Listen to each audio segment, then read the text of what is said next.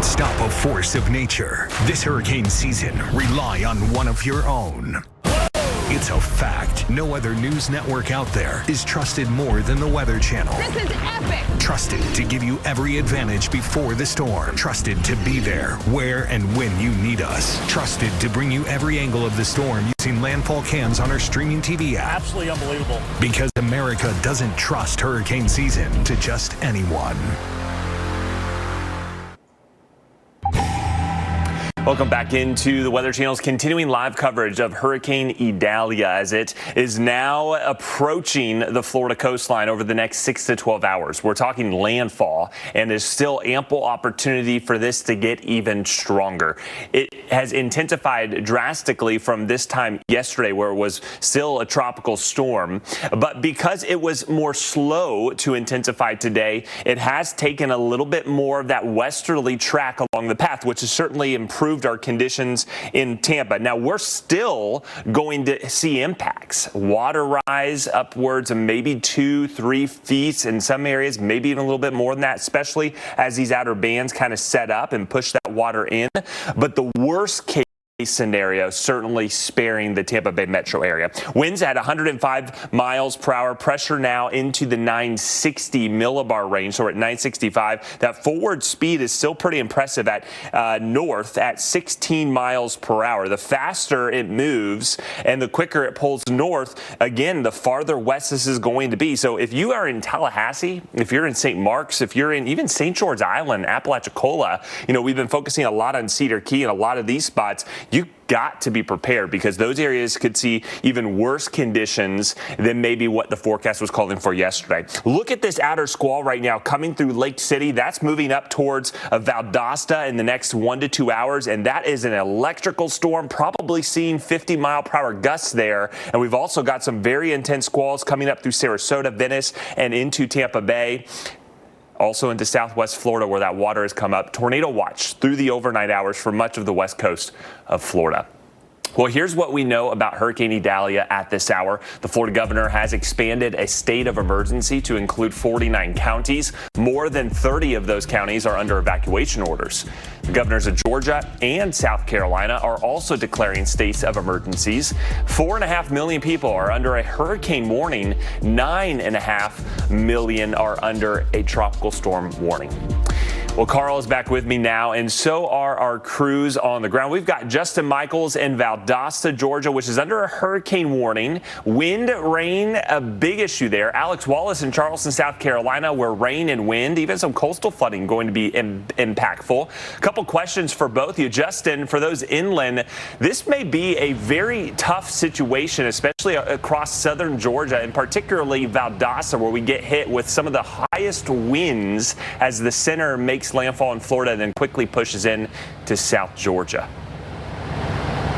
Well, it's amazing, Chris, actually, because we have this hurricane warning issued here. The emergency management director for Lowndes County just stopped by, couldn't go on camera, but in his 16-year tenure, he has not experienced a hurricane warning here in Valdosta, Georgia. And at least the last 16 years, we're looking to see how much further that goes back. So this is not something that at least in the last nearly 20 years people have had to deal with. So going into tomorrow, he is expecting that folks are where they need to be for safekeeping until the storm is gone, no later than 6 o'clock tomorrow morning. You heard Chris's forecasting there that there's a really nasty line that could be coming through here, kind of the leading edge in the next 2 hours or so. That's the beginning of this, but by 6 o'clock tomorrow morning, the EMA director says you need to be at home in a safe place. There is an emergency shelter that will be opening at 6 o'clock tomorrow morning and closing at 7 o'clock tomorrow night here in Valdosta. And he wants, Chris, that people make sure that people know that it is not a place you should go unless you are in dire need of safe haven.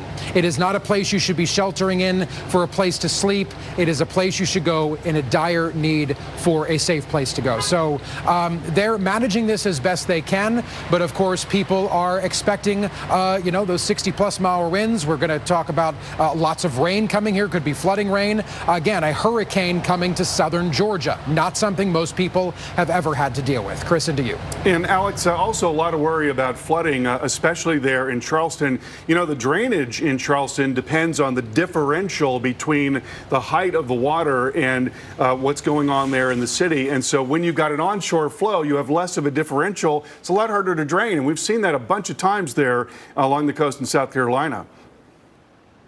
Yeah, Carl, that is a big concern. And remember, we've been talking about Hurricane Franklin way out in the Atlantic, way out there, right? Nowhere near the East Coast. But we talked about the peripheral impacts. It's been churning up those waters and sending the waves onto the East Coast. So that's been kind of piling up on the East Coast of the U.S., including here in and around Charleston. We've seen, even where I'm standing, some of the drainage has been backing up already for this afternoon. And that's without any kind of real rain coming down. So now the concern becomes rainfall from Idalia. That slides on in, plus the fact that we've got the high tide and that super moon coming in, and all that compounds onto each other, and that's why the flooding is a big concern here for us in Charleston. We'll be tracking that.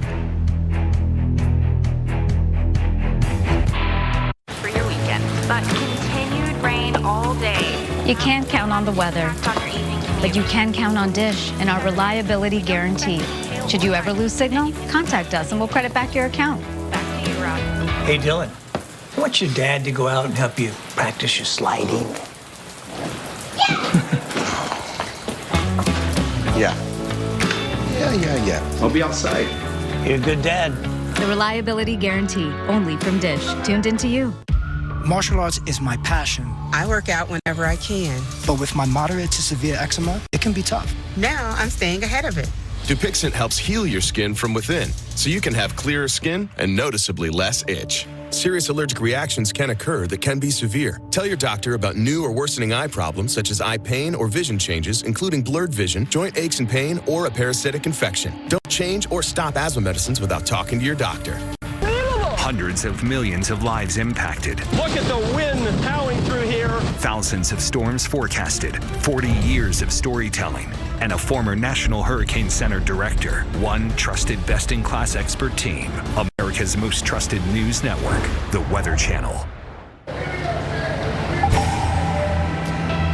The Weather Channel continues tracking Idalia. Good evening. I'm Justin Michaels here at the bottom of the hour. We're in Valdosta, Georgia, and it's amazing to think that here in southern Georgia, we're going to be experiencing a hurricane tomorrow. Not like what they're going to experience on the coast, but could we see winds in excess of 60 miles per hour gusting? Absolutely, tomorrow afternoon.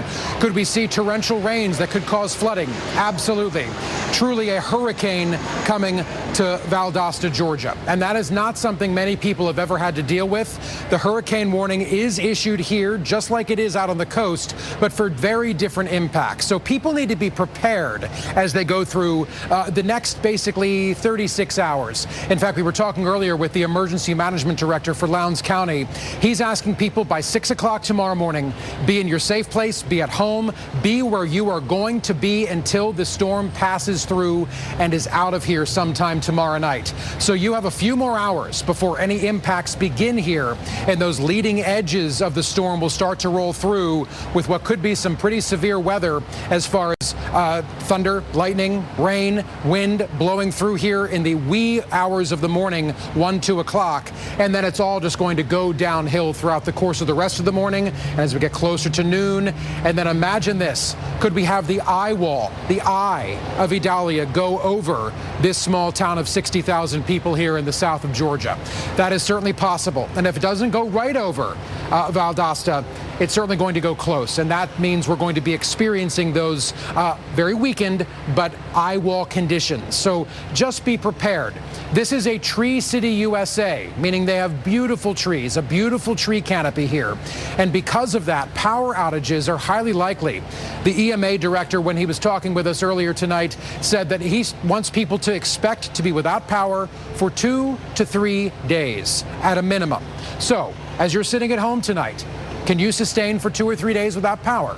You should be prepared for that, and that's coming not from me, but from the emergency management director for this county, who has been the EMA director for for the last 16 years. It's also hard to imagine, as far as that hurricane warning goes here, they've never had a hurricane warning, at least in the last 16 years, in Lowndes County, here in Valdosta. So it's new for everybody, and they're working through it. That's not to say powerful storms haven't come through here. Irma did, Andrea did 10 years ago back in 2013, but still a hurricane warning, at least in the last 16 years, has not been issued. So this is not the time to let your guard down. This is the time to prepare, make sure your friends, family, loved ones, your pets are all going to be well cared for, because the next 24 hours or so, maybe 36 hours until we get into tomorrow night, before, Carl, this storm is finally pushed off to the northeast, could be pretty tumultuous here in southern Georgia. Carl, into you. All right, Justin, thank you so much, and we'll talk to you again shortly. I want to give everybody an update on the storm right now. It is a Category 2 storm with winds of 105 miles per hour. It is moving to the north at 16 miles per hour. That's an important part of this story because it is moving right along. That's why we're going to see such strong winds so far inland, because it will not have a lot of time to weaken as it rapidly comes on shore. So forecast to be a major hurricane as it comes into the Big Bend area. That's going to be towards tomorrow morning. This is 2 o'clock in the afternoon, coming through South Georgia as an 85-mile-per-hour hurricane, and then beyond that, weakening to a strong tropical storm. Catastrophic storm surge continues to be our huge concern here in the Big Bend area. 10 to 15 feet of storm surge there. Farther down the coast, not as high of an impact as we initially feared in Tampa, but there will be surge, there will be a lot of rain, and there will be a fair amount of wind as well. In fact, here's the model forecast. Winds really starting to pick up in Tampa and St. Pete, getting into overnight tonight. Also there at Cedar Key. We watch the center of circulation coming up into the Big Bend area into tomorrow morning, so we're getting close to landfall at that time. Terrific wind on Cedar Key, still very gusty in Tampa. Winds picking up in Tallahassee. There are so many trees in and around Tallahassee, and so with winds gusting 60, maybe 70 miles per hour, we could easily be looking at a lot of tree damage. Storm continues to pull in 9 o'clock in the morning. Winds are picking up there in Valdosta, 60 to 75 miles per hour around the middle of the day tomorrow, and still very gusty across a large area of northern Florida and also along the west coast there. And we want to take you quickly into Cedar Key and look at the surge potential here in Cedar Key, and it is going to be over 9 feet. And so when you're talking about over 9 feet, that is not survivable. This is a look at what that would look like on the ground. So you're getting close to the rooftops in a lot of cases. This is a town of about 700 people. We hear that most of them have evacuated, but an extraordinarily dangerous situation on Cedar Key. And we're going to have much more on this storm coming up in just a few minutes. Please stay with us. Channel for ongoing coverage of Idalia. Get trusted updates on the storm only on the Weather Channel. While we are engaged with our states to prepare for the path of this storm, it's critical that the people that are in the path of this storm are also prepared. And I know that the people of Florida are no stranger to storms, and I encourage all Floridians to take this storm seriously. Okay, so we are watching now a Category 2 storm, winds of 105 miles per hour, and it is moving very quickly, moving north at 16 miles per hour. That's going to bring that strong windstorm well inland into South Georgia and towards the Carolinas as well. And here you see the latest on the storm, about 155 miles west-southwest of Tampa as of that 8 p.m. advisory. Hurricane warnings are widespread here from Tampa and on northward. Because the storm tracked a little farther west, we're not going to see the same level of surge impact that we were concerned about in Tampa, but there will be wind, there will be rain, there's a tornado threat, and there will be some surge. And here you see when those winds are likely going to be coming in. So we see tropical storm force winds moving in over the next few hours there into Tampa, and then approaching the Big Bend area overnight tonight and through tomorrow morning. Still, the huge concern here is the catastrophic storm surge along the Big Bend area, Cedar Key, and then up towards St. Mark's as well, into Tampa and St. Pete. Right now forecast for 4 to 6 feet of potential storm surge there along the west coast. And the latest on the satellite picture, you see the eye is now showing up, so it continues to intensify and is expected, Chris, to be a major hurricane before landfall tomorrow morning. All right, we're going to have impacts too, not just in Florida, but as this pushes into Georgia and South Carolina, even North Carolina, we could see quite a bit of tropical storm force winds and heavy rainfall. In fact, take a look at the timing here as we get towards Charleston. By Wednesday afternoon, Wednesday evening, so later tomorrow, we could start seeing those outer bands and very gusty conditions. Want to get to meteorologist Alex Wallace standing by on a pretty pleasant evening this evening in Charleston, South Carolina. And Alex, talk to us about how preparations have been made there, what they are urging folks to do here on the Lowcountry coast. Well, Chris, one of the big pieces of advice is essentially to really just stay put during the height of the storm, which, as you mentioned, is expected to start to move its way on in as we work through the day on Wednesday afternoon into the evening. Conditions should start to deteriorate here across the coastal sections of South Carolina. So we actually spoke to the mayor earlier, and that was his big key message, is to just stay home. It's not going to be around forever. Wait for this thing to pass on by. It looks like by the time we get towards Thursday, we may be actually looking at a much better time out there for us. But here I am in the city market area here in Charleston. Of course, this is an area that's filled with vendors throughout the day, selling all their goods, arts and crafts, all that good stuff. And if you've visited Charleston, you've probably been here as well. And so the question becomes, will this be open tomorrow? And the answer is yes, it will be opened, but it is dependent on each vendor on whether or not they're going to show up out there. We actually got a chance to speak to one of those vendors earlier today, and she shared a bit of her concern about this system.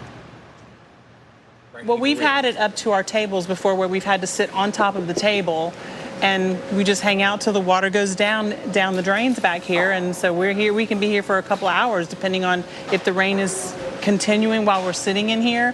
But we've had it up to our knees, to the table. So it's very depending on, again, the king tide is one of the scarier ones because it's a really high tide. And then if we have all this rain coming, it is a big potential for us to flood downtown. Big potential, no doubt about it. And that is a big concern, even for some of the vendors. And Angela, that we just heard from there, she says, you know what, even with that concern, she's going to be here. And in the next hour, we're going to talk about and ask her why. And she has a pretty good reason for why she's going to be here tomorrow, despite the fact that we could be talking about some flooding conditions. Where I stand right now, I could be dealing with waist-deep water. That is a big potential risk. As she mentioned, that king tide is in place. We've been dealing with Franklin out there in the Atlantic. That's been spreading its waves into the East Coast here all week long and throughout this past weekend. So that's compounding issues. Then we bring in additional rainfall here. And Chris, I want to send it back to you and ask you a question. It's been hard to get a fix on the rain amounts expected here in Charleston. It almost looks like some of the heaviest rain is expected to kind of move its way west of the city, more through the central part of the state. Am I correct in seeing that? Yeah, it's great you pointed that out because that has been a change from yesterday. It's, kind of shifted slightly away from the coast where we could see the heaviest rain. So even up towards Columbia, South Carolina, in the Midlands, that's where we could see substantial rainfall totals. You can get a look at what the models are calling for, and we may see, Alex, upwards of 6-8 inches in some parts of central Georgia, central South Carolina, and even eastern North Carolina. Yeah, that's a lot of rainfall. And the thought earlier was that heavy rain was going to be right over the coastal areas. And we talked to the mayor earlier, and he said, you know what, about 4 inches. That's kind of the threshold. You start getting into the 4-inch range, and flooding becomes a concern around the city. 4-6 inches plus from there, now we're talking about a really, really bad situation. So looking at the current forecast, looks like we may not see those max totals of 6+ inches here in the city. But then, of course, with it not being here, there's another area that's going to be facing those problems, and that'll be a bit farther on off towards our west. Of course, we've got plenty more coverage, live team coverage when it comes to Hurricane Idalia coming up next.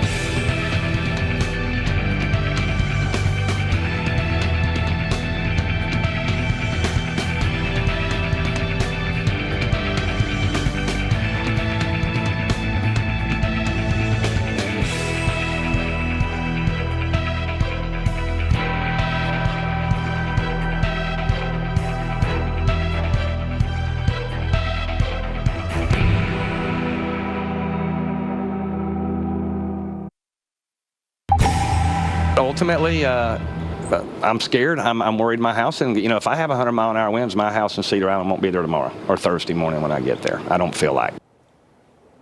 Well, concern is growing tonight as Hurricane Idalia moves closer to landfall. Boats being pulled from the water tonight. Concern we could see storm surge over 10 feet.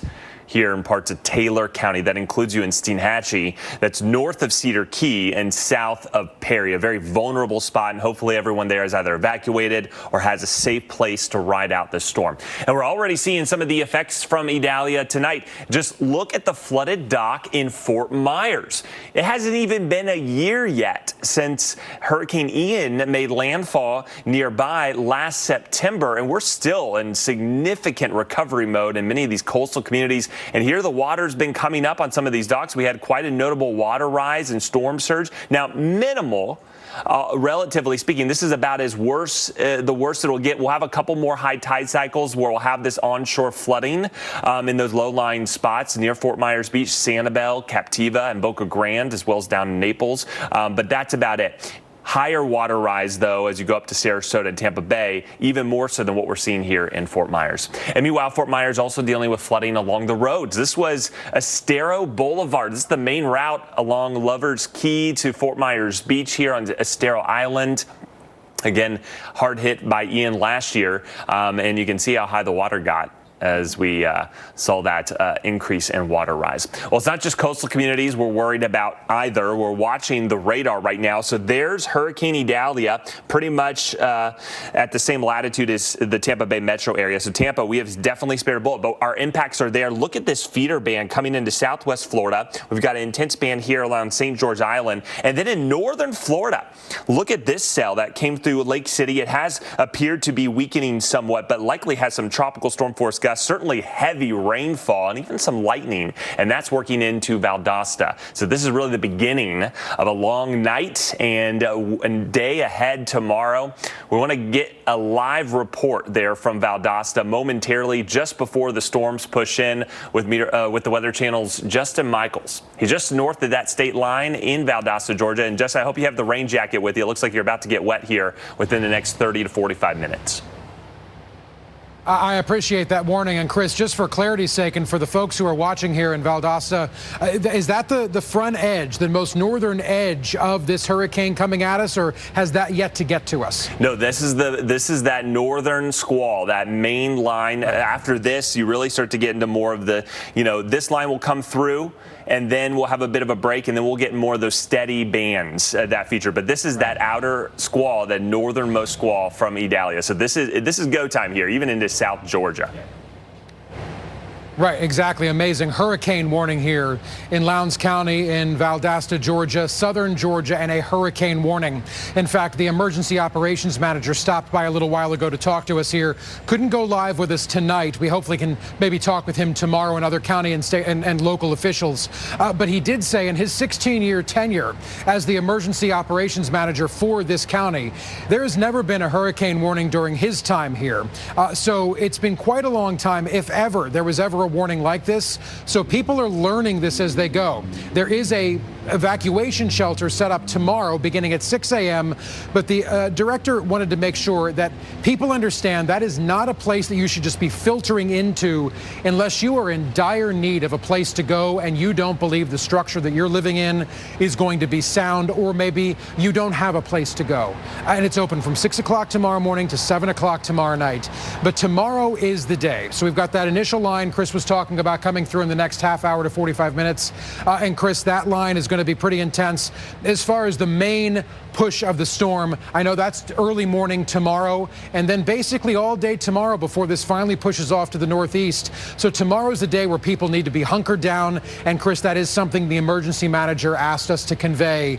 At the latest, by 6 o'clock tomorrow morning, you should be in your safe place with people you know, have a plan, know what you're going to do, and be ready, because fully expect, widespread power outages here. This is a tree city, USA, with those 60+ mile per hour winds. Likely tree branches are going to come down, so people need to be prepared and in their safe place as quickly as possible. Yeah, morning into the early afternoon looks to be the worst for the conditions there in Valdosta, and they could be substantial, Justin. So we'll take a look at the radar right now. We'll get another report from you as conditions change momentarily here in Valdosta, Georgia. The northernmost outer band starting to come in to South Georgia now. You could see gusts maybe 35, 40 miles per hour. Brief, very heavy rain, and then we'll have a quieter period for a few hours before things really ramp up early in the morning and as we head into sunrise. Much more continuing live coverage here on the Weather Channel.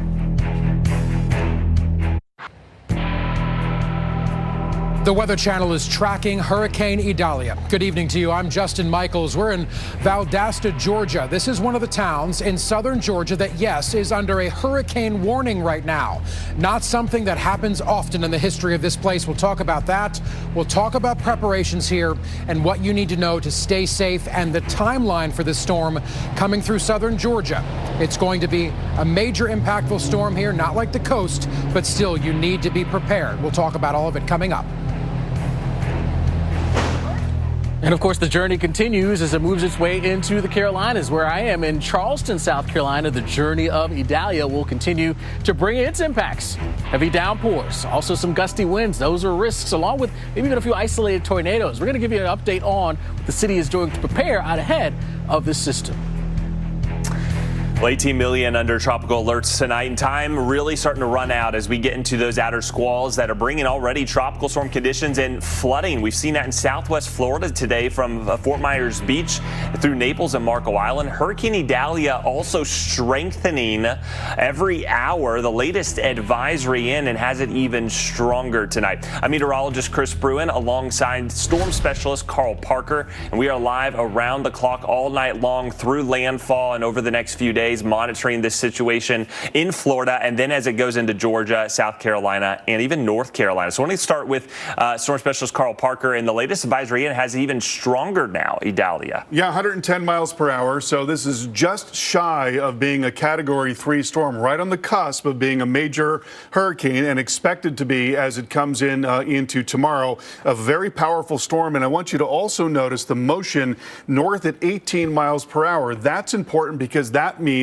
that those very strong winds will extend far inland, and there's the forecast. You see them calling for a 115 mile per hour storm approaching the Big Bend area overnight tonight and into the early morning hours, and then through the middle of the day tomorrow coming up into South Georgia and producing big problems there. Right now we are starting to see some stronger winds showing up at some of the buoys. You see right in there just ahead of the hurricane gusting to 43. That's going to step up dramatically over the next few hours here, and that is what is headed for Valdosta in South Georgia. We want to get out to the Weather Channel's Justin Michaels right now.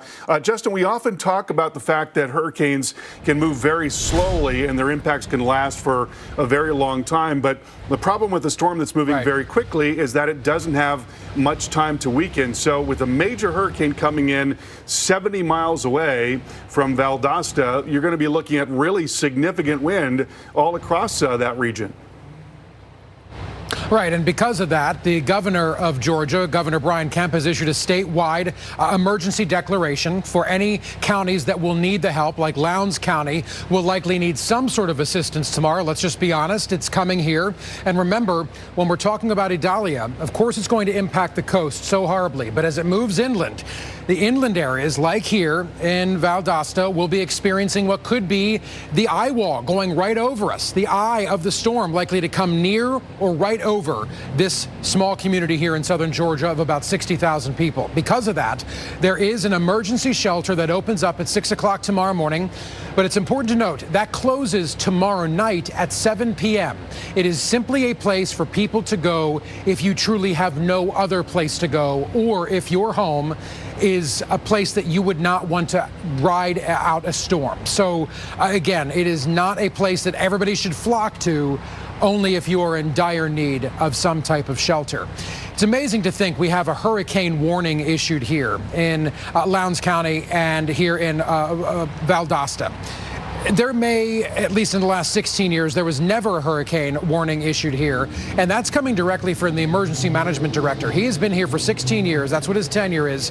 He's never dealt with a hurricane warning. So it may even extend further back than that. So people here really have never had to deal with this. Of course, Irma did come through here. There was an emergency declaration back when Irma came through, and Andrea back in 2013. They've had other storms, but never a hurricane warning. So that really highlights the intensity and the severity of what could be coming through here. So as you go through this night, this is kind of your last chance to prepare at all. If there are even stores still open, you have a few more hours, but then that's it. And early morning tomorrow, and then throughout the course of the morning, getting towards noon, before that potential eye wall comes right over us in the eye of the storm, and then pushing out pretty quickly as the storm moves off to the northeast tomorrow afternoon and into the evening before Valdosta is finally in the clear. But by the time that happens, likely to be power outages. This is a Tree City, USA. There is great concern that the 60-plus mile-per-hour wind gusts will bring limbs down onto power lines and utility lines. So there's going to be cleanup that needs to be done here. Remember, those branches and tree limbs coming down can also cause problems with your homes and coming through people's roofs. So just be very careful. Be prepared. Have your plan ready, your safe place ready, flashlights ready, know where your family's going to be, have your pets prepared. There's so much to do going into a hurricane, and it's odd to talk, Carl, that we're dealing with one here in southern Georgia, but that is the reality for folks who live here along the Florida-Georgia line.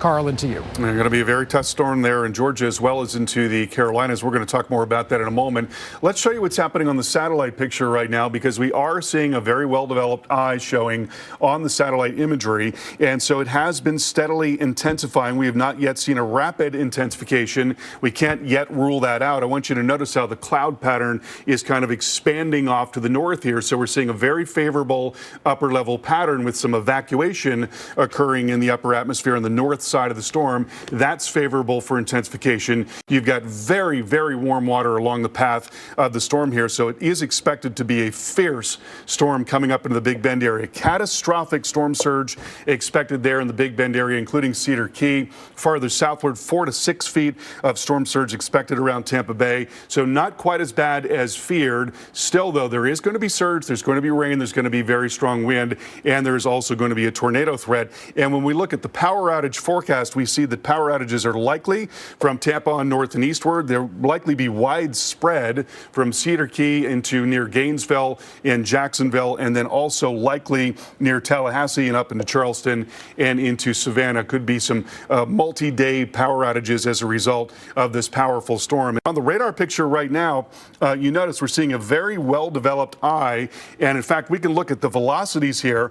Moments ago, we saw a velocity of 107 miles per hour coming towards the radar. So very strong winds showing up along that eye right in there. And then outside of that, we've got some banding features that are now moving up here into southwest Florida. Could be a flood threat along with that. And then also now seeing some stronger storms coming up into Tampa and St. Petersburg. And with the tropical cyclone, you've got stronger winds that are aloft. And so what can happen with those thunderstorms as they come in is they can bring that down. So just a moment ago, we saw winds of 66 miles per hour in some of those showers and storms. As they're moving through, we're going to be looking at stronger wind coming through Tampa and St. Pete. Well, we want to get up into the Big Bend area and check in with our storm tracker, Charles Peak. He is in Cedar Key in Florida. Charles, just an incredibly vulnerable little island off the coast of the Big Bend there. And, you know, when you're talking about a 10 to 15 foot storm surge, you just wouldn't want to be anywhere near that island. Absolutely. Earlier I was on the road, and when the high tide was here, and the water level and part of the road coming out here was just about a foot from the road. And so you can imagine another 10 feet on top of that, concern of the roads being washed out. All of this is going to be underwater. I'm about to move north from here, being mobile. I'm not staying out here, but just in the last hour, the conditions have started to deteriorate. Winds are picking up. Waves are starting to crash louder, and it's going to continue to deteriorate throughout the evening into the morning tomorrow here. And Charles, you know, there's only, I think, one road that goes in and out of Cedar Key, right? So, if that were to be cut off for some reason, then there'd be no way to get off the island barring getting on a boat.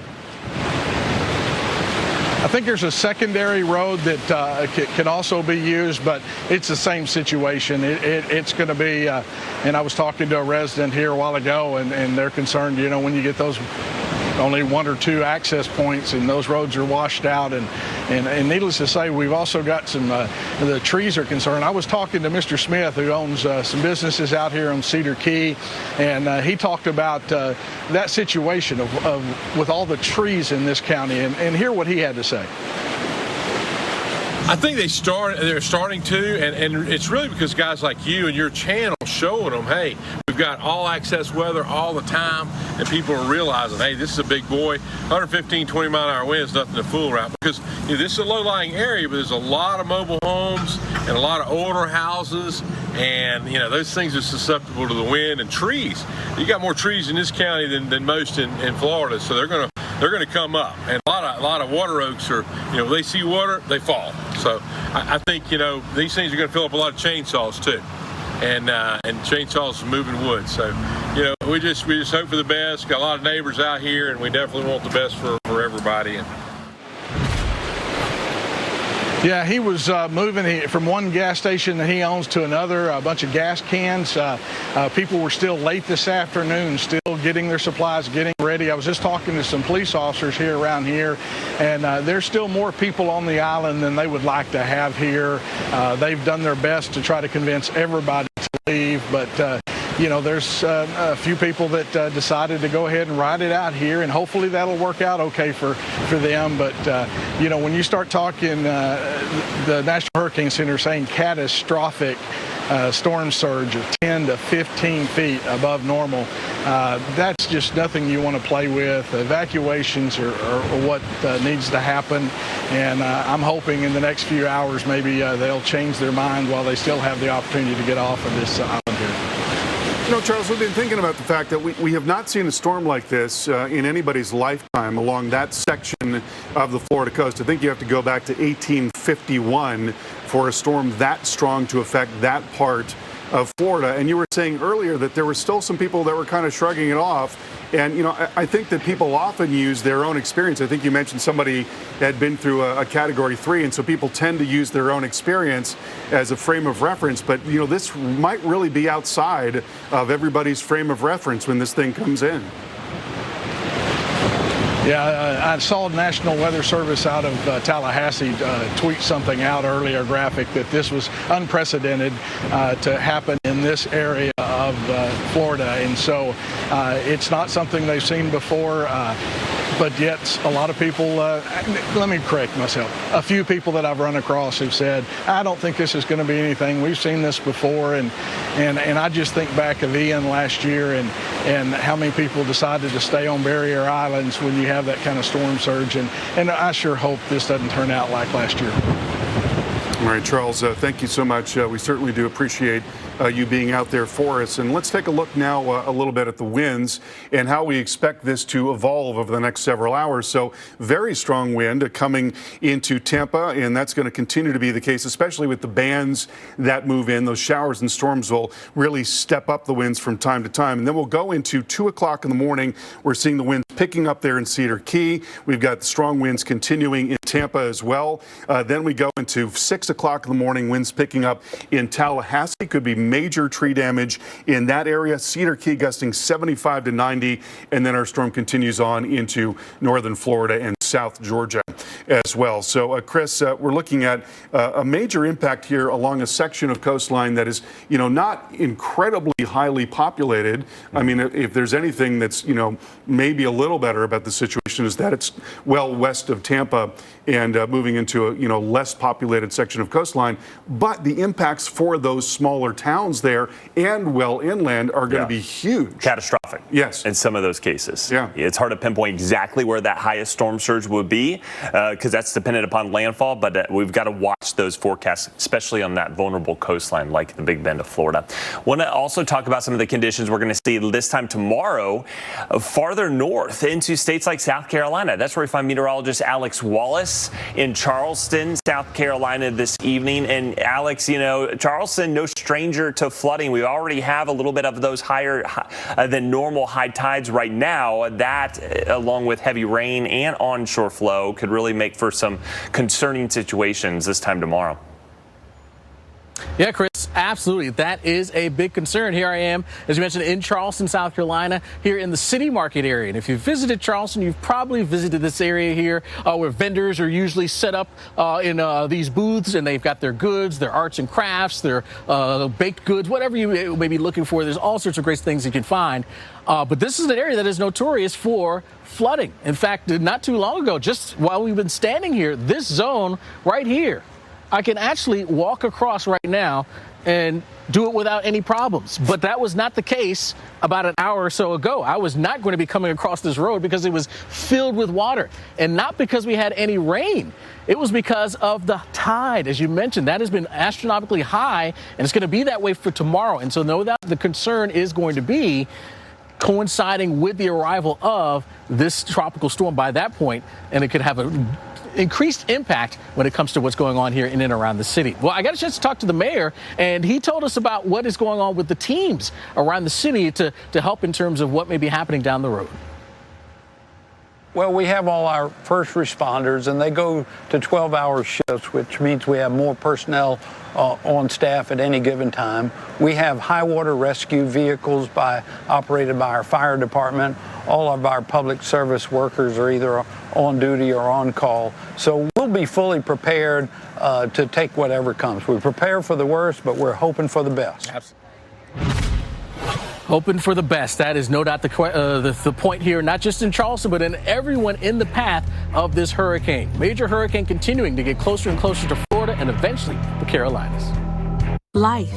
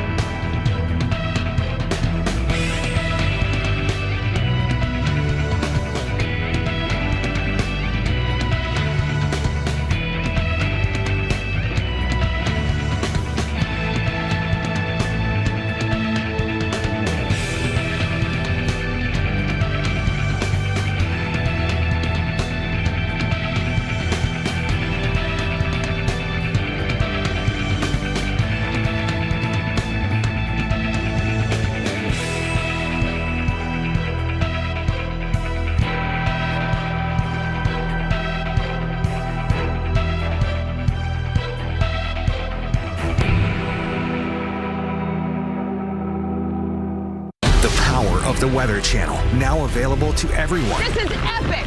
Trusted live coverage when it matters most is now yours to stream with the Weather Channel TV app, real-time radar, and maps that let you track all the action. Let's get into the detail. Personalization, customization, hundreds of hours of your favorite shows, and so much more. There's never been a better way for everyone to watch the Weather Channel. Available now on these platforms. Download now to start your free 7-day trial. I want to take a live look right now at Captiva Island, Florida. This is right on the beach, and this is one of the barrier islands here in Southwest Florida. And look at the conditions that we've seen tonight. We got this squall that is training along the west coast of Florida, and it does have me concerned with flash flooding overnight. Look at the lightning really kind of lighting up the sky. So we're dealing with heavy rainfall rates, horizontal sheets of rain, and gusty winds. Right now, anywhere from 20 to 30 miles per hour, but there have been some stronger gusts in there. But I want to show you the radar because we're getting an onshore push of water too, and that has really eroded a lot of some of these beaches. A lot of the sand is kind of covered in water on many of these stretches, like in Siesta Key, particularly in some of the narrower spots like Midnight Pass. So there's Idalia. Again, still, this is as close as it's going to get essentially for parts of Southwest Florida. So we're not going to be in the worst of it. Essentially, this is the worst of the conditions for us from now through the morning, and it's with this band that's pushing all of that water up along the coast. And we've got training. So training means you've got heavy thunderstorms, which are in line and continuing to move up the same areas. And that has me concerned. We're so focused on the center, there are going to be impacts well away. And I think some of the rainfall estimated totals here for forecast totals have been downplayed compared to what we're seeing, especially with the movement being due north. This is going to keep training until we start to see an easterly component here. So Southwest Florida, especially the Lee Island coast. Look at this cell coming up towards Captiva. We may very well get into tropical storm force gusts with that. And this is all then going up into Sarasota County, Bradenton, and then Tampa. So really going downhill here in a hurry, especially with flash flooding, I think are going to be a big threat. Some of the estimated rainfall totals have been over 2 to 3 inches. Well, Carl is back with me now. Things really starting to ramp up over the Gulf Coast, and so are our crews on the ground. We've got crews spread all across the state of Florida, also into Georgia, where Justin Michaels is in Valdosta under hurricane warnings. Wind, rain, a big issue there. Alex Wallace also joining us tonight in Charleston, South Carolina. Rain and wind going to be a big threat there as well. So we got a couple questions for you both. Justin, we'll start with you. You've got your rain jacket on, and we know some of those outer squalls are just now knocking on your doorstep. How have things changed? How have things been really today and into tonight? Well, this is the first rain we've seen, and in fact, I'm not talking about some torrential downpour, but it is absolutely raining out here. And this is the leading edge. Chris and Carl, you've been forecasting that it kind of begins with this, and it's only going to go downhill from here after a little bit of a break when this finally pushes through. And then early tomorrow morning, more rain, more wind as Idalia certainly comes to town. So yes, we do have the rain in here right now, but you still have a little more time to prepare if you absolutely need to. But emergency managers here in Valdosta and this entire county are really asking people, you should have your plan in place, preparation set, make sure you're going to hunker down and stay hunkered down all the way through tomorrow evening would be the ideal situation. There is a shelter that has been set up and will open at 6 o'clock tomorrow morning here in Valdosta, but it's temporary and it's not for everyone. They're hoping that people don't flood into this shelter out of fear, but only if you truly need a place to go tomorrow, and you basically have a very limited time to do it from 6 to 7 tomorrow afternoon. So Chris, into you for now, but again, the rain like you were forecasting is beginning right now. And I'll pick it up from here. And Alex, when we talk about Charleston, there's so much worry about flooding there. We've had so many problems with flooding there. And the drainage in the city is all about the difference in height between the ocean and the water that's trying to run out into the ocean. But if the ocean's going to be elevated, well, you lose that differential. You don't have gravity working for you. That's the worry when we get all that heavy rain in the next couple of days here. Yeah, absolutely, Carl. And, oftentimes when we talk about these tropical cyclones, well, the big danger is that water, the water, and that can really pile up here in the city. In fact, just where I'm standing in the City Market area, this is an area that's notorious for flooding. As we've been out here, we've already seen a bit of that. Here, just behind me here, just to my left, this street, it was filled with water, and I could not cross the street without being in at least ankle-deep water. That's because, as you mentioned, Carl, that drainage, it just couldn't keep up with that water that's been coming on in with the high tide cycle. Now, once the tide went down, now approaching low tide, the water has receded, so it's looking better. So now we're thinking, okay, the concern is, will we be talking about the worst of what's to come with Idalia coming with that high tide as well? That compounds issues. So that is no doubt a big risk, along with, of course, what's coming from the skies, the heavy, heavy rain. We actually got a chance to talk to the mayor earlier today, and he said, when you get around the 4-inch mark and you start to get a little bit more worried in and around the city, 4 to 6 inches, it really becomes quite problematic out there. So the hope is that we don't get that kind of rainfall. But of course, when you're talking to a tropical system, that risk is certainly going to be there. We got plenty more to come when we track live team coverage here of Hurricane Idalia. We've got you covered.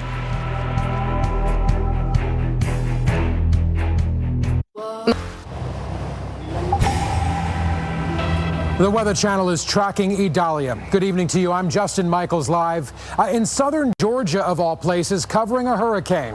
In fact, there's a hurricane warning issued here in Valdosta, Georgia, and that is an issue because, at least from the emergency manager's perspective, he's been in that position for 16 years, and there's never been a hurricane warning here in his tenure. So this is mildly, if not completely, unprecedented for the folks who live here. And the next several hours are really going to start to go downhill. We do have some rain coming in right now, and it's not a heavy rain by any means, but it is raining here in Valdosta. That's going to increase. So There's going to be a little bit of a break after this pushes out. And then tomorrow early morning, 1, 2 o'clock is when the rain is going to come back in. And then the winds. And remember, Valdosta is Tree City, USA. It has that designation because of the stunning tree canopy here. And the big concern when we're talking about what could be gusting over 60 miles per hour, could branches and limbs come down, knocking out power? That is the expectation. So the emergency managers here are asking people to make sure your plan is in place, know what you're going to do, be prepared for what could be days without power. And then, of course, the cleanup will eventually have to start, but that doesn't even begin until the storm comes through. It's also amazing to think that even though Cedar Key and that part of the Nature Coast there in Florida is going to be probably the epicenter of the landfall, think about this. As the storm travels up into the United States and here into southern Georgia, could the eye of the storm go right over Valdosta, Georgia, or very close? That is expected to happen. So a hurricane warning, potentially the eye of the storm going nearby or right over this city of 60,000. And again, the first time, at least in the last 16 years or longer, that there has been issues like that. Not to say they didn't have to deal with Irma, because they did. And Andrea back in 2013, 10 years ago. Yes, these are storms they had to deal with, but as far as that hurricane warning, this might be the first time. Looking at the way people are needing to stay safe. Of course, staying home is the best thing you can do, but there is a shelter that will open at 6 o'clock tomorrow morning here in Valdosta for anybody who is in dire need of a place to go. Maybe they don't have a home. They have no place other to go, so they can go to this shelter 6 o'clock tomorrow morning until 7 o'clock tomorrow night, and then it will close. So it's not a full-time evacuation shelter. It's simply a place for people to go if there is no better option, and that is here in Valdosta. So over the next 24 hours, making good decisions is your best bet. Staying home is what they really want you to do from the emergency management perspective. Going out, driving around in the middle of a storm can be a catastrophic and even deadly decision, because remember, if tree limbs are coming down and they hit your car, that oftentimes does not end well. So good decisions, staying inside until the storm has pushed off to the northeast is what they're asking people to do, and that really is the safest place for you to be. Even if the power goes out, make sure, Carl, flashlights are charged or you have batteries for them, your bag, your supplies, water for everybody in your home, pets in your home. Having the plan and being able to implement it is the way you get through this unscathed.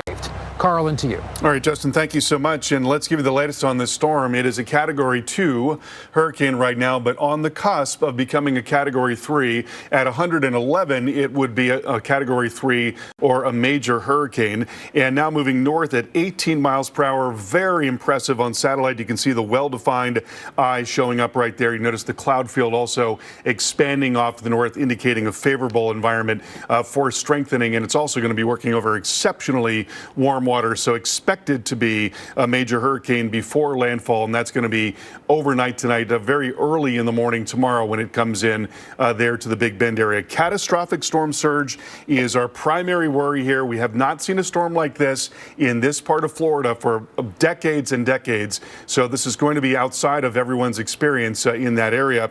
And then farther south, not the worst case scenario for Tampa, but still it could be 4 feet plus of storm surge there, and certainly a lot of heavy rain and gusty wind going through tonight. The wind's already now gusting to 54 miles per hour offshore. That buoy is going to be very interesting to watch over the next few hours here as that eye wall gets closer and closer. And what we're looking at here in the radar picture is a dual eye wall structure. So you've got an inner eye wall, which is right in there, and then you've got a secondary eye wall, which is right in there. And so oftentimes what will happen is that inner eye wall will begin to collapse and the secondary eye wall takes over.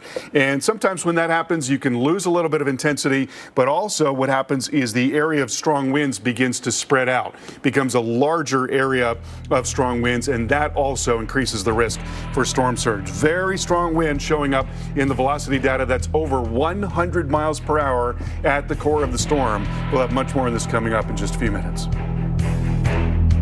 Watch the Weather Channel for ongoing coverage of Idalia. Get trusted updates on the storm only on the Weather Channel. While we are engaged with our states to prepare for the path of this storm, it's critical that the people that are in the path of this storm are also prepared. And I know that the people of Florida are no stranger to storms, and I encourage all Floridians to take this storm seriously. So we are watching a very dangerous storm right now. It is a strong Category 2, very nearly a Category 3 at 110 miles per hour and moving north at 18 miles per hour. You can see a well-developed eye on the storm right in there. Also banding features coming up and into the west coast of Florida, southwest Florida. That buoy north of the center gusting to 47. Those gusts are going to increase dramatically over the next few hours here as that gets farther north. Also a buoy that is offshore of southwest Florida, gusting to 54 miles per hour. And in St. Petersburg, we recently saw gusts to 47 miles per hour, especially as those bands come through and those heavier showers and thunderstorms come through. They bring more wind down to the ground, so it's more possible to get that very strong wind. There you see the eye wall right in there, dual eye wall structure. We may see what is called an eye wall replacement cycle, in which case the area of strong winds will expand over time. And also you see this banding that is coming up into southwest Florida, not moving all that much. So we certainly could be looking at some flash flooding along with that. And heavier rain here and some stronger storms moving into St. Petersburg. And there is wind shear across the region as well in the low levels of the atmosphere. So there is a tornado threat and a tornado watch going until 6 o'clock in the morning. Chris, over to you.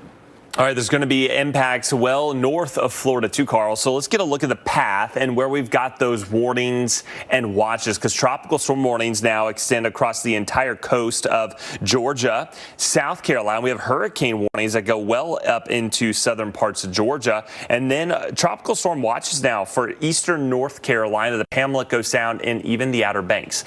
Speaking of the Carolinas, I want to go now to meteorologist Alex Wallace, standing by on a quiet evening in Charleston, South Carolina tonight, but by tomorrow afternoon, Alex, things could get a little interesting, certainly impactful. Yeah, Chris, no doubt we are going to be watching the trek of this hurricane, which is moving its way down closer to Florida, eventually move its way across southeastern Georgia and into the parts of the Carolinas. And that's going to bring with it its own issues, right? Heavy rainfall. That's a risk that we face. Some of those gusty winds, isolated tornadoes. You always have to watch out for that with these tropical cyclones making their way across land. So, yeah, these are all things and factors that we're facing here. And now, quiet tonight, but I imagine the scene will look a lot different as we work our way on into tomorrow evening. I'm sitting here in the City Market area, and this is a spot where if you visit Charleston, you've probably visited this spot. Oftentimes, this place is filled with people, vendors who, of course, sell their great goods. It was packed with folks earlier today. No doubt it was like a normal, regular sort of Tuesday. Of course, we're getting closer to that Labor Day, so a lot of folks are still on vacation out there. So they came out to enjoy their time, and they certainly got a chance to do that. Now, generally on a typical day, over 100 vendors typically fill up this marketplace. And of course, as we start to move into tomorrow, the question becomes, are those vendors still going to be here? Well, we talked to a few. Some are saying, no, we're not going to set up shop. We're going to stay home, keep things at home. Others, though, it's a different story. They do plan on coming back to work as we get into tomorrow. In fact, we talked to one of those folks, Angela, and she gave a reason for why she's going to be here working. I'm planning to be to work tomorrow at 6:30, getting everything set up. We're here for our visitors. I mean, we come here because, we have people that spend money on vacation to come to Charleston. And if we're not here, what are they going to have? They've wasted their vacation and nobody's here. So we do plan on being here tomorrow. And if it rains and it floods, we'll just be getting to know people sitting on the table. That's kind of what we'll do.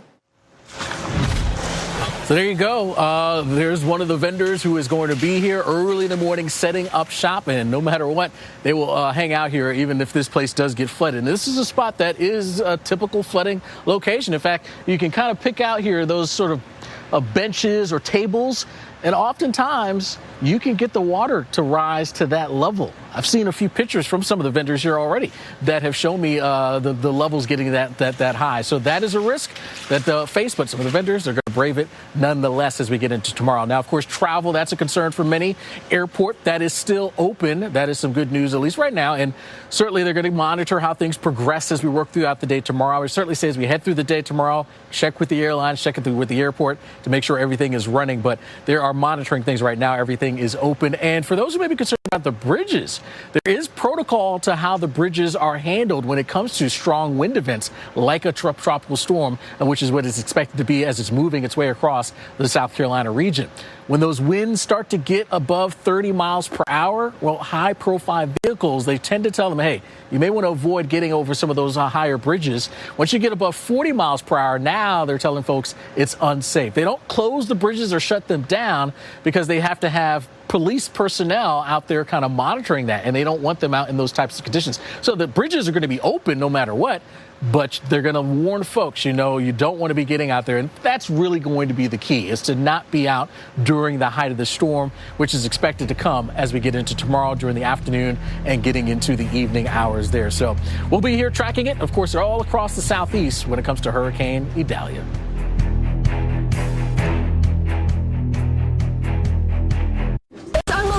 Hundreds of millions of lives impacted. Look at the wind howling through here. Thousands of storms forecasted. 40 years of storytelling. And a former National Hurricane Center director. One trusted best-in-class expert team. America's most trusted news network. The Weather Channel.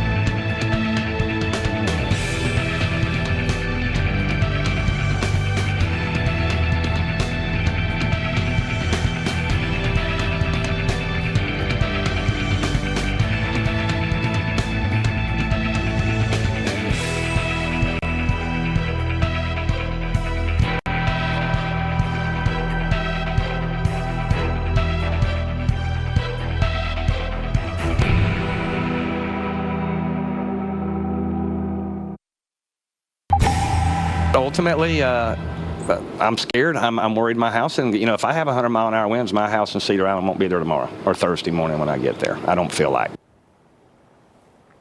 Well, concern growing tonight as Hurricane Idalia moves closer to landfall. We're within 6 to 10 hours away from landfall, and boats being pulled from the water tonight.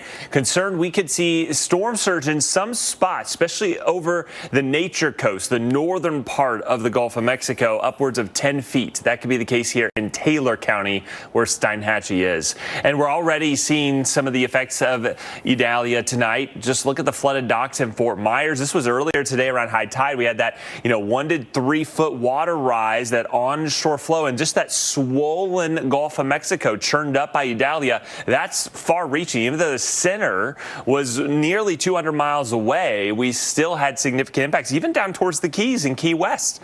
Similar conditions there with overwash and storm surge. Manageable, but still impactful here, closing some of the streets for a time till the water was able to recede. Fort Myers Beach also seeing that flooding, blocking some of the road at times. You can see how high the water got here. This is Estero Island, just south of Fort Myers Beach, kind of between there, Lover's Key and Fort Myers Beach proper.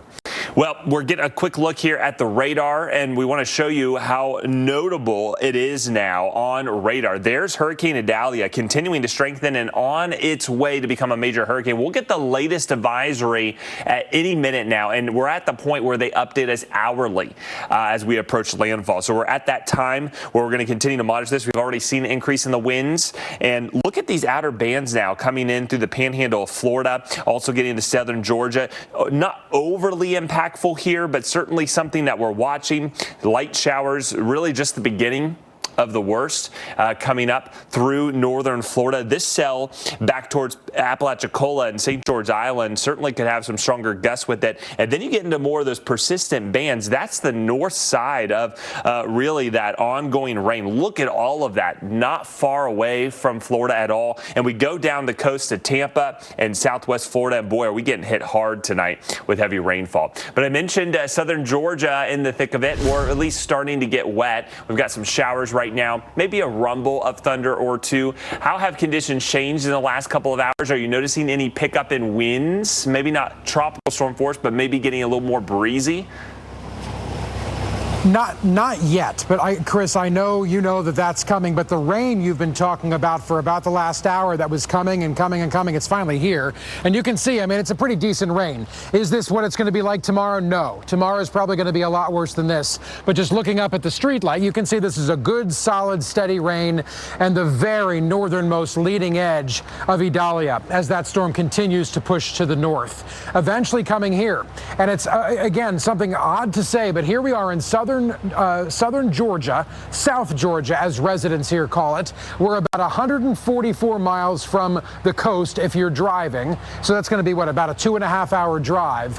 But even here, that far from the coast, we have a hurricane warning in place. It may actually be the first time that's ever happened. We're looking back at the data to make sure we can say that definitively. But at least for the last 16 years, according to the emergency manager here in the county here for Valdosta, they've never experienced it, a hurricane warning. They have had other storms go through, of course, but never a hurricane warning. So a little bit of history being made there that they never wanted to make.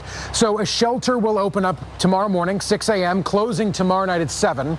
And the number one request from the emergency manager here in Lowndes County is that people simply stay home. Just stay home. Make sure you have a plan. Make sure you know what you're going to do. This is a Tree City USA designation here in Valdosta. So a lot of limbs and a lot of branches will likely come down as we're expecting to get more than 60-mile-per-hour wind gusts tomorrow afternoon as the storm continues to push through.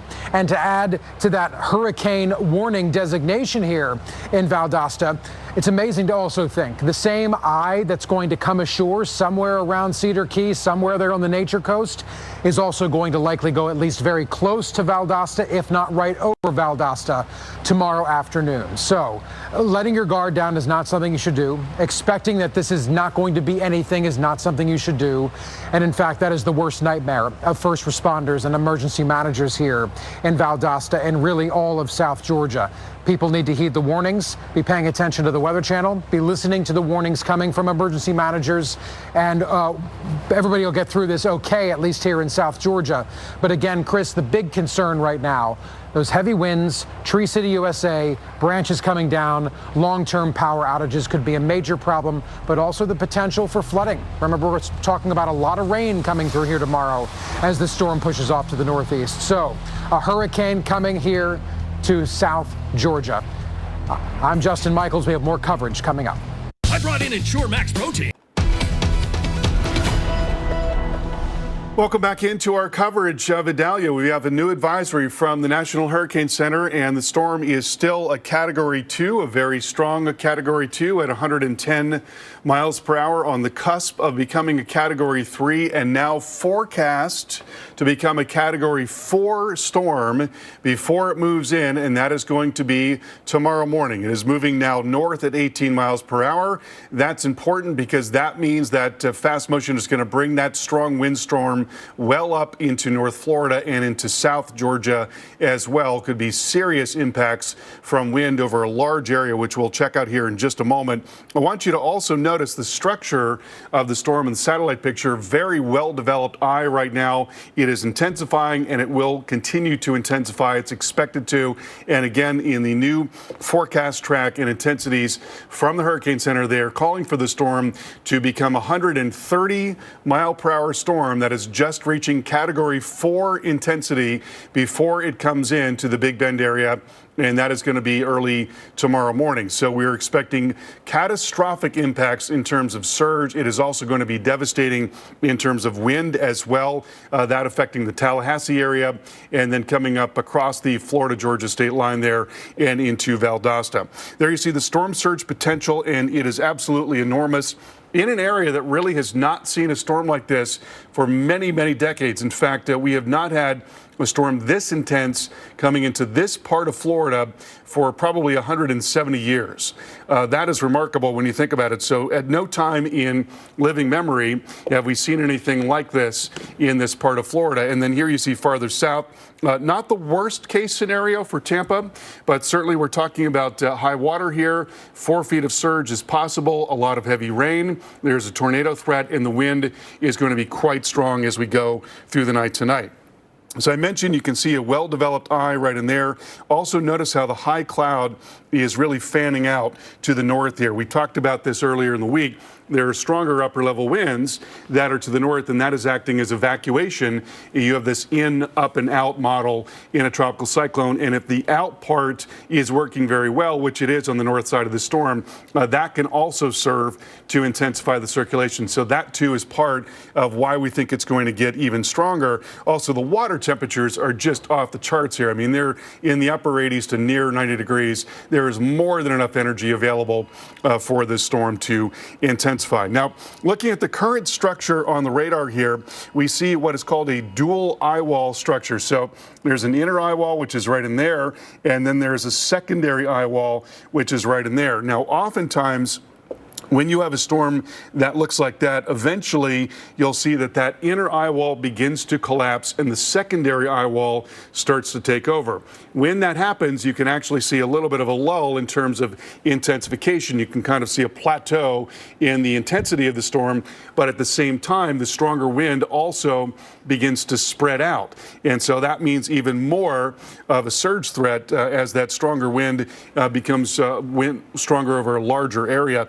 And when we look at the velocity data right now, we see very intense wind going here west of Tampa near that eye wall. That's wind of over 100 miles per hour now showing up in this velocity data. So that is that very dangerous core of the storm that is going to be coming up and into the Big Bend area of Florida. Also heavy rain here in southwest Florida. You see this banding that continues to move through. We've had some showers and storms coming through Tampa and St. Petersburg and some pretty gusty wind along with those. Look at that. Sarasota, Bradenton now gusting to nearly 50 miles per hour, and we saw that in Petersburg last hour. So as these bands come through, they bring down stronger wind, and we certainly can be looking at winds gusting to 50 miles per hour and more. Also, there is a buoy that is just ahead of the core of the storm. It is now gusting to 54 miles per hour. That is going to increase dramatically as that core gets closer over the next couple of hours here. Well, we want to go out to our Justin Michaels. He is in Valdosta. And Justin, we've been talking about the fact that this thing is moving right along. You know, so many times in recent years we've had really slow moving storms, which, you know, greatly exacerbates the rain potential, the flood potential. In this case, there's going to be a lot of heavy rain, but it's going to be moving. And the fact that it's moving so quickly means that you're going to get a heck of a windstorm coming right up into South Georgia. It's not going to have enough time to weaken that much by the time it gets up into your area. Well, Carl, and we have that hurricane warning in place here because of just that. But as you see the new advisory coming out from the National Hurricane Center, and now we're talking about a potential for Category 4 storm, Carl, does that change the outlook for the forecast here in this part of South Georgia? Should people be paying attention, doing something differently, preparing for more? What are your thoughts on that? Well, you know, in terms of the broad strokes, I don't know that it changes it that much. But, you know, I just think that the fact that you've got potentially a Category 4 making landfall, and Valdosta is, 70 to 75 miles per hour from the coast, and the storm is going to be moving probably 20 miles per hour, which means that, you know, in the matter of a few hours, it's going to move in. So it's just not going to weaken that much. So, yeah, I would expect that you're going to be looking at a high-end windstorm there in South Georgia. And you mentioned all the trees there in Valdosta. There's going to be an awful lot of tree damage there in Valdosta as a result of this big windstorm coming in. So, you know, power outages are going to be a huge problem there, Justin. Well, And Carl, that's exactly what the emergency manager here in Valdosta was telling us earlier today, is that they want people here to prepare for what could be 2, 3, 4, maybe even longer number of days without power. So for folks sitting at home right now, could you live without power for the next couple days, half week maybe? That's what you should be able to do because of the power of the storm coming this way and the wind that is going to be bringing down trees. Remember, this is a Tree City USA designation. So what that means is branches and limbs will likely be coming down with the power of, I'm sorry if you couldn't hear me there, will likely be coming down with the power of the winds coming through here. So just be prepared. Know that there is an emergency shelter that will open up tomorrow morning, 6 a.m., closing tomorrow night at 7. Of course, you have to believe that emergency managers will reassess if the need is greater. But right now, it's a temporary emergency shelter just if you absolutely have no other place to go. That is the biggest thing they want you to know. Ideally, people are going to be staying home and staying safe with their loved ones, their friends, their pets, and staying inside until this storm is pushed off to the northeast. But we've got all day tomorrow for you to have to deal with this here in South Georgia. So use caution, use good judgment, make sure you have a plan, make sure everyone in your home or household knows that plan and knows how to implement it, knows where they're going to go if there's an issue, because remember, there is the small potential for severe weather when it comes to this storm coming through. Could there be tornadic activity? Could there be flash flooding? Could there be straight line winds? The answer is yes. So being prepared for any eventuality is exactly what people need to be doing here. And as far as looking back at history, the hurricane warning is in place here right now. Talking with the emergency manager, Carl, earlier tonight, in his 16 years as the emergency manager here in Lowndes County, he says he doesn't recall ever having a hurricane warning here. And we'll have to see if that extends even further back, more than 16 years. But even if it doesn't, it's a very rare occurrence here in this part of Georgia. Carl, into you. No doubt about that, Justin. Certainly very concerning there for much of North Florida and South Georgia. We appreciate you reporting on that for us. And let's get back into some of this data here and show you what's going on right now with the storm surge forecast. Again, we're talking about not the worst case scenario for the Tampa Bay area, but it's certainly not going to be nothing. We're looking at storm surge potential of 4 to 6 feet, also heavy rain, a tornado threat, and strong winds. But you see the much higher storm surge there in the Big Bend area of Florida. Now, the last couple of days, we've been looking at the storm surge potential map. I wanted to zoom in on a couple of areas here. And so along the Big Bend there, Horseshoe Beach, you see that's entirely red just about. So that means greater than 9 feet of storm surge in Horseshoe Beach. You just would not want to be there in that scenario. Sewanee, similar story, all red. And so we're looking at, again, greater than 9 feet of storm surge. And we've talked quite a bit about Cedar Key, and here too you're looking at greater than 9 feet of storm surge across Cedar Key. We'll take you down into the Tampa Bay area. And this is one better spot relative to what we were looking at yesterday. Because the storm has been tracking a little further to the west, we're not seeing as much storm surge potential in the modeling here. Again, it's not nothing. There could be perhaps as much as 3 to 6 feet in some areas along the beach there, Reddington and farther north, but it is not as dire as what we were looking at yesterday in this area. So, Chris, certainly positive that we're seeing less potential impact in the Tampa and St. Pete area with millions of people there. And it's been a long, long time since they've seen a big storm, but it's still going to be a devastating storm for points farther north and well up into parts of Georgia. Well, you mentioned St. Petersburg gusting to 40 miles per hour. Guys, if we can, in the Isla del Sol camera, it's in RIM 7, I would love to show that because it shows you the gusts that we're seeing right now in these outer squalls.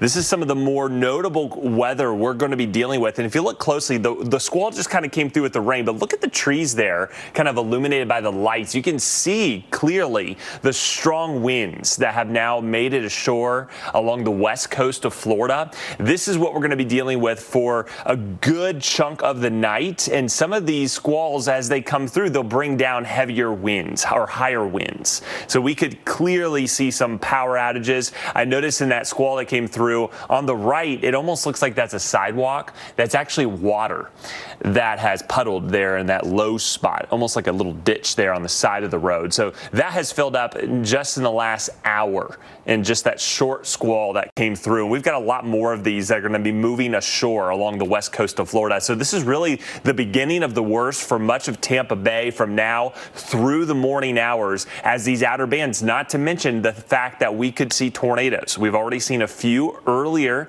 this afternoon in Naples and across Collier County, and a lot of us over the western part of Florida are under a tornado watch. So we don't want to forget that factor too. But there's Idalia, and I want to show you it because it's entirely focused here on the radar. You can see that heavy shield not far now from the Big Bend, and water is only going to be going up the next high tide. We are going to have some serious flooding and storm surge reports across the Gulf Coast of Florida. There's that band that's been causing all of those tropical storm force conditions in St. Petersburg and across Tampa Bay, also producing quite a bit of rainfall here through Sarasota. In fact, some of the estimated rainfall totals that we have seen in Sarasota and also Bradenton, not far from the international airport, are closing in on 4 and 5 inches. And most of that has fallen in the past 6 hours. So flash flooding, certainly a possibility, more like urban flooding when you're dealing with so much tropical rainfall in such a short period. That tail extends all the way down into southwest Florida tonight, where we're getting that onshore push. Water's coming up here through the Lee Island coast and across southwest Florida. And there's a look at Georgia right now, where we've lost the intensity that we were dealing with an hour or two ago. But there's a look at what we're dealing with there. So inland impacts, we talked a lot about landfall. We want to talk about the fact that a stronger storm means it's going to take a little bit longer to die down, and those impacts could be heightened here along the low country coast of South Carolina. So winds and flash flooding, even coastal flooding and that onshore push, a big factor. Storm surge warnings, guys, they go all the way up through Charleston, Hilton Head, and even just south of the Grand Strand towards Pawleys Island. Look at winds in Charleston. We could see gusts as high as 40 miles per hour. Speaking of Charleston, meteorologist Alex Wallace in Charleston, South Carolina, with a look at how people there are preparing tonight.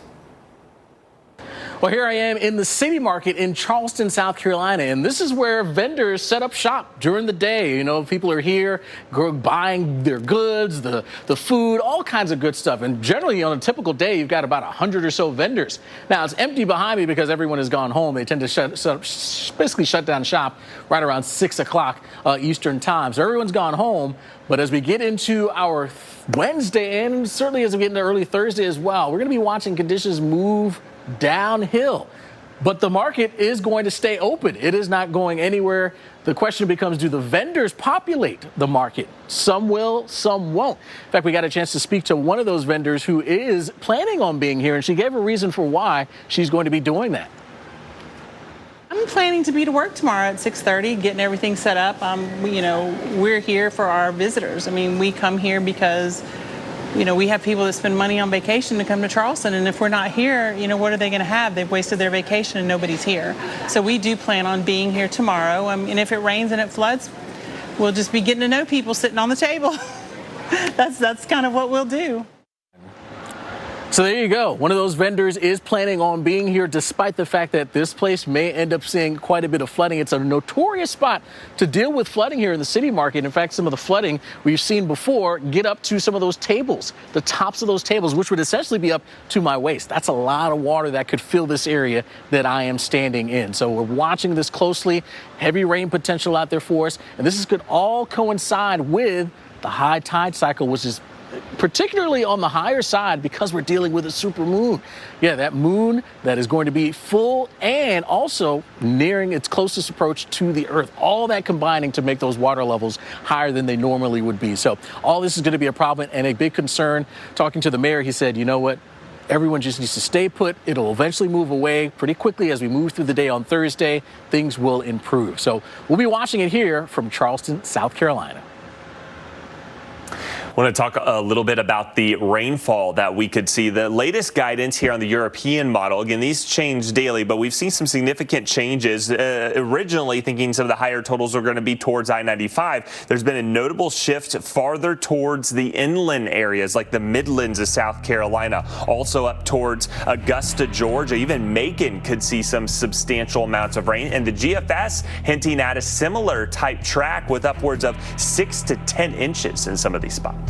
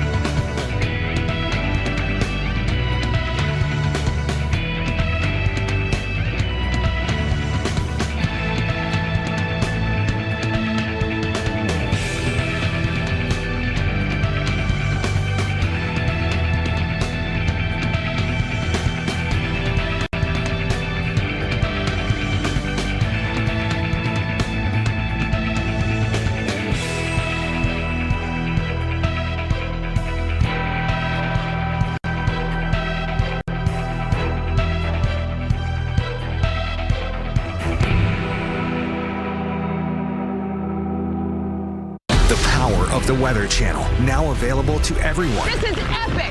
Trusted live coverage when it matters most is now yours to stream with the Weather Channel TV app, real-time radar, and maps that let you track all the action. Let's get into the detail. Personalization, customization, hundreds of hours of your favorite shows, and so much more. There's never been a better way for everyone to watch the Weather Channel.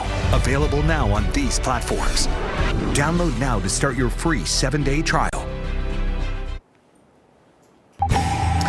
Welcome back into the Weather Channel. You're continuing to watch live coverage here as we track Hurricane Idalia not far from the North Florida coast. A live look this tonight at Captiva Island, Florida, well removed from the center where we've already passed our closest approach. And look at the conditions tonight. Similar to what we had in Key West earlier today, we're getting some of those stronger squalls that are producing very heavy rain and gusty winds, perhaps upwards of 35, 40 miles per hour. We've seen that already, and heavy rainfall too, continuing to train along the west coast of Florida, Carl.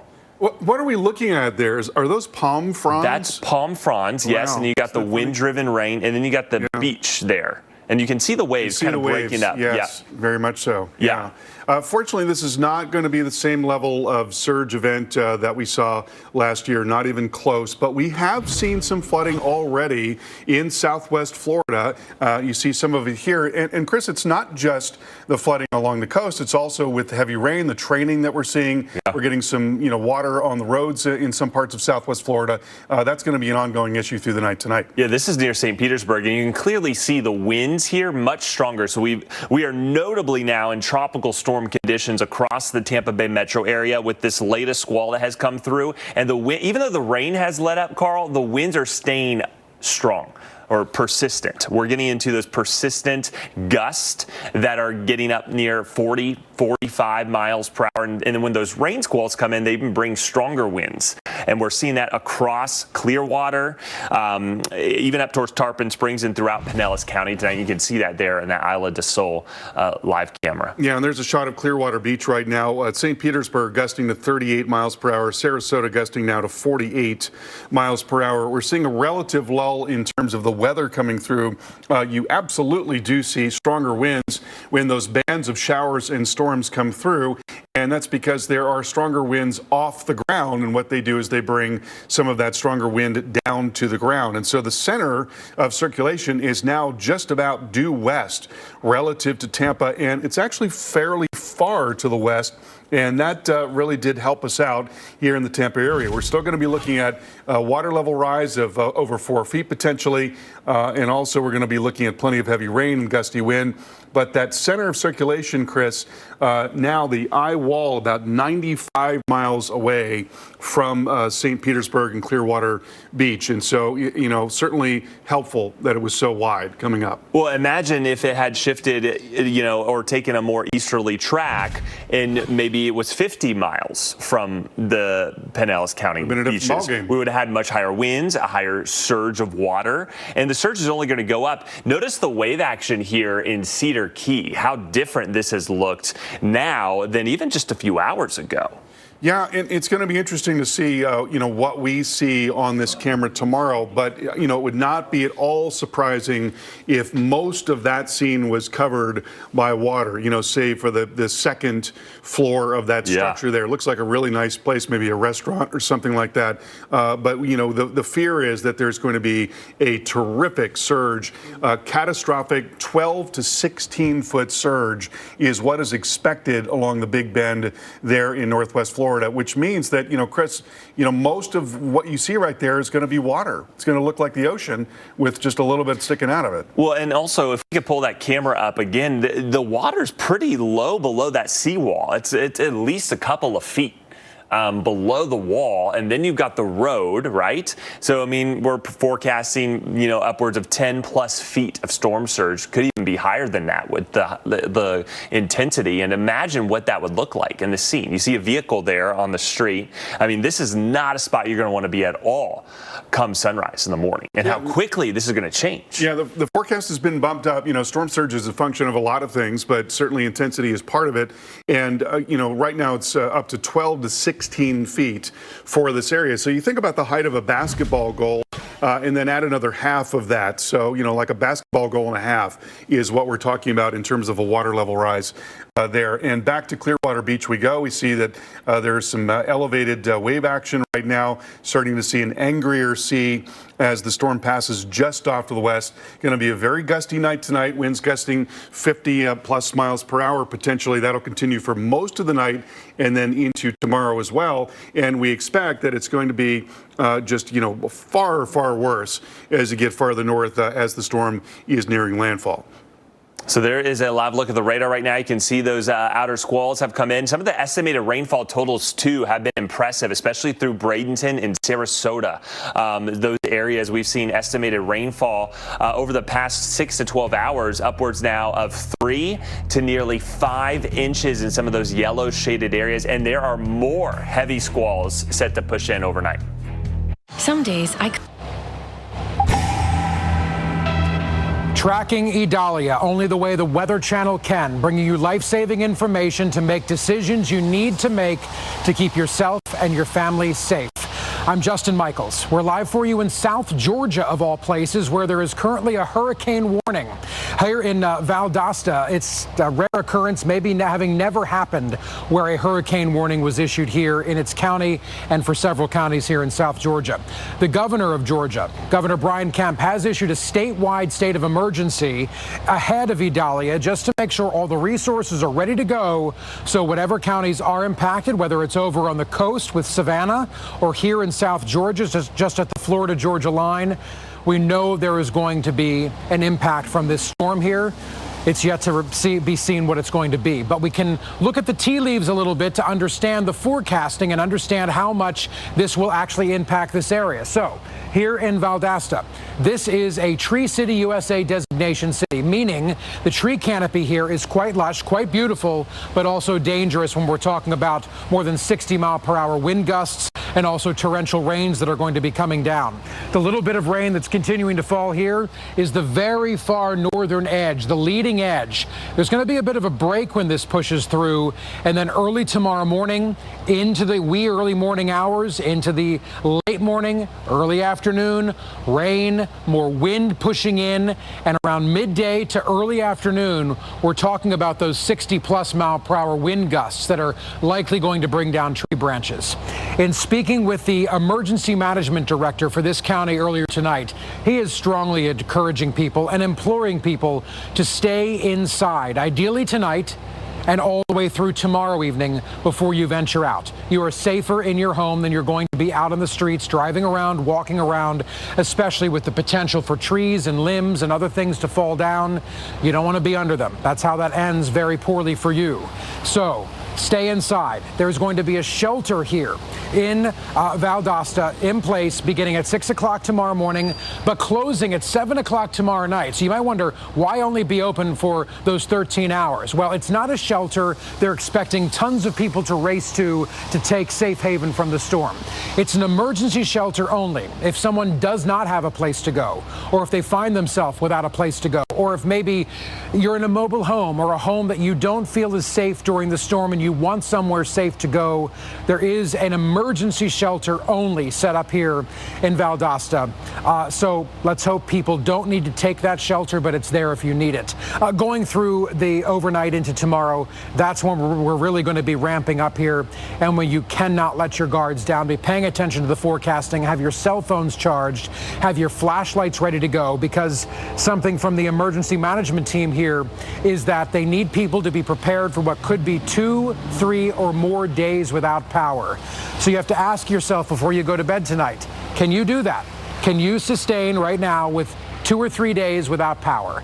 If you can't, try to make some changes here in the next few hours, the final hours you have before the storm comes to town. And as we go back into Carl Parker, Carl, I know that you were very closely watching the update that came at the top of the hour, that most recent update that is leading towards the potential for this to be a Category 4 storm.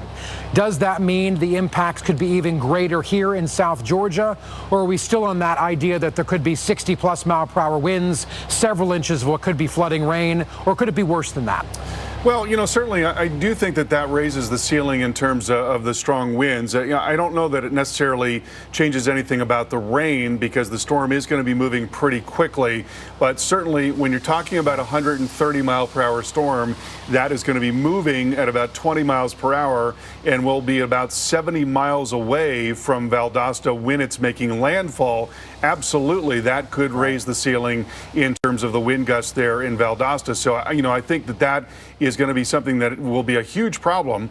Tallahassee, Valdosta, towards Lake City as well, along that I-75 and I-10 corridor there and into other parts of southeast Georgia. We're probably going to be looking at widespread tree damage and also power outages as well. So, yes, it is absolutely going to be a mess in those areas, Justin. A quick check on the latest here from the National Hurricane Center. It is a Category 2 storm, but a strong Category 2 at 110 miles per hour, so very nearly a Category 3, which is 111, moving north at 18 miles per hour. One change that we saw here with the forecast package at 11 p.m., 130 mile per hour forecast. So it's forecast now to be a Category 4 at landfall early tomorrow morning. Another change is an increase in that high-end storm surge potential to 12 to 16 feet along the Nature Coast in the Big Bend area of Florida. That is a catastrophic level of storm surge. We'll have more on this coming up in just a moment. Watch the Weather Channel for ongoing coverage of Idalia. Get trusted updates on the storm only on the Weather Channel. All right, welcome back into our continuing live coverage here of Hurricane Idalia, now forecasted to perhaps reach Category 4 strength before landfall, and we are only a couple hundred miles away from making landfall, and the forward speed has picked up, but we're already starting to get into those tropical storm conditions. And Carl, I can tell the winds have picked up here because before you could see the palm fronds on the palm tree, now you can't. They're totally pulled over to the right of the screen because the winds have picked up, and now the rain literally is just going from left to right. And again, Captiva, this is really the worst of it for us. The center, the eye was over 200 miles offshore and well to the north now of us, but these outer bands can be potent and can produce a lot of rainfall and even the risk for severe weather. Yeah, we've got some banding coming through Venice right now, getting a gust of 49 miles per hour. Sarasota, Bradenton, gusting to 46 miles per hour. So it's particularly with the bands that come through that you tend to see the stronger winds moving through as well. And we certainly could be looking at winds gusting over 50 miles per hour in southwest Florida, in the Tampa Bay area. And so, it's going to be a tough night along the coast there in Florida. We're going to be looking at some water level rises of 4 to 6 feet is what is expected in the Tampa Bay area. Plenty of heavy rain coming down, winds gusting throughout the night tonight. So it's certainly not going to be easy, but it will be better than what would have been the case if the storm had been closer. The center of the storm, the most dangerous part of the storm, now about 95 miles to the west of Pinellas County, and that's about as close as it's going to get as it continues to the north right now. Yeah, and beach overwash and even some small storm surge can be expected even into southwest Florida. We already saw that earlier today, and as we approach high tide, we can expect something similar overnight and in the morning. We're heading up the coast a little bit. This is in St. Petersburg near Isla del Sol, so we're in Pinellas County. Winds have come down just a little bit from where they were earlier because when that squall came through, those winds were really rocking through the trees. So we'll get breaks at times, a little lull in the weather, and then more squalls coming up. So you already mentioned another band coming into Sarasota and parts of Manatee counties. That's going to be working back into the Tampa Bay area here over the next 1 to 2 hours. No doubt. And here you see a live look at downtown Tampa, and that is Raymond James, I believe, that we're looking at there. Yep. And so we're gusting to 32 right now in Tampa and also gusting to 38 in St. Petersburg. And we have seen winds gusting over nearly 50 miles per hour, gusting over 45 miles per hour within the last couple of hours. But again, that tends to happen when the bands are coming through. And there's another area of banding that is just now beginning to come up into the Tampa Bay area. Also going to be a threat for some tornadoes overnight tonight. We've got some wind shear in the atmosphere, winds coming out of different levels in the lowest 5,000 feet of the atmosphere, coming out of different directions, I should say. And so there is a tornado watch in this area, that going until 6 o'clock in the morning, Chris. Yeah, let's look at that radar. There's that watch. You can see that extends from southwest Florida, Lee County, all the way up through Tampa Bay and also up through north central Florida. So Gainesville included in that tornado watch, as well as Cedar Key and areas there around the Big Bend of Florida where you get that prime rotation. Going back to the radar, Todd, if we can, there's the eye, and it's pretty much right at the same latitude of Tampa now by about 150 miles or so, with that eye wall really starting to get very symmetrical. You're getting a good circle there. But you know, we've got a Cedar Key camera. I'm curious to see what it looks like because we're starting to get into those more substantial rain bands where this is really the beginning of the worst here, and water has really come up. You certainly see the wave action here significantly higher than what we were dealing with even just a couple of hours ago. Yeah, and so, you know, we're looking at a water level rise now of potentially 12 to 16 feet. So, you know, that is an unsurvivable level of storm surge here, and we'll probably see the water, you know, assuming that we're still getting images from this camera going into tomorrow morning, we're probably going to see the water overtake most of the first floor of that structure there. It's going to get much, much higher. You know, this is partially a function of intensity, but also a function of the vulnerability of the coastline. This is a very vulnerable coastline because of the shallow sea floor. You can go out quite a ways and still be on your feet along the coast there in many areas in western Florida. And so we do expect that there's going to be a devastating storm surge in this area into tomorrow morning, Chris. Well, I hope that car is moved here soon because you know, the water is going to get up there in no time. You know, I don't know exactly when the next high tide is here in Cedar Key, but every high tide from here on out is at 2:35 is what our weather producer Todd is telling me. There's the look at the next. So we may see this road starting to take on water here by the time we approach high tide, especially as winds steadily start to ramp up. Notice the next high tide then will be in the afternoon. Landfall will probably happen between the two around low tide. Yeah, already, you know, you look at the camera there and you can see that some of those waves are beginning to crash over the wall there and onto the street, and the water level is just going to be coming up dramatically over the next several hours here. We're already getting some water level rise, now at about 1.8 feet in Clearwater Beach. No report, it appears, out of Cedar Key, but that's going to be sort of the epicenter where the very worst of this storm surge will be going into tomorrow morning. Much more coming up. It's unbelievable. Hundreds of millions of lives impacted. Look at the wind howling through here. Thousands of storms forecasted, 40 years of storytelling, and a former National Hurricane Center director. One trusted best-in-class expert team. America's most trusted news network, the Weather Channel.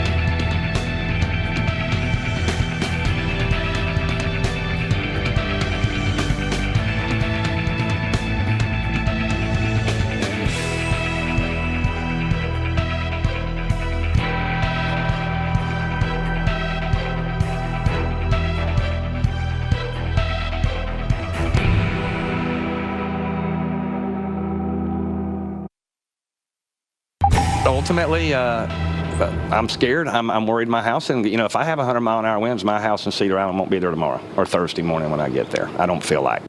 All right, well, concern growing tonight as Hurricane Idalia moves closer to landfall. Boats being pulled from the water tonight. Concern that we could see a storm surge over 10 feet here in Taylor County. That's where Steinhatchee is located. And if you're in Steinhatchee or Keaton Beach or parts of Dixie and Taylor counties, you need to leave. This is very dangerous, and you're pretty much at the point where you need to be at your safe place because the wind and rain are quickly approaching, and the water now is really starting to come up. We've seen that far-reaching too. Take a look at Fort Myers, Florida earlier today. Remember, this area was hardest hit from Ian not even a year ago, back in September, and a lot of these areas are still recovering. Remember the repairs that were made to the Sanibel Causeway? That was really being tested today with some of the high water and waves crashing up, even with the minor water rise that we saw far-reaching from the center of Idalia. Well, meanwhile, Fort Myers also dealing with flooded roads. This is out towards Fort Myers Beach on Estero Island, where at times, especially at high tide, the water came up and even covered parts of the road. And it's not just the coastal areas. This is going to be a major wind event when we're talking the potential of maybe even 130 mile per hour Hurricane Idalia by the time it makes it ashore. So I want to show you what the wind will look like here really quickly. We'll get an update from South Georgia, where we're under hurricane warnings as well. This could be a very notable storm for cities like Tallahassee, Valdosta, and Lake City, especially given the current forecast coming in kind of between Steinhatchee and St. Mark's is what looks to be most likely. And notice that western eye wall kind of intensifying after making landfall, and that could enhance our wind in cities like Valdosta. Really, mid to late morning looks to be the worst there in South Georgia, where we could gust well over hurricane force, and hurricane warnings are up here, not just in Lowndes County, but across a good chunk of South Georgia. I want to get an update from the Weather Channel's Justin Michaels there in Valdosta tonight. We've been dealing with some light rain, Justin, like you've been alluding to, but things really will only go downhill in a hurry by the time we go towards sunrise in the morning. Well, and it's that exact time, Chris, that the emergency managers here in Valdosta are asking people to make sure that they are in their safe place by around 6 o'clock tomorrow morning is what their expectation is. Earlier, the better, really. I mean, ideally, you're staying home even throughout the course of this night and all the way through tomorrow night. But 6 o'clock is kind of the cutoff that they're giving people to really be in your safe place. There is a shelter that's going to be set up here at 6 o'clock tomorrow morning, all the way through 7 o'clock tomorrow night. But that shelter is truly for emergencies only. If you have nowhere else to go or find yourself in a situation where your home is not fit to keep you safe, that's really the only time you should be going to the shelter they're setting up here in Valdosta. The governor has issued a statewide state of emergency for the impacts from this storm, Idalia. We'll have to see what those impacts are, but we know here in Valdosta they could be quite significant. So we're in a hurricane warning here, in addition to several other counties here in South Georgia.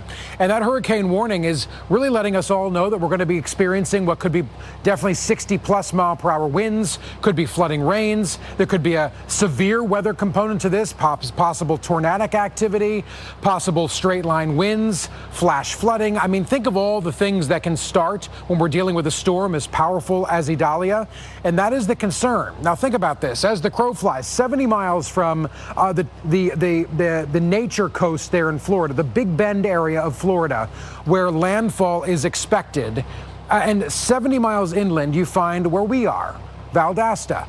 And we're still talking about those hurricane force potential here that far inland. That tells you how powerful this storm is. And it's one that you really need to be paying attention to. So just heed the warnings. Don't listen to us. Listen to the first responders. Listen to the emergency managers who are asking you, imploring you really, to stay home.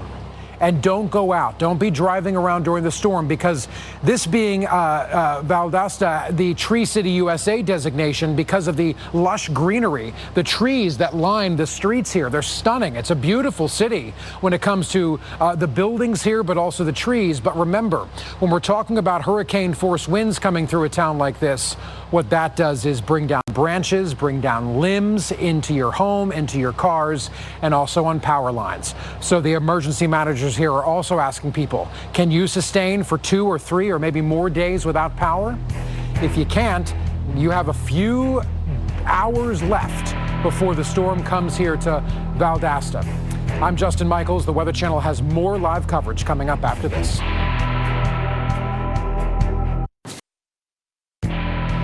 Hurricane conditions coming to South Georgia as Idalia comes ashore, bringing a hurricane warning to this part of the state.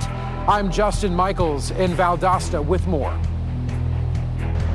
I'm meteorologist Alex Wallace in Charleston, South Carolina, a quiet Charleston, South Carolina. This is, of course, out ahead of Hurricane Idalia, which is making its way through Florida and eventually going to move it to the Carolinas. What's going to bring? Well, heavy downpours, and that is a big risk that we are facing. That could lead to some flooding. Where I stand in the city market area could potentially be dealing with the water up to my waist. It has happened before, and that is certainly something that is a fear for the folks who are here in this area. Of course, we're going to also be talking about the gusty winds coming on through. Strong winds that could knock out some power to some folks as well. So that is something to have to be prepared for as we head on through Wednesday and into Thursday. That's when some of the worst of the conditions are anticipated. Of course, we're going to be watching out and how the city has been preparing for this hurricane. Well, now up to 20 million under tropical alerts tonight, whether it be hurricane warnings, tropical storm warnings, or watches. Time is running out fast to get ready for the storm. It's really go time now as we are already getting into those tropical storm force conditions over the Tampa Bay metro area and the west coast of Florida, and already starting to see that water rise pretty rapidly into the northern part of the state. We're talking about 6 hours away or so from landfall. I'm meteorologist Chris Bruin alongside storm specialist Carl Parker, and we are live around the clock all night long through the morning as we approach landfall with continuing in-depth coverage, keeping you up to date with the latest here on Hurricane Idalia. I want to start with storm specialist Carl Parker with the latest on Idalia right now and the latest advisory, which come in hourly as we approach landfall. Carl. Yeah, and I'll tell you, we're looking at a very powerful storm right now, and we have never seen a Category 3 or higher make landfall in this part of Florida. So this really is a remarkable thing. This is a section of Florida that's not incredibly highly populated, but there are towns here, and it's a very surge vulnerable section of coastline. The surge here is now forecast to be 12 to 16 feet along the Big Bend area of Florida. And then because the storm is going to be so strong, we're going to be looking at powerful winds that come up through North Florida into South Georgia and then move towards South Carolina as well. Right now, Category 2 storm moving north at 17 miles per hour, 110 mile per hour wind. Very, very well formed on the satellite. You can see the eye very clearly. And it is forecast to be a Category 4 as it moves in very early in the morning into Northwest Florida. Going to be a big windstorm in Tallahassee as well as into Gainesville, into Valdosta, much of southeast Georgia, and then up towards South Carolina as well. There's a look at the current winds. Now, the strongest winds, as always, are associated with the eye wall, relatively tight area of very strong winds. But then there's a large area of strong winds and a big onshore push that's been coming up into western and southwestern Florida. So already there have been some water level rises up to 2.5 feet or nearly so in Naples, now about 1 foot in Fort Myers. And then farther north, we've had a water level rise of 1.9 feet at Clearwater Beach, just starting to see a water level rise at Cedar Key, and that is the area where we expect that it could be devastating, could be double-digit flooding there above normally dry ground in the northwest part of Florida. So one change that occurred with the new forecast package at 11 p.m. was an increase to 12 to 16 feet of storm surge flooding there in that Big Bend area. That is a life-threatening level of storm surge. You just do not want to be anywhere near the coast as that comes in. 6 to 9 feet to the south near Hudson, 4 to 7 feet there as you get farther to the west, 7 to 11 near St. Mark's, and then down into Tampa, 4 to 6 feet. And so the storm is not going to be the worst that we had feared for Tampa, as the center, the eye wall, is now about 100 miles away. But certainly there's going to be storm surge, there's going to be heavy rain, there is a tornado threat, and there's going to be very gusty wind going through the night tonight. Here in the radar picture, you can very clearly see that eye showing up really well here. Some banding features and then heavier rain also coming across northeast parts of the Gulf of Mexico. And in the velocity data, we see the winds that are coming towards the radar and moving away from the radar. So right in here, we're seeing very strong winds showing up. And in fact, take a look at this. Just a moment ago, I was looking at this. So we had a velocity, an inbound velocity coming towards the radar of 113 miles per hour, and then an outbound velocity of nearly 100 miles per hour. So again, fierce winds with the core of that storm, and that is going to be coming up through that heavily wooded part of northwest Florida and South Georgia. We're also seeing stronger winds in some of the banding features that are moving through the southwest part of the state and into Tampa. So when these lines of showers and storms come through, they tend to bring down the stronger wind. So that's the strongest gust that I've seen in southwest Florida so far, 61 miles per hour in Sarasota, gusting to 44 in Venice, and also gusting to 44 in St. Petersburg. And we're just going to see more and more of that as we go through the night tonight. And then when you look at the buoys that are offshore, there's one right in here in particular that is now just north of that eye wall. Winds now gusting to 58 miles per hour. That's going to jump up dramatically in the next couple of hours here as that eye wall, that northern eye wall, begins to come in. I wouldn't at all be surprised to see winds gusting well over 80, 90 miles per hour as that gets closer. So that is what is headed for northwest Florida, and there are hurricane warnings now in effect for much of the northern and northwestern part of the state. That does include the Tampa area.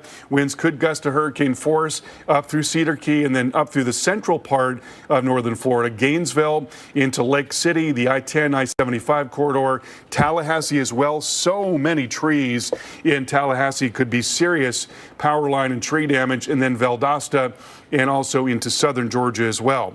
Here's the wind gust forecast, and watch as the center of the storm comes up and into the Big Bend area.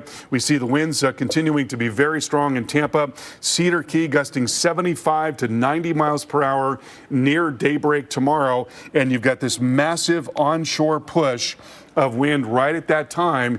And so that's when we're going to be looking at maximizing that storm surge as that eye wall moves in just off to the west there. Then the eye wall comes in a little farther inland. This model showing 40 to 50 mile per hour gusts in Tallahassee. Could be a lot higher than that depending on exactly where it goes. If it's a little farther to the left and a little more towards Tallahassee, that could bring those wind gusts up considerably. So you could be in for a major windstorm in Tallahassee tonight.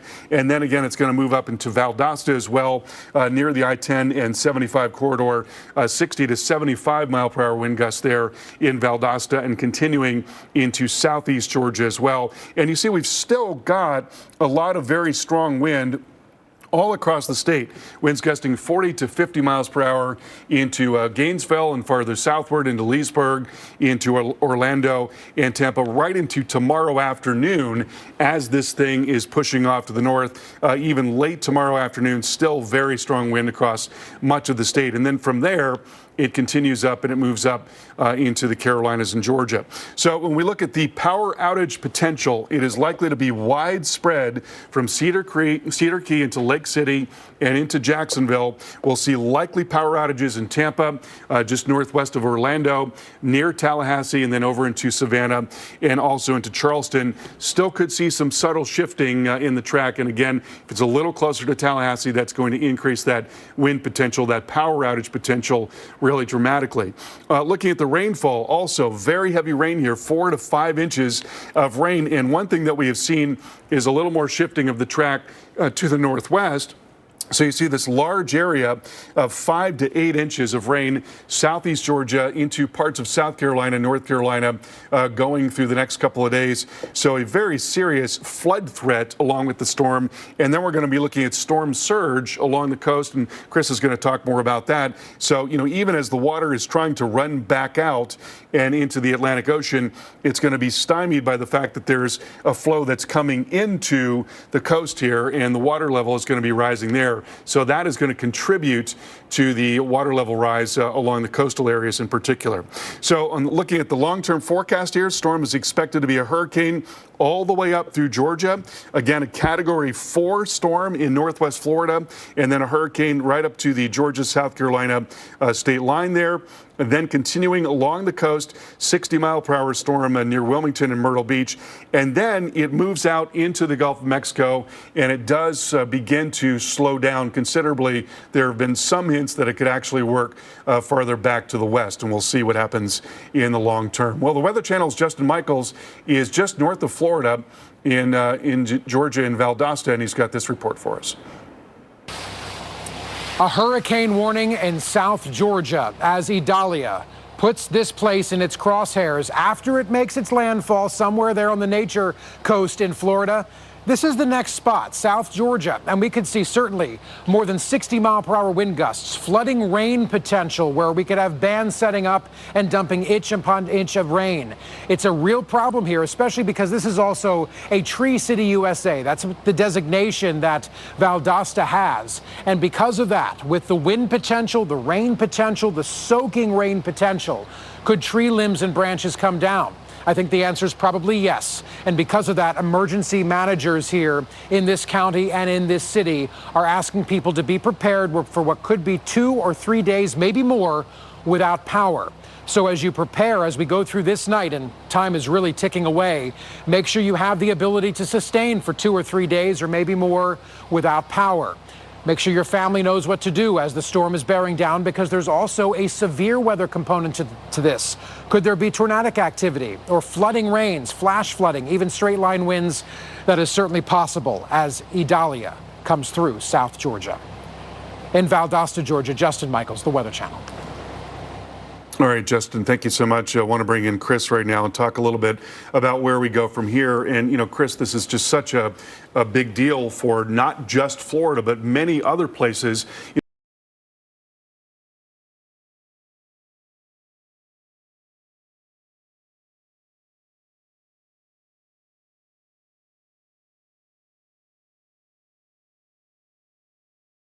Hurricanes that move through southwest Georgia, but this track brings it more into southeast Georgia, where those trees maybe haven't been tested as much, so are much more vulnerable to break. We've already got conditions going down.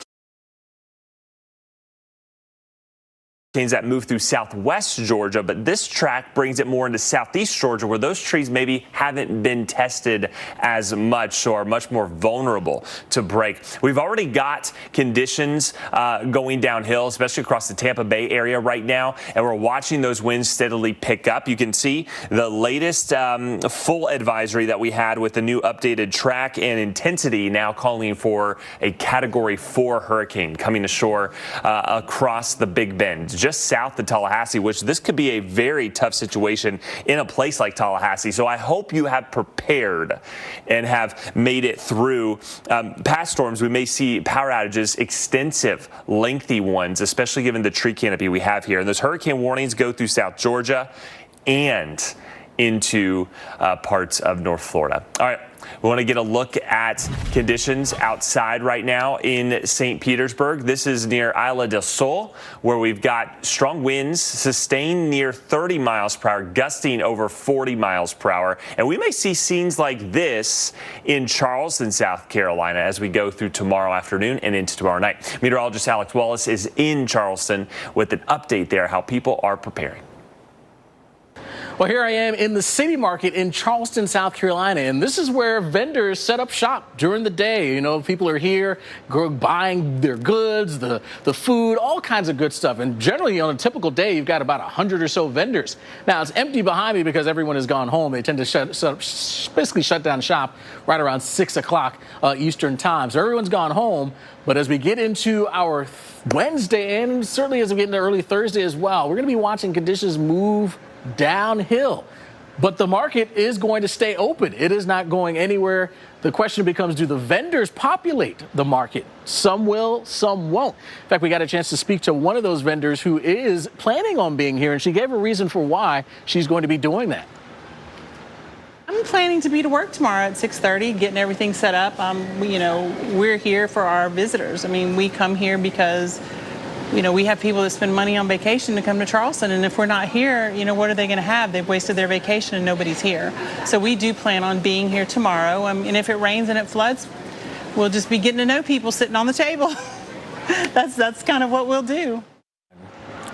So there you go. One of those vendors is planning on being here despite the fact that this place may end up seeing quite a bit of flooding. It's a notorious spot to deal with flooding here in the city market. In fact, some of the flooding we've seen before get up to some of those tables, the tops of those tables, which would essentially be up to my waist. That's a lot of water that could fill this area that I am standing in. So we're watching this closely. Heavy rain potential out there for us. And this could all coincide with the high tide cycle, which is particularly on the higher side because we're dealing with a super moon.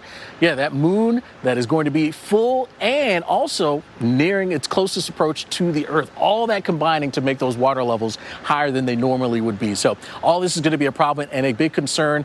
Talking to the mayor, he said, you know what? Everyone just needs to stay put. It'll eventually move away pretty quickly as we move through the day on Thursday. Things will improve. So we'll be watching it here from Charleston, South Carolina.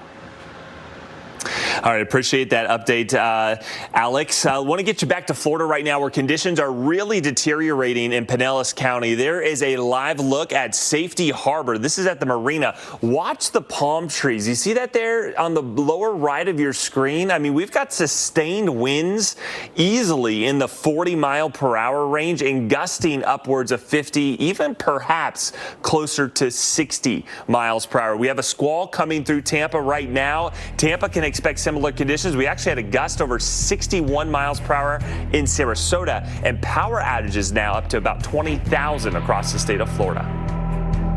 Ongoing coverage of Idalia. Get trusted updates on the storm only on the Weather Channel.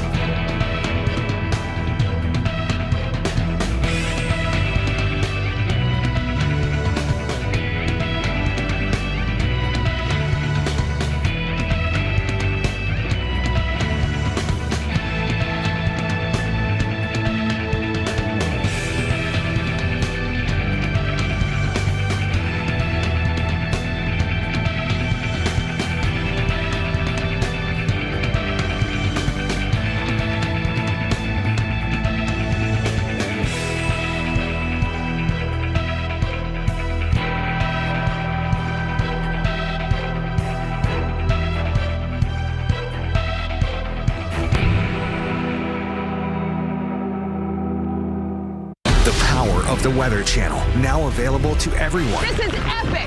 Trusted live coverage when it matters most is now yours to stream with the Weather Channel TV app, real-time radar, and maps that let you track all the action. Let's get into the detail. Personalization, customization, hundreds of hours of your favorite shows, and so much more.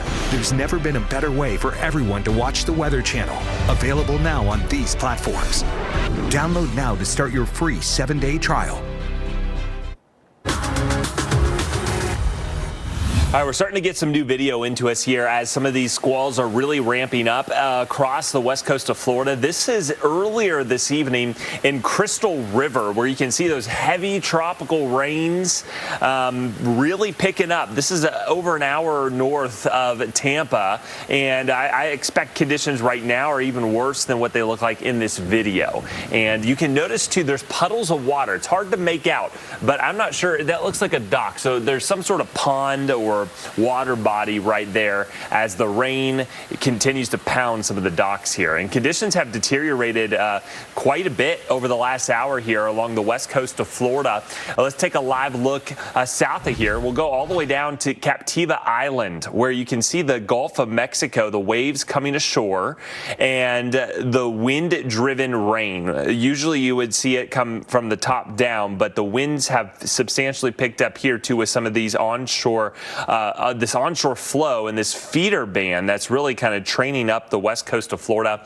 The palm trees can't even make out the palm fronds anymore because the wind is pulling them well to the right of the camera screen here, and still dealing with even some ocean spray coming in off the coast in Captiva. But boy, did we thankfully dodge a bullet here in Southwest Florida. Of course, many of these spots like Captiva, Sanibel, still recovering after last year's Ian historic landfall there in Southwest Florida. And there's a live look at Isla de Sol. This is in St. Petersburg, and notice the winds have substantially picked up. Rain has come down a little bit, but we're clearly getting into those tropical storm force conditions. Power outages are also starting to come up a little bit, especially in parts of Sarasota and Manatee counties, where we've got about 10,000 customers right now without power. And that number is rapidly starting to climb, especially when we look at some of the conditions in Pinellas County. From here, let's bring in Carl and take a live look at Safety Harbor, where we're in some of the worst conditions we've seen this evening. Look at the palm tree on the bottom right of your screen, Carl. I mean, you really got to have those 50-plus gusts to get, a scene like this. Yeah, we actually just saw winds gusting to 61 miles per hour at Sarasota and Bradenton. So, as these bands come through in particular, that's what's really going to kick these winds in. You always have stronger wind that's, sitting off the ground. There's no friction, of course, as you get up into the atmosphere, so the wind is stronger. And what those storms will do is they'll bring that stronger wind down to the ground. And so it's not at all uncommon to see an uptick in those wind gusts as those bands come through. Now, this is still expected to be a Category 4 storm. We have never had a Category 4 storm hit the Big Bend area of Florida in recorded history. Category 3 has been the highest. And so this would be an unprecedented event, and is certainly nothing that anybody who has lived there has gone through before. And we wanted to talk a little bit about, why it is that it's expected to get stronger. Now, there you see downtown Tampa, and that's Raymond James there. Winds on and off have been gusting pretty high in Tampa. So it's going to be, a gusty night tonight. There's going to be some heavy rain from time to time. We've got a tornado threat. There is going to be a water level rise, but certainly not the worst case scenario there in the Tampa metro area. As the center of the storm, the eye wall, the most dangerous part of the hurricane, is now 100 miles west of Tampa. And there was worry that it was going to be a lot closer and come in maybe just a little to the north. That turned out to not be the case. Now, talking about some of the factors that are going to allow this thing to intensify further, we've talked about the model of a tropical cyclone where you have warm and humid air coming in near the base of the storm, and then you have that rising up through the towers in the central part of the storm, and then it goes out in what is called the outflow, and that's the high cloud that spreads out all over the place. And so when you've got a favorable upper level environment, you can see that outflow really spreading out. It's not being restricted. Not only is it spreading out, in this case, it's actually being aided by the fact that we've got very strong winds just off to the north here. So right in here, you see that strong wind showing up through there and right there. That is aiding that outflow, and by doing that, it's making the storm more efficient, and that is part of why we expect that it's going to get even stronger going forward.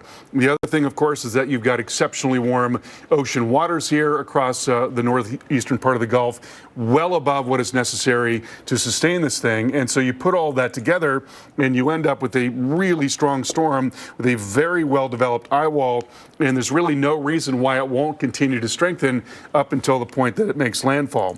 Looking at the radar picture here, we can see the very well-developed eye that is showing up in the radar right in there. And we can look at velocity data to see just how strong that wind is. That blue wind is coming towards the radar now as high as 104 miles per hour. The yellow moving away from the radar at as high as 108 miles per hour.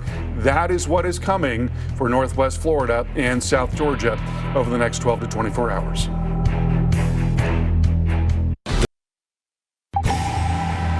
People here in South Georgia can expect a very, very difficult Wednesday as Idalia comes through.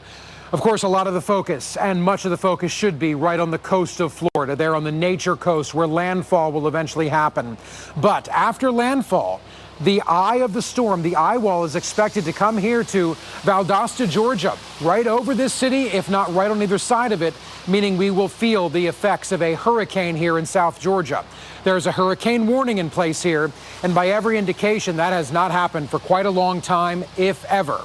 Emergency managers are asking people to be prepared for what could be 2 or 3, maybe more, days without power as tree limbs will fall, branches will break, coming down on power lines, and that power infrastructure will need to be built. Also remember the potential for flooding rains, straight line winds. There could even be tornadic activity as this storm pushes through very quickly to the northeast, but still hurricane conditions may persist here in South Georgia, meaning people need to be prepared, and emergency managers would like people to really stay inside basically from tonight all the way through tomorrow night, if at all possible. So batten down the hatches, keep a weathered eye on the horizon, and make sure you're making good decisions going through what is potentially a hurricane coming through South Georgia. I'm Justin Michaels in Valdosta, Georgia.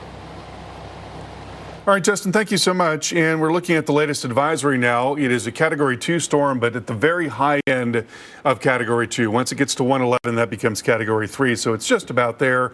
It's expected to get to Category 3, and in fact, it's forecast to get to Category 4 before it makes landfall tomorrow morning. Very powerful storm, very, very impressive on the satellite presentation here.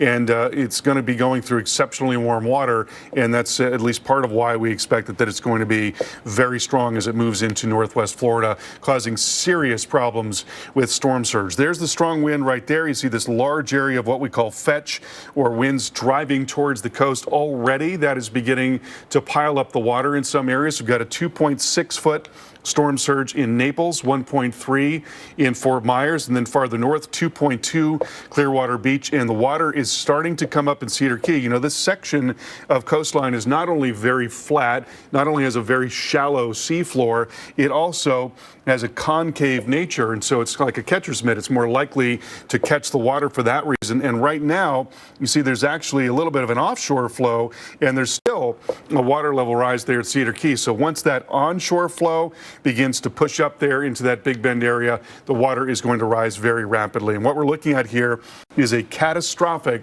level of storm surge, 12 to 16 feet of storm surge. That is not survivable. You've got to be off of Cedar Key and out of those small towns that are along the nature coast there.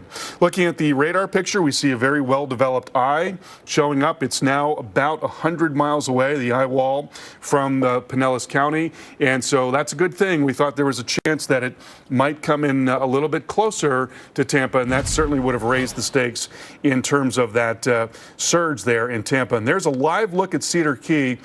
Chris, we were looking at this, I think maybe the last time was an hour ago. Not even. I think it was like 45, 50 minutes ago. Yeah, and boy, has that changed. Wow, look at that. And notice how much stronger the winds are, too, because you're getting that constant barrage of wind. The waves are crashing. And you see that sea spray then splashing up on the road. And the rain has picked up here a little bit. Winds have certainly picked up, and that water's just gotten even higher. The wave action really notable, and it's just crazy how quickly things are changing. This is a storm path camera right here on Cedar Key, and it's going to be really interesting to see how this scene evolves, not even by morning, but really over the next few hours. Yeah, I mean, this is really it, you know, over the next through the overnight tonight. By tomorrow morning, this is probably going to be a radically different scene here. And, you know, honestly, I hate to say it, but I would not be surprised if, you know, much of that first floor of that building was underwater. I think we're going to be looking at a devastating storm surge here in Cedar Key. And so hopefully everybody is off of Cedar Key. It's going to be very, very tough through the night tonight. I want to show you quickly looking at the winds here, gusting into the western part of Florida. Now 48 miles per hour in St. Petersburg, gusting to 44 in Venice. Another thing that we're watching is a buoy that is out ahead of the eye wall, not showing any wind gusts right now, but I imagine the wind gusts are going to get really high in short order as that continues to move in. So very strong wind driving up here and towards Cedar Key through the overnight hours. Here we go into 5 o'clock in the morning. That's when you see that maximum push onshore into that section of coastline there, the Big Bend, and that's when that surge is going to be maximized in that area. We'll have much more on this coming up in a few minutes. Watch the Weather Channel for ongoing coverage of Idalia. Get trusted updates on the storm only on the Weather Channel.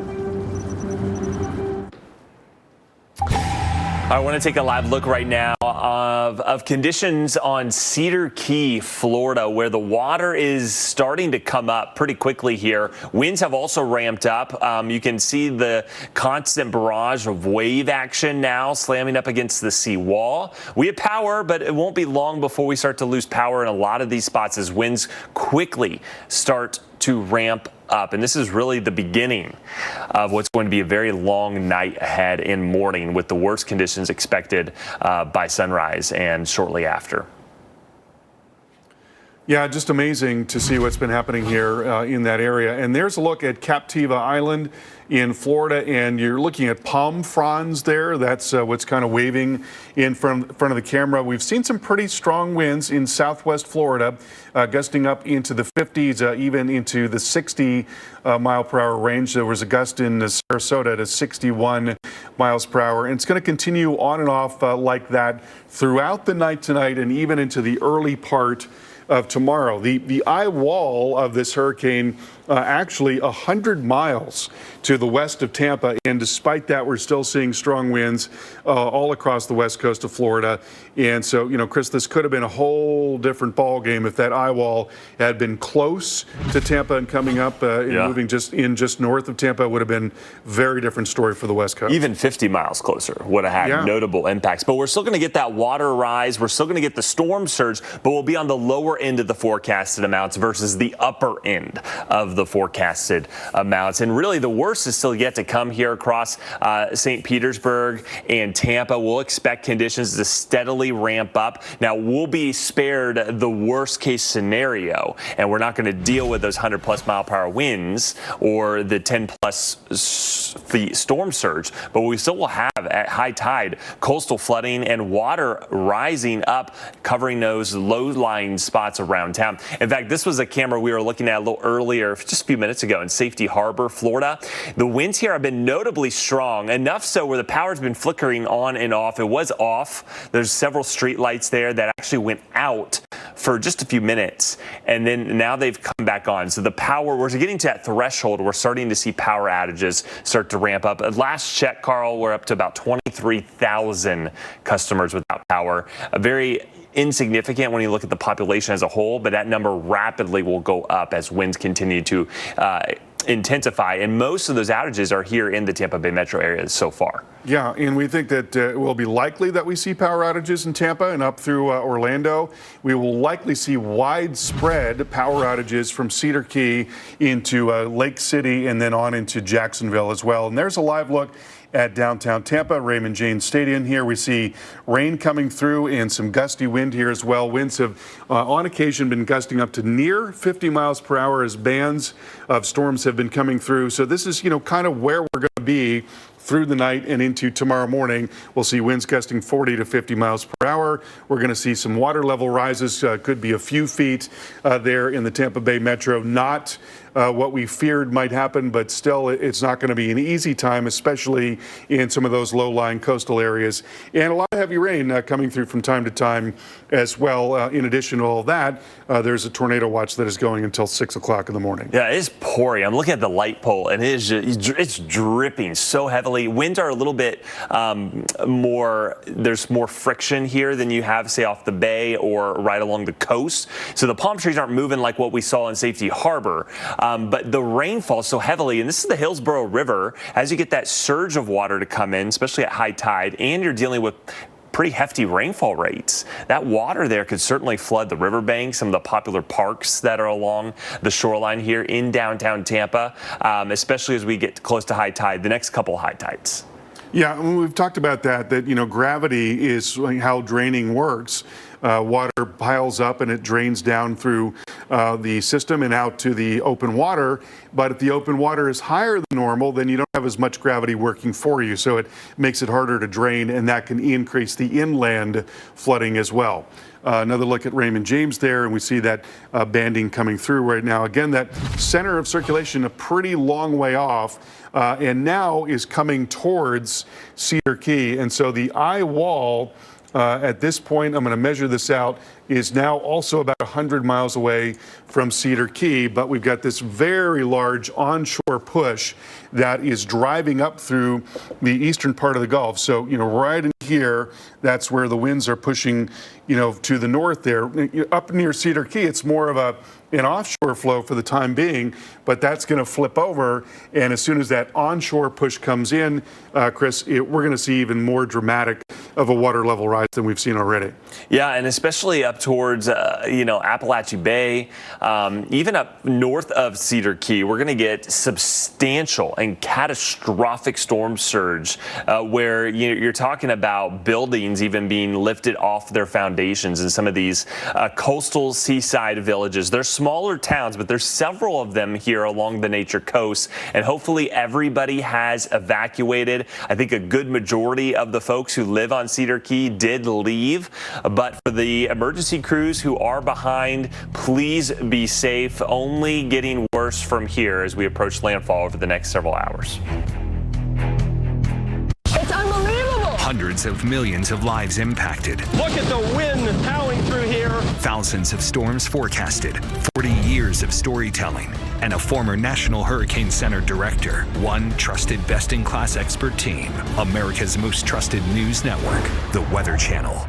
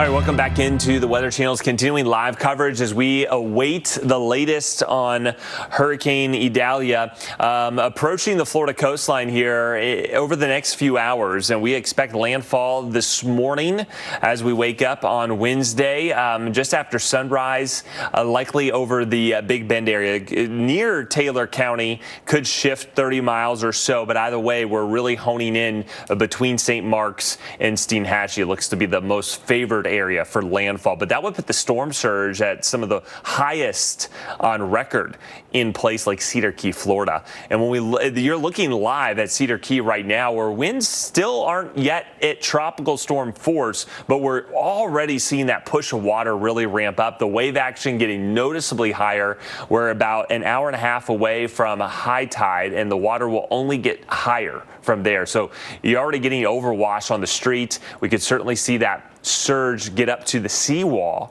even in just a couple of hours from now, and then even go higher from that point forth, where Carl keeps pointing out that building there, the first floor, you may not even be able to see it because it might be submerged with water by the morning. You know, what's amazing is that we've got a 0.8-foot water level rise in Cedar Key already, and there's actually an offshore flow there. Yeah, winds are going offshore. Winds are going offshore right now. They're actually coming out of the coast. And there's a look at the wind. You see the flow. It is moving from the Big Bend area, from the east, and out into the open water of the Gulf of Mexico. But because of this fetch that is farther south, we've got a big push of water that's coming up here, and some of that push is propagating up here towards Cedar Key. So even though there's an offshore flow, we're already starting to see some water level rise. But what's going to happen, of course, is that this onshore push here, this big push from the south, that's going to be coming right up into Cedar Key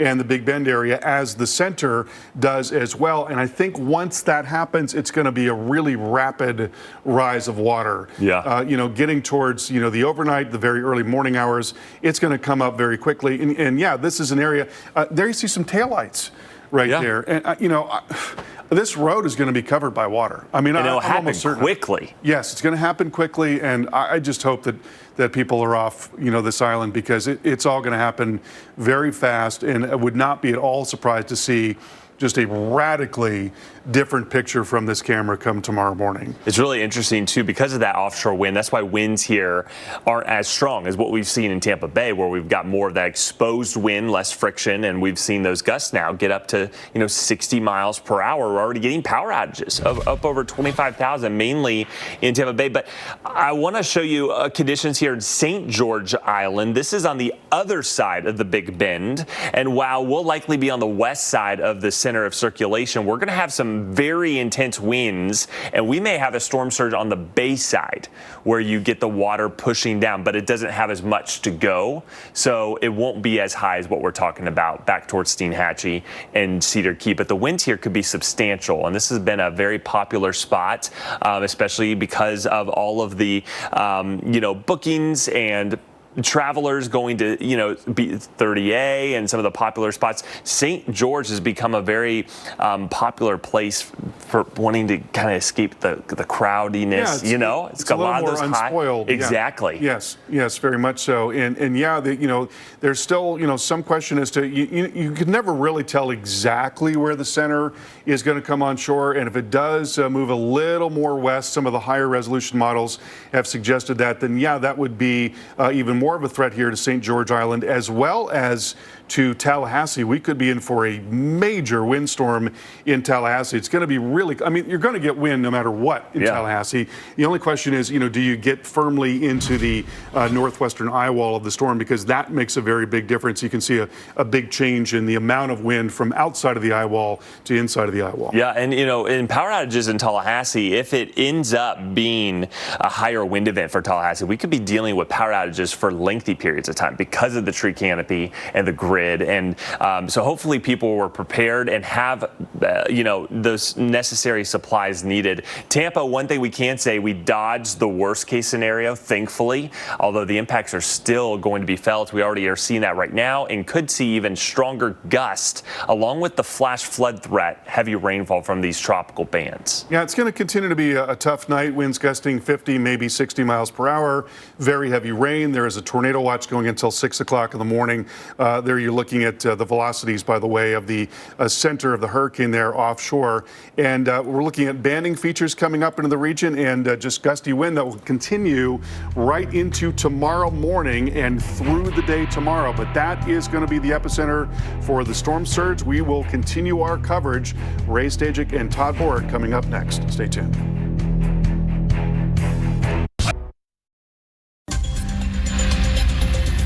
Idalia gaining strength as it barrels toward Florida's Big Bend and likely to become a major hurricane at landfall.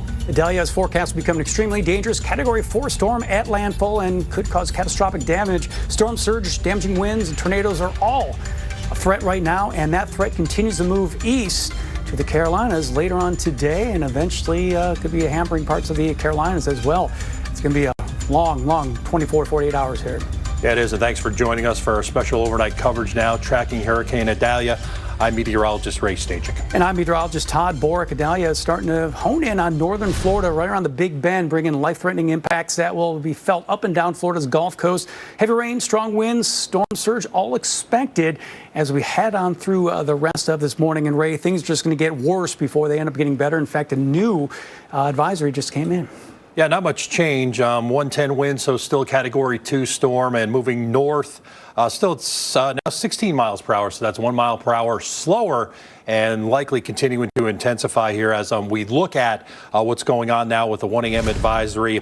Again, we are at Category 2 strength, 110. We've got to get to Cat 3 to get to major category or major status, and that likely is going to be happening now. Looks like we're getting a little bit more of the way, higher, colder cloud tops getting around the center, so that rapid intensification likely continuing or is underway as it moves north still at, again, 16 miles per hour, center located at 115 miles southwest of Cedar Key, Florida, but already starting to feel some of the impacts, and those impacts will be the heavy rainfall, even the severe weather, and the rising water too, or the surge that could be historic in some spots.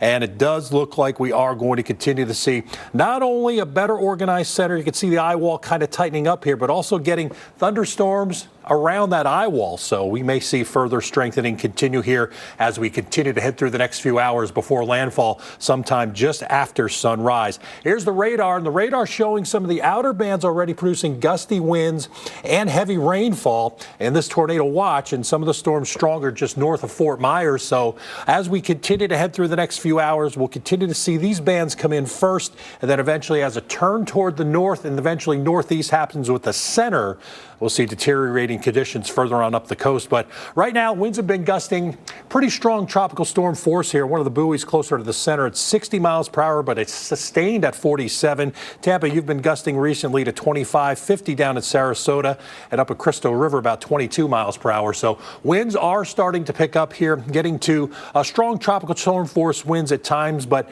some of these winds will continue to get stronger and may exceed hurricane force as we head toward landfall, towards sunrise, or just thereafter somewhere around the Big Bend. Further north, the wind's fairly calm right now up near Tallahassee, about 10 miles per hour. Perry at about 6. As you get near Apalachicola, you're at 17, gusting to 29. So not quite tropical storm force there. And here's our tornado watch. So in and around this area is where some of those outer bands on the northeast side of the center is where we could see some tornadoes. And they will be quick spin-ups. They'll be quick movers. They'll be quick to develop and quick to die down, usually verifies EF0s or EF1. So you will not have much time to react. If you are in that watch, make sure you have a way to get your alerts. You'll have to react quickly as you hunker down here during the early morning hours. Water temperature, plenty warm here in the upper 80s, right over where the center is going to go. So at least at this point, there's not much that would keep it from getting further or getting stronger here as we head on through the next couple of hours. And again, Hurricane Center does have it as a Category 4 storm as it heads toward the coast, somewhere around Cedar Key or just to the northwest of that. The guidance has been shifting further west from 24 hours ago, and if that trend continues, could mean bigger problems for Tallahassee. But tropical storm warning and hurricane warnings are in place, even inland hurricane warnings here near Valdosta and into south central Georgia, where we are still going to be looking at a hurricane even through Wednesday evening as it approaches Savannah.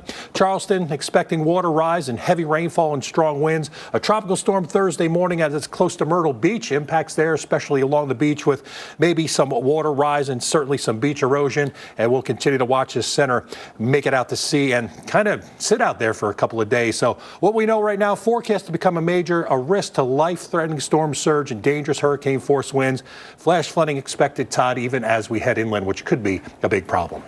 And that's going to be the bigger issue here when we're talking just about water, not only water from above, but also water from really below when you talk about storm surge. This is early on Tuesday, Fort Myers Beach. Of course, Fort Myers, last year we had to deal with all the catastrophe from Ian. And now you're looking at some of the storm surge that had come in. So even though the storm is well north of Fort Myers, this is what we're talking about with these storms. Just because we focus in on the track of the storm and where the forecast fan is, the impacts are always going to be felt well outside the forecast fan itself. That's why this graphic really does show the impacts and how widespread it is. Of course, you can see Hurricane Idalia. And look at the forecast here. 130 mile an hour winds. If it does reach 130, then we are talking right at the beginning of a Category 4 storm, right before landfall. And of course, that video there was from Fort Myers Beach, well down south of that. Of course, that video was from earlier today, but it just goes to show you that storm surge warnings extend all the way from Apalachicola all the way down well south of Sarasota, and still dealing with a storm surge watch that does include Fort Myers Beach. So even though we're still well well southeast of where Idalia is right now.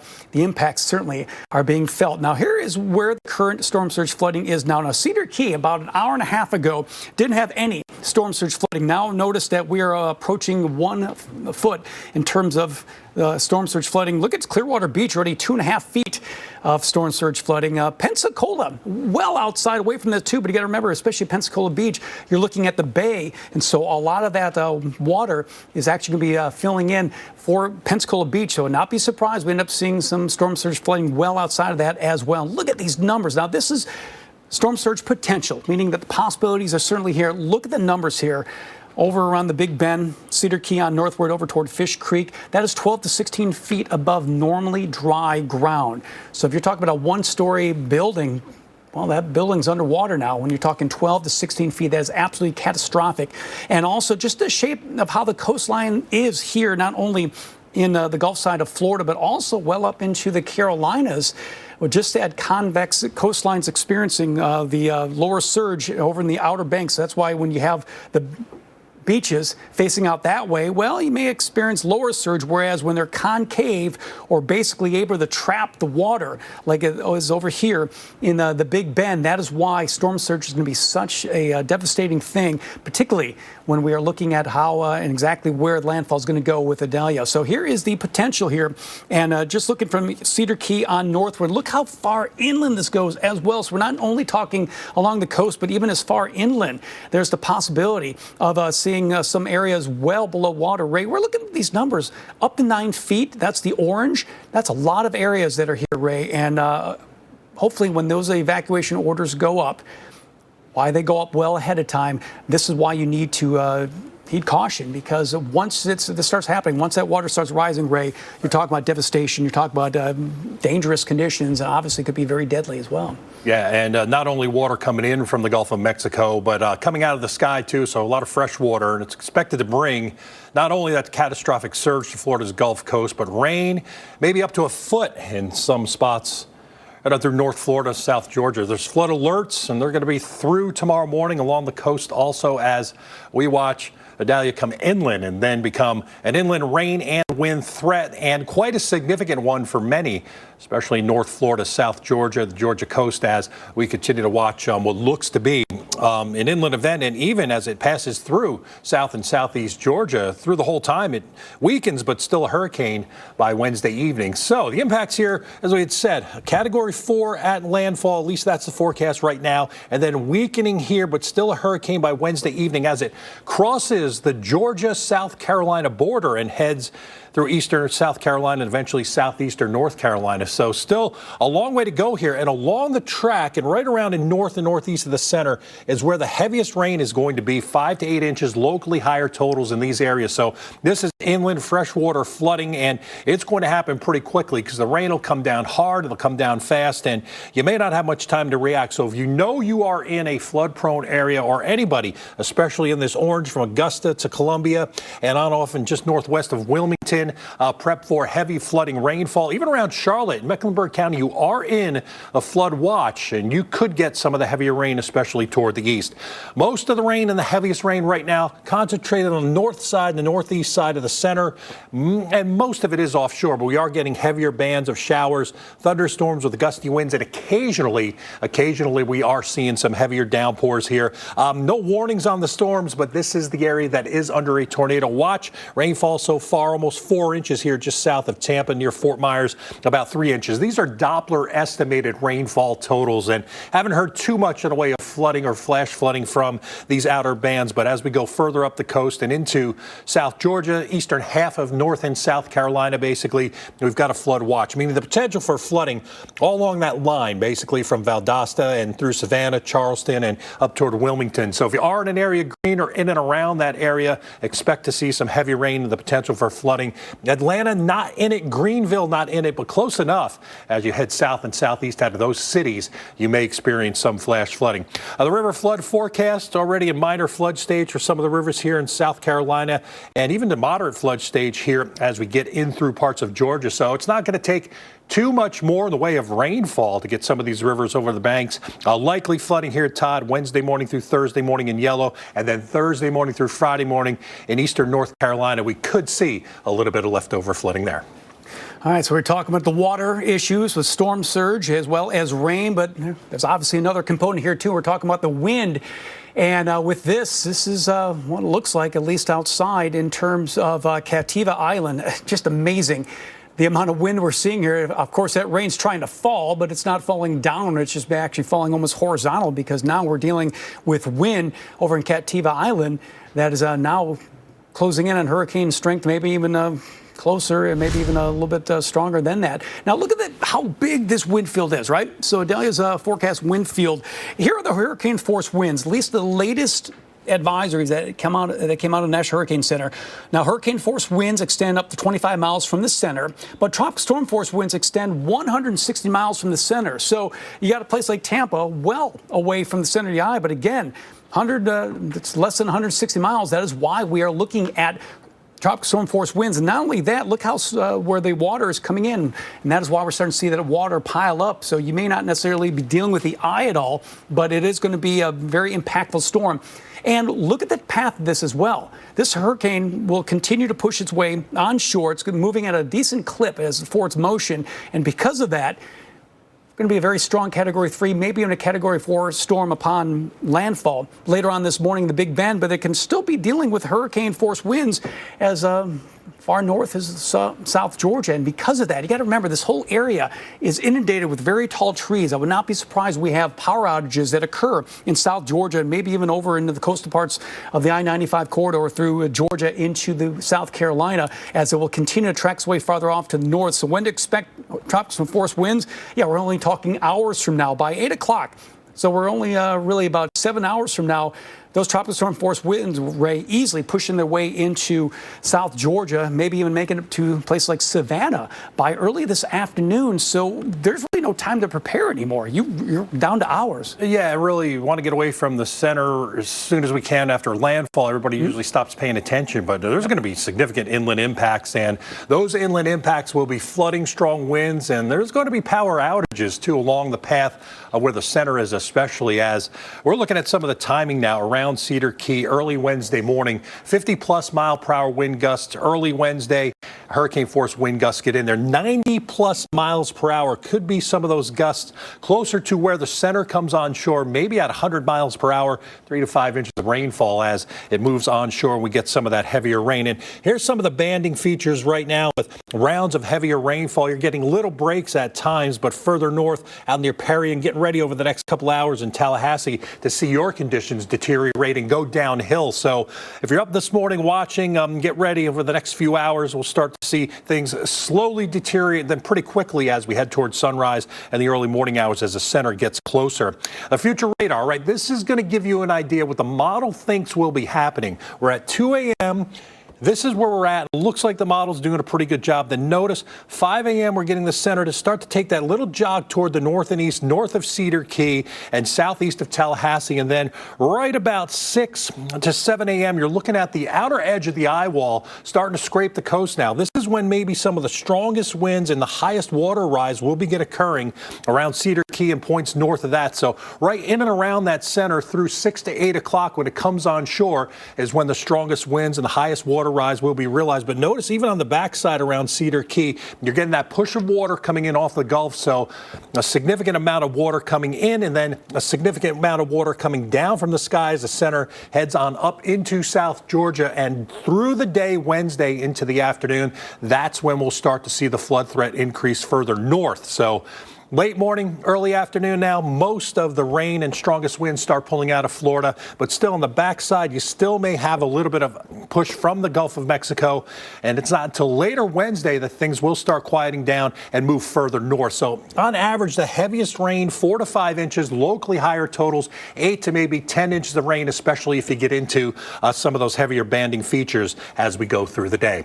Well, stay with the Weather Channel for live team coverage as Idalia approaches. We have our team of meteorologists and reporters spread out to cover every angle of this storm like no one else. Right now, bracing for impact in and around Cedar Key. A water splash up there and starting to push on shore here. 77 degrees right now, and you're probably going to be on the east side of the center. Looks like a significant amount of water rise. That road will be covered early this morning. My active. Watch the Weather Channel for ongoing coverage of Idalia. Get trusted updates on the storm only on the Weather Channel.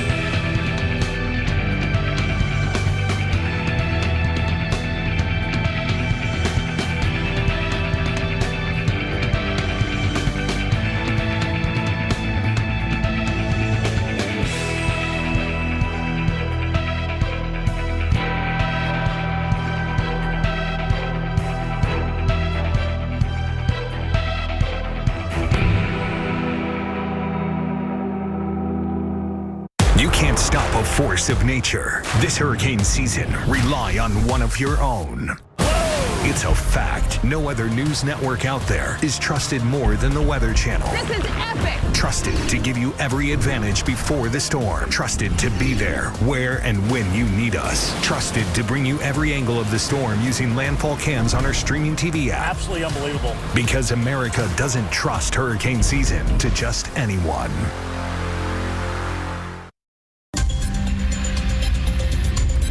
And here's a live look right now. Tampa, now, second year in a row that we've been dealing with, well, this will eventually be a major hurricane, looks like. But it looks like the second year in a row at Tampa, you've really missed out on the worst of it. And yet, one thing you got to point out is that look at the waves and look at, you're already dealing with 30-mile-an-hour wind gusts out of this as well. So approaching tropical storm force winds here in Tampa.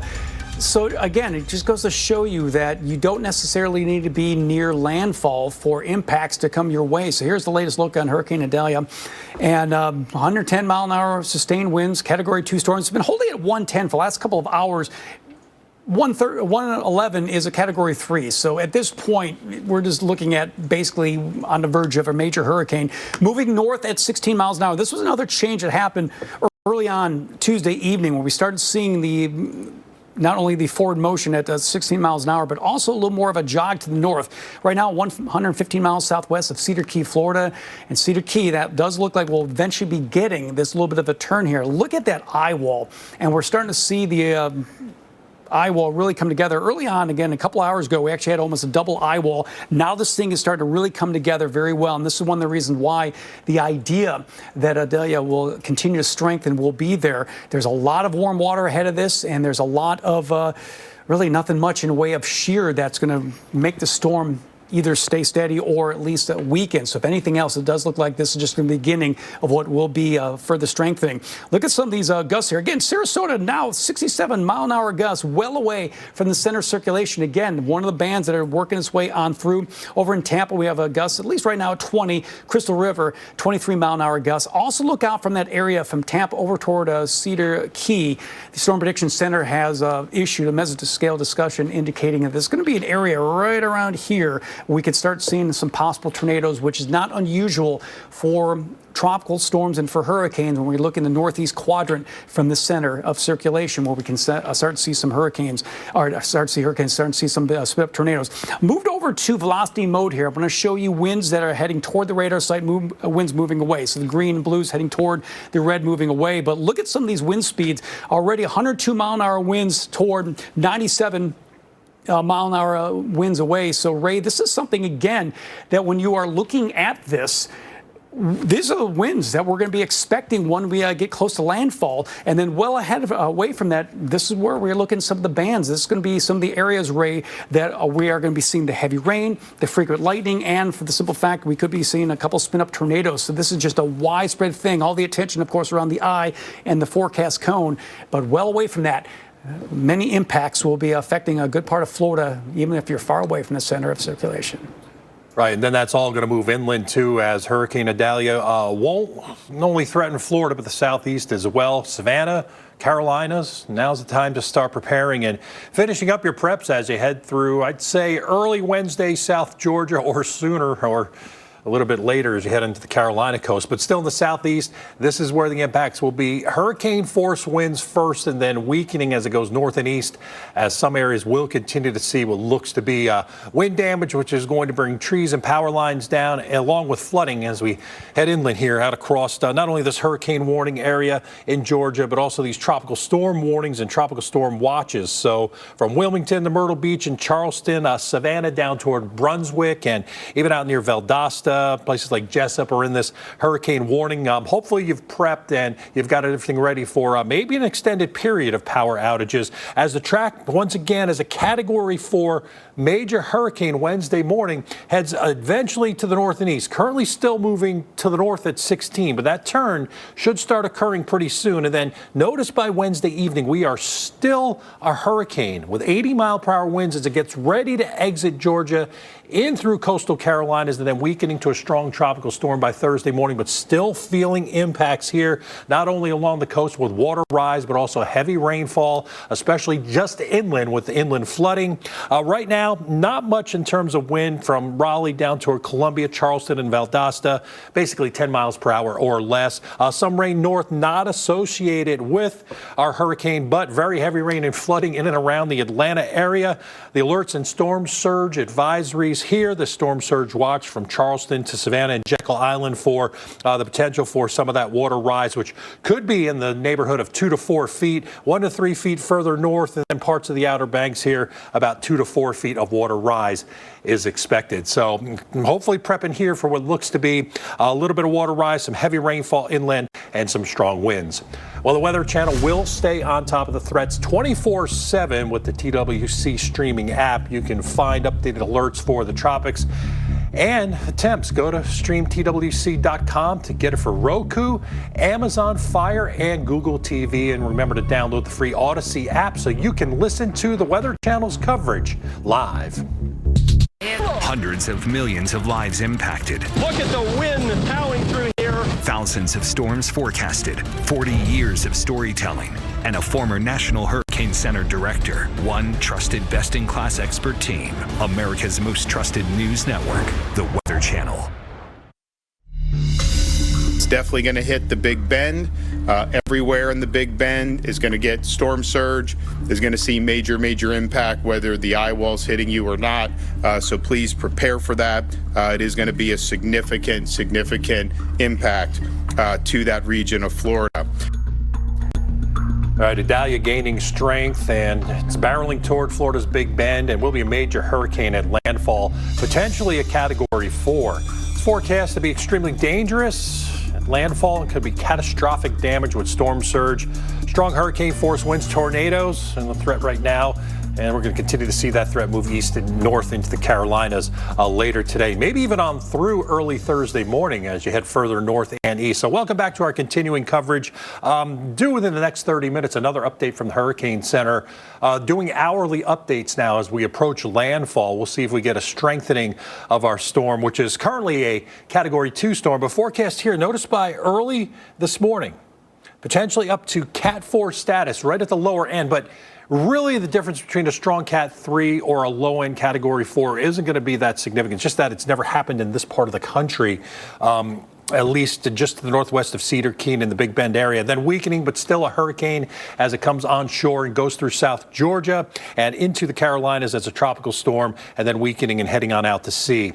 110 Category 2, as we said, moving north at 16 from the advisory an hour ago. That's actually slower by 1 mile per hour, and the center now 115 miles southwest of Cedar Key, and still heading on off to the north, kind of wobbling a little bit. We should start to see that little jog toward the east occur here pretty soon. But look at the thunderstorms now continuing to kind of come on again, off again, and now back on around the center. And that eye wall is tightening up. So likely seeing one of two things, not only further strengthening or two things here, but also maybe going through an eye wall replacement cycle. Either way, a powerful, very dangerous hurricane now heading toward the coast here around the Big Bend area, and very heavy rainfall starting to spread in here shortly, if not already. Here we are a little bit closer to the center. You can kind of see those thunderstorms now wrapping on the west side, trying to wrap around that center, and they will continue to do so in a very symmetrical eye now. That central dense overcast, pretty evident on our satellite picture earlier.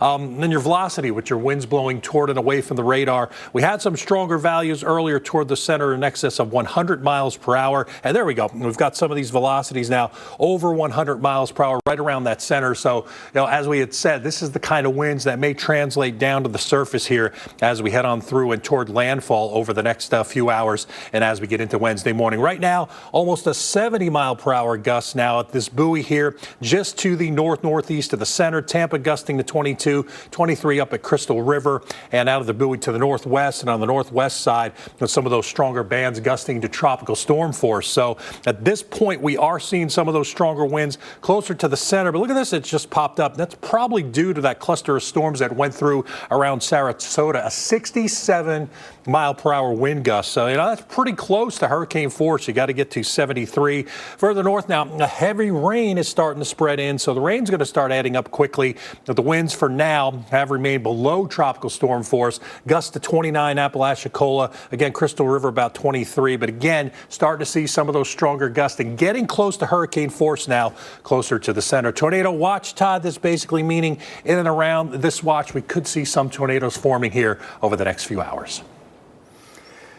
And we're taking a live look right now, and this is Clearwater Beach. So this is just basically due east of where the circulation is, and already starting to see the water begin to pile up again. It's not necessarily a function of the rain, but we're also looking at the function of wind, and wind, of course, blows the water, and the water is going to start piling up, and that's one of the reasons why we have a widespread storm surge warning that stretches really up and down the Gulf Coast of Florida. The exception, maybe you go all the way over to the far western panhandle. Not dealing with any storm surge watches or warnings as of this time. So again, the concentration is around where the center circulation is, where the strongest winds are, but impacts are widespread, and that's why storm surge warning is still out there. Even though the storm itself is well north of Sarasota, well, yeah, you're still under that storm surge warning because you're still looking at that wind coming in from the Gulf side, and it's starting to pile up. Keeping our eye on Cedar Key. I've been watching this for the last hour and a half or so, and it started at 0 in terms of storm surge flooding. Now within the last 90 minutes, we are now over a foot in terms of the storm surge flooding here. Look at Clearwater Beach, approaching 3 feet as far as storm surge flooding, and even in Pensacola, well away and not going to be dealing with landfall at all. We're starting to see some storm surge flooding, mainly from the bay side heading over toward Pensacola Beach. We're going to be talking more about the storm surge in just a bit. Stay with the Weather Channel for live coverage as Idalia approaches. We have our team of meteorologists and reporters spread out to cover this angle of the storm like no one else can. Starting at 5 a.m. in America's morning headquarters, meteorologists Jim Cantori, Paul Goodlow, and Mike Seidel will bring you the latest from Florida. Weather Channel TV app, real-time radar, and landfall cams to bring you every angle of the storm. Available now on these platforms. Download now to start your free 7-day trial. Hurricane Idalia is bearing down on Florida's west coast. Expect a slam the state. It has extremely dangerous Category 4 storm really later on today. Idalia is forecast to make landfall in Florida's Big Bend region. We're talking hours now, and devastating damage is certainly there, bringing life-threatening storm surge, damaging winds, and of course the threat of tornadoes as well. So this is just something that the worst is going to continue to happen hour upon hour as we head through the rest of this Wednesday morning heading into early Thursday, depending on where you are, because parts of the southeast will be impacted by this as well. So here are the current numbers of Idalia, and every hour there's going to be a new update as far as the currents going to go. And I would not be surprised we see this number going up, whereas the pressure continues to drop, and so they are correlated together. So right now, 110 mile an hour Category 2 storm. That's just 1 mile an hour away from a Category 3. So for all intents and purposes, we're talking basically a major hurricane. And if not, you're going to be feeling the impacts of this very shortly. But look at all the rain and just the heavier bands that are going in there. We're going to flip over to the enhanced satellite imagery. You're looking at the infrared now, and the color imagery showing the cooler cloud tops. So when you're really looking at the purples and the reds, that is the burst. That is where we're starting to see the big jump in strength there. But you're going to see a lot of times with these storms, notice what's happening here. See these lightning, little bolts of lightning right around the eye? That is indicating that would not be surprised. We start seeing a better looking eye wall come back our way, where we're starting to see that thunder. And especially you can start seeing the lightning that can work to all the way around the eye. That is going to be showing the strengthening that's going to go on. But Ray, again, we're just running out of time here, particularly in the parts of the Big Bend, Cedar Key over toward Apalachicola.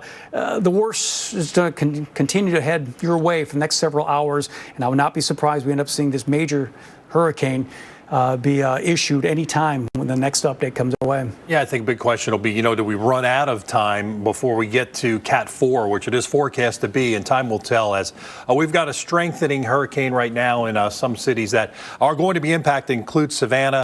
Note today through Thursday morning, you'll get winds gusting 25 plus miles per hour. This evening, expecting 50 plus gusts. Now, it should be weakening as it approaches, but remember, the Hurricane Center does have a hurricane going across South Georgia until it exits the state, at least the center anyway. So some of those gusts could be 60 miles per hour or stronger. Rain to come, about 3 to 5 inches there. Charleston, you'll have about 3 to 5 inches of rain, and some of that rain showers are well out ahead of where the center is right now, starting to come in. But this is not associated with our hurricane, just some general thunderstorms. So you're already starting to see some of that wet weather come in. Future radar now, this will give us an idea of what the model thinks is going to be happening early on Wednesday morning at 6 a.m. around Hilton Head, and you kind of got these scattered showers, and then notice through midday in the afternoon, this is when things start going downhill with the heavier rain and bands. And notice some of these storms, those may be the severe storms, and there may be some weak tornadoes spinning up, and then the center coming across here and across Hilton Head at about 9 o'clock at night, and then things start wrapping up here as we go on through the overnight and into Thursday morning. So the worst probably into the afternoon, Wednesday into Wednesday night, tapering off as we get into early Thursday and heading on up into the Carolinas. But look at this swath of rain, just an inundation of liquid here, Statesboro through Orangeburg and central parts of South Carolina. On average, about 4 to 6 inches of rain with some locally higher totals coming in. And we do have some of these totals around 3 to 4 inches. Todd?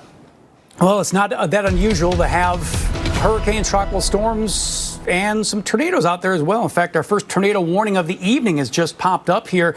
And notice how far away it is from the center of Idalia, but it makes sense. You're talking about the outer bands here, and the tornado warning literally just issued within the last minute here for Hardy, Highlands, and Polk counties. That's until 2 o'clock, so the top of the hour now. And notice this too, if we just stop this real quickly, we'll be able to see that bit of an inflow notch. So you can see right there, there was a bit of a twist, and you're going to be able to see these brief spin-up tornadoes are going to happen. But again, you're talking some cities nearby, Avon Park, over toward Frostproof.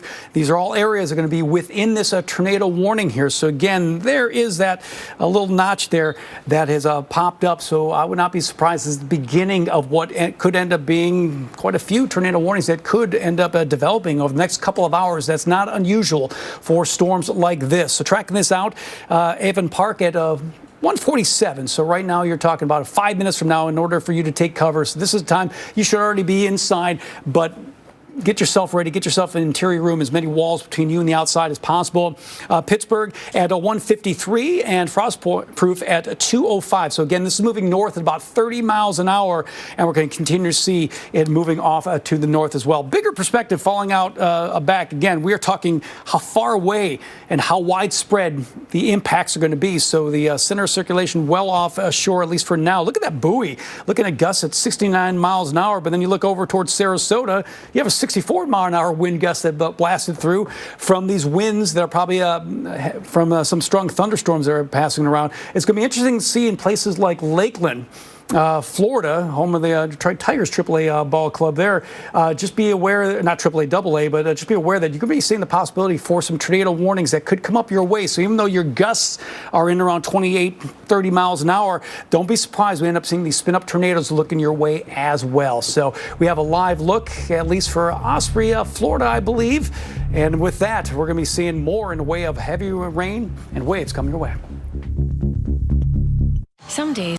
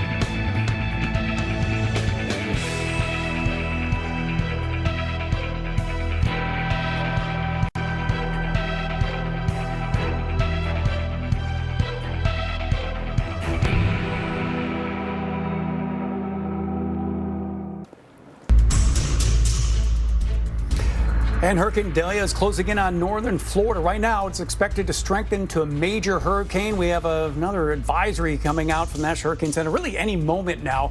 And we'll find out whether or not it has a strengthened within the last hour or so. But this is going to be heading toward the Big Bend of Florida.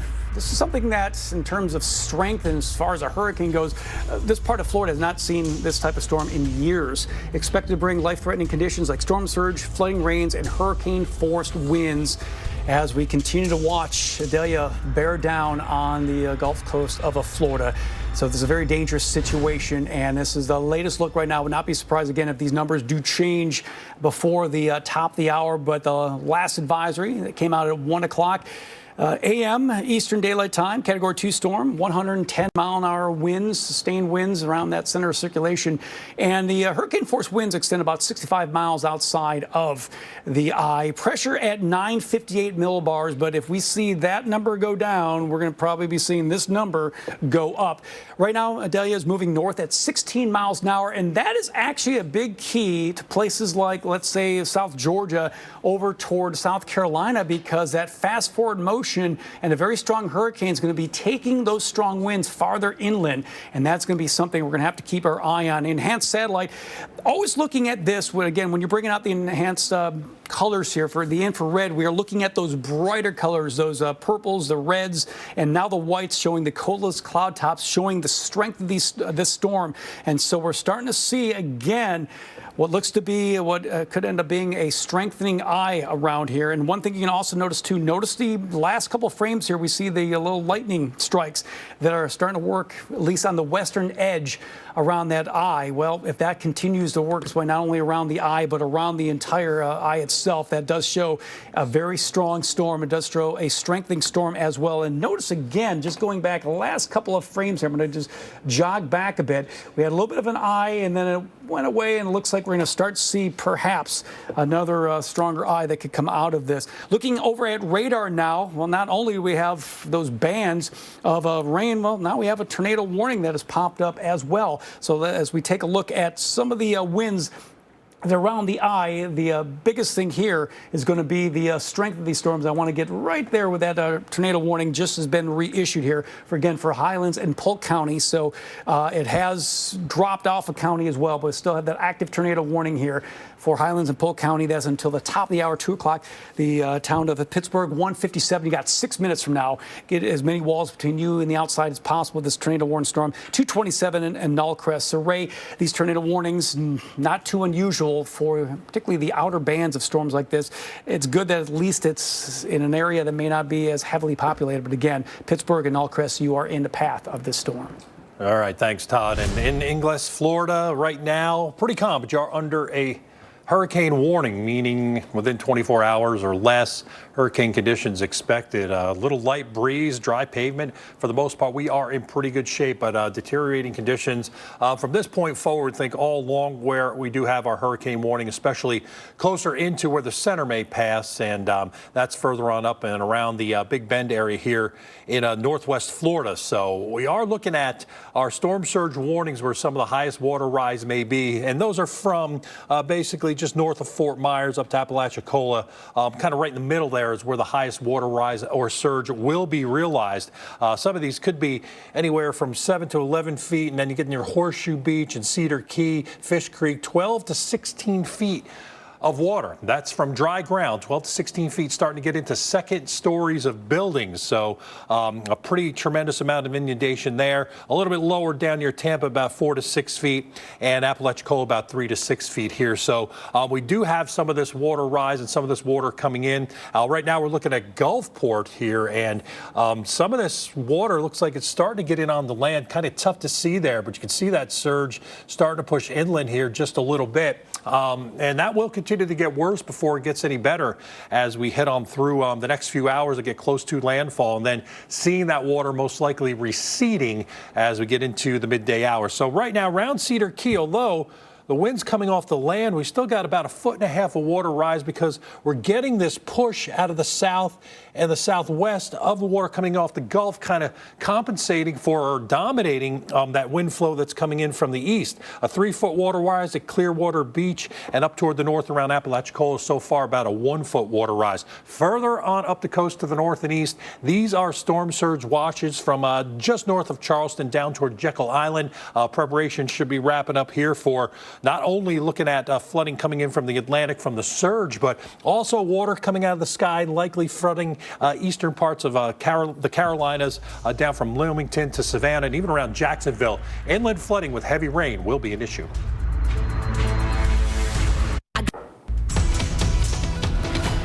Right, breaking now, Idalia now a major hurricane, a Category 3 hurricane with 120-mile-per-hour maximum sustained winds and continuing to gain strength as it barrels toward Florida's Big Bend. And a pressure drop, Todd, in the last report an hour ago of 13 millibars, down 945 millibars. Moving north now and slowing down 1 more mile per hour, 15 miles per hour with the center located 100 miles southwest of Cedar Key, Florida. It's amazing that every one of those numbers you just mentioned is trending in the wrong direction, because not only did the pressure drop, and of course that corresponds with the stronger winds, but that moving north at 15 miles an hour, even if it's 1 mile an hour, that's slowing down. That is more energy that the sea surface temperature has, and that is more potential for the storm to increase in not only in strength, but we still have several hours before the potential landfall of this. And usually a little lag between that pressure drop and the wind speeds to go up maybe even further. We've got to get to 130 to get to Category 4 strength, which the Hurricane Center is forecast. And at this point, too, I mean, we're talking difference between 120 and 130 mile an hour winds. When you're talking about damage and you're talking about what could happen out of this, there's really not much of a difference at this point. I mean, we're a major hurricane. Yeah, we just want to hope it doesn't get stronger than that. But I mean, this is probably some of the best presentation we've seen in terms of you know, the structure. Absolutely, yes. You know, through the whole life cycle of this hurricane. And going back to when it first was being looked at, and even was in the Western Caribbean, there was a lot of jaggedness to this. It wasn't looking good. And then you had the warm sea surface water, but we had the shearing. We had the upper level, the upper level winds were shearing this thing apart. There's nothing stopping this now except for the forward motion and the land it's going to interact with. Right, and you even got that little indentation in the Big Bend area, so it may actually spend a little bit more time over open warm water with limited shear. There's not really too much that keeps it from getting weaker, that's for sure. Exactly. Maybe because we have the mid-level trough, that's one of the reasons why we are going to be looking at that bend that's going to end up turning it. We have a mid-level trough that's going to help kick it a little bit more toward the Big Bend. But notice again, we still have that northerly direction. So it hasn't quite moved to the northeast yet. It's kind of wiggled a little. You look at that longitude line, and it has been moving a little bit further away from it.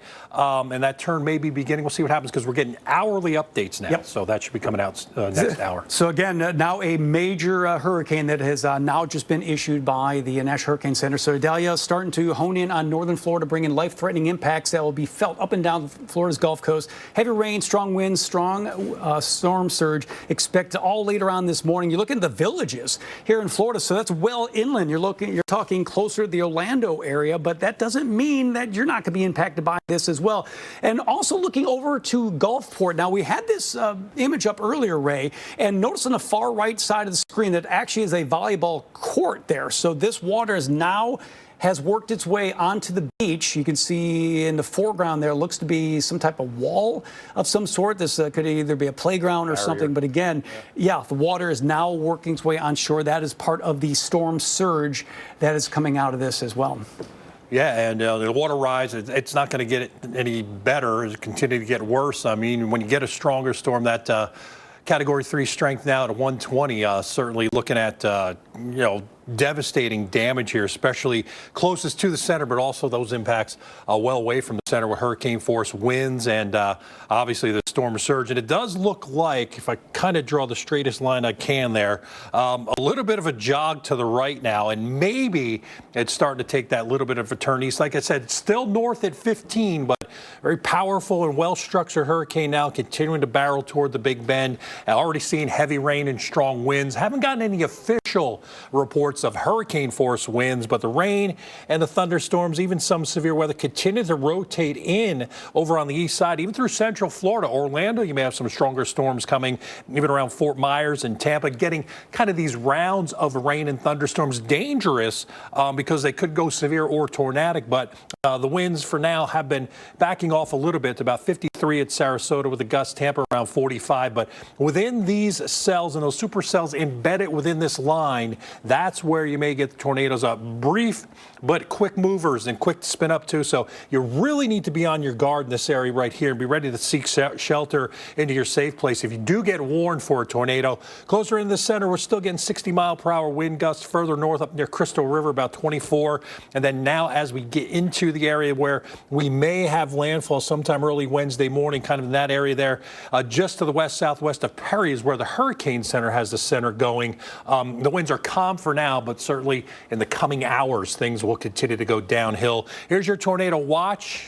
I like the word in and around the watch area. So just because Orlando, you're not in it, that does not mean you will not have the potential to see a quick spin up. Same thing, Daytona Beach, and even further north as we head through the morning, there could be some stronger storms coming on in. Water temperatures, well, plenty warm, if anything, actually, from where the center has come from to where it's going. It's slightly warmer. And as we said, you kind of got this little bit of extra here of warm Gulf water that we will have this hurricane sitting over and still forecast to strengthen maybe a little bit more here. Again, we've got to get to 130, Todd, but I think most concern for me with that latest update was that pressure drop, 13 millibars from the last hour. In 1 hour's time. So that just goes to show you that even, and when we're looking at the radar and looking at satellite imagery as well, it didn't look like it was greatly growing, but it certainly did. Look at this scene here. Wow.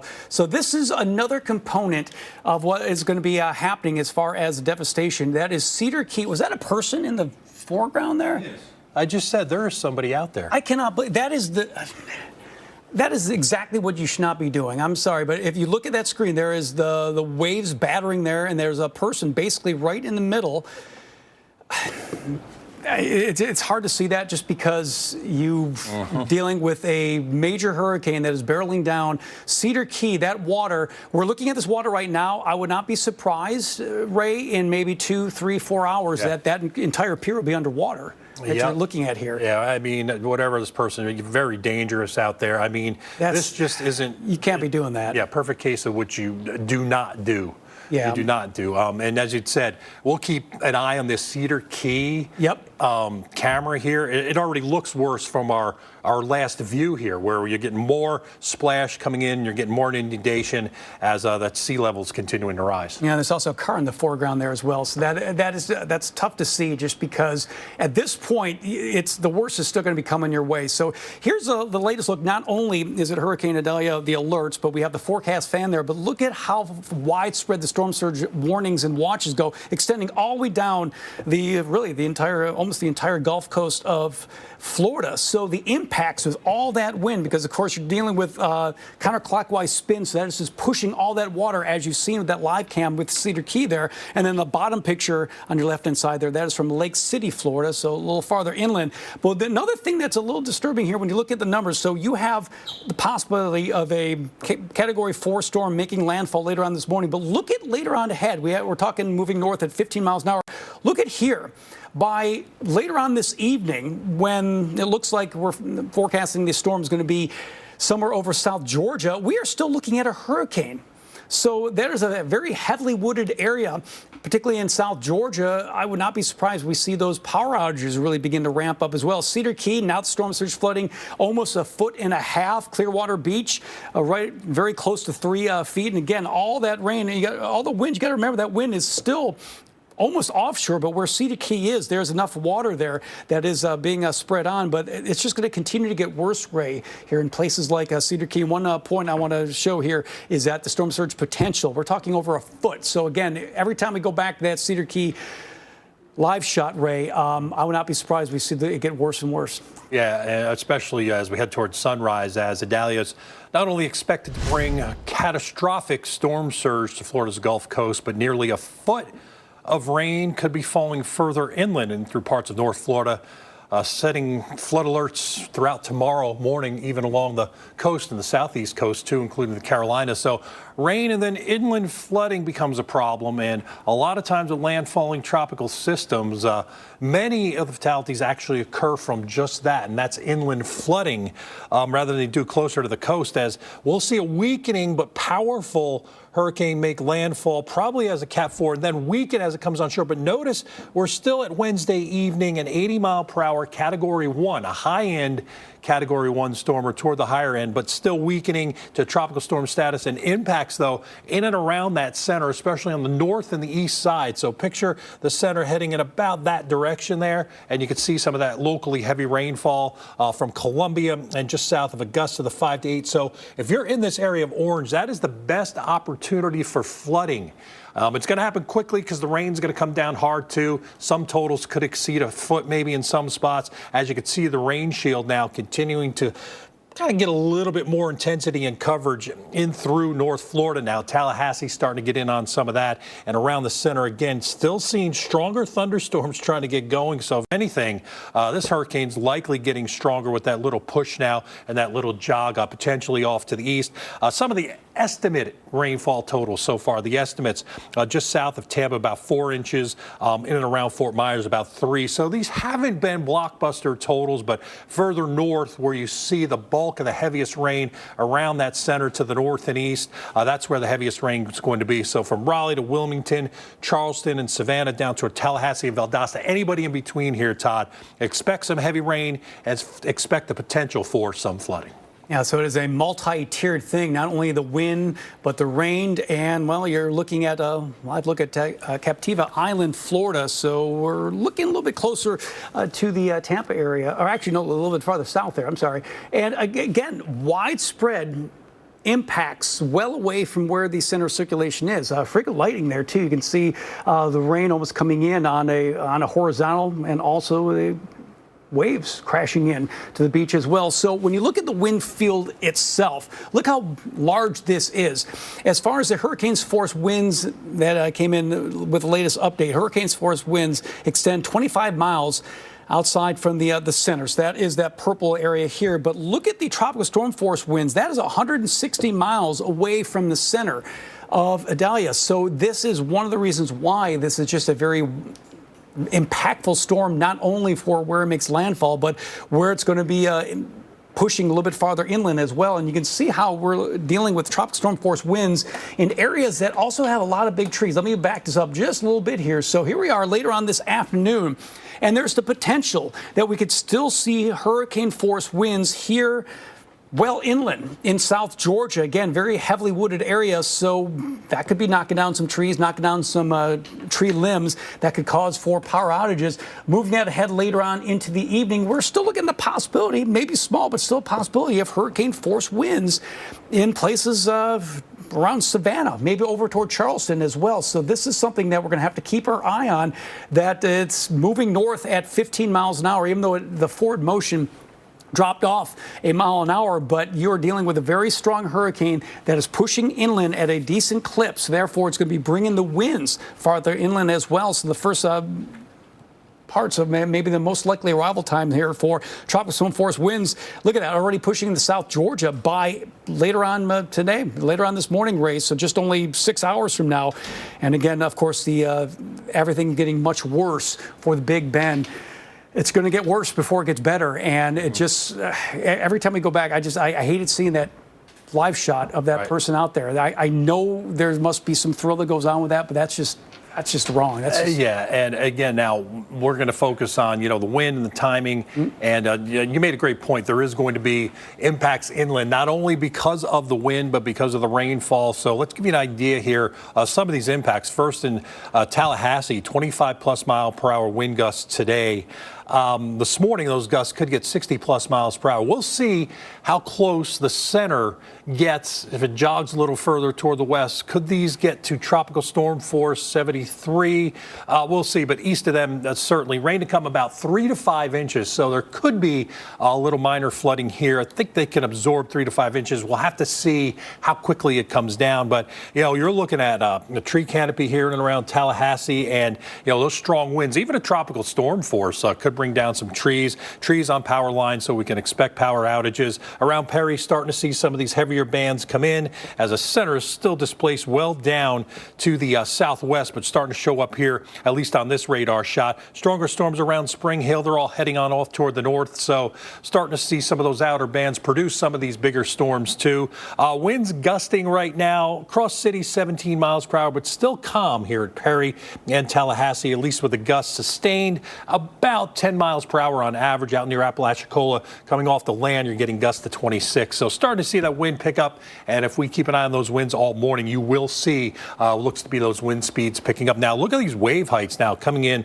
at Cedar Key. The wave height's now 11 feet, so that's what's crashing in here to the shoreline, also pushing water in as that center gets closer. And you're still well away from the center. As we'd say, it's about 100 miles to the southwest plus, and these wave heights will only continue to go up. Wave height here just southwest of Perry, about where that center is going to cross the coast.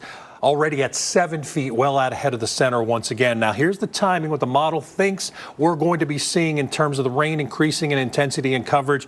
It's got a pretty good idea right now what's going on. You got the stronger storms on the east side, the rain shield and the wind starting to come in, and that center probably crossing the coast between 6 and 8 a.m. this morning, somewhere around there, and then moving inland and starting to see that heavy rain push on into the eastern parts of the Carolinas. 5-7 inches of rain potential in some spots.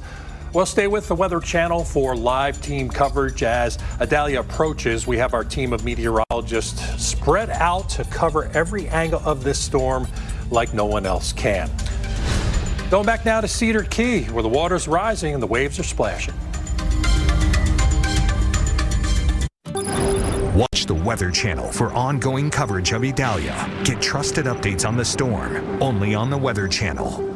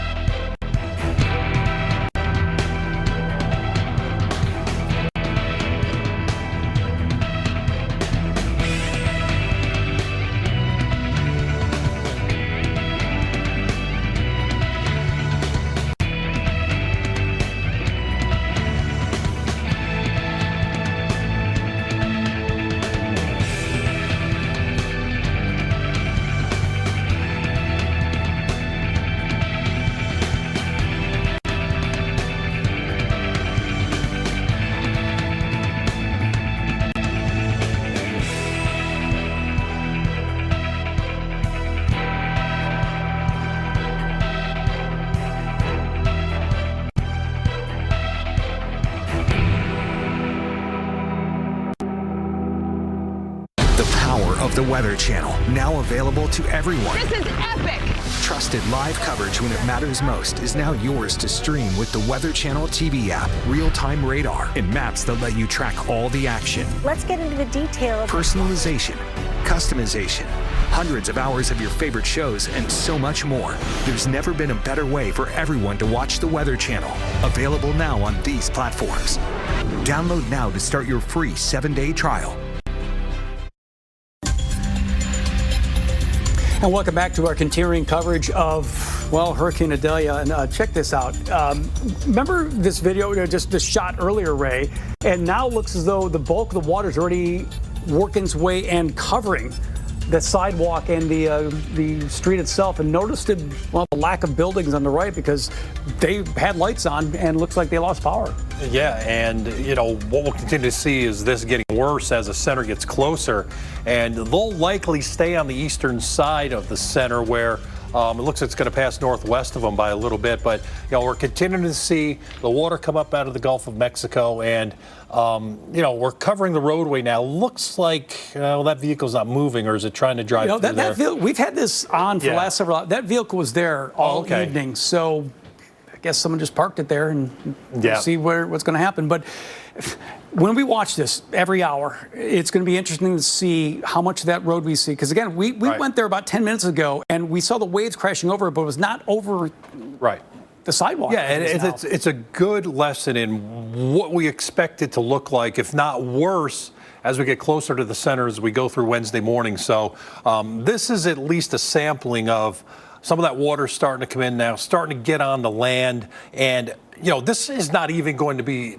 the worst for Cedar Key because the center is still southwest, and I still think at least the mean wind direction might still be coming off the land. Yeah, that's what it looks like from this. And one thing I want to point out, too, is that we are at high tide at Cedar Key. That happened at 2:35, so really just minutes ago we're dealing with high tide. So that's also playing into what we're seeing here, but you couldn't ask for a worse time because not only is it high tide, this is also somewhat extremely rare. We're at a super blue moon right now. So this is the second full moon in the month of August, and it's the moon is also, it's a super moon, so it's also at perigee, meaning that the moon is at its closest approach to the Earth. So you're also dealing with things that help enhance the tide. So a lot of these normally high. So again, a lot of things are just going against what is happening, at least for right now in Cedar Key. So unfortunately, this is going to be a situation that's going to continue to get bad as we head through the rest of this morning hour. So let's just take a look at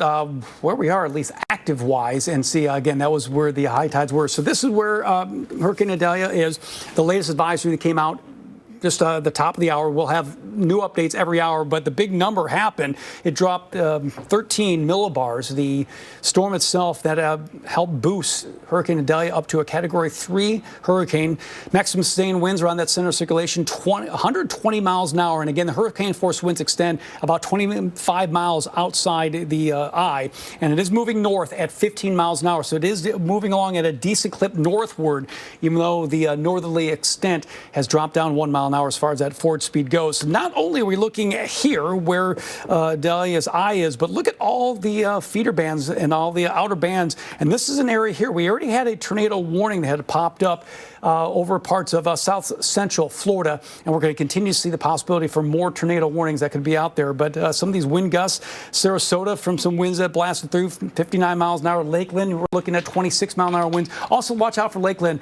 We could see, again, some very strong thunderstorms that could move its way on through. And again, that buoy right by the eye, Ray. It's going to be interesting to see if that eye goes over the buoy, if the number ends up dropping down. Yeah, and we're getting close to hurricane force wind gusts as Idalia won't only threaten Florida, but the southeast as well, Savannah to the Carolinas.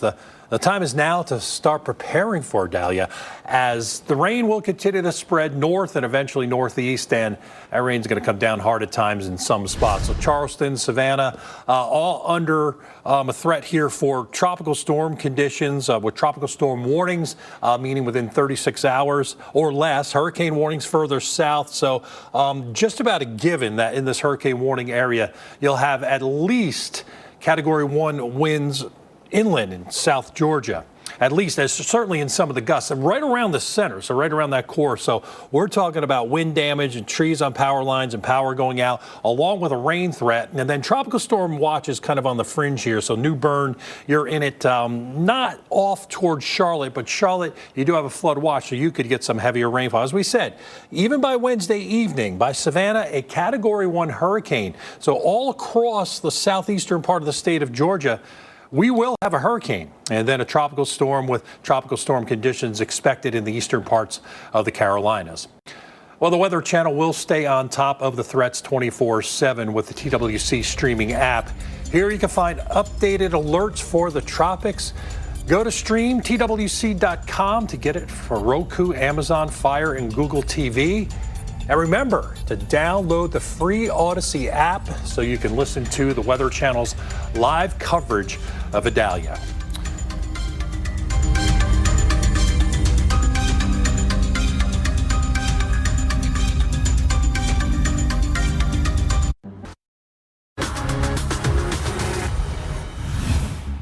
All right, now we've got some new video in here, Madera Beach in Florida. This was Tuesday night, and you can see the water rise here. This is just west of Tampa, and yeah, they were expecting about a 4 to 6 foot surge or water rise here. As you can see here, certainly covering up the roads and the streets and maybe into the lower levels of some of the buildings, but not realizing what they maybe could have as the storm continued to stay a little further west and hasn't taken that real big jog toward the east, at least just yet. So again, this year, Tampa does escape from a direct hit. They did miss a direct hit from Ian last year, and now with Idalia looking at a storm, the center is going to go well north.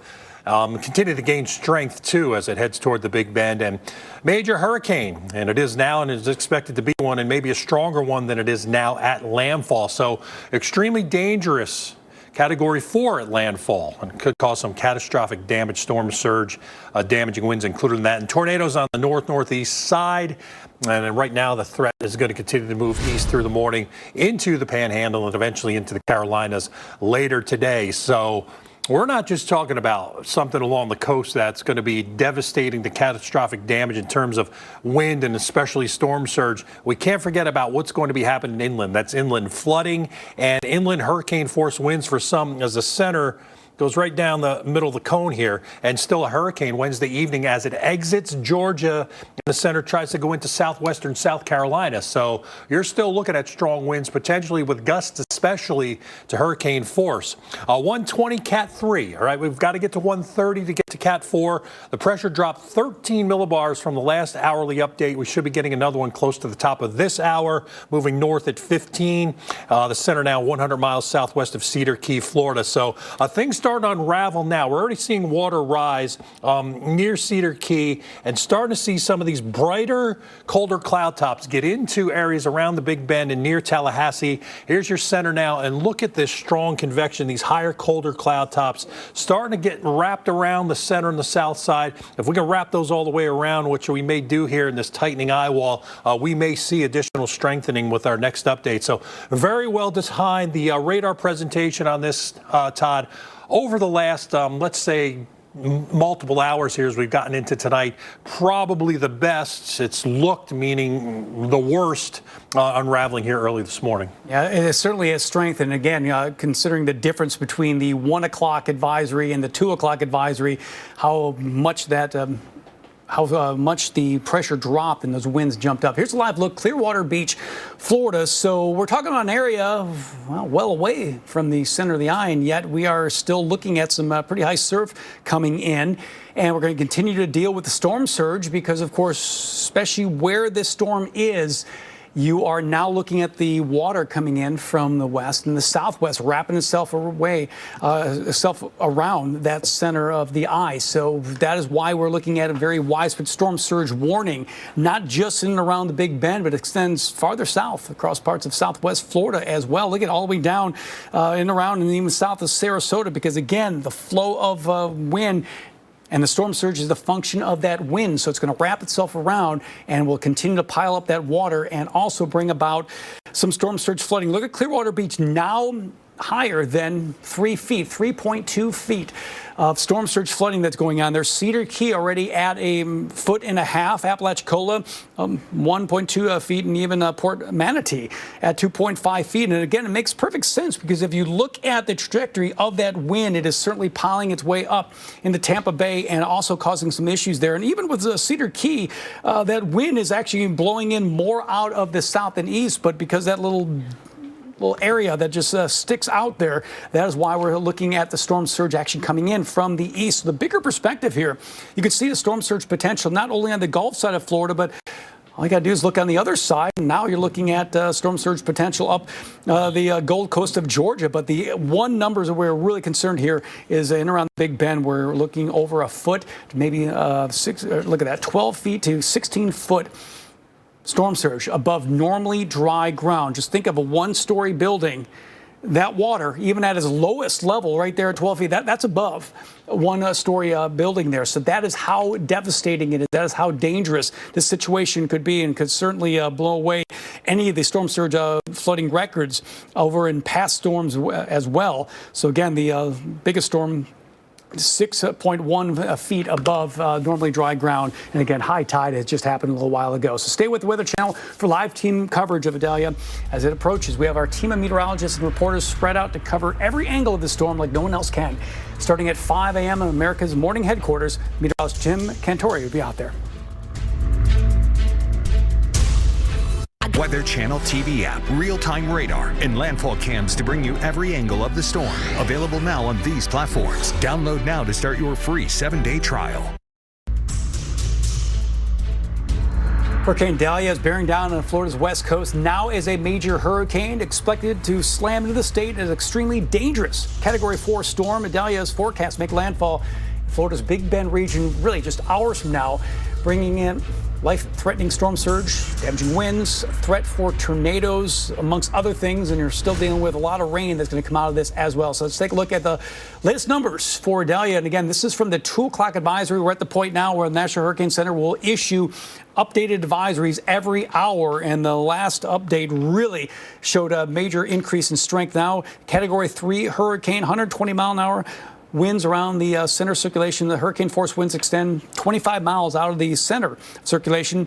Pressure down to 945 millibars, moving north at 15 miles an hour, 100 miles to southwest of Cedar Key, Florida. Take a look at the enhanced satellites. So we're looking at the infrared here and looking at the darker tones here, the reds, the purples, and anytime you're starting to see not only the eye here, but you're also looking at whether or not we can start seeing more of this darker shade that can work its way all the way around, and also starting to look at the lightning strikes that can work its way all the way around, a sign of a further enhancement, a further strengthening going on. Back to radar view here. It's not only where the eye is, but well away from the eye. We're seeing some very strong thunderstorms in some of the feeder and outer bands here. In fact, I already had a tornado warning early on, just about an hour or so ago, looking at some of the gusts. Look at that, 25 mile an hour gusts at Crystal River, Tampa at 29 mile an hour gusts, at 59 mile an hour gusts over at Sarasota. And look at that buoy, Ray, closing in on the eye. We're looking at the gusts at 72 miles an hour. So it looks like that buoy is about approaching the eye wall there.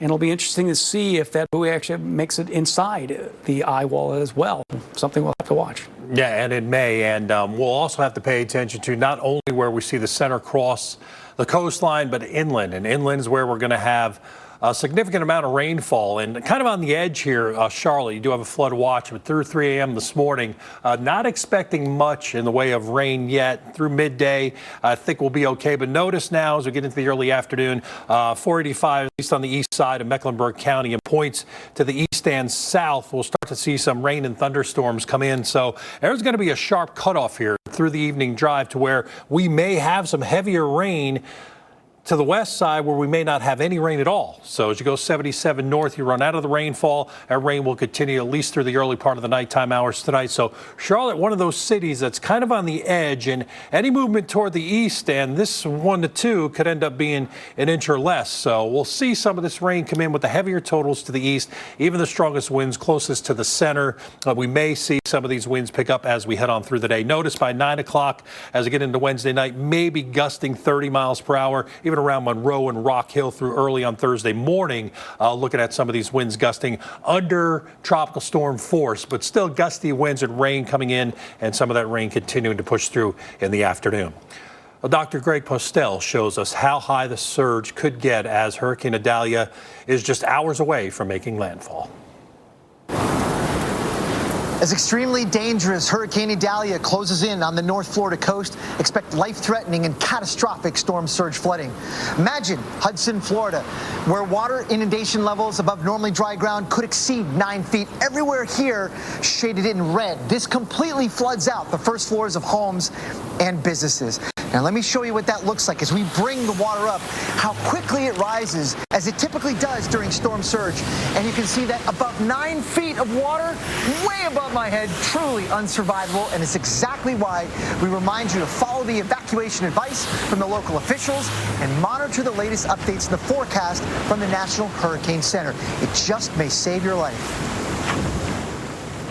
And of course, Idalia is not only going to be a Florida impact storm, it's really going to extend over parts of the southeast as well. Look at how far inland the hurricane warnings extend into South Georgia because of the somewhat fast forward motion right now moving north at 15 miles an hour. So even as a major hurricane, it will continue on this track. It will be bringing the hurricane force winds farther inland as well. Tropical storm warnings extend as far north as southern North Carolina. Tropical storm watches really extend over into all the coastal parts of North Carolina as well. So as we track where Idalia is going to go, look at this. Even by later on tonight, we still could be looking at hurricane in places like Savannah, Georgia, and not coming in from the Atlantic, but actually coming in from the Gulf side. Also in Charleston and to Myrtle Beach as well. So we're going to keep our eye on that. As far as winds go, not much. 10 mile an hour sustained winds, nothing in the way of gusts. Valdosta, though, you're going to be seeing those gusts really begin to pick up. And also, because of the track, we're going to be seeing the winds coming in from the south and east, and that's going to help pile up a lot of the water. So storm surge watches over the Golden Coast of Georgia all the way up through South Carolina. So right now looking at the storm surge potential of 2 to 4 feet. So there will be a decent amount of beach erosion going on as well as some of the high water as we track Idalia farther inland. This is later out this morning and then eventually into the afternoon. Still could be dealing with a hurricane in parts of Georgia and South Carolina. The Weather Channel will stay on top of threats 24/7 with the Weather Channel streaming app. Here you can find updated alerts for the tropics and everything else that will be going on with Idalia. Go to streamtwc.com to get it on a Roku, Amazon Fire, and Google TV. Of course, we're going to be on continuing coverage for Idalia all through the rest of your Wednesday.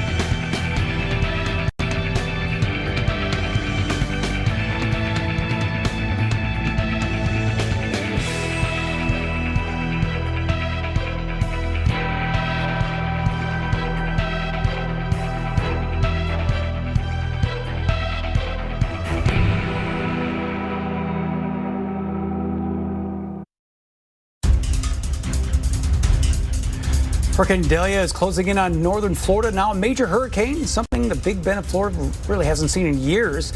This storm is expected to bring life-threatening conditions like storm surge, flooding rains, hurricane-force winds, and possibly be a Category 4 storm by the time it makes landfall later on this morning.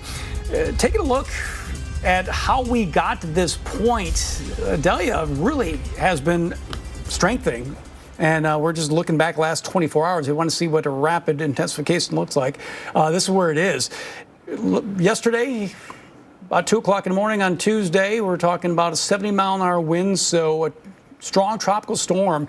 And now over the course of time, the strength of Idalia has jumped up 50 miles an hour. So we are now looking at 120 mile an hour sustained winds around that center circulation. Again, just notice the steady trend upwards. We have a lot of fuel that is helping feed this storm itself, and that is with the warm ocean sea surface temperatures, really the water content, really the entire basin here in the northeast quadrant, really all of the Gulf of Mexico, particularly here. We're dealing with water that is well above 80 degrees. We're talking 87, 88, 89 degrees Celsius sea surface temperatures, or Celsius Fahrenheit sea surface temperatures, and that is just really acting as jet fuel to Idalia. So here's what we're looking at right now: 120 mile an hour sustained winds, Category 3, currently 100 miles an hour southwest of Cedar Key. We're going to get another update at the top of the hour, so we'll see whether or not these numbers change. The numbers we're really going to be looking at is the central pressure here, and also want to see whether or not it's going to continue to move northward,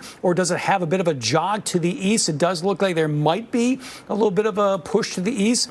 Either way, it's still a very dangerous situation. Enhanced satellite showing the colder cloud tops, and again, not quite wrapping all the way around, but again, we're starting to see the darker shades trying to work its way around the southern and southeastern end. If we can get this whole thing wrapped around, that it does show that this storm could strengthen further. But again, you can see that eye about 25 miles out of the eye. That's what the hurricane force winds are extending it. But it's not just around the eye itself. We're dealing with the feeder bands and the outer bands of Idalia, and this is where we're still looking at some strong thunderstorms. Already had a tornado warning pop up in parts of south central Florida, Ray.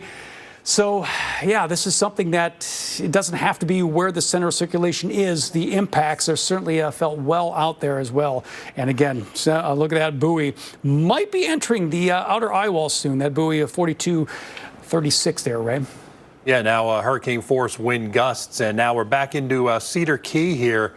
And you can see the water coming up, and it doesn't look quite as bad as it did maybe a few minutes ago, but maybe a little bit of a break, but you're still not getting or realizing your strongest surge here, your highest surge, because your wind direction's still coming in and just off the land, maybe starting to spin around right now and come in off the Gulf, and that's when you're going to see your overall water rise or storm surge go up, and potentially way up, depending on how close that east-northeast side of the center gets to you, which right now is forecast to be to your west and north. But here's your storm surge warning. So inundation from near Sarasota all the way up to Apalachicola, with right in the heart here of the middle where that storm surge warning is. Some of the highest values of water rise, maybe 12 to 16 feet. Now that's above dry ground. So if you are in this storm surge warning around Horseshoe Beach, Cedar Key, and Fish Creek, this is now getting into the second story of buildings. So that's off of dry ground. So hopefully you've taken your orders from your emergency managers appropriately and gotten yourself prepared. Now 7 to 11 foot surge just north of Hudson and down near Clearwater and Tampa, about a 4 to 6 foot water rise. St. Mark's 7 to 11, that's a pretty significant water rise there. Also Apalachicola about 3 feet. So here's what we're looking at now. Clearwater Beach, starting to see that water come up. Remember, you were about in that 4 to 7 foot water rise. You're at 3.5 feet right now, starting to get that push in near Tampa Bay, coming in from the Gulf of Mexico. Cedar Key about 1.5 feet. And according to what we're looking at here, as I mentioned, we're still seeing those winds coming off of the state of Florida before we're getting the worst of the surge. And then further north, we're going to have to watch for that surge threat to continue to come up the coast, the Carolinas and Georgia, with a storm surge watch. And then heavy rainfall and inland flooding becomes a significant threat. Southeast Georgia, northern parts of Florida, and in through the Carolinas here, especially eastern South Carolina through Thursday morning. And then that threat may spread into eastern North Carolina from about the Triad, eastern the Triangle, and out near the Outer Banks. The potential for flooding will be with us through at least Friday morning. Well, stay with the Weather Channel for live team coverage of Idalia as it approaches. We have our team of meteorologists and reporters spread out to cover every angle of this storm like no one else can. Spread all up and down the coast, inland areas also. Right now, Gulfport looks like you're starting to see your worst surge come in right now. Water on the streets and starting to rise, and it will continue to do so.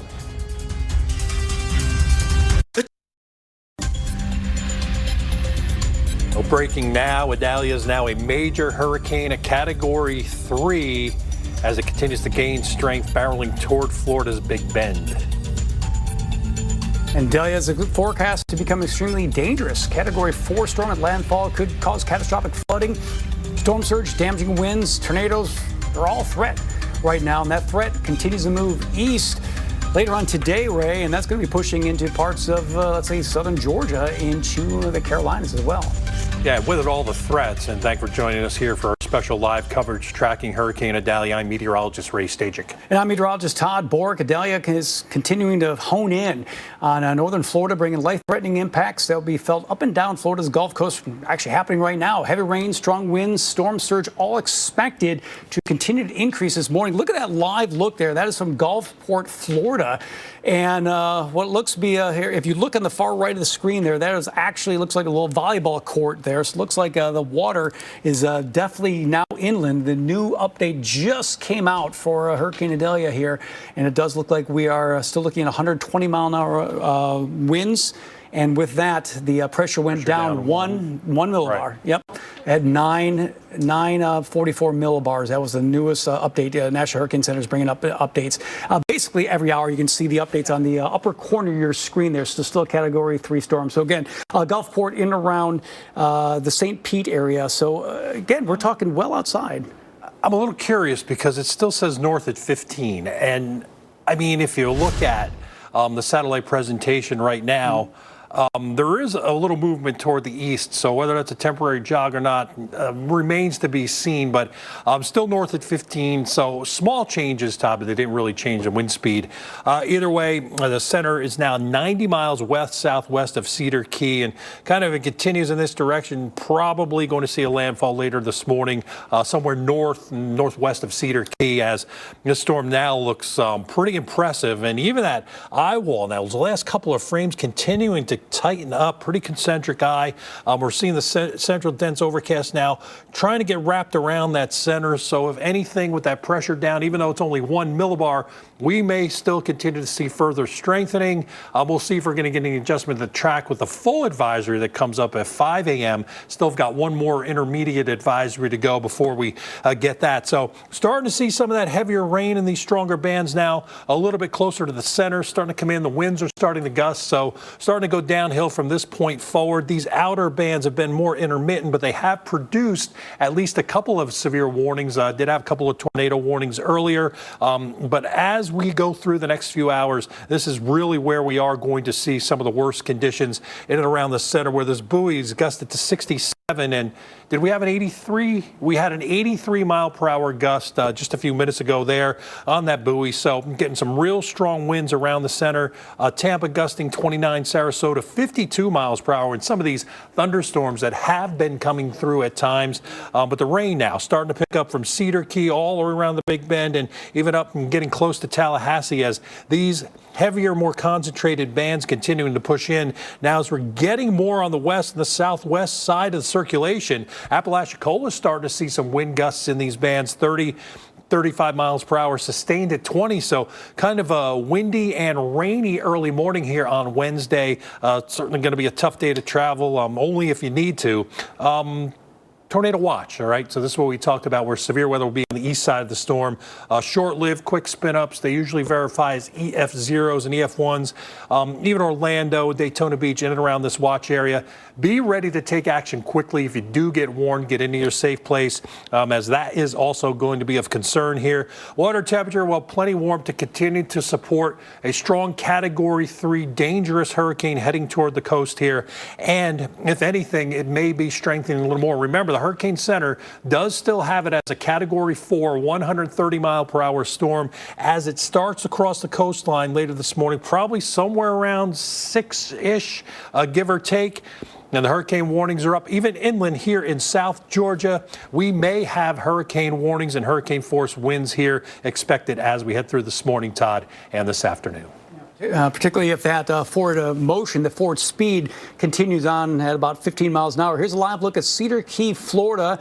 You can see, just look at those waves just crashing over the wall there and onto the street. You have a car in the foreground there, and we're actually looked like we had a couple of light flickers there. It looked like the power had gone out at least one time. It looks like at least that street light on the right side of your street has come back on again. But One thing I want to point out here, that's Cedar Key, and we're still not quite looking at the winds coming in from the Gulf over at Cedar Key right now. So one thing to point out, we've been talking about this all day, and this is every time we go into hurricane season. Remember, the impacts are felt well outside the center of circulation, well outside the eye, and you can see the storm surge warnings extend well south of Tampa, south of Sarasota, even storm surge watches all the way down as far south as Everglades City. So this is all because we're looking eventually going to be seeing those winds for many areas coming in from the Gulf side. Not quite there yet for Cedar Key, but already seeing, look at that, 1.6 feet above normally dry ground. Again, that wind is actually coming in more out of the south and east, but Cedar Key just out just enough. So there's enough water there that's being picked up. But even Apalachicola, almost 1.5 feet of storm surge flooding. Again, a lot of that is coming in really off the bay into where the beaches are. Clearwater Beach. Now we're starting to see that full blast of southwest flow, and that, again, the storm surge, a function of the wind. So now over 3 feet of storm surge flooding that is going on. So that is already going to be causing some issues there. This is the storm surge potential still going to go on. Once we start seeing those winds come out from the Gulf side, there is the potential for seeing anywhere from 12 feet to 16 feet of storm surge. That is basically water above normally dry ground. That's enough to basically put a one-story building underwater.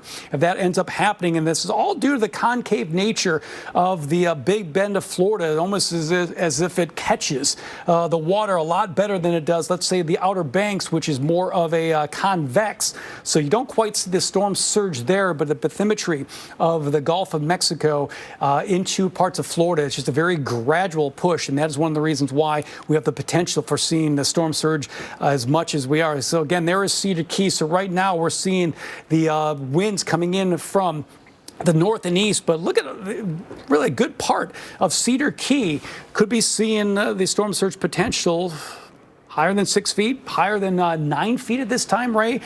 This is why the evacuation orders were issued much earlier, because you shouldn't be out here at this time. Yeah, and that surge will continue to get worse as we head through this morning. Idalia not only expected to bring catastrophic storm surge to Florida's Gulf Coast, but nearly a foot of rain could fall in parts of North Florida, setting off flood alerts through tomorrow morning along the coast, too. And that means the coastal parts of Georgia and even on into the Carolinas, as the rain element of this will become pretty quickly an inland flood threat. We still have to worry about the wind, but rain's going to produce flash flooding in multiple areas under flood watches now. So getting into the forecast track here, it does look like we are going to continue to see even a hurricane as we go on through Wednesday evening and a tropical storm as we get through Thursday morning, but still impacts nonetheless. It's not really all about whether it's a tropical storm or a hurricane when it gets into the eastern Carolinas. It's what it's going to do. And it's going to do this, and it's heavy rainfall, 5 to 8 inches in this area of Orange. So that's around Columbia, and you get near Charleston and north of Savannah. Some spots could see some locally higher totals. You may see some double-digit rain. This is going to be what will be most susceptible to flooding, and some of that heavy rainfall now starting to come on shore here near Tallahassee and just south as the center now continues to make its movement toward the north and maybe just east of north. Very well-defined center now with thunderstorms trying to get all the way around that center as it continues to push on off and make its direction toward the Big Bend of Florida. Rainfall already has exceeded 4.5 inches around Fort Myers. So far further north, we've seen about 2.5 here just south of Jacksonville, but all this heavy rain will continue to move north and it will have impact. Thus, the flood watches will stay in place here. Flooding possible in and around the watch area, Valdosta to Tallahassee, Savannah, Charleston, Raleigh, Wilmington into the Outer Banks, and even around and south of Columbia. The potential is there for flooding. It's not a guarantee. When you get the advisories or the warnings, that means when you need to take action. So more likely in yellow than it is green, but that doesn't mean even around Charlotte you may have the potential, especially off toward the east, of maybe some flooding. And then as we get into Thursday to Friday morning, morning. As the low pulls off the coast, we may see some flooding here around Nags Head, New Bern, Hatteras, basically into the Outer Banks, maybe the Triad and the Triangle, but it looks like that threat's going to be less. It'll be greater the further toward the east, as the guidance shows us here through Wednesday morning. The center now onshore by 8 a.m. and then heading as a hurricane and kind of in this direction, potentially crossing right over pretty close to Savannah with potentially some hurricane force winds, and then some of that heavier rainfall with a weakening system in through Wednesday evening and Wednesday night, starting to get into Charlotte and Raleigh. And it's really later Wednesday into Wednesday night, we are going to see some of that heaviest rain push through the eastern Carolinas, Todd. So we'll look to be earlier, maybe a little bit further east. Now, from where I was yesterday, looking at Raleigh, maybe Charlotte on the western edge of some of that heavier rainfall, but still can't forget about the inland flood threat with this. And also, I've heard you mention a couple times that inland wind threat too, potentially bringing down trees and power going out too in some of these places. This is a very heavily wooded area. Right. We got to go back to Hurricane Michael when after landfall over in Mexico Beach, really not too far from where this is, but there's a lot of inland issues out there with the power outages because, again, you have a lot of shallow-rooted trees in the south, in parts of northern Florida, South Georgia, and, yeah, they can end up toppling over power lines, and that's one of the reasons why there's potential for some widespread power outages in North Florida, south of Georgia, and extending over into parts of southeast Georgia, over up maybe as far north as Charleston. The possibility is certainly there because of the winds and the fact that this is such a strong storm right now, and the forward motion that is certainly moving northward, at least currently the forward motion north at 15 miles an hour. So there's the potential of bringing those hurricane force winds well inland. Look at the current Florida outages, and again, the Pinellas County, that is the one that has the highest amount right now, more than 13,000 customers. So when you're talking about a customer, you're dealing with more people. A customer is a household or a business, and you're dealing with people that are inside of that, so it's affecting a lot of people in there as well. It makes perfect sense that a lot of these winds and a lot of these outages are a function of wind. The wind field, again, still dealing with the hurricane's force winds about 25 miles outside the center circulation, but the orange here, tropical storm force winds extends 160 miles outside of that center circulation. Look at this. You have the possibility, and Ray was mentioning this earlier, there's a possibility, just going back a few hours here, that, yeah, we could still be dealing with hurricane force winds by later on this afternoon, extending into parts of southeast Georgia and maybe even over into southern South Carolina. So, again, that is enough that could bring down power lines. That's enough to cause some damage out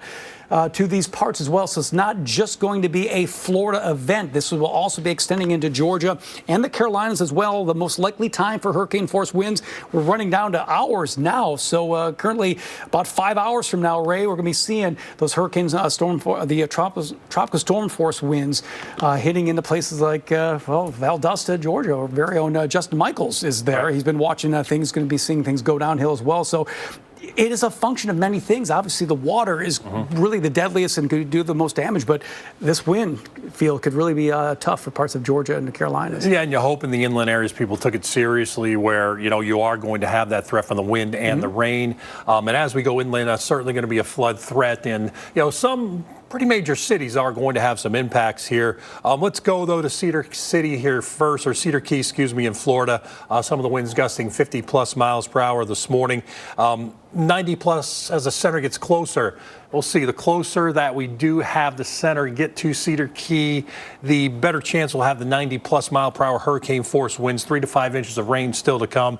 So the worst probably in the first half of the day. Your high tide, well, that's already happened. Low tide at 7:50 this morning. And then again, we'll see high tide at 1:45 in the afternoon, when you may actually start to see along the back edge, in the back, south-southwest winds start to come in and maybe raise that water once again. So we're going to have to keep our eye on that very closely. As you can see here, that direct perpendicular flow into Cedar Key at 1:45 at the next high tide coming in.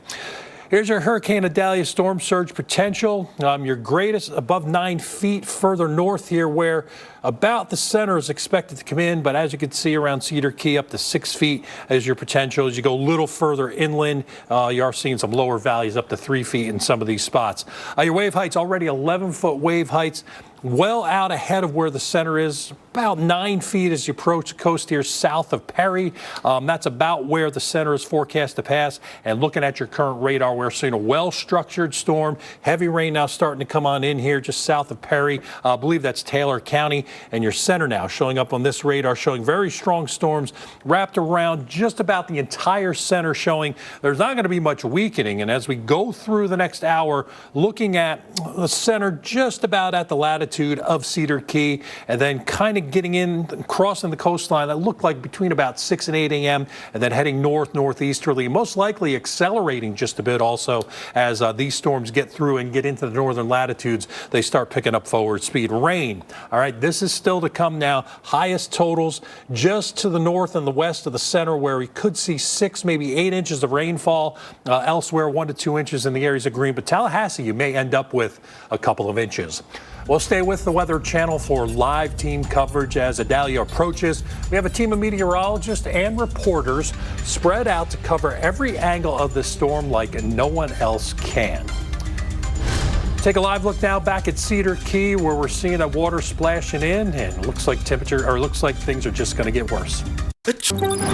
Watch the Weather Channel for ongoing coverage of Idalia. Get trusted updates on the storm only on the Weather Channel.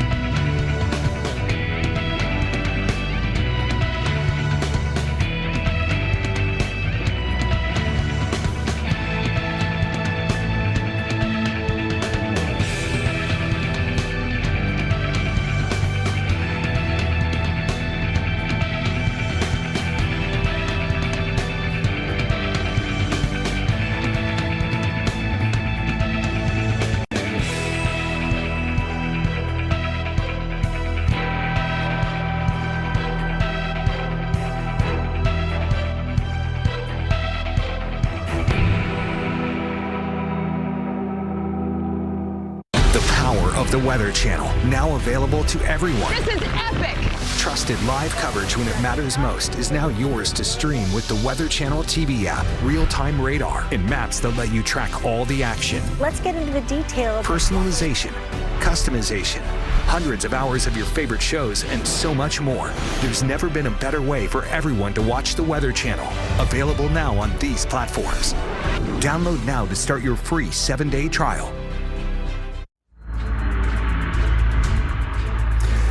Live look right now, Cedar Key, Florida. We've been keeping our eye on this particular camera for the last couple of hours, and the water continues to splash. You got a car in the foreground there, and well, that was a good splash there too. And this is just the beginning of what could end up being an area that's going to be inundated with storm surge flooding. It looked a little worse maybe about an hour ago, but we're also starting to work away from high tide. But we also have a couple things going against Cedar Key. We're going to be seeing more of this water and the winds heading towards Cedar Key as well. Latest numbers on Hurricane Idalia. And again, this is every hour. National Hurricane Center will continue to give updates. The last update, we dropped the central pressure by 1 millibar, now down to 944 millibars. Still a Category 3 hurricane, with maximum sustained winds 120 miles an hour. And the hurricane-force winds extend about 25 miles outside the center of circulation. Location currently 90 miles west-southwest of Cedar Key, Florida. And even though the movement is north at 15, it does look like it's take a little bit more of an easterly push at some point. If you are just looking, at least straight ahead, looking at radar now, not only we have the circulation from, well, the center there, but well outside of that, we have the feeder bands and the outer bands bringing at least some thunderstorms and some stronger thunderstorms, and even had a tornado warning storm just about an hour and some change ago. Looking at some of the wind speeds, the buoy closest to the eye, still gusting about 67 miles an hour. We had a gust not too long ago, more than 80 miles an hour, but even far enough away from that. Look at Tampa coming in with a 45 mile an hour gust now, and Lakeland, 24 mile an hour gusts. One thing to notice the wind direction from Tampa coming more out of the south. So again, that's going to exacerbate the storm surge issues for the good part of the Gulf Coast of Florida. A little bit farther inland, again, a couple of thunderstorms here or there, but as of right now, no severe storms, but we're still dealing with a tornado watch in a good part of West Florida. So here is the look again. We're starting to see the thunderstorm activities, the strongest parts of it, where you're starting to see the lightning bolts there, the lightning. So again, on the at least the northwestern wall of the circulation here. But again, if we start seeing a little bit more in the way of, these numbers are amazing too. So we're also looking at velocity. So this is coming out of the Tallahassee radar site. You can see the beam there. That's about 120 miles away from where we are looking here. But look at this, Ray. Looking at a velocity, look at a wind speed heading toward the radar site of 132 miles an hour. So again, that's higher up in the hurricane itself, Ray. But that goes to show you that some of this wind could actually work its way on down to the surface. And that's why we're looking at the possibility for a catastrophic wind that when it makes landfall. Yeah, and we don't expect it to get weaker before it does make landfall. Hurricane Idalia won't only threaten Florida, but the southeast as well, from Savannah to the Carolinas. Now is the time to prepare or be done preparing for its arrival. So Charleston, Savannah, Hilton Head can get into the action. Same thing with Myrtle Beach. All calm right now. However, may have some impact to, property along the coast with maybe some water rise and heavy rain as we go inland. And in this hurricane warning, Jessup to around Brunswick and west and near Valdosta and just east of Tifton, hurricane force winds, if not sustained, maybe to some gusts as we continue to see a weakening storm heading about that direction. And then tropical storm warnings, meaning tropical storm conditions are possible as you get near Statesboro and Savannah and around maybe even Hilton Head, Charleston and Myrtle Beach, and eventually up toward Wilmington. So in time, we'll see the storm weaken, but still have impacts here for some, enough to cause maybe some property damage and certainly some wind damage in here as the center continues to push inland as we head through the day on Wednesday and become a Category 1 hurricane as it weakens, getting near Savannah, and then a tropical storm after that. So along the coast is where the worst impacts will be. Starting to see some of these light rain showers get into South Georgia. At least at this point, the winds are calm. They're expected to be calm, but we do have this storm surge watch here from the coast of Georgia all the way through the coast of South Carolina. Charleston, we're in on that. I think our own Alex Wallace is up there. He'll be reporting live with a 2 to 4 foot water rise expected here. It doesn't take much to get water into the city of Charleston, and around that about a 1 to 3 foot water rise. We'll quickly look at what the guidance is, thinking that rain overspread in the area in South Georgia later this morning through the day Wednesday into Wednesday night into the eastern Carolinas. Well, the Weather Channel will stay on top of the threats 24/7 with the TWC streaming app. Here you can find updated alerts for the tropics. Go to streamtwc.com to get it for Roku, Amazon Fire, and Google TV. And remember to download the free Odyssey app so you can listen to the Weather Channel's live coverage of Idalia. It looks like we will continue this live coverage through today and tonight with the latest updates as they come out.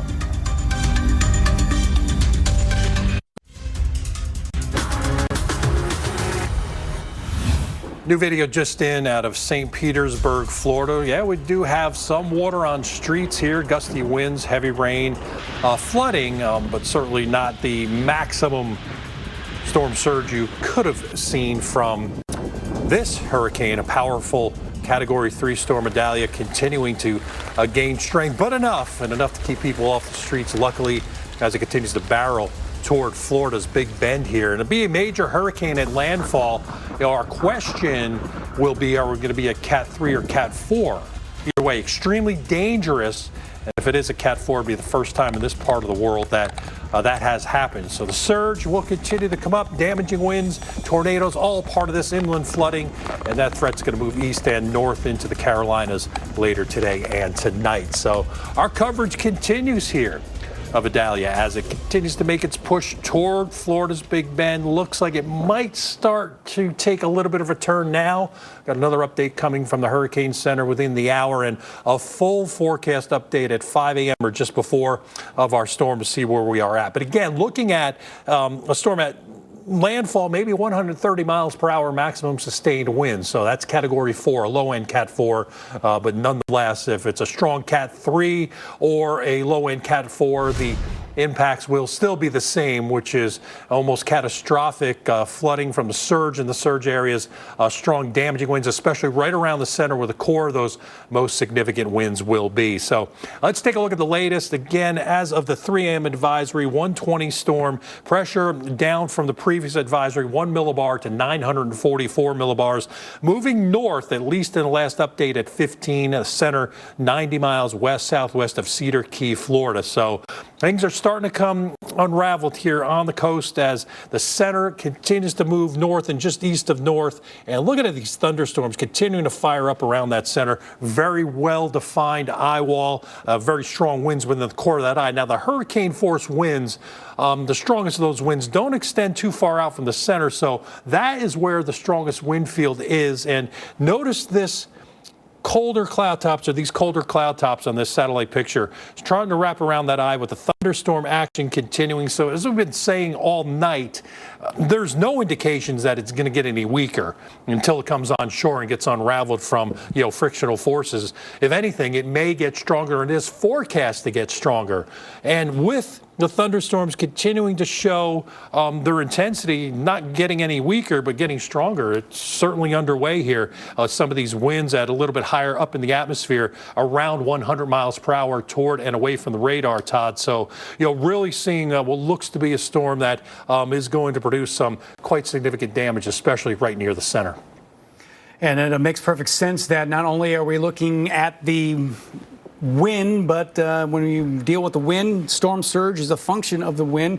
And with that, you're looking at the possibility for storm surges to reach well above 12 feet, maybe even more than that. So you're looking live right now, Clearwater Beach, so well away from, the center circulation is, and yet you're still looking at the high water working its way on shore. You got to remember now, particularly for areas that are down to the south and east of Idalia's eye, we're starting to see a lot of that water coming in and streaming in from the Gulf of Mexico, and that's why we're going to be seeing the water begin to pile up. So let's take a look at Idalia and look at this more in a way of the storm surge from this. And so, the possibility of still looking at a possible Category 4 storm before landfall. But again, all this means the counterclockwise flow around Idalia is going to be pushing that water on shore, and that is why we are concerned about the storm surge numbers here. Clearwater Beach currently at 3.2 feet above normally dry ground, so storm surge flooding currently happening there. Cedar Key at 1.5 feet, even over in Apalachicola,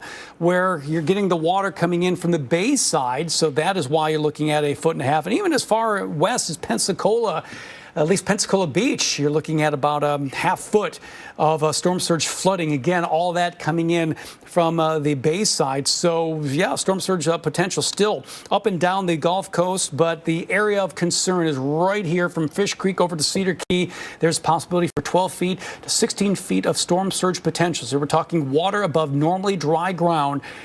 That means that a one-story building will be underwater, and that will greatly blow away any of the storm surge flooding records we've had before in Cedar Key. And we're exiting high tide, heading toward a low tide that is later on this morning. So stay with Weather Channel for live team coverage of Idalia continues to approach. We have a team of meteorologists and reporters spread out to cover every angle of the storm like no one else can. Starting at 5 a.m. on America's Morning Headquarters, meteorologists Jim Cantori, Paul Goodlow, and Mike Siddell will bring you the latest from Florida. Stay with us. Watch the Weather Channel for ongoing coverage of Idalia. Get trusted updates on the storm only on the Weather Channel. Hurricane Idalia continues to bear down on Florida's west coast. Now it's a major hurricane. Expect to slam into the state and an extremely dangerous Category 4 storm. Really, within hours, we're just going to be hours away from this. Idalia's forecast to make that landfall. Still don't know where exactly yet, but it's going to continue to get worse, particularly in around the Big Bend, bringing life-threatening storm surge, damaging winds, and even the threat of tornadoes a little bit farther inland as well. You're looking at a live look there. That is the city of Gulfport, and already seeing the storm surge flooding that is currently going on there. So it's not just what is happening around the eye, but its impacts being felt well outside the eye as well. Let's take a look at the latest numbers. Every hour, top of the hour, the National Hurricane Center has now been giving out hourly updates, at least as far as the positioning and strength. So as far as the 3 o'clock advisory, still looking at a Category 3 hurricane, 120-mile-an-hour winds around that eye wall there in the eye wall. And hurricane force winds extend about 25 miles outside the center of circulation, but tropical storm force winds well outside of that. Still moving north at 15 miles an hour, but I mean, it certainly does look, you can see the longitude lines here, and I mean, there certainly does seem to be a shift here to the east, whether or not that is just a wobble or an actual turn to the north and east. But either way, we're going to be looking at these numbers as well, not only how fast it's moving in the forward speed, but also what direction is moving as well. Enhanced satellite, oh wow, look at the you can see just over the last hour or so, if I turn off the lightning strike there, you can actually see some of the purples that are popping up. So we're looking at the colder cloud tops really trying to wrap itself around the eye, and it does look like it's trying to strengthen a little bit. In fact, right now, notice the last scan there. Now we're starting to see lightning strikes all the way around the eye. So that is another chance that we are starting to see further strengthening possibly happening here. Even though it is a relatively small eye, there is the possibility that this thing is starting to strengthen a bit. Again, notice over the last 35 minutes or so, Ray, notice the lightning wrapping around that eye. So this is something that is a discouraging sign. And also whether or not, does that look like maybe a second eye wall that's trying to blow there as well? It's kind of hard to see with that. But again, I'm really concerned about how the lightning is really wrapping around that eye and whether or not this thing is starting to maybe get a little bit stronger. Well, it's certainly not going to get weaker. I think we've convinced ourselves of that in the Hurricane Center, saying that also that it's going to strengthen to a Category 4 as it approaches the coastline. So that looks like it could be underway within the next few minutes. We'll get the next hourly update, then a full forecast advisory coming up just before the 5 a.m. hour Eastern time. Some cities also away from the center and well away from the center that may have impacts here include the Eastern Carolinas, Raleigh, Greenville, and Fayetteville. We're timing it out now with our future radar. Mostly Wednesday afternoon and Wednesday night from about the Triangle to the west, southwest toward Fayetteville, and the east out near New Bern. Rain and thunderstorms, stronger storms. There'll be a severe weather element, but look at this heavy rain basically east of Raleigh and 95 out near Greenville, New Bern, even Cape Hatteras out into the Outer Banks. So this is where there's going to be a flood threat even through Thursday morning, then pulling away as we head on through the day. Up 3 to 5 inches of rain in some of the heaviest totals, and then you go from 3 to about 1 inch as you go from the triangle out toward the triad. But some of these 6-inch totals, 5-inch totals could be accompanied by maybe some thunder and lightning too, and maybe some severe weather. So winds are calm for now, and the winds will continue to forecast to go up as we head on through tonight and tomorrow morning. Tropical storm force winds here 9 a.m. on Thursday morning, maybe to 50 miles per hour in Jacksonville, North Carolina, and we'll continue to see those winds pick up before they die down. Maybe to hurricane force out there if you caught that 75 there out near Hatteras as you get in through early Thursday, Todd. Yeah, it's amazing to see with that wind. Again, any one of those images there, it's scary to think that storm surge is going to be a big issue, but we're also got to worry, well, about how much farther inland is going to spread. This is not just going to be a Florida event. Look at the hurricane warnings extending well into interior parts of southern Georgia here. That's because of the fast forward motion. We have a major hurricane moving, at least the latest advisory, north of 15 miles an hour. That is a decent clip that will be bringing hurricane force winds farther inland, also boosting the possibility for power outages that could move into parts of Georgia, into the Carolinas as well. Look at the extended forecast looking ahead. Later on this evening, there's still a possibility of hurricane force winds, and still could be a Category 1 hurricane just to the west of Savannah. And unlike trying to think of a hurricane coming in from the Atlantic side, this is actually coming in from the Gulf side. So that is why the forward motion is not a good thing for areas farther inland. So this is not just going to be a coastal event. Looking at the current winds right now, well, yeah, nothing to really worry about, but conditions are going to go downhill quickly. And also storm surge, a function of wind. So we have a storm surge watch from the Golden Isles of Georgia, really all of the Georgia coast and a good part of South Carolina coast, because again, we're looking at the possibility of those winds coming in from the Atlantic side. So storm surge potential up and down, really from North Florida all the way through the coastal North Carolina. Potential from 1 to 3 feet in the areas, the worst areas from Savannah over toward Charleston. 2 to 4 feet. So Weather Channel will stay on top of the threats 24/7 with the Weather Channel streaming app. You can find update alerts for the tropics. Go to streamtwc.com to get it for Roku, Amazon Fire, and Google TV. Of course, we're going to be on this storm for the rest of this Wednesday and pushing into your Thursday. Live look right now from Florida. It's unbelievable. Hundreds of millions of lives impacted. Look at the wind howling through here. Thousands of storms forecasted, 40 years of storytelling, and a former National Hurricane Center director. One trusted best-in-class expert team. America's most trusted news network, the Weather Channel.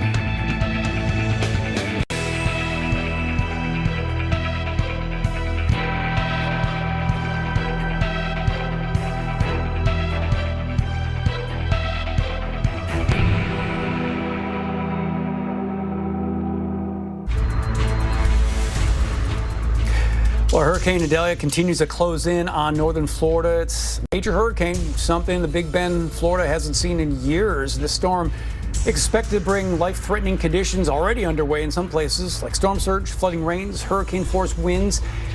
And there's still forecasted to possibly become a Category 4 storm by the time it does make landfall. So, yeah, as of right now, this really just tells you the story of what Idalia has been doing over the last 24 hours.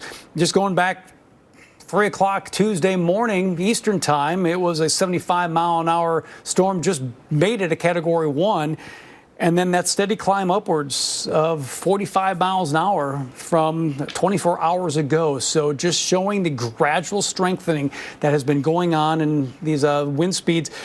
Just by looking at this alone, you'll think that it will at least continue to climb, particularly as it's going to be forecasted to be a possible Category 4 storm by the time it does make landfall. It's something we'll see. A new update will be coming away from the National Hurricane Center shortly. Now, Hurricane Hunter is currently in the storm right now. I believe this is a Teal 73 that is in the Hurricane Hunter. You can see how it's making its passes, lower levels and the upper levels as well.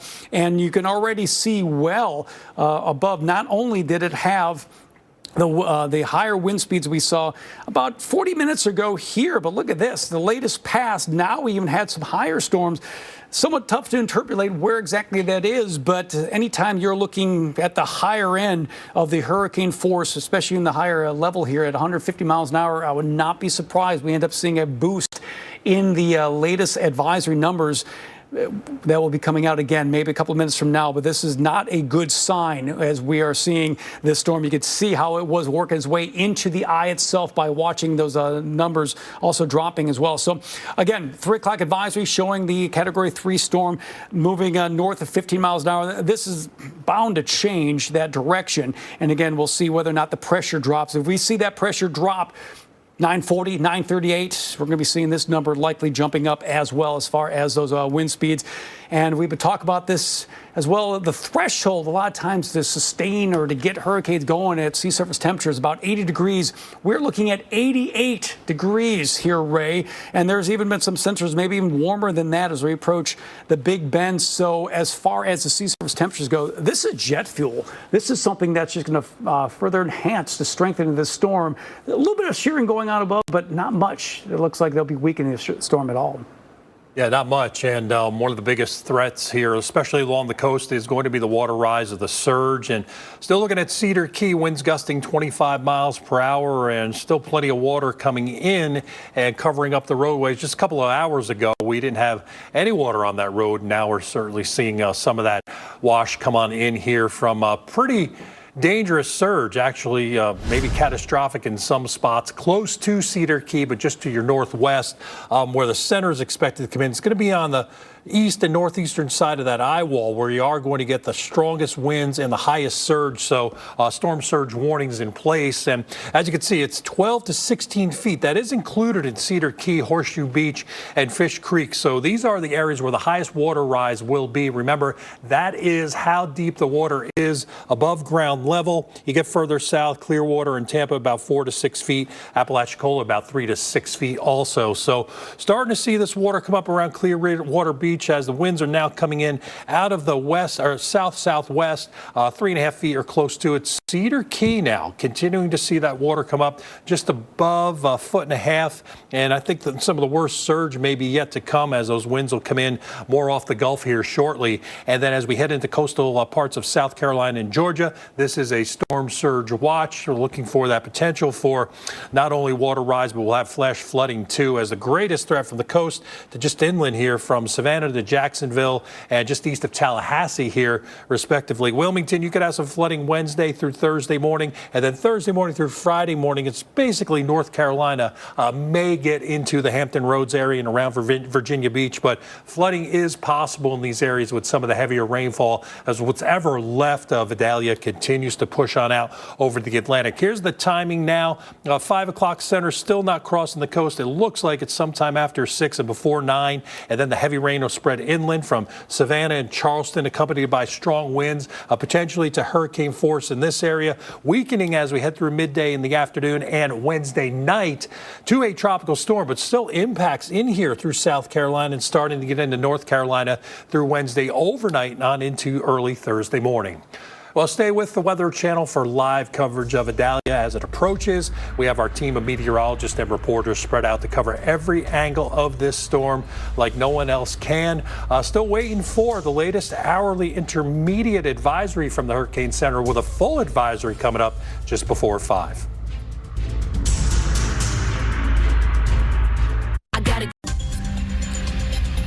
Idalia, a major hurricane, a Category 3, winds at 120, still waiting the latest intermediate advisory. Could be gaining strength as it barrels toward Florida's Big Bend. Idalia is forecast to become an extremely dangerous storm, already there at landfall, but it could even strengthen more, causing catastrophic damage, storm surge, damaging winds, tornadoes. All that's happening now, and well, that threat will continue to move its way east later on today and push into parts of southern Georgia and the Carolinas late this afternoon and the evening. Yeah, it's still waiting that intermediate advisory. So thanks for joining us here at the Weather Channel for our special live coverage tracking Hurricane Idalia. I'm meteorologist Ray Staging. And I'm meteorologist Todd Borick. And of course, Idalia continues to hone in northern Florida, bringing the life-threatening impacts. Already seen the water begin to rise, storm surge, water coming in from the above because of the heavy rain. And it's being felt up and down Florida's Gulf Coast. In addition to the heavy rains and the storm surge, well, we got the strong winds as there, and all that's going to be happening. Look at that live shot, city of Gulfport there, Ray. Amazing to see all that water just inundating inland as well. Over the far right side of your screen, you're actually looking at what looks to be a beach volleyball court there, and that's already underwater. So it just goes to show you the power of storm surge, the power of water in areas that quite far enough away from the center of circulation. Yeah, center of a powerful hurricane, and Hurricane Idalia continuing to look like move off in an easterly direction. So we're going to continue to look for deteriorating conditions, if not already doing so here in many places along the northern part of Florida's west coast. As it said, a 120-mile-per-hour storm, Cat 3 as of the 3 a.m. advisory from the Hurricane Center. Pressure 944, moving north at 15. We'll see if that gets adjusted. The center as of 3 a.m., 90 miles west-southwest of Cedar Key in Florida. So still looking at very impressive satellite presentation. Storm's not getting any weaker, and the surge and the water starting to rise now as some of this kind of stronger convection, this brighter reds now just starting to cross the coastline around Cedar Key and points north and up near Perry. Some of the heavier rainfall and potentially some stronger winds coming in. It's really right around the center where the core of the hurricane force winds are. We're really seeing some of those higher, colder cloud tops, those thunderstorms develop and wrap around the center here. You can see the lightning. You can see some of these darker purples. That's that real deep convection and the highest thunderstorm clouds in there, which shows, if anything, a maintaining strength or maybe even strengthening a little bit more. You can see it on the radar picture here. Thunderstorms around that center. Maybe just a little bit of dry air trying to get in here on this east and northeast side of Idalia. But either way, the water is going to continue to come up, and the conditions are going to continue to get worse here as you've got more banding here on the east side, the northeast side of the storm than you do off to the north side. And now we're looking at what looks to be a little bit stronger storm as that intermediate advisory has just come in. The winds are now up to 125, so that's 5 miles per hour. And we're looking at a pressure that has gone down to 941 millibars. So the winds now gusting to 51 miles per hour at that buoy site. They did a gust of 80 plus just a little bit earlier. And down near Tampa, we're getting gusts with thunderstorms 50 plus. In Sarasota, 40 plus mile per hour winds. But again, still looking at a strengthening storm. We're 5 miles per hour now away from a Category 4 storm. Next advisory coming from the Hurricane Center at 5 a.m. Apalachicola winds are starting to pick up, almost a tropical storm force. Tallahassee, 21 mile per hour wind gusts now. All these wind speeds will continue to increase as the center moves in about that direction, give or take, and the wind field continues to expand just a bit as it gets onshore. Tornado watch, got to watch for tornadoes in and around this watch area. Gainesville to maybe Orlando, just because you're not on the watch doesn't mean you're not under the gun. And as we had said, your sea surface temperatures, Todd, plenty warm to support what we have seen over our first 3 hours here overnight, strengthening, and even with that last advisory, more strengthening. Yeah, in fact, we're looking at an area that's going to be, conditions will continue to get worse here. In fact, it look bad already. Cedar Key, Florida, we are still looking at the storm surge. And I believe just by looking at this and the fact that they've been dealing with what seems to be a persistent easterly wind this whole time, a lot of the storm surge has already been there in Cedar Key, and the water continues to rise. And it looks like conditions will get worse as Idalia will continue to work its way to make landfall really just hours from now. So let's take a look at the latest numbers. It's the 4 o'clock advisory that just came out moments ago. Category 3 storm, but look at the change here. Now 125 mile an hour winds. So that is 5 miles an hour stronger than it was over the 3 o'clock update. Another thing to hear, pressure drops, so that correlated with the stronger winds, now 941 millibars. But here's another big change here. Finally got the north-northeast movements, and now we're starting to push to that a little bit more of the east of north here. And also another thing, the forward motion at 17 miles an hour. So if you break this down, this actually is, well, as far as the Florida area goes, you want to get the storm out of here as fast as you can. So any increase in that forward motion may be the only good thing that came out of this, because this is an extremely dangerous storm. The bad thing about this for areas like South Georgia and the Carolinas is that if you have a major hurricane that is moving northward or moving in your direction at 17 miles an hour, those winds will continue to stay hurricane force strength farther inland. So this is not just going to be a Florida only or a coastal only impact here. It is going to be reached far inland because of how strong the storm is and how fast it is moving forward and how big it is as well. So storm surge warnings continue in around from Apalachicola all the way down south of Sarasota, Minnesota area. And look at here. Again, it goes along with what we've been seeing, the steady increase in winds. So if it reaches 130 miles an hour, you're dealing with a Category 4 storm. Let's be honest, at this point, it is already a strong Category 3 storm at 125 miles an hour. The difference in damage between 125 mile an hour winds and 130 mile an hour winds, there's really not much of a difference at all. This is going to be catastrophic for wherever the landfall is going to be. Clearwater Beach, higher than 3 foot storm surge flooding, so that is above normally dry ground. Cedar Key already at 2 feet now, Ray. So we've been seeing this and starting to see a little bit more of a southerly wind here. So the wind direction and those waves are actually changing. But Apalachicola now approaching almost 2 feet of storm surge. So the worst will continue to happen as long as Idalia continues to stay offshore.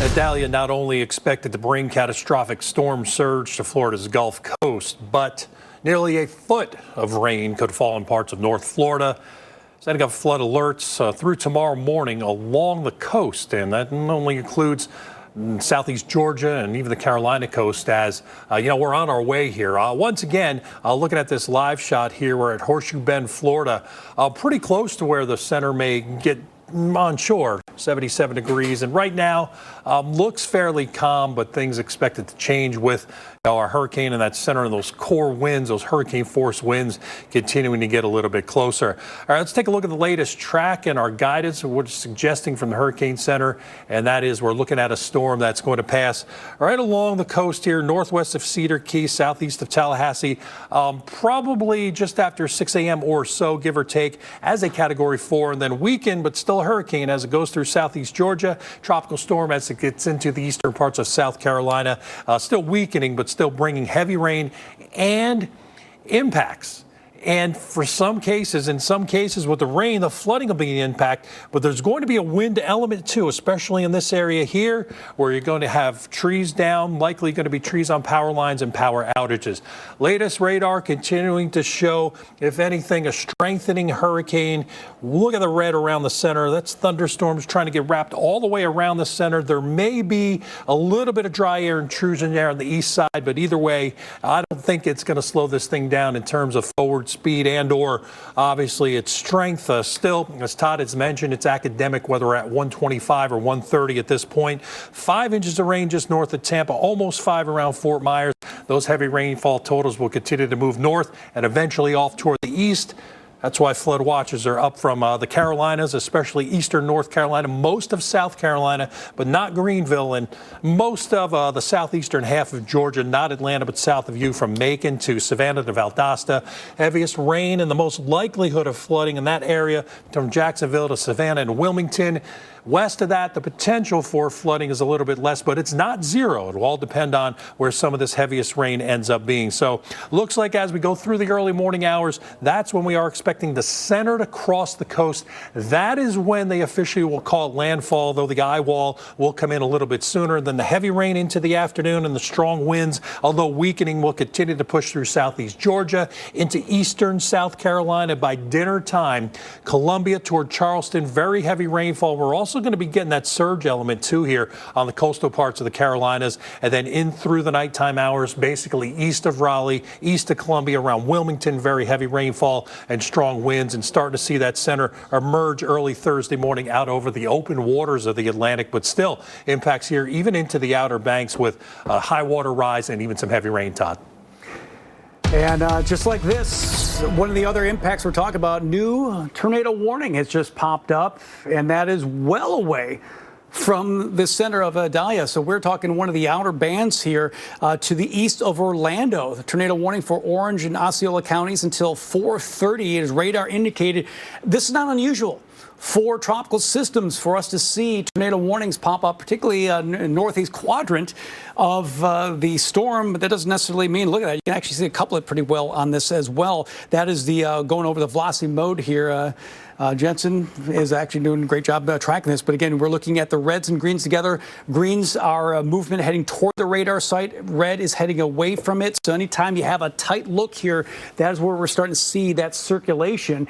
And yeah, that is coming out very well on the Melbourne radar here. And so that is why we have that tornado warning. And what's interesting, too, this is actually more in the southeast quadrant of the storm itself. But again, we're going to be seeing possibly more of this. Tracking this out for your New Eden, you're going to be under this, basically under you right now. I mean, you are, we're basically within the next minute or so, you are seeing that cell right on top of you. So you got to get, obviously you're inside, but you got to get in the most interior room in your house as possible. Wedgefield at 436 and Bithlow at 443. Again, tornado warning orange in Osceola counties. And on the west side, the Gulf side, looking at Cedar Key here. And, well, Ray, we've been watching this.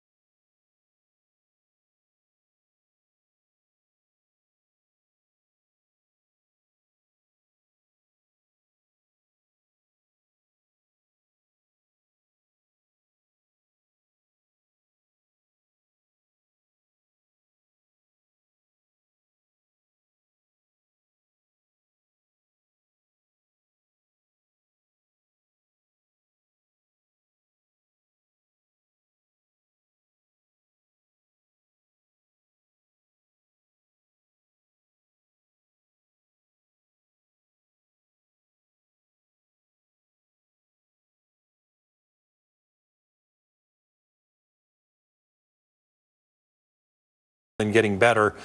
We've been watching this camera all morning, and each time we've taken a look, it hadn't gotten any better. If anything, it's started to look worse. And now the center of circulation is getting closer to this, and that obviously is going to be pushing more of the water in. And it's also going to be interesting to see now the winds are. For the longest time, we're coming out more of the south and east, but now we're going to be seeing more of that Gulf water coming. I mean, it's still Gulf either way, but still more out of the south and eventually the southwest. And so, again, I keep looking at that car in the foreground and look at the water starting to come up to the wheel wells as well. So that's going to be something that we're going to be seeing, again, the possibility here in Cedar Key. I mean, there's potential for seeing maybe several feet of storm surge that's going on here, and talking about how the power went out in that building there. Well, it's not going to be over here in Cedar Key. Look how widespread inland. When we're talking about the new update here, obviously we look at the wind speeds and we're looking at where it is. But the other thing, too, the forward motion, when Ray was talking, the north-northeast jog, now it's 17 miles an hour. Well, if you're taking a major hurricane and you are taking it 17 miles an hour far inland, you're taking those winds far enough inland as well. And this is an area that is heavily wooded, North Florida into south central Georgia. So there's a lot of trees here. As we've seen with Hurricane Michael, there could be a lot of damage that comes out of this. And again, power outages, maybe not just for a day, but possibly for several days, extending well inland and then over toward the Atlantic coast of Georgia and South and North Carolina. Florida outages already starting to climb now at, well, look at that, as I speak here, now at 44,000 customers. Again, when we talk about a customer, we are talking about a dwelling, a building, an office. So there are people obviously inside that as well. And it makes perfect sense that in around the Tampa and St. Pete area, you are seeing the highest numbers as of right now. But I would bet we're going to be seeing the numbers begin to climb as we head into parts of the Big Bend of Florida. Look at the wind field forecast here. Now we're starting to see the hurricane force winds inching its way closer, even the strong tropical storm force winds closing in on parts of the Nature Coast here. And then again, as we head into, and this is what I was just talking about earlier too, let me just stop that and bring it back. If we're taking a major hurricane moving along at northeast at 17 miles an hour, Ray, we can easily see the hurricane force winds into south central Georgia too. So multifaceted issues that are coming out of this. Yeah, there is. Another one. We'll go back to our tornado warning. Coming on these outer fringes here. This tornado warning is outside our tornado watch. That's why I mentioned in and around the watch in east of Orlando, Orange, Osceola counties. Tornado warning, Bithlo, Christmas, and even into Wedgefield. Radar indicated on this tornado warning, so hasn't been verified. The couplet here, the greens and reds touching, doesn't look quite as crisp as it did a little bit earlier, but a dangerous storm nonetheless. Get in your safe place, as these will be doing just what they've been doing, quick spin ups, and usually they'll verify EF0s, EF1s, but just in case, Wedgefield, Bithlo, and even up near Geneva over the next 30 to 40 minutes, get in your safe place. A dangerous thunderstorm heading in your direction, potentially a tornado here with this tornado warning until 4:30 Eastern time.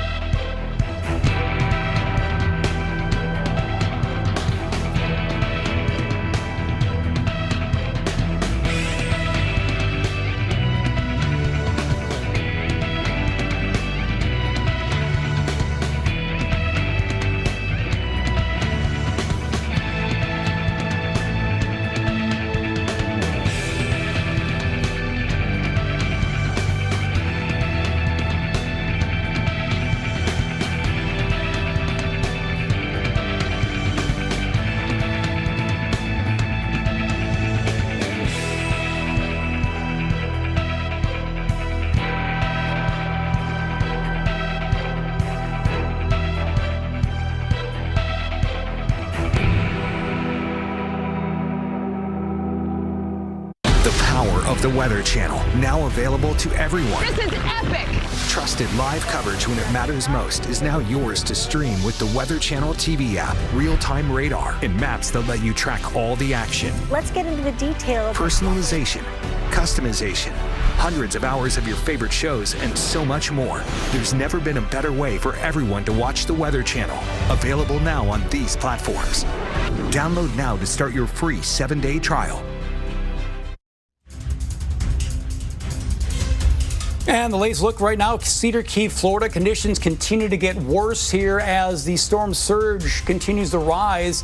That car in the foreground there, not that long ago, it was wet, but now we're starting to see the water begin to rise. If you just pay attention to the wheel well, yeah, we're starting to see some standing water there. And of course, just winds blowing the storm surge and increasing the water here. So it's going to get worse here in Cedar Key as Hurricane Idalia continues to approach the Big Bend of Florida. Not to mention with this, let's just look real quickly at the particulars here of Hurricane Idalia. A 4 o'clock advisory just came out. The numbers did jump up, still Category 3, but now a strong Category 3 hurricane. 125 mile an hour sustained winds around the center circulation. Pressure has dropped down to 941 millibars. We do have that easterly push now north-northeast at 17 miles an hour. And that 17 miles an hour meaning that this major hurricane will be able to push farther inland and causing more issues farther inland as well.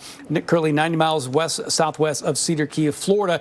In addition, well, we do have not one but now 2 tornado warnings that are currently out there for one of the outer bands of Florida. So we're going to look at the new one that has just popped up here, and that's for Orange County. And again, it's not unusual to be able to see tornado warnings with corresponding with tropical storms and hurricanes, particularly to the east of the eye itself. For Wedgefield, you're going to be impacted by this storm approximately 13 minutes from now at 4:35, at Bithlo at 4:41, and Geneva at 5:03. So again, Orange County, Florida, you have not one, but actually looks to be maybe even a second tornado warning. An earlier tornado warning has popped up along the same almost feeder band, but this is for Hardy and Polk County, and that is until 4:45. So 2 tornado warnings basically on the outer bands of Hurricane Idalia. And this one is radar indicated at 4:45. Looking at the velocity mode, not quite seeing right about here. We probably have the best look at whether or not there is a touch of circulation there, but it is not really coming up there. But again, radar indicated it'll be impacting Griffin's Corner really 3 minutes from now, and Berea at 4:41, Wolford at 4:54. So 2 tornado warnings that are currently out. And again, notice how far away it is from center circulation. So areas farther inland, yeah, you may not necessarily have to be worrying about the eye wall itself, but you have tornadoes you need to worry. And also look at here in Tampa, 48-mile-an-hour wind gusts here. Sarasota, 47-mile-an-hour gusts. We're looking at Crystal River at 26-mile-an-hour gusts. And again, farther inland, the 2 tornado warnings that are currently coming out here. Let's take a little bit closer look at the eye itself. And you can see the thunderstorm strikes. And again, this is something, a Ray, that we've been noticing over the last 1 or 2 hours, how we're starting to see the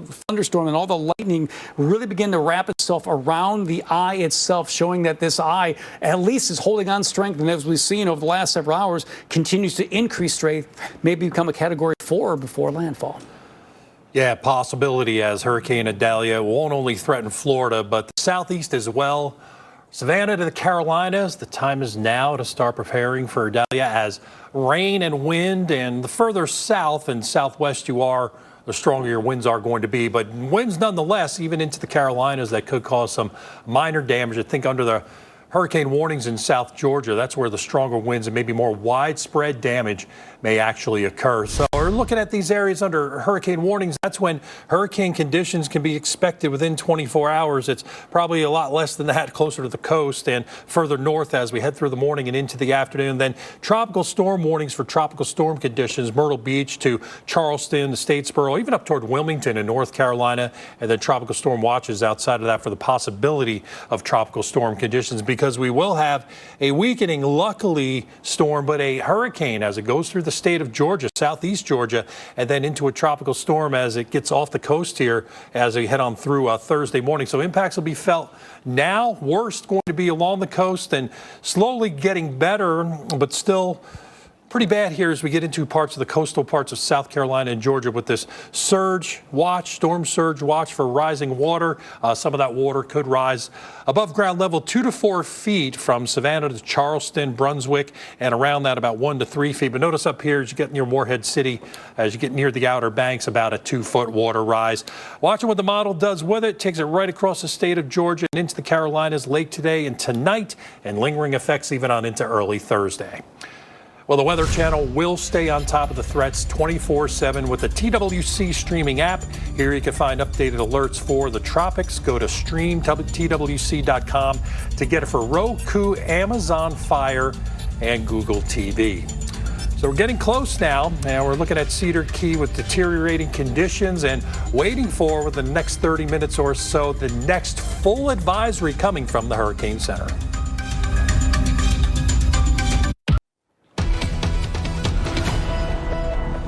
Idalia bringing everything expected from a tropical system, a powerful hurricane with surge, heavy rainfall, and strong winds, and even severe weather on the east side and the northeast side, and multiple tornado warnings. 3 of them right now. Some of these banding features showing where we do have these tornado warnings. Citrus, Hernando, and Sumter counties, Brooksville, Bushnell. You're in this. This is a radar indicated severe storm capable of producing a tornado. I'm looking at the velocity. Really don't catch much down in here, so weak rotation at best, which is traditionally what you would see with these storms in tropical systems. Usually weak EF0s, EF1s, quick movers. They're quick to form, and they're also quick to die down. So some other areas: Nobleton 439, Floral City 451, Coleman at 506, and Wildwood at about 514. So again, your safe place if you live in and around those areas. Hardy and Polk counties a little further southeast. Wauchula's in this one. Zolfo Springs also in that dangerous storm. Once again, radar indicating rotation within this one, and can't really make out where that rotation would be. Might be hiding under Route 17 there. But either way, at one point or another, radar picking up some weak rotation within this thunderstorm as it moves on off toward the north and east. So if you are in Frost Proof in Crooked Lake Park between 510 and 515, 15, some other areas that may be impacted. Or if you're in and around those areas too, get to your safe place, as these things will spin up quickly. They'll die down quickly, so you will not have much time to react. We work further north. Looks like our warning expired east of Orlando, but still some pretty strong storms out that way, continuing to produce at times even some more warnings here this morning. Next band getting ready to come on shore. Maybe more gusty winds, and we've seen some gusts 40+ miles per hour around the center. Now another 76-mile-per-hour wind gust with this buoy, most likely in that band of thunderstorms. Down here around that buoy further to the west, 36-mile-per-hour winds, but the wind's starting to increase now. From Perry gusting to 26 to Tallahassee to 21 to Apalachicola with this stronger band on the northwest side of the center. 37-mile-per-hour winds, so almost tropical storm force. Crystal River, 26-mile-per-hour gusts, but some more banding features getting ready to come on in. And you can see this explosion of thunder and lightning here. Well, certainly the lightning and the higher, colder cloud tops. You've actually seen an expansion of that, where it's getting a little bit wider in diameter where those higher, colder cloud tops are. So, you know, Todd, things working out, unfortunately, as we were expecting here. A strengthening system. Certainly don't look at it getting weaker before it makes landfall. And that's the unfortunate thing, too, is because there's going to be a lot of devastation, wind, storm surge, and rain as well. You're looking live Clearwater Beach, Florida, so well away from circulation, but still looking at the high waves here and seeing some inundation of that storm surge working its way onshore and starting to bring about the higher numbers for storm surge as well. So it's not just locally in around where Idalia and where the eye wall is, but storm surge warnings extend all the way from Apalachicola all the way down to Minnesota. So, and then you have the storm surge watch is still out there for Fort Myers Beach. So this is a widespread high impact, not just for where the winds are and where the circulation is, but also areas farther south, because now we're starting to see those winds bring in that Gulf water. And it's just amazing how quickly the storm surge is going to be able to work up. Cedar Key, when we started this 4-hour show, it was right under a foot. It was about a half foot in the way of storm surge flooding has been going. Now we're almost at 2.5 feet of storm surge flooding. So that is talking water above normally dry ground. So now Clearwater Beach, 3.2 feet. Same thing for Point Manatee. And even places as far away as Pensacola, even though the wind is coming in offshore, but again, Pensacola Beach, you got the bay there, you're seeing about a half foot of storm surge flooding here. So it is widespread on the Gulf side of Florida. You can see the potential of storm surge well down the south, even over toward Everglades City. But this is the area where we could be seeing the worst. Look at the storm surge potential. Cedar Key, possibility over toward Horseshoe Beach, maybe Fish Creek, anywhere from 12 feet to 16 feet potential, meaning that any one area along this this stretch here could see 12 feet, maybe 16 feet of water above normally dry ground. Think of a one-story building.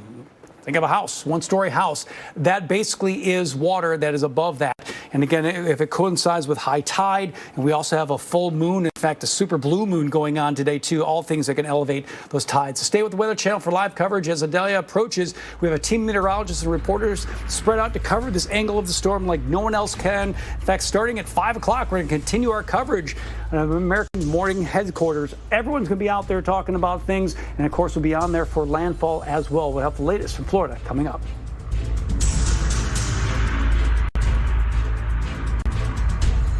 Their Channel TV app, real-time radar, and landfall cams to bring you every angle of the storm. Available now on these platforms. Download now to start your free 7-day trial.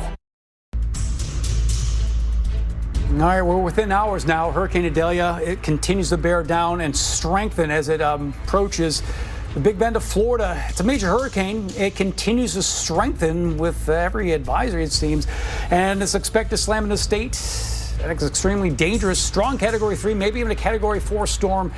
And again, we're just hours away from landfall and already seeing a lot of life-threatening issues from this storm surge, damaging winds, already having tornado warnings beginning to pop up as well. So conditions continue to get worse. before they get better here. In fact, look at the bigger perspective here from radar indicated storms. We have not one, but 3 tornado warnings. They're all popping out. We're going to go hit these at least for right now. For Citrus, Hernando, and Sumter counties, tornado warned storm radar indicated until 5 o'clock. Again, this is stuff that happens with tropical systems and tornado warnings. Where we see tropical systems and hurricanes, you see tornado warnings that typically pop up. They'll be brief, but they'll be out there, particularly around the outer bands. Orange, Seminole County, tornado warning out until the top of the hour, until 5 o'clock. So you can see Bithlo going to be impacted by this. This one actually has a better looking couplet there. When we go to velocity mode, red's heading away from radar sites, green's heading toward it. So you can see right there. That is where that little couplet is. So Bithlo at 441 and Pennachaw at 506. There are going to be areas that will be impacted by this. And also in Hardy and Polk County, a little bit farther down to the south and west. Also a radar indicated tornado warning. This is until 439. Not quite seeing much in the way of the rotation, or very weak rotation at best, but still that tornado warning most likely may be allowed to expire. But either way, though, we are seeing very strong winds here. Look at the buoy again, gusts up to 76 miles an hour over toward Crystal River, 20 mile an hour gusts. Tampa, 48 mile an hour gusts. Farther to the north, now we're starting to see those winds in Tallahassee coming from the north and east, 21 miles an hour. Perry now looking at winds at 28 miles an hour, and Apalachicola, 35 mile an hour wind gusts here. As we look at the enhanced satellite imagery, again, you can still see trying a little bit more of the concentric line here. There might be a little bit dry air beginning to filter in on the front side of this as well, but we're still seeing a lot of lightning strikes to the west of the eye. There was a while there where we actually had some lightning strikes wrapping all the way around the eye. The question is this going to be a possible eye wall replacement going on? We got the eye wall around there, or are we going to start seeing maybe more in a way of strengthening with this? It is a relatively tightened eye here, but again, it is one that is a very strong and has been strengthening gradually, really over the last 24, really 36 hours here. Tornado watch obviously makes sense. I wouldn't be surprised if this gets extended not only over here, but maybe farther off to the north here. And let's take a live look at Cedar Key. And again, this is just to the east, about 85 miles to the east of where Idalia is, Ray. And again, we've been watching this really all early morning long. And at one point, about 3 hours ago, we were able to see the sidewalk. You were able to see the street back there. Power was on in the building that was to the left there. You can't see the road anymore. That car, again, watching the water is rising up to the wheel wells and starting to rise up a bit. I would not be surprised if that car ends up washing away. I know it sounds drastic, but it doesn't take much to float a car. Right. Yeah, and as I said, each passing hour now, especially here, seeing a lot rougher conditions, rough surf coming in, and the water continued to come up on dry ground. And, when we talk about surge, just a reminder, everybody, when you say 2 to 4 foot or some of the highest surge values in excess of 10 or 12 feet, that is that if you're in that surge area and you're standing on dry ground, that is how deep that water is expected to get. So when you're up above 8 or 9 feet, that's almost ceiling height of most residential buildings. Houses, now you're talking second level.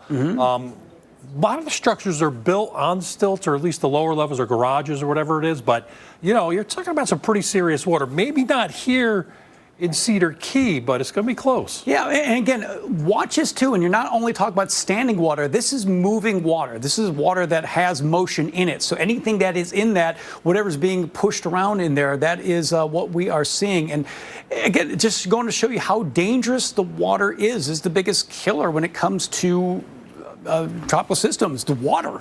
And the storm surge that comes out of this, the focus when we talk about categories, it's always the wind. But the storm surge, that's a function of the wind. If you have strong winds, you're going to be blowing more water on shore. And again, this is just captivating and scary to see how powerful the water is and what it can do. And I believe that as I'm looking, there might even be someone way in the background there too. I'm trying to look. But again, this is exactly where we don't want to be. And outside of this, Ray, we still have tornado warnings. Yeah, we've got severe weather element, we've got the rise, and with water rise, and then into the flooding we'll have to worry about later down the road today. But tornado warnings right now in Florida.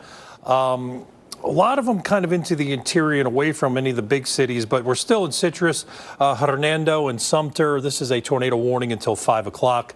Another warning off to the east, Todd, covering Orange and Seminole counties here. Yeah, and again, we've talked about this for the last couple of hours. Tornado warnings with tropical systems, they come together, especially farther inland. So it's not just where the hurricane is, where the circulation is. Far away from that, for the feeder bands, we could be seeing tornado warnings for the next several hours. It's unbelievable. Hundreds of millions of lives impacted. Look at the wind howling through here. Thousands of storms forecasted. 40 years of storytelling. And a former National Hurricane Center director. One trusted best-in-class expert team. America's most trusted news network. The Weather Channel.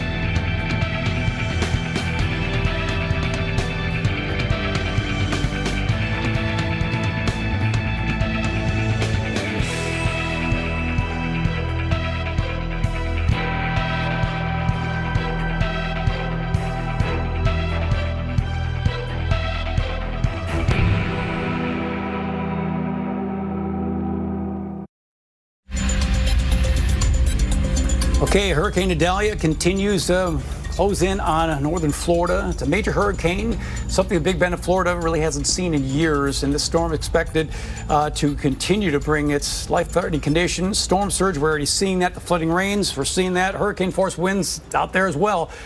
And this possibility it could be a Category 4 storm. It could continue to strengthen before it makes landfall, really just hours from now. Hurricane hunters are currently in and investigating Idalia right now. You can see the latest scans, and that little squiggly line you're seeing here, that's basically the path that the hurricane hunters are taking. But again, look at about 30 minutes ago or so, had obviously was working his way through the eye wall, trying to find not only the strongest winds in the eye wall, but also at elevation, different elevation, but also find out what's going on in around the eye, whether or not they're there. Again, this is somewhat of a smaller eye, so this the plane itself could be maybe working its way outside the eye as well. But it'll be interesting to see what comes out of this and what the next update will come. Really, just minutes from now, it's not only going to be the advisory that we've had hourly, but it's going to be a full update. So it's also going to be changing and also making tweaks to the cone and what that's going to happen as well. So we're going to continue to watch this as we head on through. So again, the 4 o'clock advisory that will likely change with some of these numbers here.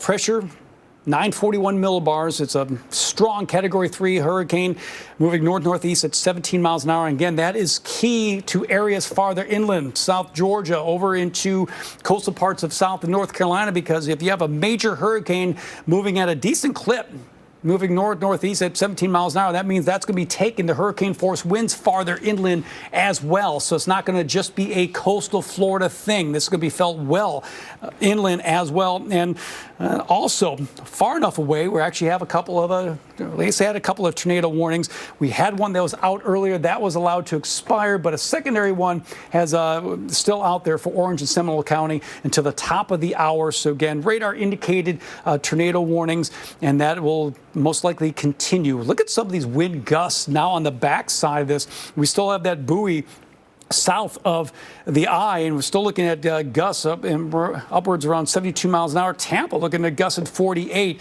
And again, not only are we looking at winds here, Ray, but that also brings about the storm surge, meaning that water is going to continue to pile its way onshore, and we're looking at conditions like we are seeing in Cedar Key right now. Yeah, this has just been a picture we've been watching all night of, the surf coming in and really getting a little bit higher and rougher, starting to push around that car a little bit. The water's coming up a little bit higher, too. So starting to see that water rise, the more significant water rise here in and around Cedar Key. And this will be one element for some, a significant element, maybe a devastating or catastrophic piece of this storm being the water rise. Thus, our storm surge warnings, Cedar Key, Fish Creek, that's about the area where we are going to see some of this highest water rise, potentially 12 to 16 feet. The highest likely will be realized right close to and just the east-northeast side of where the center comes across the coastline. So somewhere in there right now does look like it'll be northwest of Cedar Key, but still a very dangerous and life-threatening surge here. Further south around Hudson, 6 to 9 feet, Clearwater 4 to 6, and further on up the coast, already seeing some of that water rise at Apalachicola, almost to 2 feet. Clearwater Bay and down near Port Manatee, 3 to 3.2 and 3.3 feet respectively. And Cedar Key continues to come up now as we're getting that push out of the south and southwest now, right off the Gulf of Mexico. So realizing over the next few hours, potentially your highest water rise as Idalia continues to push northwest of you. Further up the coast, we will have to worry about southeast Georgia and eastern parts of South Carolina. These are storm surge watches for the potential for some storm surge. And then flooding. Flooding and inland flooding will become a great threat too. Likely flooding, not for everybody in the yellow, but from Wilmington to Savannah and down toward Jacksonville and everybody in between. Most likely in that area, yellow. Macon, possible. Charlotte, probably less likely. But as you go east of that and east of Raleigh, you are looking at the chance of getting some flooding. Here's what the guidance thinks. 6 a.m. the center just starting to scrape, or the outer eye wall may just start to scrape between 6 and 7 o'clock the coast, and then come across between probably 7 and 9, somewhere around there. And around 10 o'clock, you could see some of that rain and thunderstorms, and still a hurricane coming through southeast Georgia with strong winds, heavy rain. And you got the severe weather element too, getting into South Carolina early into Wednesday afternoon. And then as we get into Wednesday evening, heavy rain, flooding rainfall, and still strong winds at this point overnight Thursday and into Thursday morning, or Wednesday into Thursday morning. Strong winds and tropical storm conditions in the Carolinas. Well, stay with the Weather Channel. Our live crews are spread out all across Idalia's path. We have our team of meteorologists and reporters spread out everywhere and cover every angle of this storm like no one else can. Coming up next, AMHQ with the latest advisory from the Hurricane Center.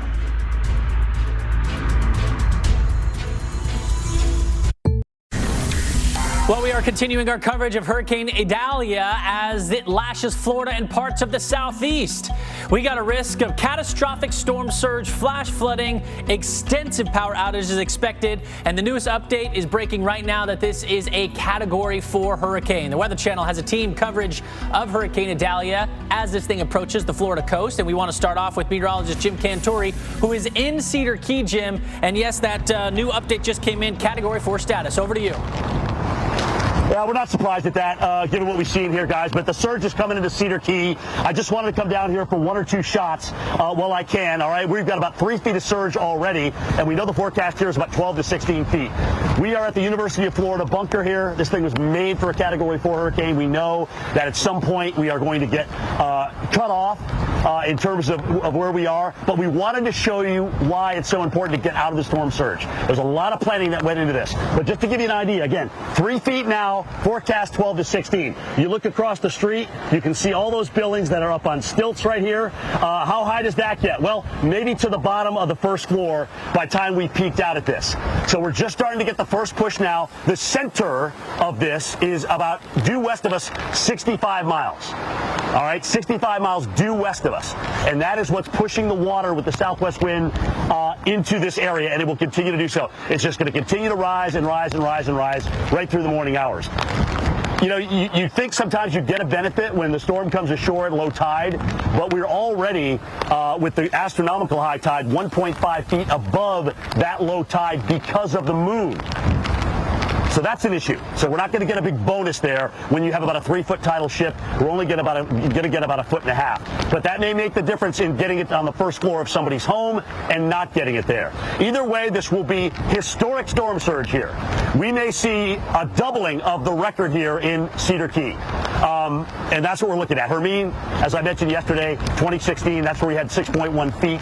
But everybody should obviously be out of harm's way, well inland here, and out of this, because it's going to get a lot worse before it gets better. We're not going to get the core. We're not going to get the eye wall and the strongest winds, but we certainly could get hurricane force gusts here. We've already been gusting to tropical storm force. And as I mentioned, if you look at the gauge here right at Cedar Key, we've already got about 3 feet of surge and climbing. All right, guys, I'm going to send it back to you in the studio, but you can see what we're looking at here. All right. right, you can see what we're looking at. The water's coming in already here on Dock Street, heading up toward First Street. This is just 3 feet. Think about what 12 to 16 means. It's going to be a lot worse before it gets better here. All right, Jordan, back to you in the studio.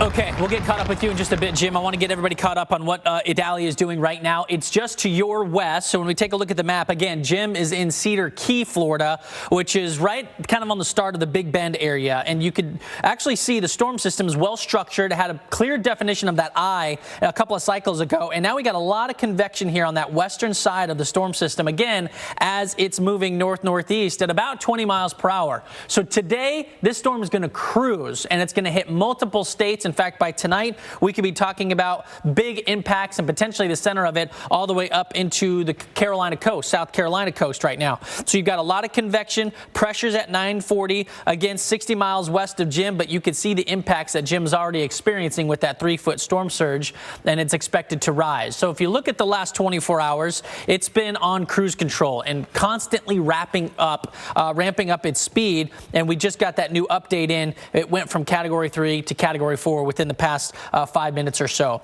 So it still has some time before it makes landfall. That Category 4 status is, a very alarming. This is the first time we've seen a storm of this size in modern history really hit this part of Florida. We have yet to see a big storm do that, and so you've got a lot of forested areas, a lot of trees. You are expected to see a lot of power outages, but I mentioned as we head into your evening tonight, we could be looking at this thing going through Georgia and then eventually up into the Carolinas through the overnight hours tonight and into tomorrow. So as I said, it's moving, and it's going to be bringing in the wind and, of course, power outages and all the rain with it. When we look at the hurricane hunters who've just been flying into this, and over the last 45 minutes or so, we were looking at some of the data coming in, and look at some of the reports as they were flying through the eye wall itself, trying to get specifics, and we were getting that 140 mile per hour wind speed, which of course is helping us get it to that next category.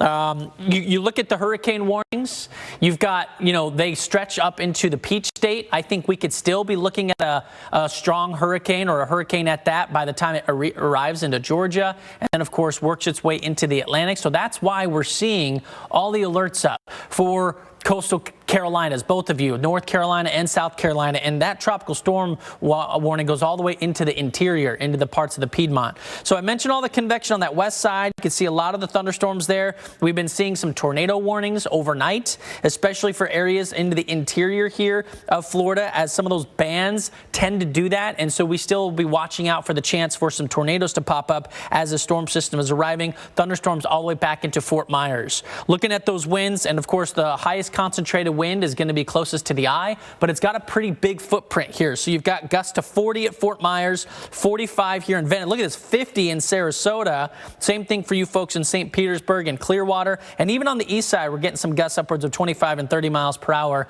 on that I-95 corridor of Florida on that east side. Just now starting to see and experience some of that wind in parts of South Georgia. We have yet to really get into the mix of that. That'll progress throughout the day and unfortunately get worse. There's your tornado watch, and this is something that I want to make sure everyone's aware of, Lynette, because even though you're far away from the eye of the storm, you could be looking at big damage from severe storms just from the tentacles of the system itself coming on shore. Exactly. Tornadoes usually happen with that spin up, the friction once it hits land. So definitely need to keep our eye to that. But this is going to be a long going event because we're just now getting started. It's not even on shore quite yet. All right, let's take you outside now. We're going to head over towards Paul Goodlow. He's in Clearwater Beach, Florida at this point. Good morning, Paul. And where you are, we're seeing some of the outer bands, but also already starting to see a little bit of storm surge across that area as well, right? Yes. That's why my head is on a swivel here, because we are at the edge of the kind of where it's safe to be out here. So we're actually standing in the middle of the road. I can still see the yellow lines here. I know where the curb is, and we've been dealing with our wind shift from south to more of a little south-southwest. So it's a push of the Gulf of Mexico, and I can see the curb right here. When I can't see the curb, I know it's time to go. Here's a smaller little seawall. It's hard to see. I'm going to bring the photographer and the camera even closer. You can kind of see where the waves are breaking, but here's the thing. There's typically about maybe 50 or 60 yards of beautiful beach here, and now we're seeing the waves coming up, pushing the sand up and over this little knee wall. So think about it. This wall is about the height of just below my knee, and the waves are getting close to pushing all the way up here. So this is this is basically our kind of, hey, if it's this close, we need to keep pulling back. Normally, again, we're talking at least 50, 60 plus yards, not feet, yards of beach here before you typically get to the surf line. But with the winds pushing and with the storm surge, with the hurricane coming this way, we're seeing this water rise of plus 3 feet at least, and it's getting more. The good news is the surge forecast went down from 4 to 7 to now 4 to 6. The bottom line, this is all salt water pushing up and over here, over the sidewalk, into the street behind here. It's all salt water. We haven't seen that much bay flooding, but this is mainly Gulf of Mexico flooding. But again, my rule of thumb is here's the curb here. So I know I can still see the curb. So we're talking, I can still walk in about a foot of water. Anything more than that, it's getting concerning. Seeing how the waves are breaking on that is a big concern. We still have high ground behind us here that we can still retreat to. So the important thing is have a safety plan. At this point, the sun is not up. We're still about maybe 2 hours from that. We're also about maybe 6-7 hours from the next high tide. So here's the thing, the center is still passing us and slightly just north of west from us, but we're going to have this push, this onshore push of the winds pushing the water and the storm surge with the hurricane continue all day long. So don't let your guard down that, oh, the hurricane is the center is north of us. The impacts will only increase as we head towards sunrise and then towards the high tide later on today. So we're definitely watching both sides. Clearwater Beach is a barrier island. We got the Gulf, we have the bay, and we still have that wind threatening most sides of this island right now. But Clearwater Beach is just part of the bigger, greater Tampa Bay metro area. Let's head to our Mike Seidel. He is by the causeway in Tampa, and I know you, Mike, you've seen the wind shift all day long, pushing that bay water and causing some flood concerns in Tampa. Yes, indeed. We're out here on the causeway, and the winds came around to the southwest overnight 3 or 4 hours ago, and that's when the water started pushing in here towards the causeway. Now, the causeway is fine. I shot some video. We'll get it to you soon. The water is over the parking lot here at the restaurant, and you can see what we see. We were out here live yesterday around these tiki huts. You can see the benches of the tiki huts are just about covered with the Gulf, with the I should say Gulf water coming in through Tampa Bay, waves coming in. I would estimate the surge now between about 2 and 3 feet. The parking lot here is fine, and again, the causeway in the distance. You can see there goes a vehicle by right now, so the causeway is fine. The Sunshine Skyway Bridge, not surprised, it's closed. That's I-275 connecting the peninsulas. Meanwhile, take a look at the radar. No rain in the immediate future. It's really not a bad morning. We've been seeing the almost full supermoon. We had some rain overnight, some heavier showers, some lightning. We saw some power flashes on the way here. Peak wind gusts so far at Tampa International at 53 miles an hour, just gusted to 52, 48 over in St. Pete. And the peak gusts I've seen in the area, Sarasota earlier, Sarasota, Bradenton, gusted to 67 miles an hour. So that's our peak right now. And we're just going to watch and see how high the surge goes. One thing working for us is high tide was about an hour ago. So the tide's going to try to go out as this onshore flow pushes the water in. And we're going to have the onshore flow all day today into tonight. Storm surge warning continues. The values haven't changed for the St. Pete area at 4 to 6 feet. So there you go. We're watching, we're waiting. Rainfall so far has been manageable because of the drought, Lynette. We've had just under 2 inches at Tampa International. There have been some higher amounts in the area, but so far, so good. There are no current flash flood warnings in the Tampa-St. Pete area. Lynette? All right, Mike. Yeah, you actually do need some rain there. It'll start to pick up as the morning goes along. So we'll check back with you. So thank you for that.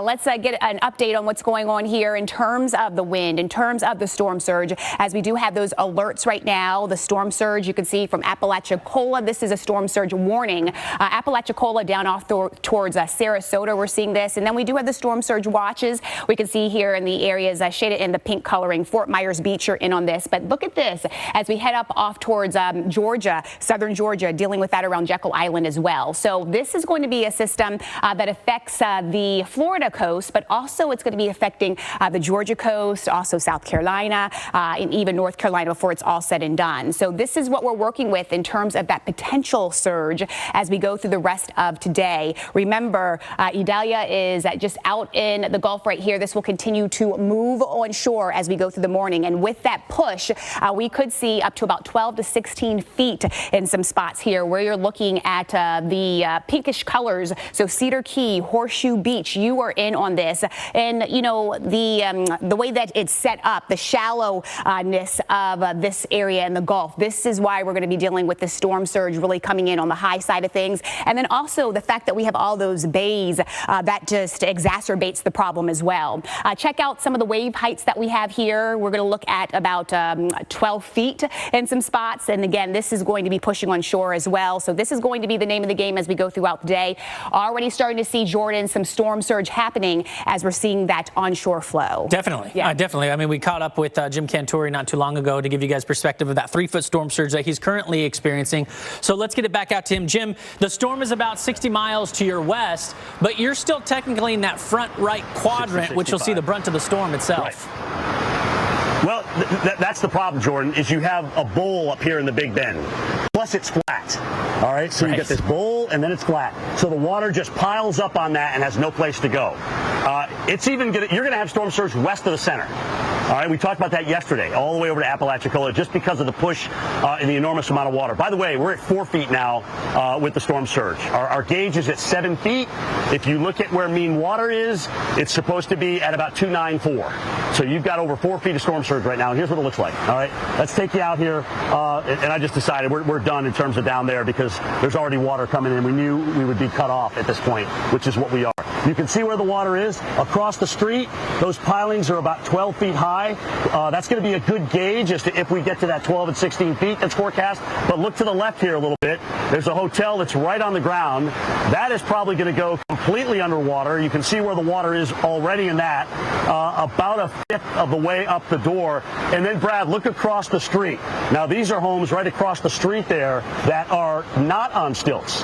Okay, so there's a little bit of, landscaping and whatnot in front of these, but now you're talking about 4 or 5 feet. We know we're going to get there. So you add another 4 feet on top of that, we'll be at 8, and so you're definitely threatening the first floors of some of those buildings. So it's kind of a good perspective here at where we are at the Nature Coast Biological Station here from the University of Florida. This place was built a couple of years ago for a Category 4 hurricane. It's high, it's all concrete. We've got 3 levels here, and it goes up and up as we go on in time. That's what we're going to do as well. So right now, guys, again, sitting on the second floor here, probably about 20 feet up at this point, looking out and watching the surge come in from very, very dangerous Hurricane Idalia, a Cat 4 hurricane with 130-mile-an-hour winds. First time that we've ever had 2 majors in over 200 years.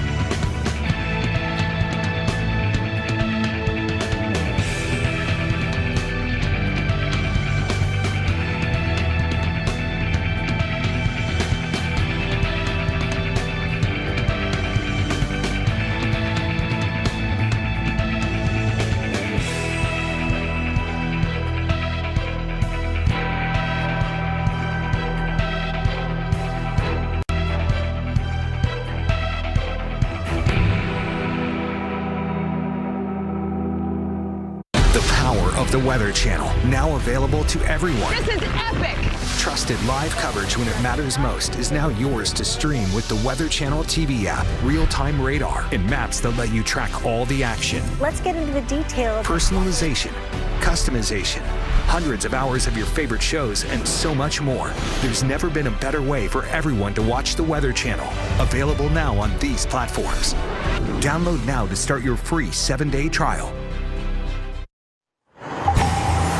All right, guys, back out here in Cedar Key from the Nature Coast Biological Station here for the University of Florida. Built to withstand a Category 4 hurricane, but not the surge. That's coming in. All right, we're already at about 4.5 feet right now. And you can see, this building pretty much right next door where the water is coming in. And we do expect that building to be mostly underwater, except for the top tin roof. All right, we'll see how much of that's left by the time we get to 12 to 16 feet. Brad, looking across the street, the buildings there, you can certainly see the water that's come in. It's come up across First Street here, which is where we are right now. All right, and we certainly knew that was coming. The record 6.1 feet. That was back in Hermine in 2016. We could double that. We could easily double that. All right, so people here definitely cut off as we knew we would be. But guys, we wanted to show you what big surge was going to look like here without being in the eye wall, which is going to be off to our north and west. That said, we're still getting tropical storm winds, and we're still getting a heck of a water rise. As the sun comes up, we could see double the water that we have now. All right, and certainly as we go on through the morning, we go through low tide and then start coming back out toward the high tide this afternoon. And so it'll be interesting to see where those two merge. In other words, the storm surge and the high tide, and that's what we're looking at. Again, we've had gusts here over 50 miles per hour. Looks like there's a tree down up the street, but it's too dark to maybe see that at this point. We're just going to have to wait till first light. It's obviously early, and we're starting early as a result of that. But water continues to come up here. We've seen very little debris so far, and that is a good sign. But, guys, that is going to change. All right, we know that because you're going to start seeing the water overtake the power of the structure. If it's up on stilts, that's a great thing, which is where we are on concrete stilts. Across the street, some of these are wooden, some of these are concrete, as high as 12, maybe 13 feet high. But some of these homes that are closest to the ground, that's a big different story. All right, Jordan, back to you. Hey, Jim, real quick, I don't know if you can hear me. I know it's loud out there, but we know Cedar Key was one of those spots that was asked to evacuate. Do you happen to know how much of that island actually did listen to the orders and leave? I think a good bit of it. I mean, there's some people on this island that are at 20, 25 feet. And first responders and things like that, we know they stayed because that's where we parked our cars. We're up, we parked them up 20, 25 feet. We know that for sure. So we do have certainly a crew of first responders in through here, but nobody on this street, which, by the way, in the last 10 minutes, we've lost power now here. So, that's never a good thing. But we've still got cell service, and we can still bring you, what this thing is doing in terms of the storm surge. We're not going to get Category 4 winds here, but if you are in Perry and those areas like Steinhatchee, definitely get ready for a heck of a blow. The water's already coming up there as well, and it will continue to do so. Again, Jordan, as we were talking about yesterday, it is not just a coastal event. This thing is heading in. Tallahassee's east side, Valdosta, certainly get a hit there as this major hurricane will start to wind down once it comes ashore. Over to you. All right, so let's talk about where it's going real quick and just give you guys some perspective. If you are on the coastal side of Georgia, even the southern edge of the state, of the Peach State, and coastal Carolina, South Carolina, and North Carolina, notice the track takes the center of it into your territory. But we could be feeling these conditions all the way back towards Macon, Augusta. We've got the alerts up for good reason. Power outages could even spawn outside of the center of the storm itself. So just be aware of that. I think that's going to be a big issue. Storm surge is expected here as well, and it looks like we could be looking at a storm surge anywhere from 1 to 3 feet from North Florida, right there at St. Augustine, all the way up into Hatteras, North Carolina. But there is a section here, specifically in South Carolina and coastal Georgia, where you've got a 2 to 4 foot storm surge above normally dry ground. So we got to watch that specifically for all of our beach locations on our beach trend. I'm thinking about Folly Beach and, of course, Tybee Island. Hilton Head's another place. I got family staying there, so that could be a problem. And then all that wind will be likely causing problems as the storm system works its way throughout the day today. In the meantime, we do have other live coverage out here in Florida for you to give you perspective what the storm is doing. Let's get it over to Paul Goodloe in Clearwater Beach, Florida. Paul? Hey there, we're still dealing with the surge here, getting higher and higher slowly but surely. Now it's closer to 3.5 feet of surge, and it continues to rise. And we're normally about, say, 60, 70 yards from the edge of the ocean, and they've even pulled back the lifeguard stands. This one, number 3, is starting to kind of lean. Think about if you ever stand at the water's edge, the waves are kind of lapping at you, and your feet start getting covered with sand. The same thing, the wave action, the relentless push of the ocean because of Hurricane Idalia now starting to kind of erode some of the sand around this. Hopefully it withstands. But here's the thing, the winds have just turned to onshore. They will continue. Even though the centers will pass us, we knew that we were going to be on that right side. So we're going to have hours upon hours today of that push. So the surge is beginning. And the sad thing is, we're at low tide. The tide now is turning to go to high tide with the full moon, king tide, and the storm surge. It's going to be interesting here in Clearwater, the Tampa Bay area, all day long because of landfall of major Hurricane Idalia.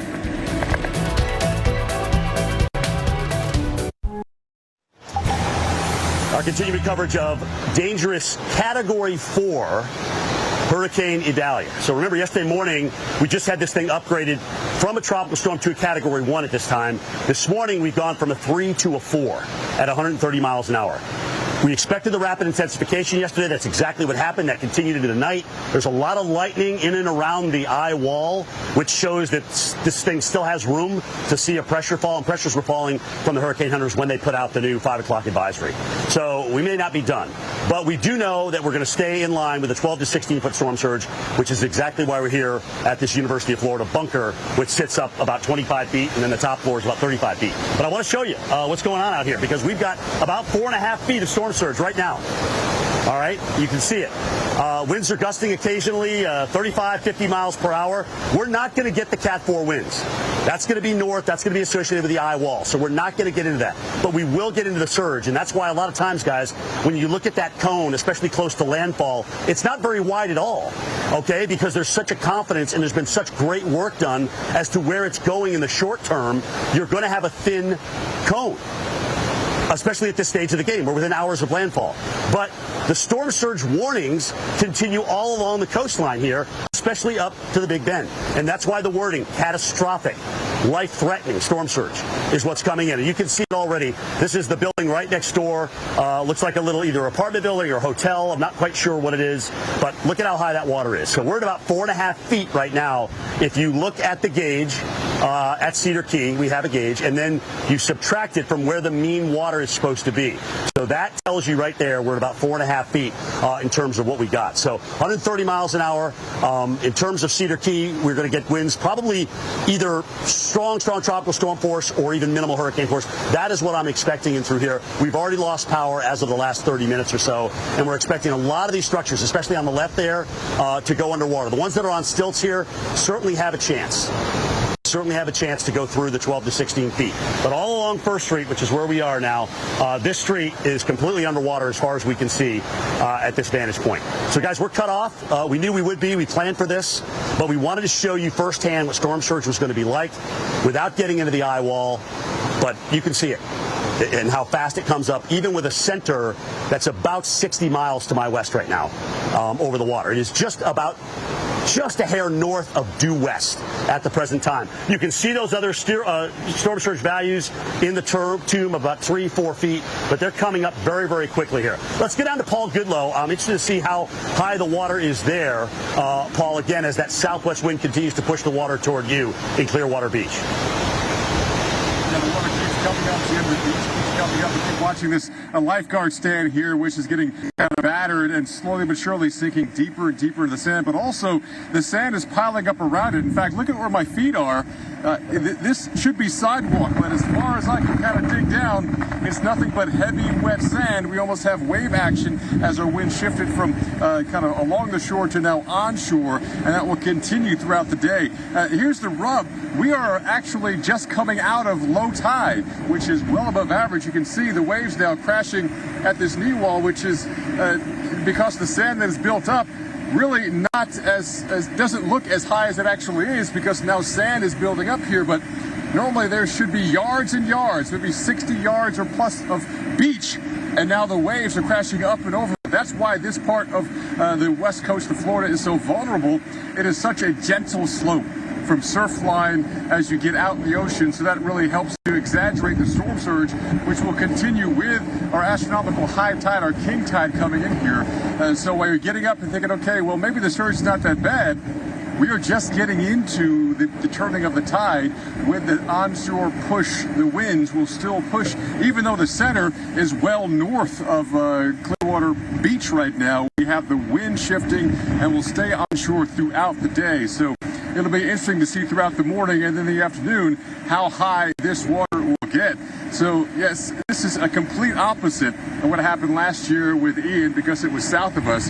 You can see the stronger winds also pushing this. We're seeing, look at that, waves crashing here. We still have our high ground, and we can still see the curb here, the street that this water is rushing into. So we definitely have our fallback plan. We're still getting the wind and the rain coming in here at times, gusting well in the 40s. In terms of rain, most of the rain fell last night. Most of the Tampa Bay metro area, 2+ inches, which is great. We're in a long-term drought, so that's good for the region. But the surge is something that is going to take a lot of people by surprise, especially as we head deeper and deeper and closer to high tide around noon today.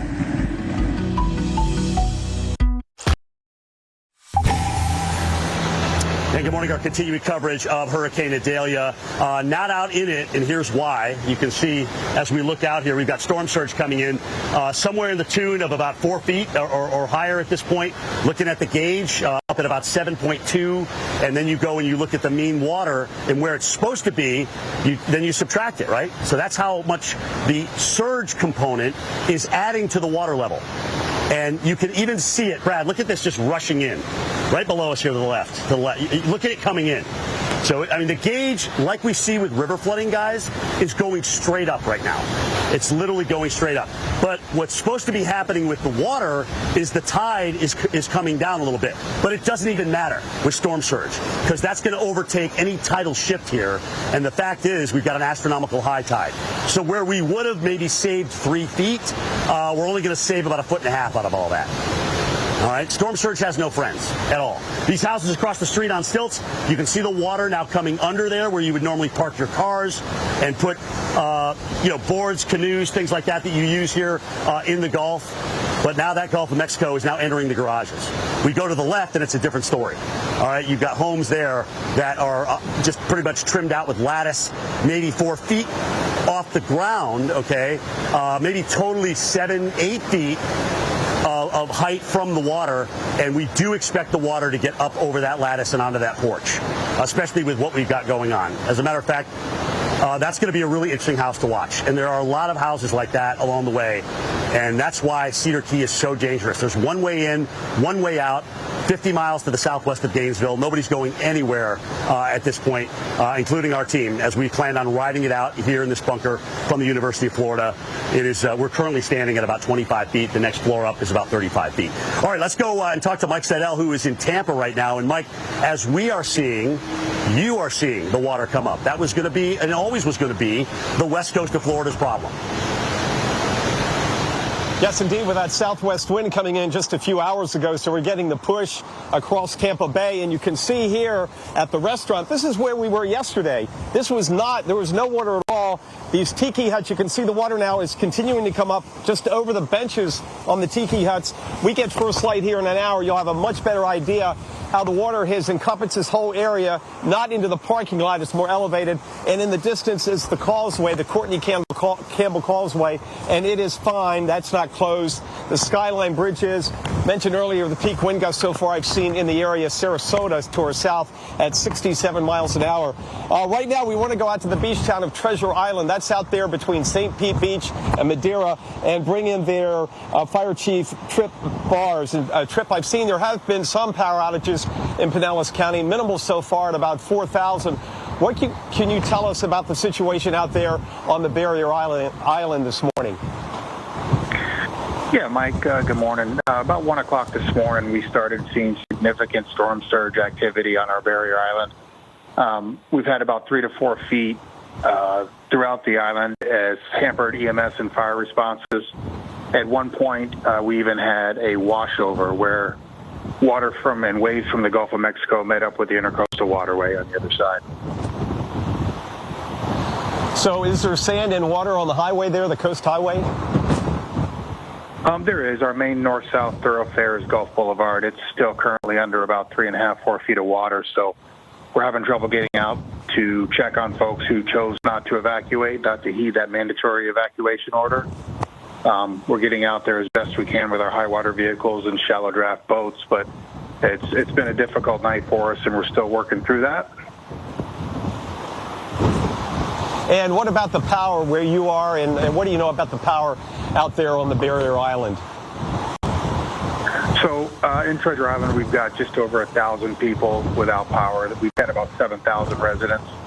We're hoping most of them evacuated. We did clear the hotels yesterday, so thankfully we don't have the visitors. But yeah, it's going to be rough when we see. We've definitely got water in homes in the southern part of town.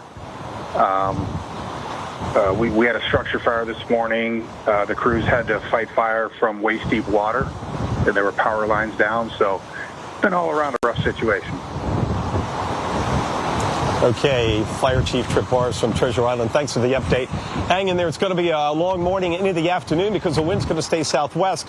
And I want to tell you where exactly we are to give you an idea. We are about 20 miles as a crow flies due east of Clearwater Beach. So Paul Goodloe is west of here in a straight line across the causeway, which is open. So at this point, we're just going to keep an eye on the water. We're going now towards low tide here on the bay, and that's going to help us out a little bit. But again, the wind is not going to back off today. It's going to be southwest. It will ease off later on this afternoon and this evening. But again, that storm surge warning continues, and the Hurricane Center says 4 to 6 feet, and we're going to be right in there at this point. I'm going to get an update on the Old Bay Tampa gauge and see how we're standing there and how that compares to storm surges in the past. In the meanwhile, Jim Cantori, Cedar Key in the thick of it, and we've got Paul Goodloe at Clearwater Beach as we watch Category 4 Hurricane Idalia heading for a landfall up on the Big Bend later on this morning. Continuing coverage. Stay with us on the Weather Channel.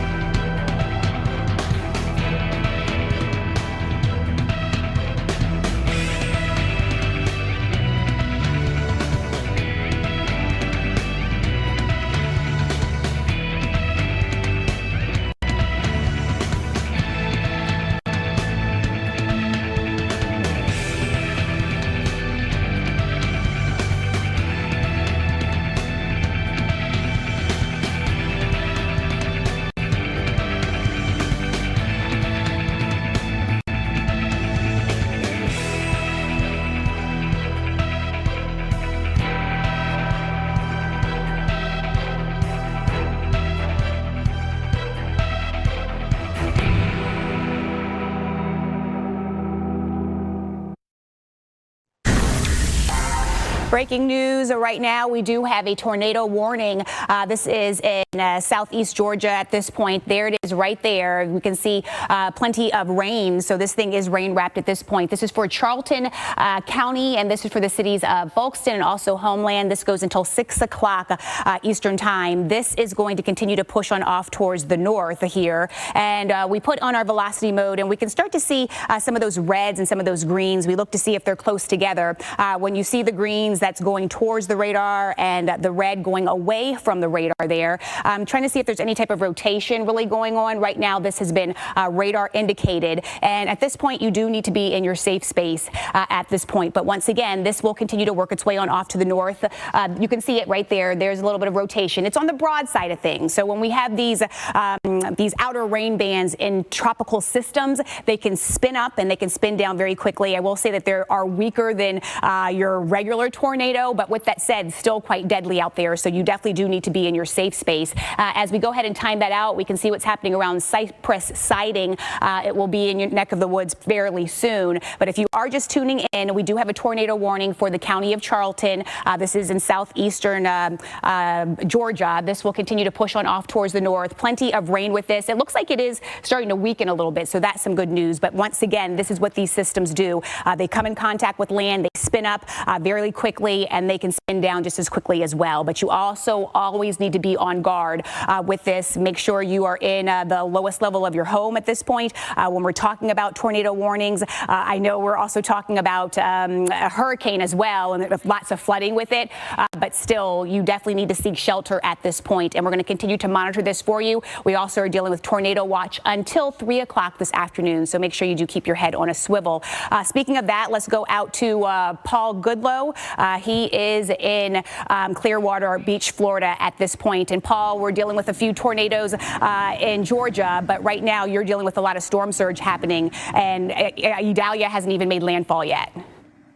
Right, you mentioned the tornadoes. We had some tornado warnings this morning, about maybe an hour or so ago, but it's been fairly quiet for that risk, but it's not over. We're still seeing unimpeded winds coming in off the Gulf of Mexico. Our winds have shifted from the south to more of the south-southwest, and that is now pushing the Gulf of Mexico in and over a good chunk of the beach here at Clearwater Beach. Normally, it's even, as far as our lights can kind of show you this morning, past this lifeguard stand, normally there's like 60, 70 yards of beach, so a couple of 100 feet of beach. But now we're seeing the waves crash all the way up towards this knee wall, which is just protecting the street just on the backside of our camera here. You're looking kind of due towards the west. A couple of days ago, it was Lake Smooth, the Gulf of Mexico. Today, it's a whole different story with waves crashing. Already seeing a water level rise of 3+ feet. And our tide has just turned. We had low tide around quarter after 5 this morning. And now from here through noon, we have not only a high tide, but we have a king tide with the full moon. So it's going to be one of the highest tides you'll see all year. And then we have the storm surge with Hurricane Idalia coming on as well. So we're kind of close to high ground. You can see this part of the sidewalk is above the surge at this point. But the surge will keep coming in as the tide comes in. So we do have some higher ground to get to, but the winds at times sustained in that tropical storm force, but gusting 50 to 60 miles per hour. And the closer you are to the open water here in the Tampa Bay region, which has a lot of open water, the stronger the winds will be. If you're farther inland, probably not as strong, but the concern is you can have quick spin-ups of tornadoes. But yes, we'll see the storm surge all day long in that 4 to 7 foot range, but maybe 4 to 6 feet. They just downgraded the actual forecast overnight. But let's go up to Cedar Key where Jim Cantori is. And Jim, you might not see the eye, but you're going to see a heck of a storm surge. I'm so glad you have high ground to kind of ride this one out in. Yes, and we planned this yesterday. We went through it methodically, talked to, to the University of Florida about this building. It was built for Cat 4. We're up here about 20 feet right now from where I'm standing. So I'm not going to be out in this. We are surrounded by water right now, and the water's even coming in on the first floor. But we're safe. We're up here on dry ground, all right? But we wanted to show you storm surge, and that's exactly what I'm doing here. Brad, let's go down, look at what we've got coming in. Look at this water coming in now. It is just rushing in at the present time. We've got tropical storm conditions here. The center is about 50, probably 55 miles or so to my west-northwest now. So it's probably at its closest point here for Cedar Key. But remember, we're still pushing that water. Huge southwest component with the wind, still pushing that water in here. And you kind of wonder with these homes across the street with the lattice, how high the water is going to get there with a forecast of 12 to 16 feet. The homes here on the other side of the street, all right, with the stilts that are up, may actually do okay with this, because they're up and the water can go underneath and come in and out as the storm surge comes in, maximizes itself, and then pulls back out. High tide is about 7:50 this morning. I'm sorry, low tide is 7:50 this morning. After that, we go up. But with a storm like this, given its strength, it really doesn't matter because the water is going to continue to come up regardless of where we are in the tide cycle. Be safe, everybody. The worst is yet to come for Perry.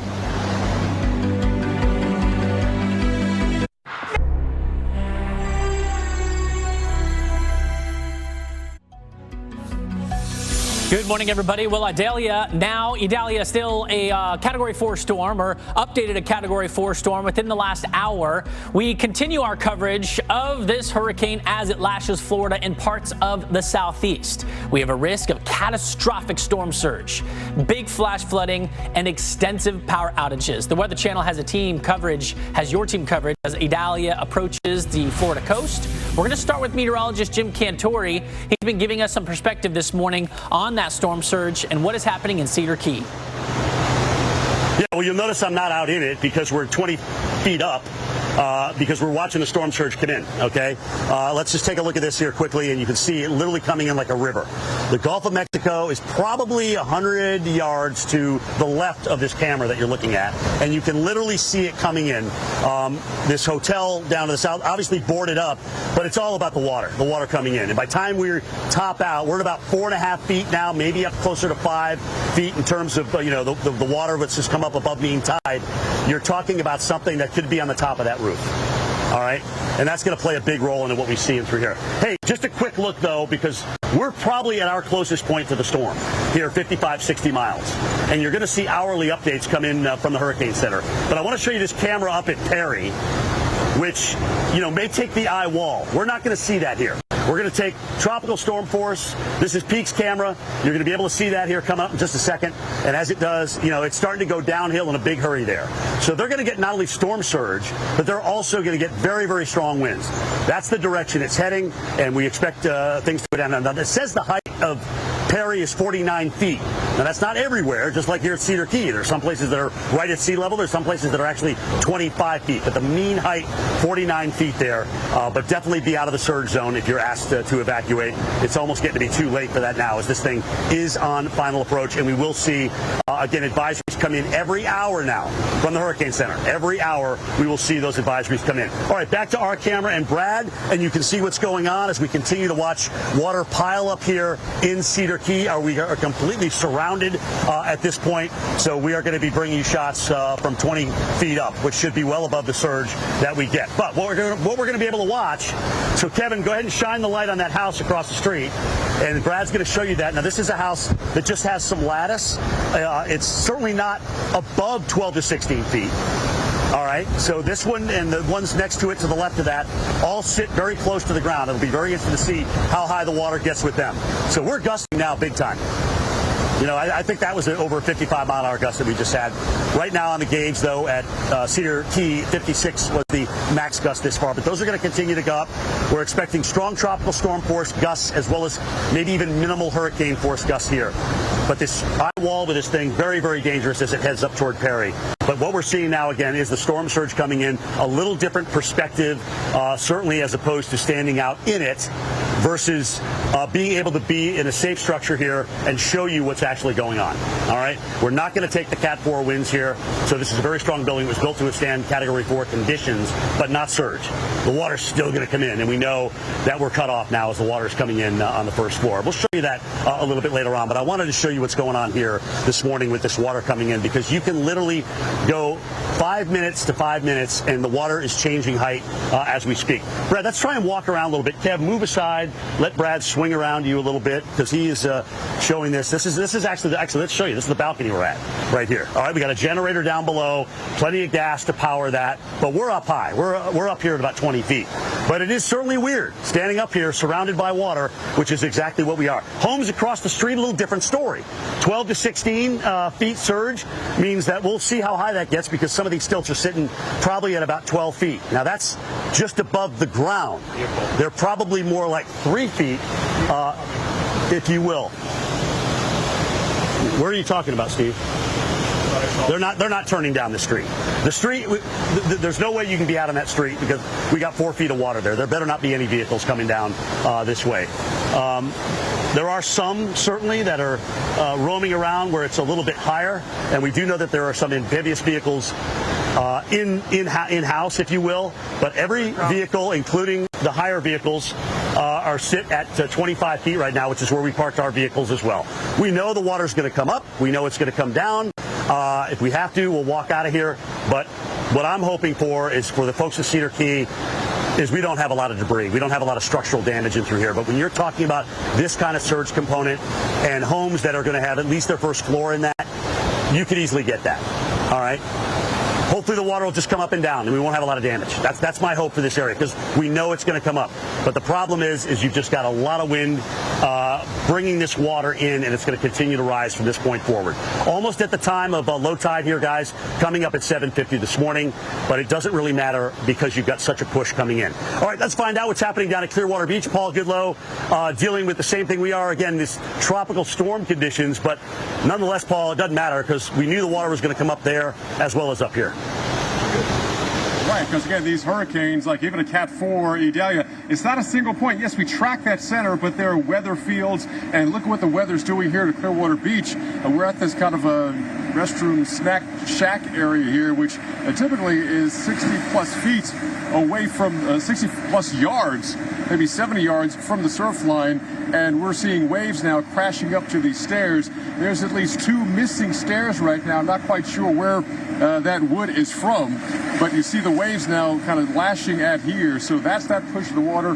We're talking well over a 3.5-foot surge. And while Jim is awaiting low tide, we have just had low tide, about 5:17, quarter after 5 this morning.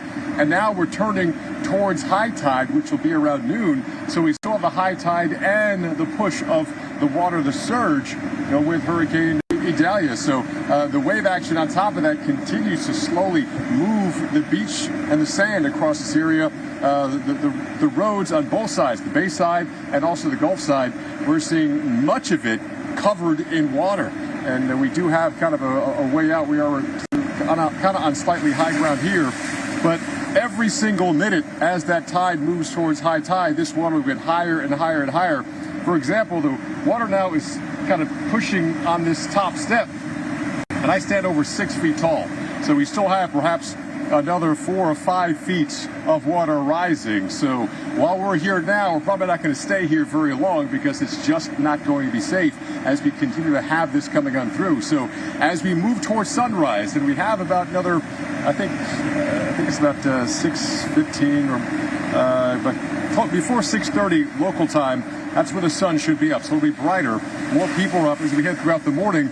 Do not let your guard down. We're going to continue to see this surge. Now, the waters in the Tampa Bay, they're moving towards low tide as we speak. So there's always a time difference of where that low tide hits, and eventually the high tide hits perhaps later. So as we head throughout the middle part of today, noon and beyond, we're going to have the highest push of water. And then when we switch to low tide, the onshore wind will prevent that water from going down very much. So perhaps tonight's low tide this evening could be closer to where your typical high tide should be this time of the year.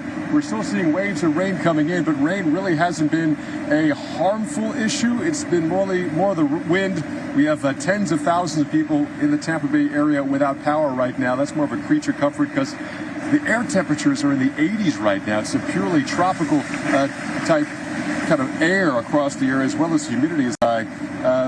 But it's going to be the push of the surge that we're going to see here in Clearwater Beach, as well as all across the Tampa area. In fact, we have meteorologist Mike Seidel out towards farther east of me in Tampa. And Mike, you too are probably getting close to low tide, and then your tide coming up probably after ours, which is about noon local.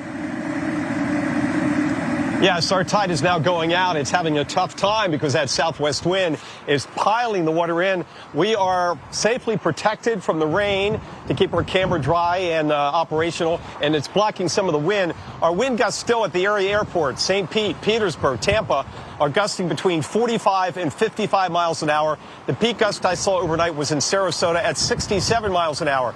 We are about 20 miles as the crow flies inland.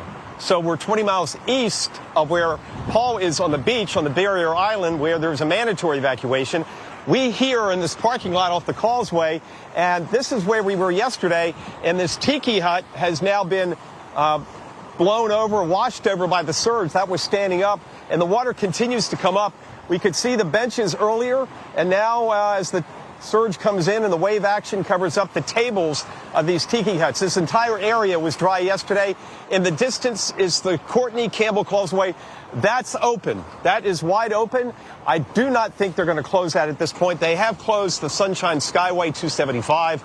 That's not surprising with these kind of winds. Rainfall totals generally around 2 inches. That has not been an issue so far, fortunately. The rain comes and goes in spurts. And look at the radar. Those bands wrapping in. We are right now roughly 130 miles southeast of the center of Cat 4 Idalia. So we're far from the center. The hurricane force winds only extend out 10 to 20 miles. So we're not in any danger basically of getting hurricane force sustained winds. That's not going to happen. Maybe we get a gust close to 70 with one of these bands. We'll see. But we're still going to get the circulation. Remember, counterclockwise in the northern hemisphere. A hurricane is low pressure, so the wind is going to continue to pile the water up here in the Tampa Bay area. The next high tide at Old Tampa Bay, that's farther up here, not at the mouth, at the Gulf, the bridge, is coming up at about 3:20 this afternoon. Now, here's video I shot earlier. This is about an hour and a half ago. This is the parking lot on the causeway, and you can see the water has come over the beach and over the parking lot and just about up to the bike path and the asphalt walkway on the causeway. Water about 2 feet in most places. You can see the wave action and the wind whipping the flag. This is, again, about 4:15, 4:30 this morning, and the winds at that time were gusting 45 to 50 miles an hour. So far, the surge has impacted the parking lots here, but not any property. This restaurant we're at is up on stilts for good measure. It's built with concrete stilts. So we're going to continue to watch the water come up through the morning hours. When we have daylight, you'll get a real sense of appreciation of what it looks like around here versus yesterday. But right now, I can just explain to you and I show you that this tiki hut is gone. It's floated away, and everything else is right now. Another one has blown over. So the water rising with a southwest wind as expected. Still that storm surge warning in Tampa Bay, 4 to 6 feet. They'll continue that for a while because the wind isn't going to back off and the direction is not going to change through at least this evening. Tomorrow the winds back off. By the way, Tampa International again today, not much better than yesterday. All flights canceled yesterday. Today so far, 90% of flights have been canceled. And tomorrow, most of the flights right now are up on the board. So, Jim Cantori in Cedar Key, you've got, I think you mentioned about a 4-foot surge. I'm trying to get the latest from the gauge here, but based upon where we were yesterday in dry ground, we are up about 3 feet, my estimate here in Tampa. Jim? Yeah, and that's the way it is kind of all along the coast. We're a little higher here because we stick out. When you're just pushing so much water this way. It'll get higher as you go up toward Steinhatchee and Salem, and of course Perry, where we're expecting the landfall to be somewhere around there later on this morning. We're probably here in Cedar Key at our closest point. All right, we lost power about an hour ago, but the surge is coming in. I mean, come look at this. This is unbelievable. We're essentially surrounded by water right now. It has not stopped. You can see the homes across the street where the water certainly is not approaching the first floor yet because they're up on stilts. They're sitting up 12 to 15 feet above the ground where they're at, and they're probably another 3 feet, above the ocean, or above the Gulf of Mexico. So that obviously makes all the difference in the world. But you can literally see the surge coming in. Go down to the University of Florida sign, Brad. I mean, it's just coming in waves. Just coming in waves, and it keeps piling up here. We're probably close to 4.5, 5 feet right now in terms of total water rise. When you look at where the gauge is supposed to be as we approach low tide right now, and then you look at how high the water is on the gauge, you subtract the two, and then you've got that water rise. And that's the storm surge. That's the storm surge. All right, guys, let's walk over to the left here because I want to show everybody this hotel and then some of the homes that are across the street that aren't on stilts. You can see, again, it coming in between the two buildings here, looking like a river. It's got a little frothiness to it. That is storm surge. That is moving water right there. And that is a very, very destructive force, especially when it has waves on it. And there certainly could be waves behind our building, but we've moved to the front side and through here to get Brad out of the wind and protect our camera and our equipment as much as we can. So this is a little different for me, actually, not being in the weather as much as being able to show you what's going on with a very, very extreme and destructive and life-threatening storm surge event.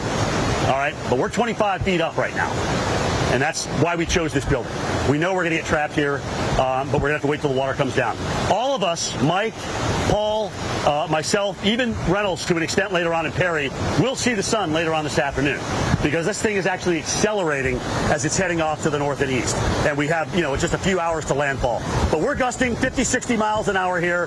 The homes across the street, again, that aren't on stilts, certainly threatening to get water into the first floors and really the only floors of those homes. And there's a lot of them here, which is where we are on First Street. So, guys, we're going to watch this come in as we're going to take you through it. We lost power about an hour ago. Low tide, 7:50, irrelevant because the water continues to come up. But the winds are howling around this building here, which is the Nature Coast Biological Station from the University of Florida, where we have coordinated our coverage with them in terms of what we're going to do here and positioned ourselves well above the surge so we can show you what happens. This building, built to withstand Category 4 winds. We know we are not going to get that. We are not going to get the eye wall here, but we are getting the surge. And by the time all is said and done, we'll see if it's 12 feet or 16 feet, which is the forecast for so many. Be safe, everybody. We'll be right back.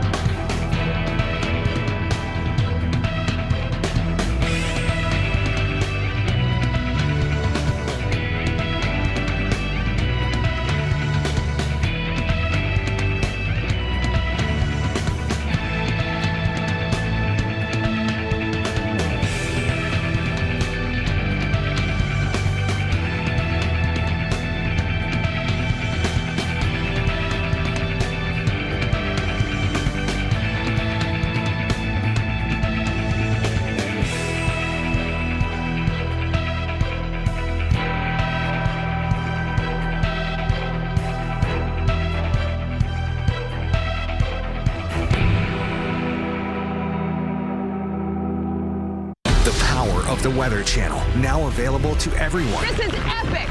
Trusted live coverage when it matters most is now yours to stream with the Weather Channel TV app, real-time radar, and maps that let you track all the action. Let's get into the detail. Personalization, customization, hundreds of hours of your favorite shows, and so much more. There's never been a better way for everyone to watch the Weather Channel. Available now on these platforms. Download now to start your free 7-day trial. Welcome back to America's Morning Headquarters and our coverage of the approach of major Category 4 Hurricane Idalia here approaching the upper Florida Panhandle. Meteorologist Paul Goodall live in Clearwater Beach. You can see behind me we're still watching and experiencing the storm surge coming in as our tide now has shifted. We had low tide about an hour ago, and now we're seeing high tide slowly come in towards midday. We're still seeing a wave of rain coming in here, but you can see you can't see the beach. That's what I should say, because typically you can see maybe 60, 70 yards of sand, and then you have the usually very calm Gulf of Mexico. But as far as you can see, it's choppy and sloppy, easily 5 to 6 foot waves out here. Last night, before the rain came in yesterday evening, we saw surfers out here enjoying the surf conditions, which is rare for this time of the year. But now we're seeing the waves lashing at maybe the second step here, second or third step of this kind of beach cafeteria, snack bar, restroom area, but also they keep some of the beach chairs into this building, which already is seeing the push of water already push in that garage door here. So we've been dealing with winds at times well in the tropical storm force. Again, the tropical storm force winds extend over 160 miles out from the center of the hurricane. So here in Clearwater Beach, the Tampa area, we're never going to see the center. We will not see the center. The center's already passed north of us here in Clearwater, but we're still going to have waves of the wind embedded in some of the stronger rain bands coming through. The rain, though, has been manageable and also welcomed. Roughly about 1.5 inches to maybe 2.5 inches of rain, and many communities here 2, 3, 4 inches behind on the rain this year. And this is the rainy season in Florida. So it's good to have that. It's helping out some of the short-term drought.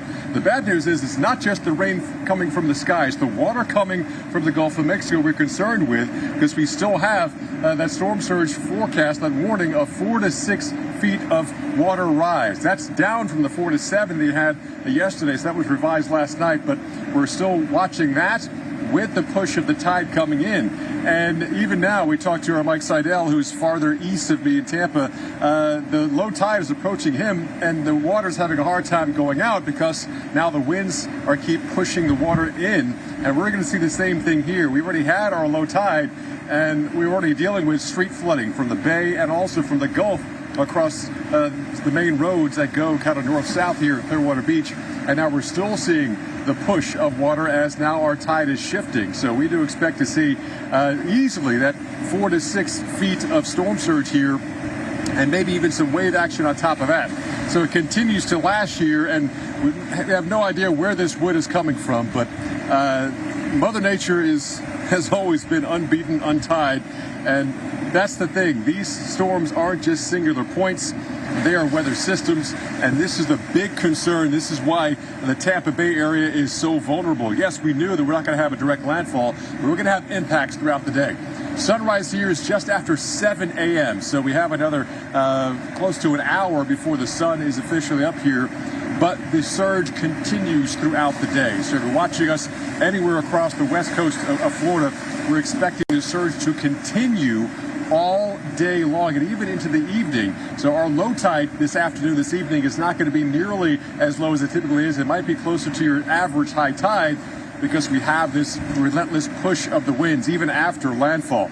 But the surge will be perhaps twice as high as we'll see here a little farther north, closer to that center. We're getting close to that eye wall, perhaps not landfall with the eye, but we're going to have a big push.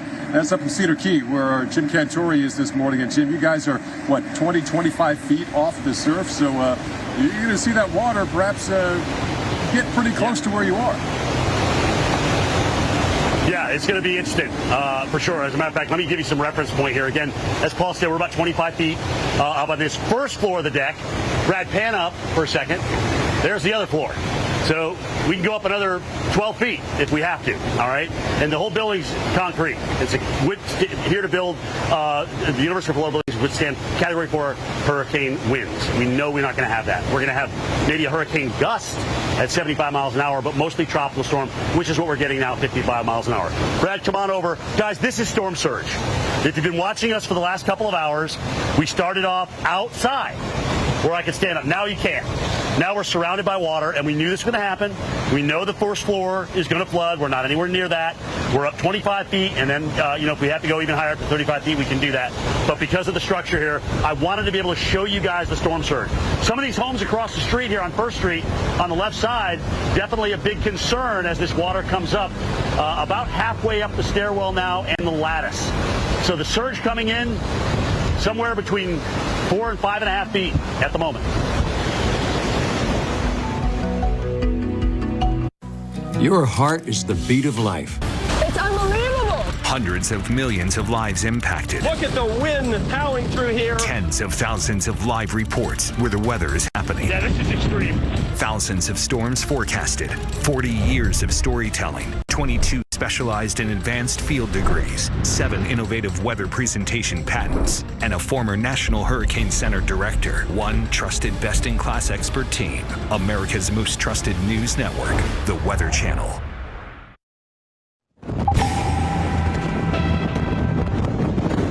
Again, guys, continuing our coverage of Hurricane Idalia as it's a major Category 4 hurricane with winds of 130 miles per hour.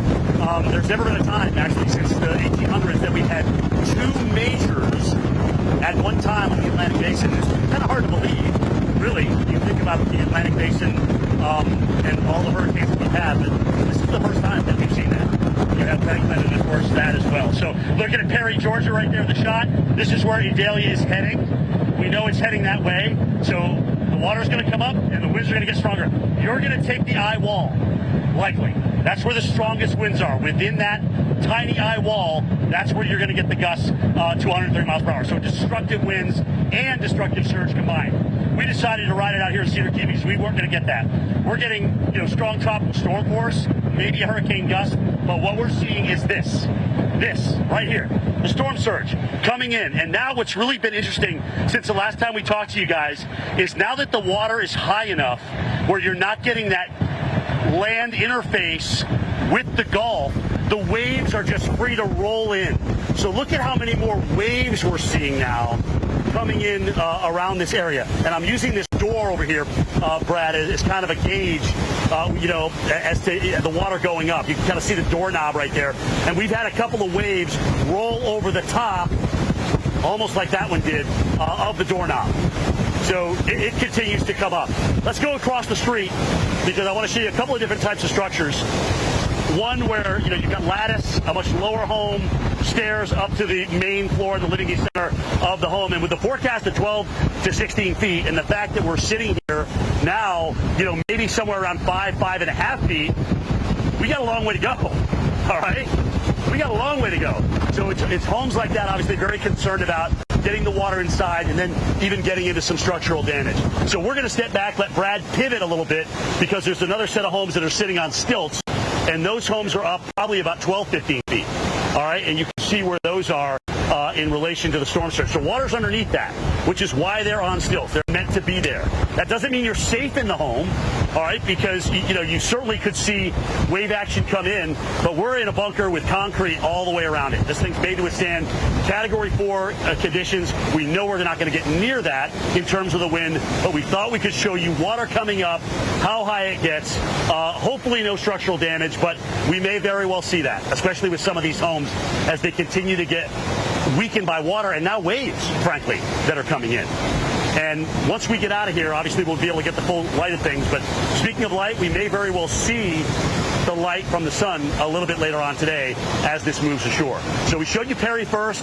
This thing's on final approach, all right, into that area of the Big Bend. We're down here on the south side, and the storm is now moving to our northwest. So it's at its closest point, about 55 miles or so. We're closing in on low tide, but that doesn't matter with this situation. But once we get out of low tide, the tide starts to go back up again. So you're getting that in addition to the storm surge component from the storm. And as long as these winds are off the Gulf of Mexico from the southwest, we're going to continue to see the water pile up. So that's where we frankly get into the 12 to 16 feet. We're expecting that later on this morning and early this afternoon. But as the storm pulls away, begins to weaken, maybe wrap some dry air into it. At times, sometimes we're even rain-free here, and we're on, granted, the protective side of the house or the structure here. But we could easily see the sun a little bit later on this afternoon. But guys, this is going to be a very, very destructive storm. Salem, Steinhatchee, certainly Leedy County, which is where we're at here, which is where you find Cedar Key, and where we're getting winds gusting into the upper tropical storm force range, according to the gauge at Cedar Key. So we can watch the water come up. The tidal gauge up now approaching 8 feet, and where the tide should be is, more like 2.5 feet. So you do the math there, and that tells you how much water rise that we've had, surge in this case, from the storm. And it's going to continue to pile up here. So, batten down the hatches. If you're watching us from Valdosta, the east side of Tallahassee likely, maybe even all of Tallahassee, a lot of trees there. We're going to see tree damage within that eye wall, which is going to come in like a small tornado, probably like a like an EF3 tornado, and move across, maybe even as far northeast as Valdosta, we can have that types of damage. So I-10, I-75, keep an eye on those routes if you're planning traveling there this afternoon, because they may very well be covered with debris as this storm moves. As a matter of fact, you don't want to be anywhere near that area as the storm's moving across. So we're talking about noontime toward 3 o'clock. And then the storm, by the time the sun sets, is going to be approaching Savannah. That's how quickly it's going to move off to the northeast. Again, we're without power. The surge continues to come in, and it will continue to do destructive damage throughout the morning here in the Big Bend.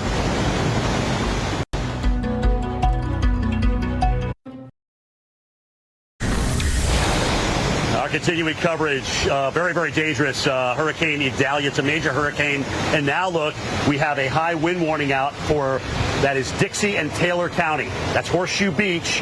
That does include the Perry area closest to the water. You can see the center of circulation is approaching the coastline. You can see where we are down in Cedar Key.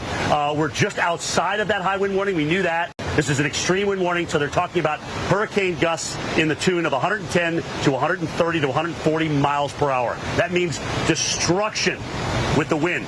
So you guys are going to deal with not only the wind but the storm surge. It's going to come up. Notice there's a little bit of an offshore component now around Perry and maybe even Horseshoe Beach, but that wind's going to quickly shift around from the south, and that water is going to come in like a tsunami. So get ready. If you're anywhere near there, you got to leave. And I would imagine a lot of you are going to be losing power very, very quickly here as this comes ashore. All right, let's go to the Doppler radar. You're looking at the camera, by the way, out of Perry that Peaks got for us. Look at how conditions have changed at Keaton Beach. Big difference there. Let's go to this radar. I want to see if we can see the wind. Remember, we use these radars for different things besides reflectivity, which is what you're looking at there. But when we look at the radar and we ask it to do different things, like, is the storm rotating? What are the winds within that storm? We can actually get that data from it. Do we have the radar, guys, out of Tallahassee to show this? I want to show everybody the wind, and I want to query the wind coming in. There we go. All right, let's look at it. Jillian, if you could, query that wind right near the eye wall, which is just off the coast, that darkest blue there. I want to see what kind of wind. Now, granted, remember, Tallahassee's radar is going up at 0.5 degree. So this is not looking, right at the ground. But you can take a good bit of that and think that extrapolate it down toward the ground. It's also probably not the strongest winds within the eye wall. But go in a little bit closer toward the center and just kind of move that query around, and let's see what kind of numbers that we get, because sometimes you can't find the exact spot. But the point is, guys, with winds over 100 miles an hour, there's 130 right there. Right there. All right? And I wonder how high the beam is. Maybe, I don't know, 1,500 feet at the most. So, you're talking very close to ground level, and that's what the hurricane hunters are finding. All right, so this is spot on in terms of a Category 4 from what we're seeing right there on the radar. That's why the extreme wind warning for this area. And that's what's coming in, and this gets oftentimes, especially with the eye wall coming ashore, brought down and translated to the ground. It may not be exactly that number, but it's going to be pretty doggone close. So again, guys, looking at that eye, we lost the eastern side of it a little bit, it looks like. It's not as good looking, but sometimes you're getting such tall towers on the western side of it, you're not seeing the reflectivity on the eastern side of it. So you would only see that if we looked at Tampa or Jacksonville's radar and Tallahassee kind of back to back, and you may be able to see a little bit better what's going on in that eye wall. But you saw from the query what's in it, right? We still got the wind, and there it is, 130, Category 4. Here in Cedar Key, we're getting strong tropical storm force winds. Brad, let's come on over. The surge continues to come in here. I looked at the gauge at Cedar Key. It was 8-1. So 219, I think, is low tide. That's where the water should be given no weather. All right, that's just the regular tide, 219. And it's high because of the moon. So now you look at the tidal gauge where it's measuring 8.1, and you're like, holy smoke, we got 6 foot of water rise. That's the storm surge. And it continues to come up. We could have a half or even close to a third of our storm surge right now. We got a long way to go here, guys, in Cedar Key, and a lot of homes that are threatened here. All right, let's go down to Clearwater. Paul, like you, we're going to be soon coming out of low tide. You probably are already, I think. But that really doesn't matter in a situation like this, because there's such a push of water coming in with a major Category 4 hurricane. Yeah, Jim, we're about an hour past low tide here, and low tide was well above typical high tide, and now we're seeing the water rapidly rise. We've had to retreat from where we were before. This is now our second kind of movement, and we expected to do that because of the storm surge coming in. Again, we're about a half hour from official sunrise here, so here's the thing. As we head throughout the mid-morning, late morning hours, that's when the official high tide comes in with the full moon. It's going to be higher than normal, what's called a king tide, and then we have storm surge on top of that. So much of Clearwater Beach is seeing flooding. From the Gulf side here, we're looking, and then behind the camera would be the bay side. There's bayside flooding back there. Our crew is safe. We got high ground to kind of ride this out. And here's the thing, with this wind shifting now, pushing the water onshore, that's the storm surge. It's not going to go down. Even when low tide approaches late this afternoon, early evening, we're not going to see a big drop in the water. Now, we're on a barrier island, so basically just ride this one out. We're riding out, but all across the Tampa Bay area, there's so much water. There's so many people in Zone A, which was under evacuation, and this is the reason why. Yeah, you don't have to have a direct landfall And this is completely opposite what happened almost a year ago with Hurricane Ian. We were on the north side, the west side of the ice. We had an offshore flow. Water levels went down across the bay. Water levels are up and will keep going up as we head throughout the day. A low tide farther east of me into deeper in Tampa Bay. That is coming up now. So high tide continues to rise. Storm surge continues to come in. Yeah, even without a direct hit, we're going to see major impacts, major storm surge flooding all across this part of the Tampa Bay area. We have coverage of landfall of Cat 4 Hurricane Idalia all day right here on the Weather Channel.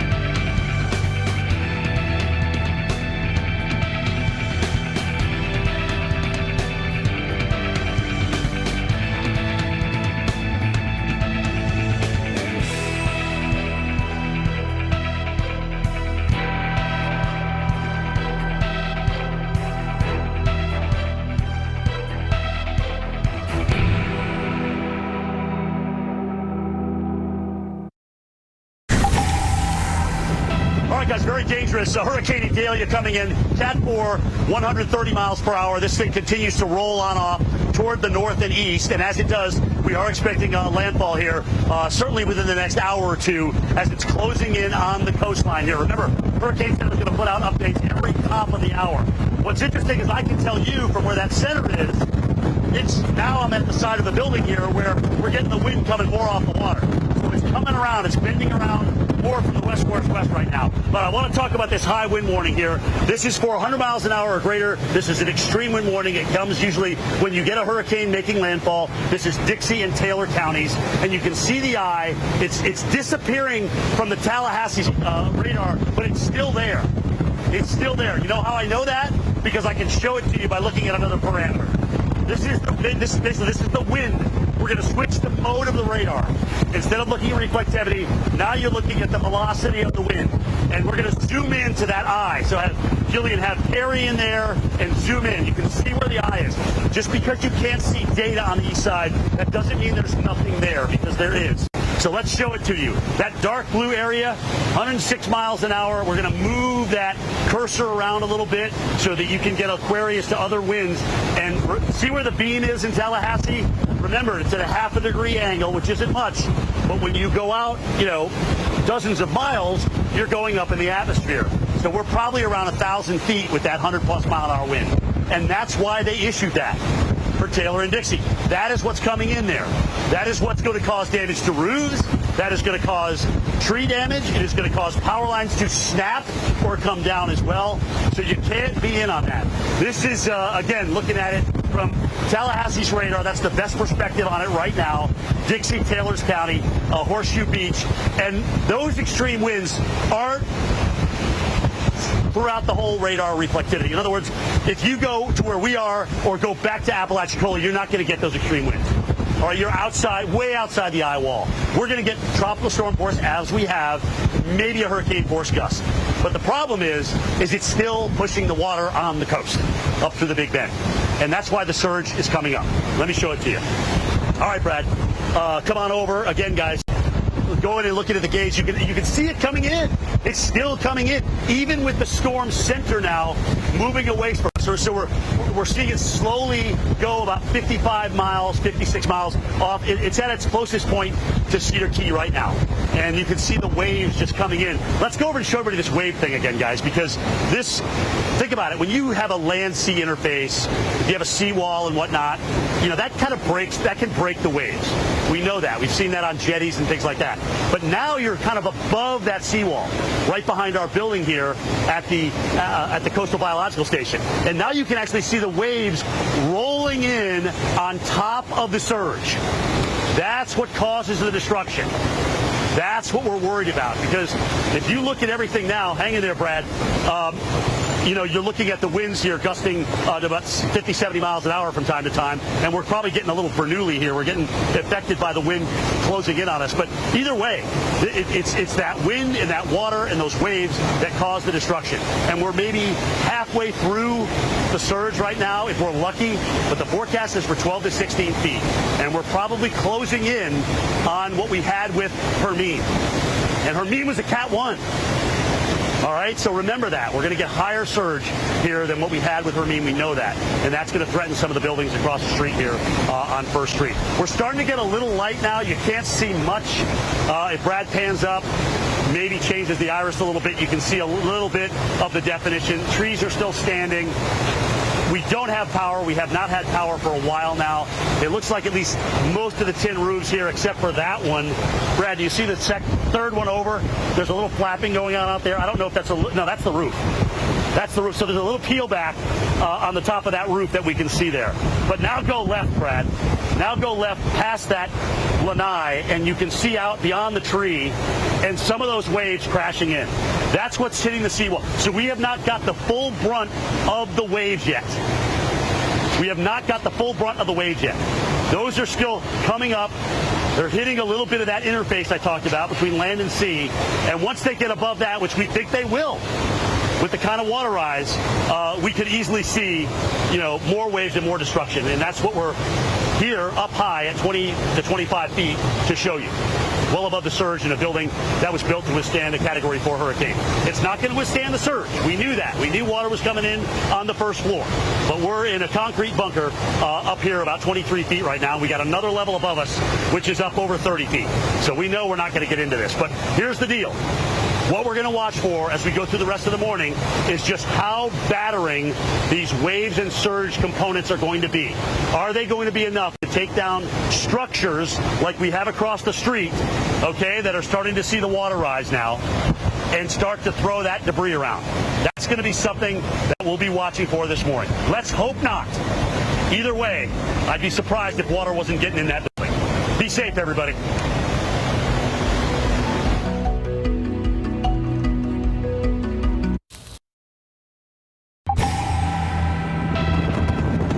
Again, wind's coming around a little bit from the west-northwest now, where we're at. Heck, I'm going to lose that. But I want to show you what's going on. Again, the surge continues to come in.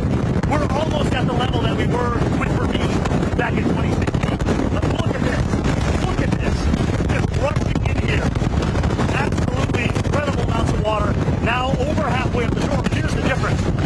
Because you've gotten away more from that land-sea or Gulf interface, now we're starting to see the waves roll in.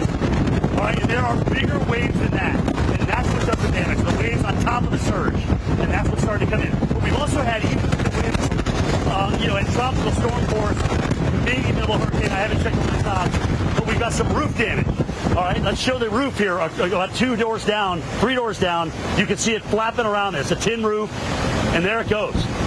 So there's likely water getting in to that structure. We've lost power now for about an hour and a half, and we're not going to get it back certainly anytime soon. We've still got cell, which is why we're going to bring this. But we have decided to bunker down right here. We know we're surrounded by water. We know we can't be down and outside right now. So why not show you from above what a 10-foot storm surge looks like? This is a bunker here that the folks from Unionsport, Florida, here at their Nature Coast Biological Station, told us that we could use to show you guys, you know, what's going on here. And we felt, since we weren't going to deal with the eye wall as well, we were at a pretty safe location. I'm about 25 feet high right now off the ground. All right. If the water gets higher than we thought, we got another level above us. That's at 35 feet. So there's plenty of room to move our team in a concrete bunker that was built to withstand Category 4 winds. But it can't withstand the surge. The water's coming in. Nothing's stopping the water. It's coming out of the first floor. So we are in this building to stay until the water comes out of it. And just watching it come out and watching it roll through from the Gulf of Mexico as we continue to get more and more light now, there's still some really big waves on top of that. It is just going to continue to come up with these very, very strong winds around the backside of this hurricane. So we got the initial push. The gauge is going straight up. We're still about, I keep forgetting what time it was. It's 7 versus 7:50, but it's 7:50 this morning. That is our high tide. That is our high tide. So we've still got a little low tide, but it really, frankly, is irrelevant in the fact that, well, it's not irrelevant. You have an astronomical high tide, but the surge alone is going to overtake that. That's why we've got all this water rise. Right, so that's the point I was trying to make. But at the end of the day, you know, it's 3 feet difference in tidal change, but it's only 1.5 feet with what's going on with the movement. Hopefully that's going to save some of these structures. Let's look across the street. I want to show you what I'm talking about. Brad, we got some of these homes that are on stilts, and they're up pretty high. All right, they're probably up around 12 feet. Let's hope the water doesn't undermine some of that. It looks like some of the lattice on the decking there has kind of gotten damaged. It looks like that ceiling fan is also damaged on the top of that, the pink building right there. Water's definitely getting underneath, but that's why people build on stilts. Water's running right up across First Street here and up the next secondary streets, and it's the homes to our left that we're worried about. Look at how high that water is now. And even two doors down, Brad, is it on the deck? It's still too dark out, guys, unfortunately. But it could be on the deck down there. And unfortunately, you know, maybe coming in the building here at some point in the near future. So water continues to come up. Kate, where am I going? Kate? Paul, let's go down to Clearwater Beach. Paul, this is rocking and rolling here, buddy. This is big time surge. I got it.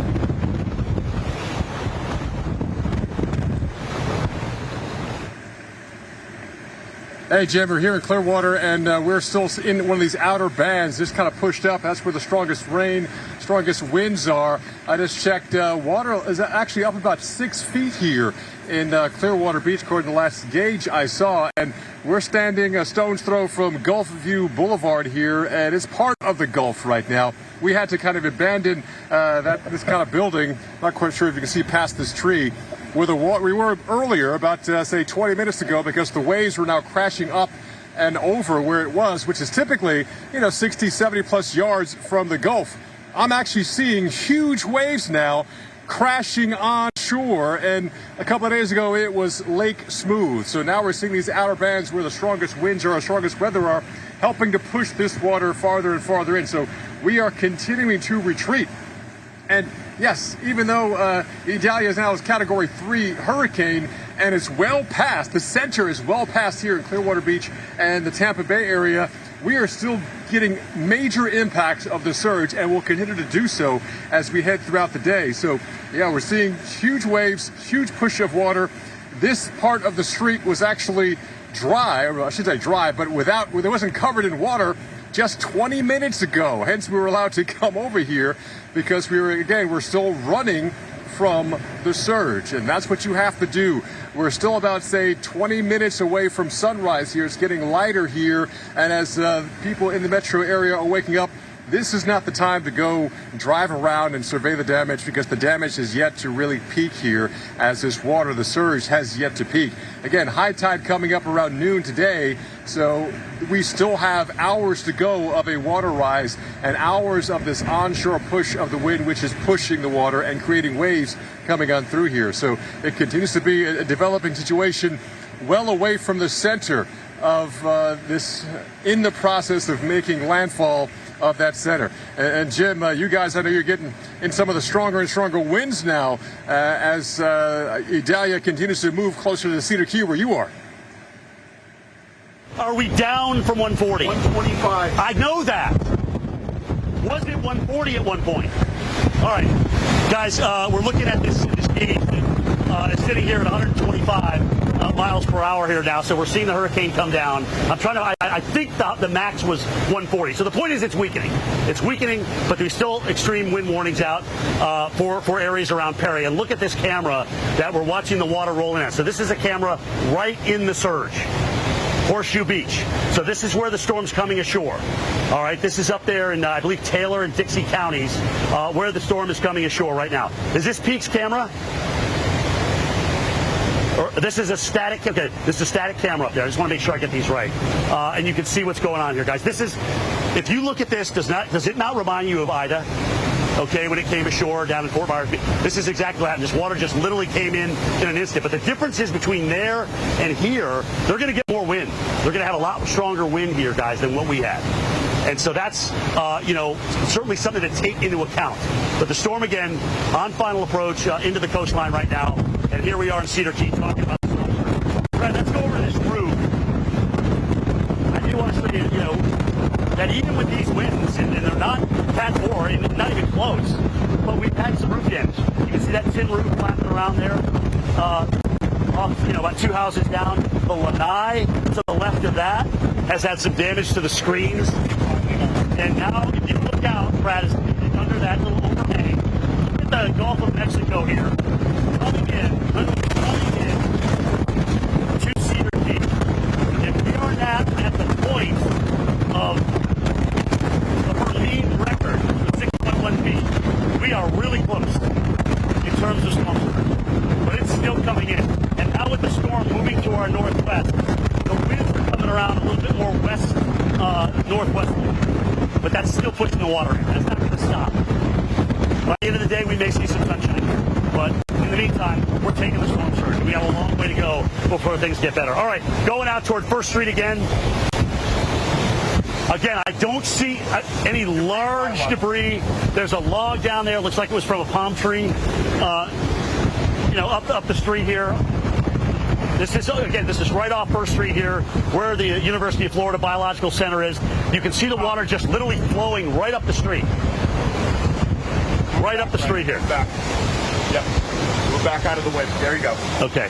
And you can see again across the street some of these homes that are on the stilts, not threatened by any kind of water intrusion yet. But the ones to the left side, the ones on the left side are definitely threatened a little bit. All right. They're definitely threatened. And if you go to that third house down, which is the white one, so you've got a kind of a aquamarine, then yellow, and then the white one, it looks like that water is now on the front porch there. And even to the left of that, another home where the water is coming up. So we'll see how much wave action gets in there. Structures in front of that are taking the brunt of the waves. But once we get back, across First Street, the water starts coming into that homes, especially with the waves. It's the waves that do the damage.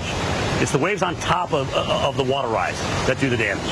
And that's what we're worried about. You still got a long way to go here, guys, as we're watching this surge come in. We are completely cut off right now. And that's why we wanted to be up here about 25 feet to show you what's going on below with the storm surge coming in. All right, let's go up to Perry, which is where Reynolds Wolf is. He is not only going to take the storm surge that you're seeing on the water, but he's also going to take the strongest winds. Good morning, Reynolds Wolf. Good morning, Jim. I'll tell you what, right now we've seen conditions really change over the last hour or so. Heavy rain has been coming down right here in the heart of Taylor County. Now, to give you an idea about Perry, let's talk about location first and foremost. We're 12 miles away from the Gulf of Mexico. So in terms of flooding, in terms of surge, that's not going to be an issue whatsoever, as we are 40 feet above sea level, which is the great news. Now let's give you the bad news. Bad news is that we are right in the path of this monstrous system, and then on top of it, what you have in the surrounding area would be a lot of the things you see off in the distance, these real towering southern pines. We've got these beautiful live oaks. And keep in mind, with these pine trees, obviously they are in full foliage year-round. They're evergreen. But when it comes to the live oaks, they pretty much have their leaves for about 10 months out of the year. And as they do, keep in mind, these are almost like sails on a giant clipper ship. So when you have the strong, sustained winds, something is going to give. We are eventually going to have some tree damage. Now, again, some of these trees, especially when it comes to live oaks, have been here for more than decades. Some have been standing for centuries, but eventually we're going to see them tumble, possibly. And if that happens, you think about this region going from one point to another is not going to be difficult. It's going to be impossible. We lost power about 20 minutes or so ago.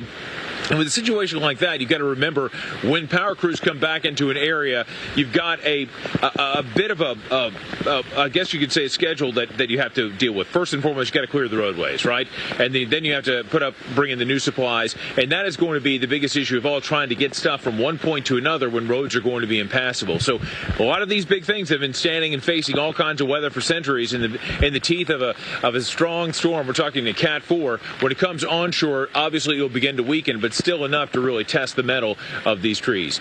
Now, in terms of the surrounding area, people are urged to stay at home. When it comes to Perry's population of roughly 7,000 people, right? So it is not a major city, obviously, but still, it is an area where you have, basically halfway between Tallahassee and Gainesville. A lot of great people here. This is prime farm country, beautiful part of the world, no question, and a lot of people obviously concerned. So if you are in this area, the idea is just to be careful, stay at home, and know that you may be without power for quite a while. We had a pretty sedate evening last night. We had light to moderate showers that were coming on through, but really the full brunt of this just kind of switched over, I'd say, just past the midnight hour, and ever since then, we've had these bands of showers that have been coming on through. So what can we expect as we go forward over the next several hours? Plain and simple, you've heard us talk about this. Paul, we're going to send it back. Let's leave this location. We're going to go down again to the south. Let's go along the coastline to Paul. Paul is in Clearwater Beach at this hour. Paul, let's send it over to you. Hey there, Reynolds. Here in Clearwater, it's officially sunrise, about 10 after 7 right now, and we've had to retreat. In fact, Ben Trailer behind the camera, you can see the building across Gulf View Boulevard, which is really part of the Gulf right now. We were on the far side, the Gulf side of that building, and waves are crashing onto that building, which is about maybe 70 miles from the normal surf line. And now we're across the street. You can still see some of the sidewalk is a little on higher ground. This was not covered, not engulfed about 20 minutes ago. So that's why we keep retreating, as we're still dealing with one of the stronger outer bands of rain and wind coming in here. We still have to remind you that we're under a tornado watch here, so don't be surprised to see more tornadoes spin up here all across parts of central and northern Florida. And in those stronger bands of rain are the strongest winds, and sometimes spinning up tornadoes, especially here on the Gulf. They can come from waterspouts and quickly spin on shore. And we've been dealing with some very gusty winds with waves of rain coming on through here, and those winds are still pushing even more of the surge onto us. So literally, if I step 3 more feet down here, the water is going to be up to perhaps mid-thighs. So you need to run from the surge. That's why we have kept retreating back from the shoreline here as the shoreline keeps moving across Clearwater Beach. This is a barrier island, and we've been dealing with bayside as well as Gulf side flooding because of the storm surge, and we still have hours to go throughout the morning. It's close to high tide around noon, so we're going to still expect the storm surge to continue as our winds continue to come in from the Gulf of Mexico, pushing that water. I don't know if you can still see the waves kind of past this cut here between the dune and that building. There are huge waves out there crashing onto this very shallow and slowly sloping coastline here. And that's why much of the Tampa Bay area, because there's so much water around, is vulnerable to storm surge. Remember, this is a Category 3 hurricane right now, but these things do not have brakes. We're just taking the foot off the gas, and this thing is going to coast on shore with a lot bigger and more direct impacts closer to the center.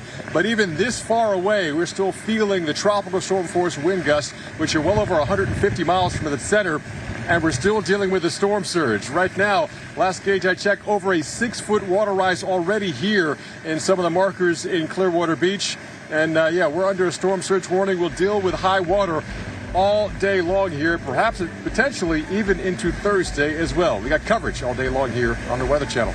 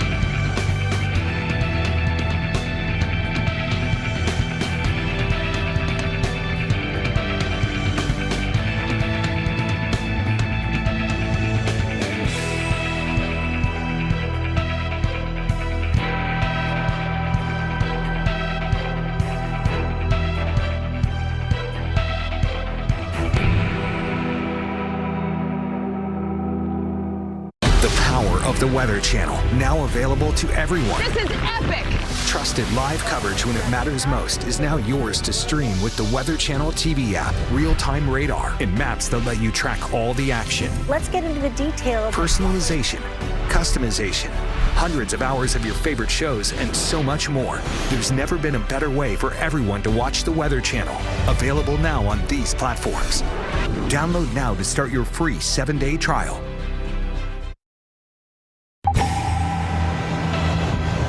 All right, guys, Idalia coming ashore momentarily here, looking at it, the wave and the surge action coming in from Idalia at Horseshoe Beach. And look at it, this is a camera that's been placed out there.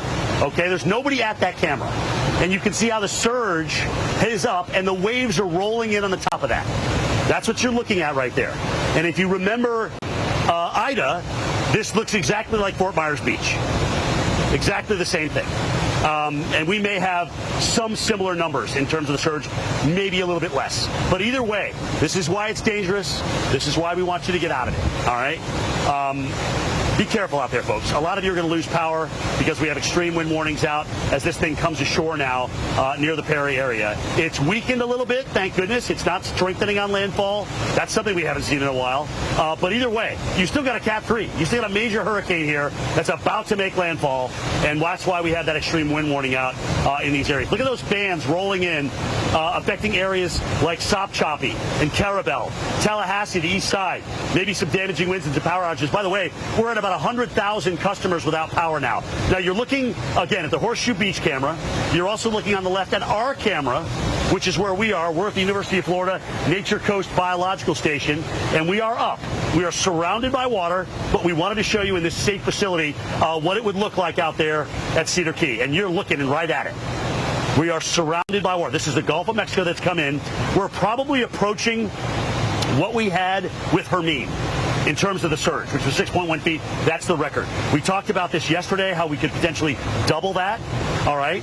So as we watch the surge coming in here with an imminent landfall of Idalia, you're looking at also areas on these maps where the storm is going to go. So if you're watching us from Valdosta, plan on losing power. If you're watching us from the Savannah area, it's going to come ripping over to you a little bit later on. There you see the latest gauge height, 5.6 at Cedar Key. It's even come up on the east side at Fort Pulaski at a foot. And Apalachicola not as high at 1.8 feet because winds are offshore, but we're still getting a water rise. And I talked about that yesterday, even west of the center, because there's such a push of water that is coming up in this area. So we're seeing this surge component come in right now. We've seen it down at Clearwater Beach in Tampa, as Mike and Paul have talked about, and now Reynolds, again, is about to take the eye wall of this thing coming in near Perry. There's our outages. They continue to climb by the thousands in minutes because last time I checked, before I walked out here literally and started the shot, we were at about 100,000 customers. And now we're at 107. And it looks like Pinellas and Wakulla counties with the most at the present time. Again, guys, imminent landfall right now near Horseshoe Beach. All right, let's go down to Paul in Clearwater Beach and get an idea of how things are changing there. Paul. Yeah, the changing, we're getting over the outer rain bands here. Pretty strong winds in here and lots of little needle-like rain coming through. So the reason why we have the goggles on, but you can see that's looking due west towards the Gulf. The wind's coming this direction. So southwest, that's a push of the water here. And throughout the rest of the morning, as we push towards high tide about noon, we're going to keep pushing and surging this water. If Ben Trailer behind the camera, you pan over to the right, that's the building we were at about an hour ago. We had to retreat because the waves now were lashing at the Gulf side, the left side of that building, and that's where we were shooting from right before the sun was coming up. And we had a lot more dry or water that land that wasn't submerged to cross over to get to this high ground here, and the water continues to rise. So even well away from the center, even as the center begins to make landfall, we are still dealing with the storm surge, the push of the water, the push of high tide, the fact that we're close to a full moon, a supermoon. That's going to really exacerbate the flooding concerns here across the Tampa Bay. The sun is up now, or I should say it's brighter than it was. Officially sunrise about 7:09 a.m. this morning. But we're going to see the water continue to rise. So if you're in your higher place, if you've run from the surge, stay there, because we're going to see water up in some places well through tomorrow. And we are not on the center or anywhere near the center. The winds will still push this water all day long, all evening long onshore, not just here across Clearwater Beach and the Gulf, but also we have Clearwater Bay, Tampa Bay, Many regions here are close to that water in that zone A. That's why the evacuation orders were given here. We're going to have a lot more power outages. Right now, we're fortunate. I still see lights on in all the buildings. All the street lights are still on as we speak here. But we're still dealing with these outer rain bands well away from the center. That's where the strongest winds are. And remember, tornadoes are also a threat as we head throughout the landfall and throughout the day because of Hurricane Idalia.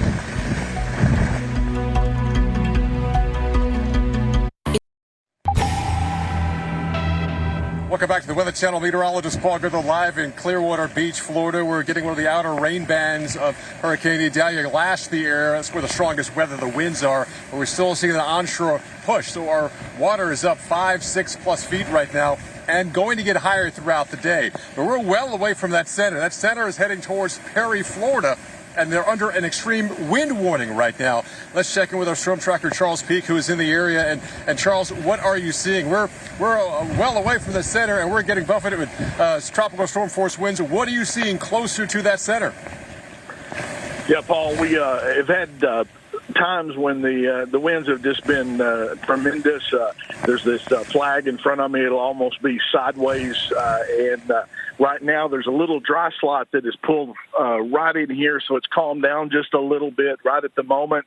We're not far from the eye wall of this, just a little to my south. And conditions are going to continue to deteriorate here.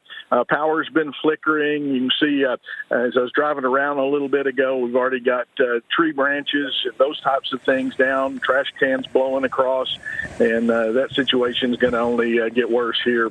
So I'm hunkered down with the protection of the building here and just seeing what comes here in Perry, Florida, Paul.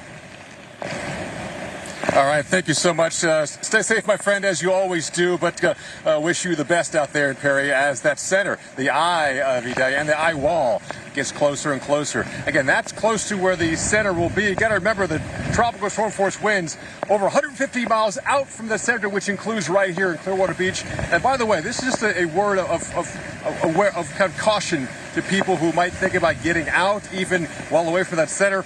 Here's a piece of debris here, and you know, these things are put together with nails and screws.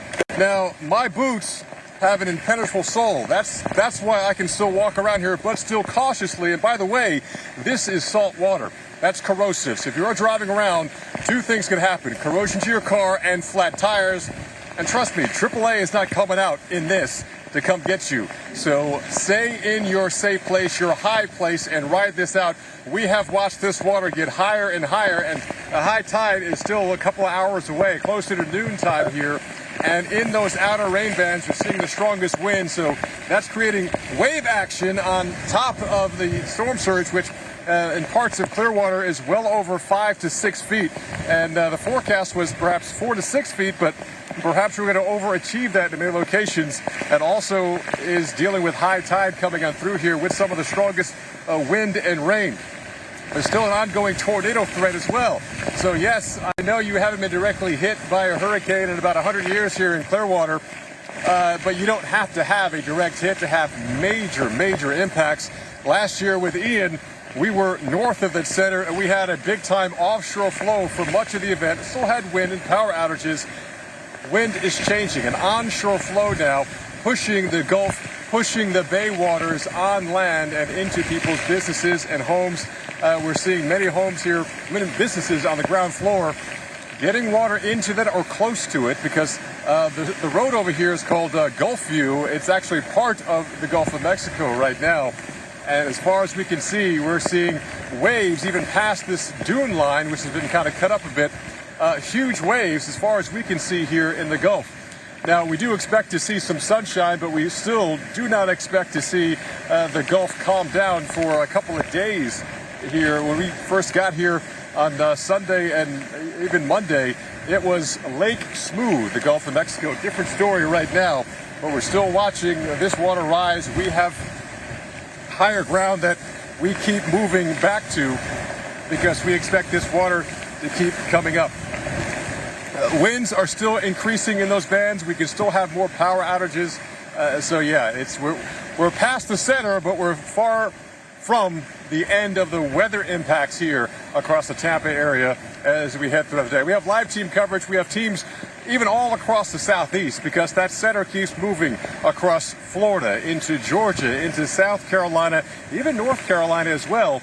And that wind field will continue to give a surge concern even on the east coast of Florida, the coast of Georgia, and even in the coast of South Carolina and North Carolina. So what you're seeing here should be a word of caution because we are still well away from the center and we're getting a big-time storm surge here in the Clearwater area. And just for example, I can still see the curb here. Past that, we get deeper and deeper. And maybe another 5 feet, I'm standing in maybe 2.5 feet of water. So the water continues to rise as we still have that storm surge coming up. 5+ feet and counting, and we're long from the peak storm surge here in Clearwater Beach. I brought in InsureMax. All right, guys, continuing to watch Idalia come in. Every camera we look at, whether you're here with us, whether you're with Paul, up here at Steinhatchee, where we've got the water coming in with the storm surge, or up toward Perry, which is where we also have the extreme wind warning for winds over 100 miles an hour there, coming in with the eye wall. All right, so big time wind rolling its way through here, unfortunately, as this just continues to be an issue here with the storm coming ashore. All right, let's talk more about what we got here. We're out here at the Cedar Key, right here at the University of Florida Biological Center, and it looks like one of their tanks from the back has broken, and we're starting to see debris now. We're probably close to a record surge, as we've seen in Tampa now at 4.18 in Tampa Bay. So record surge there, but you can see some of the debris that's floating around. But guys, as far as the eye can see, there is water. There is water under homes, obviously, where we have these stilts across the street. Brad, come down here and switch places with me. As we kind of look down where First Street, kind of you turn right there. If you could, you got to go left first. But Dock Street is on the right of all that. And everything's underwater here, everything. So this is very comparable to what we had with Hermine back in 2016 in terms of the storm surge. And the water is still rising from what we're looking at with the gauge.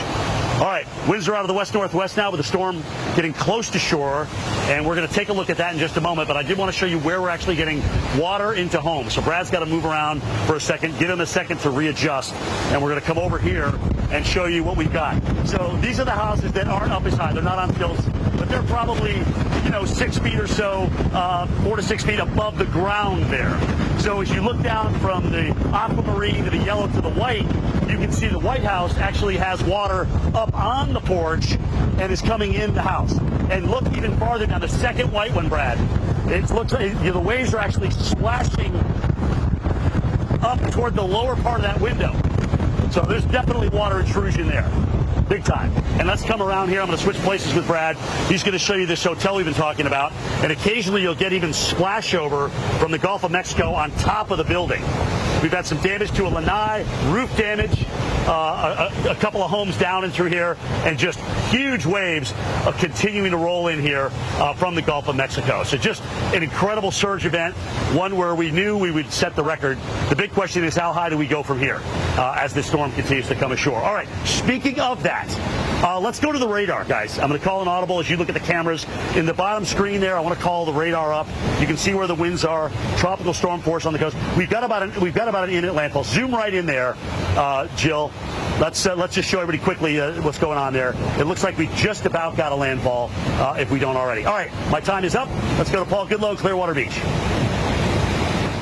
Yeah, it's amazing, Jim. We're about to have landfall there, but we're still seeing some of the far outer rain bands still swirling in from the Gulf of Mexico. And look at the Gulf of Mexico. We're looking across Gulfview Boulevard, which is part of the Gulf, and look at the white caps here and how sloppy and choppy that is. Easily, 5, 6, maybe even 8-foot waves at times slashing on shore. And it's amazing where those waves are crashing now. Easily 70, 80 yards from typically where the edge of the water is. And that's part of that storm surge. Remember, we were dealing with winds gusting now over 50 miles per hour, sustained winds close to that 39, 40 mile per hour range. And that's tropical storm force winds, because those winds are over 150 miles out from that center, which is making landfall well north of us here in Clearwater Beach. So we're definitely seeing that push of water we have been slowly retreating back from that with this surge coming in. And even with landfall, the surge is not going to stop coming on shore. So even though, yes, we dodged the center, we're not dodging the weather impacts with this system at all here in Clearwater Beach or rest of Pinellas County, the Hillsborough County, the Tampa, St. Pete area is going to be in this throughout the day and into tomorrow, as well as we still have this flow coming on shore. So we're getting close to landfall. Now, Hurricane Idalia is now a Category 3.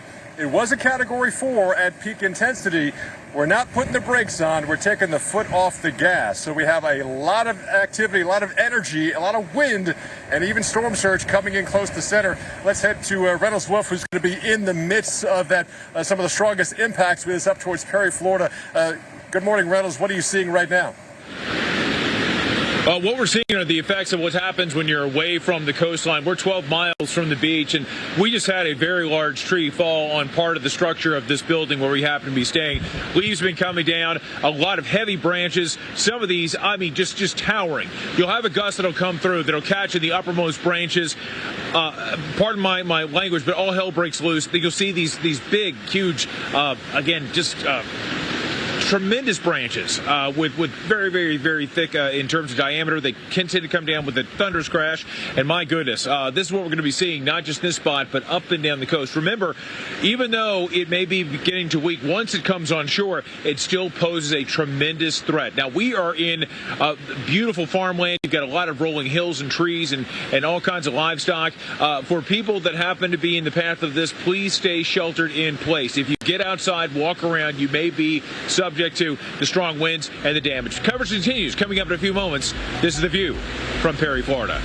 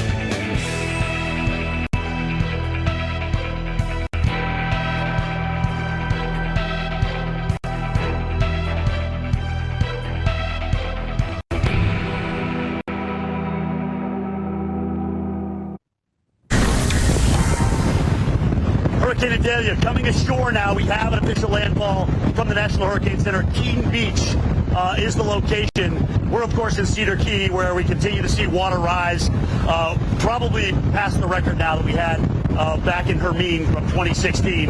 And we have water entering homes. We have some structural damage floating around here, and I'll show you that in just a minute. But first, let's show you the radar. We can actually show you this on radar this morning out of Tallahassee. And you can see where the storm is actually coming ashore. All right, and this storm comes ashore. It's where the center, remember the center point, actually crosses over.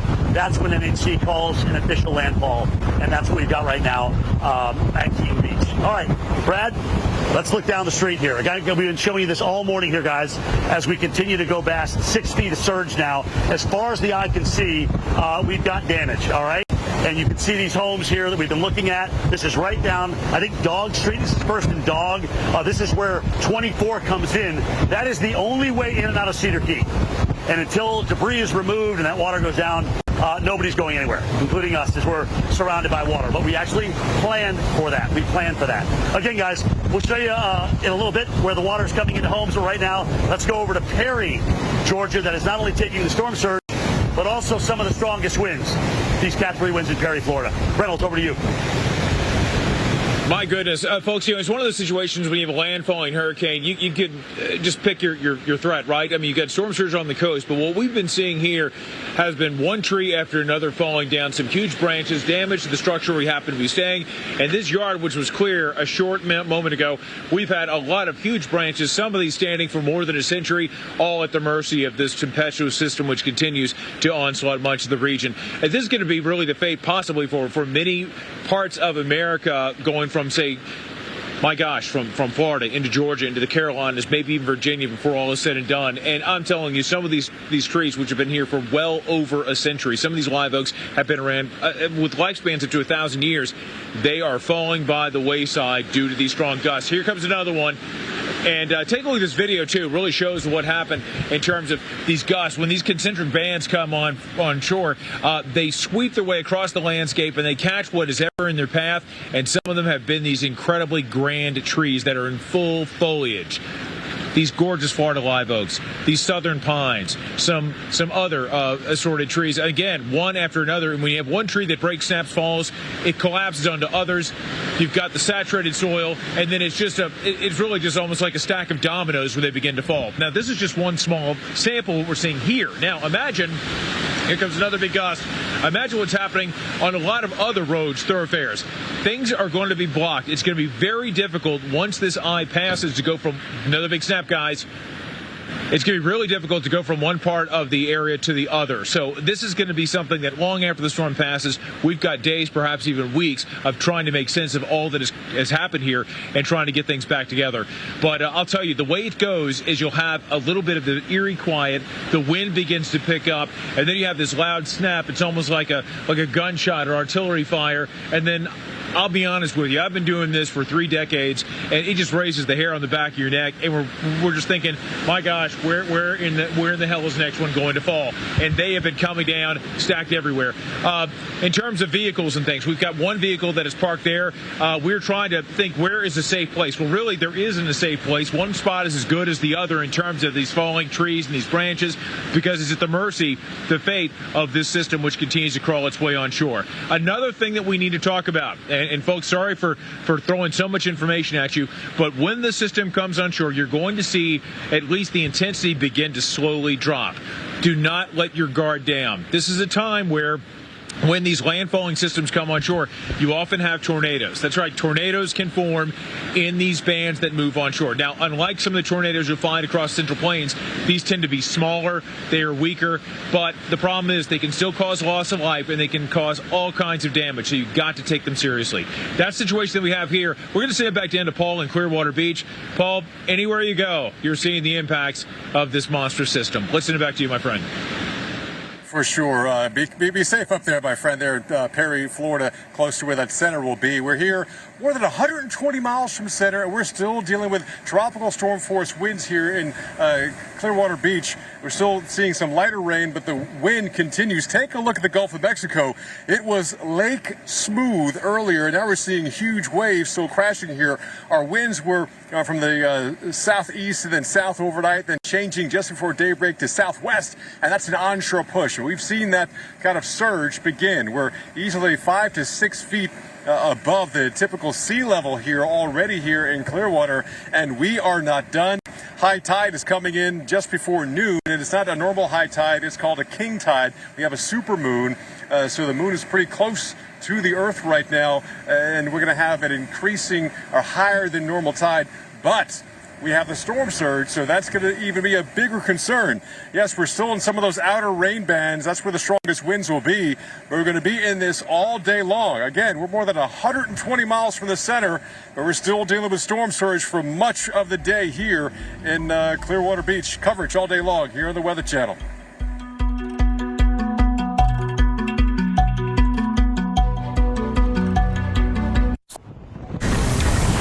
Our continuing coverage of major Hurricane Idalia coming ashore now at Keaton Beach, the official word from the Hurricane Center.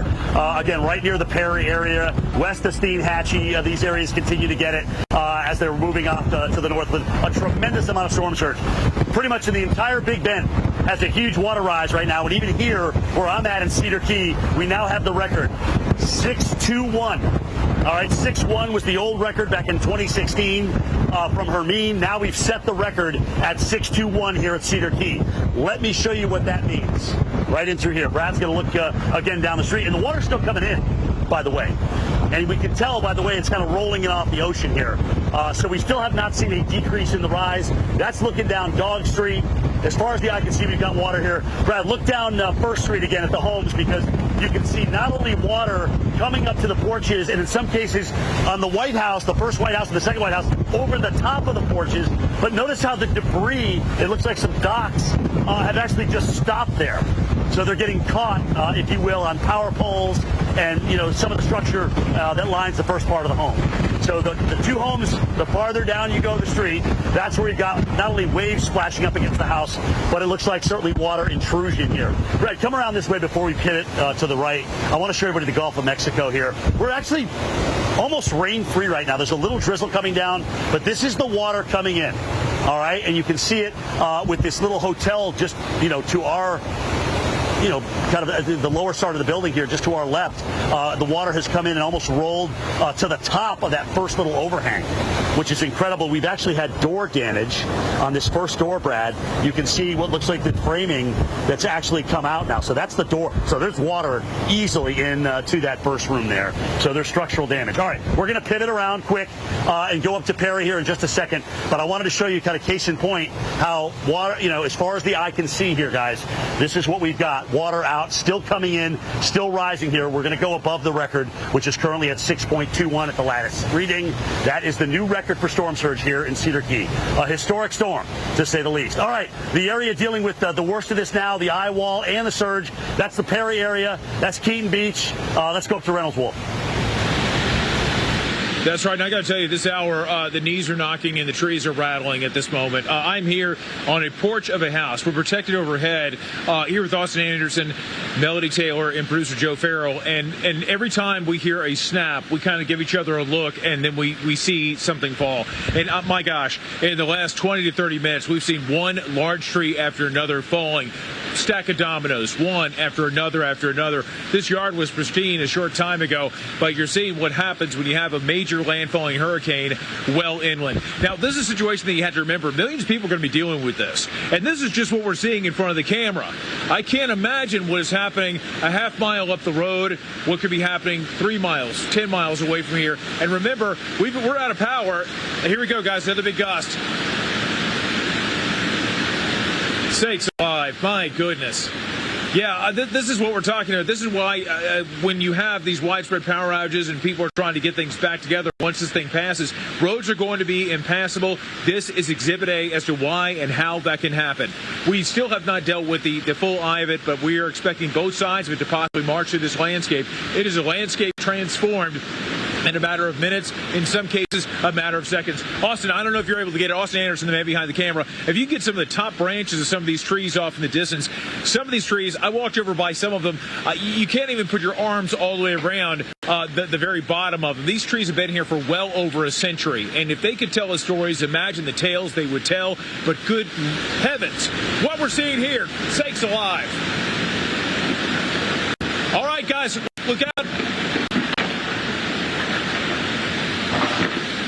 That is why we're not standing outside. That is the reason why. I mean, you can wear, you can take whatever precautions you possibly have, but if you're out there and one of those things lands on you, I mean, you are crushed like a bug. Very dangerous times. If you can, this is why we tell you to shelter in place. Be in a safe location. We haven't even dealt with the full eye of this. We still have a long way to go. As we often say, this is not a sprint. This is a marathon that we're dealing with.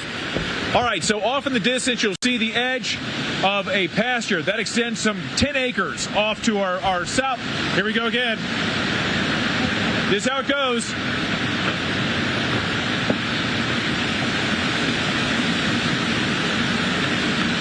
When you have one of these gusts that comes through, it's like time slows down.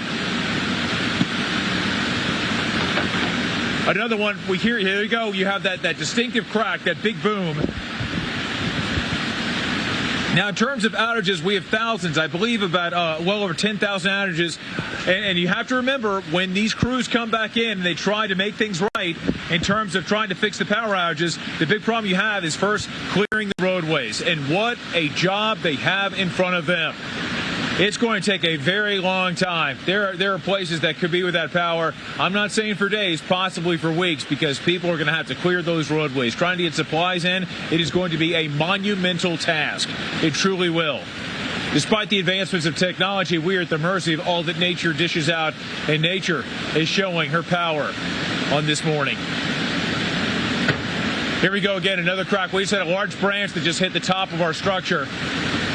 This is our little fortress here this morning. There we go, another break. There we go, Austin, I don't know if you're able to capture that one.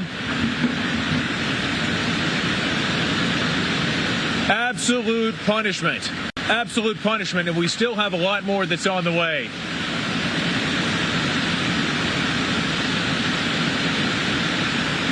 Folks, I am paid to speak, but I'll tell you, there are times when you're just speechless, when the words just do not arrive, when they don't come. And this is one of those times. Goodness gracious, nature can be so incredibly beautiful, but at the same time, it can be devastating. And that is what we're seeing dished out on this early morning. This was a system born in the tropics, swimming its way through the Gulf, now reaching our shores, and this is what it's bringing. Minute by minute, hour after hour, this is going to continue its inexorable march across parts of North Florida. Fate brings it into Georgia. The winds carry it into the Carolinas. You're going to want to stay with the Weather Channel for continuous coverage. This is the reality that so many people are going to be facing. Testament that a story, when it involves these hurricanes, does not begin or end at the water's edge. It is well inland. Just insane, the devastation, the power, the ferocity of all that is happening here. There we go, more branches. All right, I believe, I'm having trouble hearing, but I believe that we're sending it to another crew. Perhaps it's Paul Goodwill, Hope again in Clearwater Beach. Paul Goodwill, let's send it to you, my man. Paul, this is incomprehensible what we've seen happen here over the last half hour to 45 minutes. Let's send it to you, my friend. So much more to go, Reynolds. I've been where you are, and there's two sounds that make the hair on the back of your neck stand up. That's the sound of tires screeching and metal crunching with car accidents, and the sound of wood splintering and cracking, like the tree are right now in Perry, Florida. So your team stay safe, like I know you are, but that's the center of Hurricane Idalia, a Category 3 hurricane, peaked at a 4. No brakes, just no gas now. It's winding down. Here in Clearwater Beach, we are 120-plus miles from the center of the strongest winds, and we still have an increasing storm surge here. Behind me is Gulf View Boulevard. You can't see it because it's part of the Gulf. Gulf water, that's salt water now coming in from the Gulf. And you can see the huge waves crashing between the dune cuts.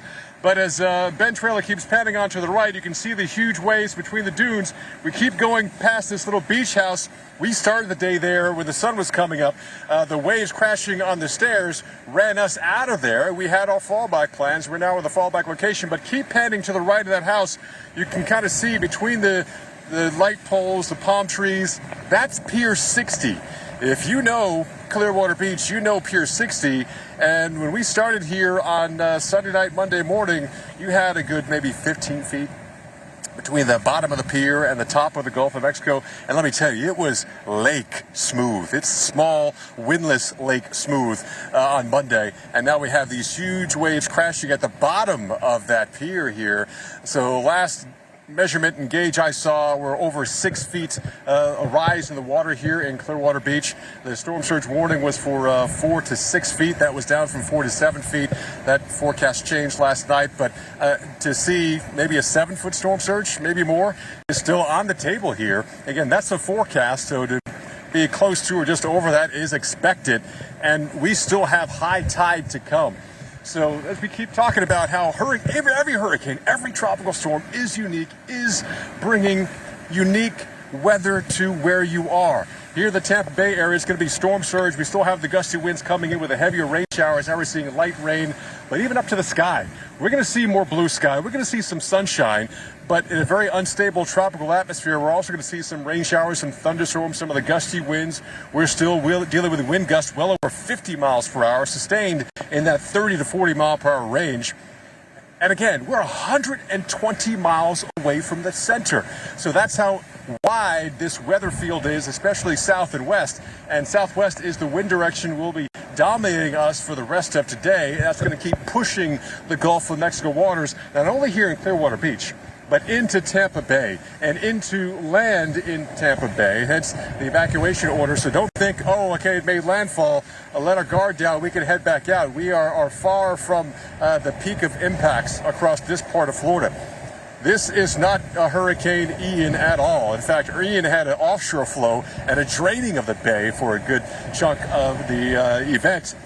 Different storm, different year, different impacts. So we are still dealing with oncoming shore, oncoming water, rising water here. You got high tide about noon, and that's going to be a king tide as well.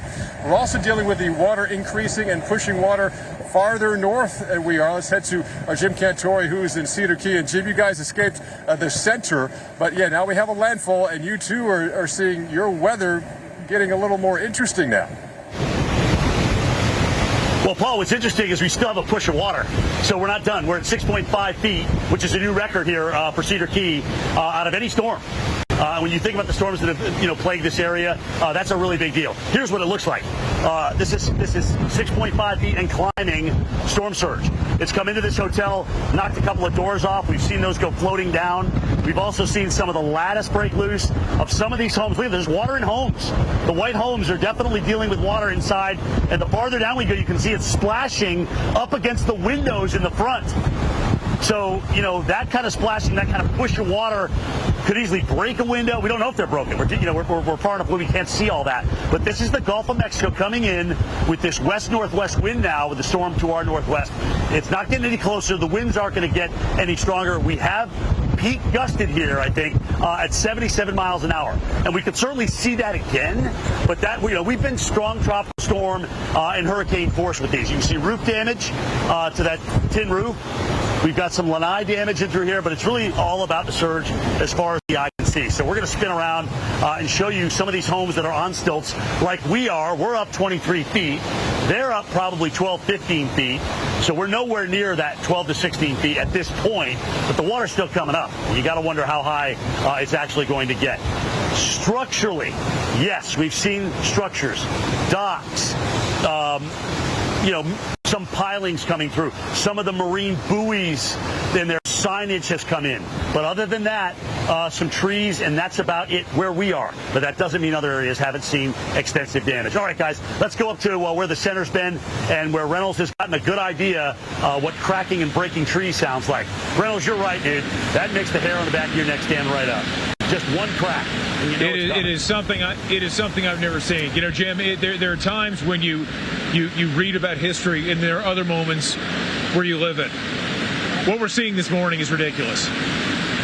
I mean, the wind just comes in with just this ferocity that I've never experienced, and when it catches the uppermost branches of these trees, I mean, it is just it's indescribable. We've seen one tree after another fall. And here comes one more of the gusts. I mean, your visibility goes from a couple hundred yards to almost a whiteout at times, just due to the water, the debris that continues as a cascade from right to left across the screen as you're seeing it at home. This is why we tell people that you want to be inside, you want to be away from the walls, the windows, get into the centermost part of your house. I'll tell you, we are in a fairly safe location, and I say that because when these trees come down, some of these weigh so much. My gosh, when they hit anything, I mean, you're just at the mercy of the fates. We are in a very strong structure right now, but we've been seeing these trees. Some of these have been standing here for just eons, for a very long time. The wind catches them. One will snap, one will break, and when you hear it, it sounds like a boom, almost like cannon fire. It splits, hits another tree. It'll get caught in another gust, and then just falls to the wayside, one after another after another. Unbelievable, the sheer power of this system. Roads, I would imagine this hour, are impassable. Here's the reason why. Although this is what you're seeing captured by Austin Anderson's camera, know that we're seeing a lot more of this throughout much of the region. This is going to be the story for you in North Florida, into spots like South Georgia, into South Carolina, North Carolina possibly, into the Outer Banks and beyond. Remember, this is a wounded beast, but it still carries a lot of danger with it. Weather continues. Weather coverage continues here on the Weather Channel. Be safe. We'll see you soon.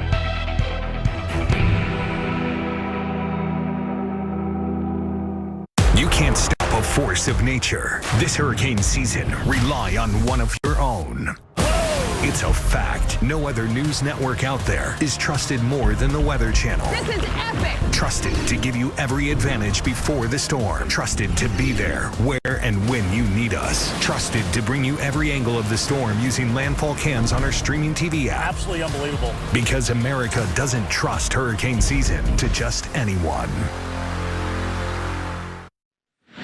Welcome back to continued coverage on the Weather Channel. This is The View in Perry, Florida. This is US 19 and Ash Street. You see the thoroughfare. I got to tell you, folks, the traffic we're more concerned with is not anything on the roadways, but what's flying through the atmosphere, and that is this monstrous system that, for a time, was just a tropical. It was really just a tropical storm, now a major hurricane, and now it has, again, this area set in its path. Welcome back, everyone. I'm meteorologist Reynolds. We'll come to you from Perry, Florida. This area home to about 7,000 people. But what we're seeing this morning, and I'll tell you, I walked out there yesterday, there are roughly 50 live oaks. Some of these trees have been standing for well over a century.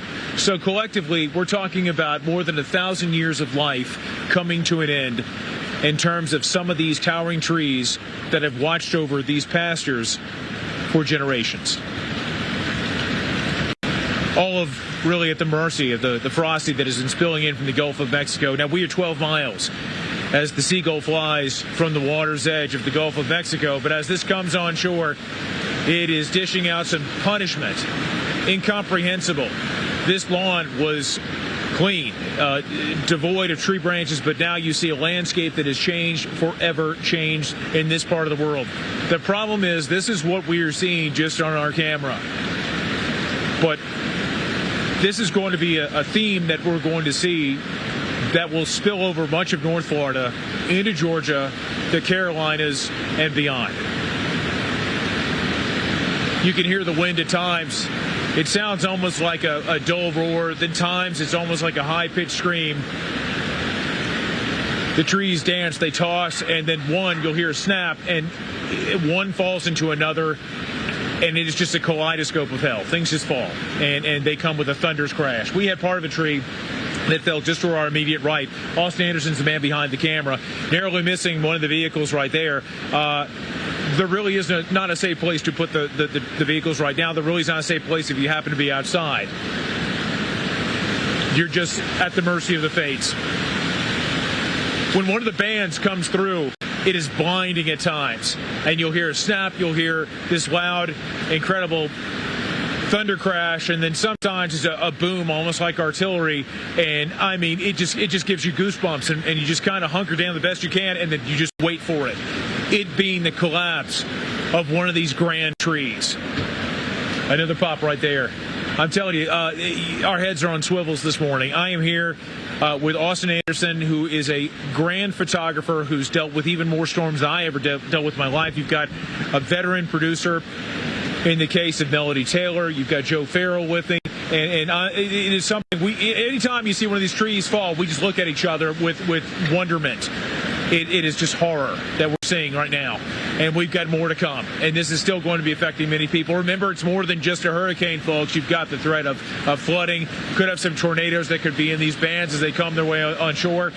It is a story that keeps on going. Remember, going to say it again, it's a marathon, Jim. It is not a sprint. We're going to send it back to the shore. We're going to go back to Cedar Key, where Jim Cantori has been staying with his crew. Stay alive, man. I've never seen anything like this. What we've been dealing with over the last several hours. So send it back to you, Jim. Yeah, I mean, I think you put it incredibly well, Reynolds, when you talked about the fact that you've got something that gives you so much shade in the hot summer sun, goes through generations of families, and all of a sudden you get a landfalling hurricane and crack, bang, boom. Those limbs that gave you so much wonderful life are now gone.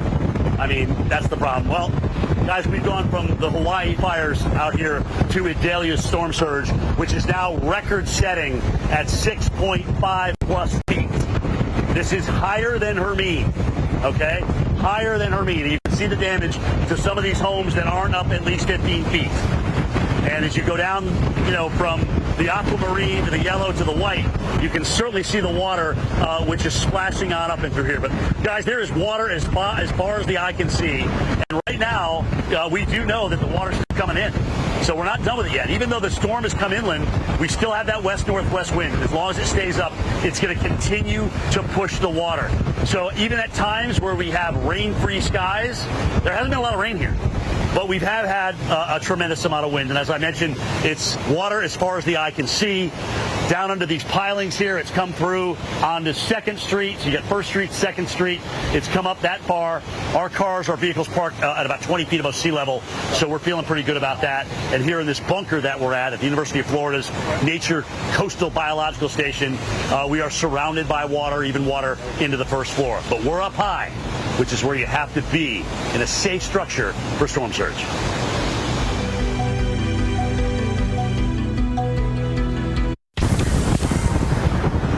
All right, guys, looking live at Greenville, Florida right now. It's about 40 miles to the west of Tallahassee.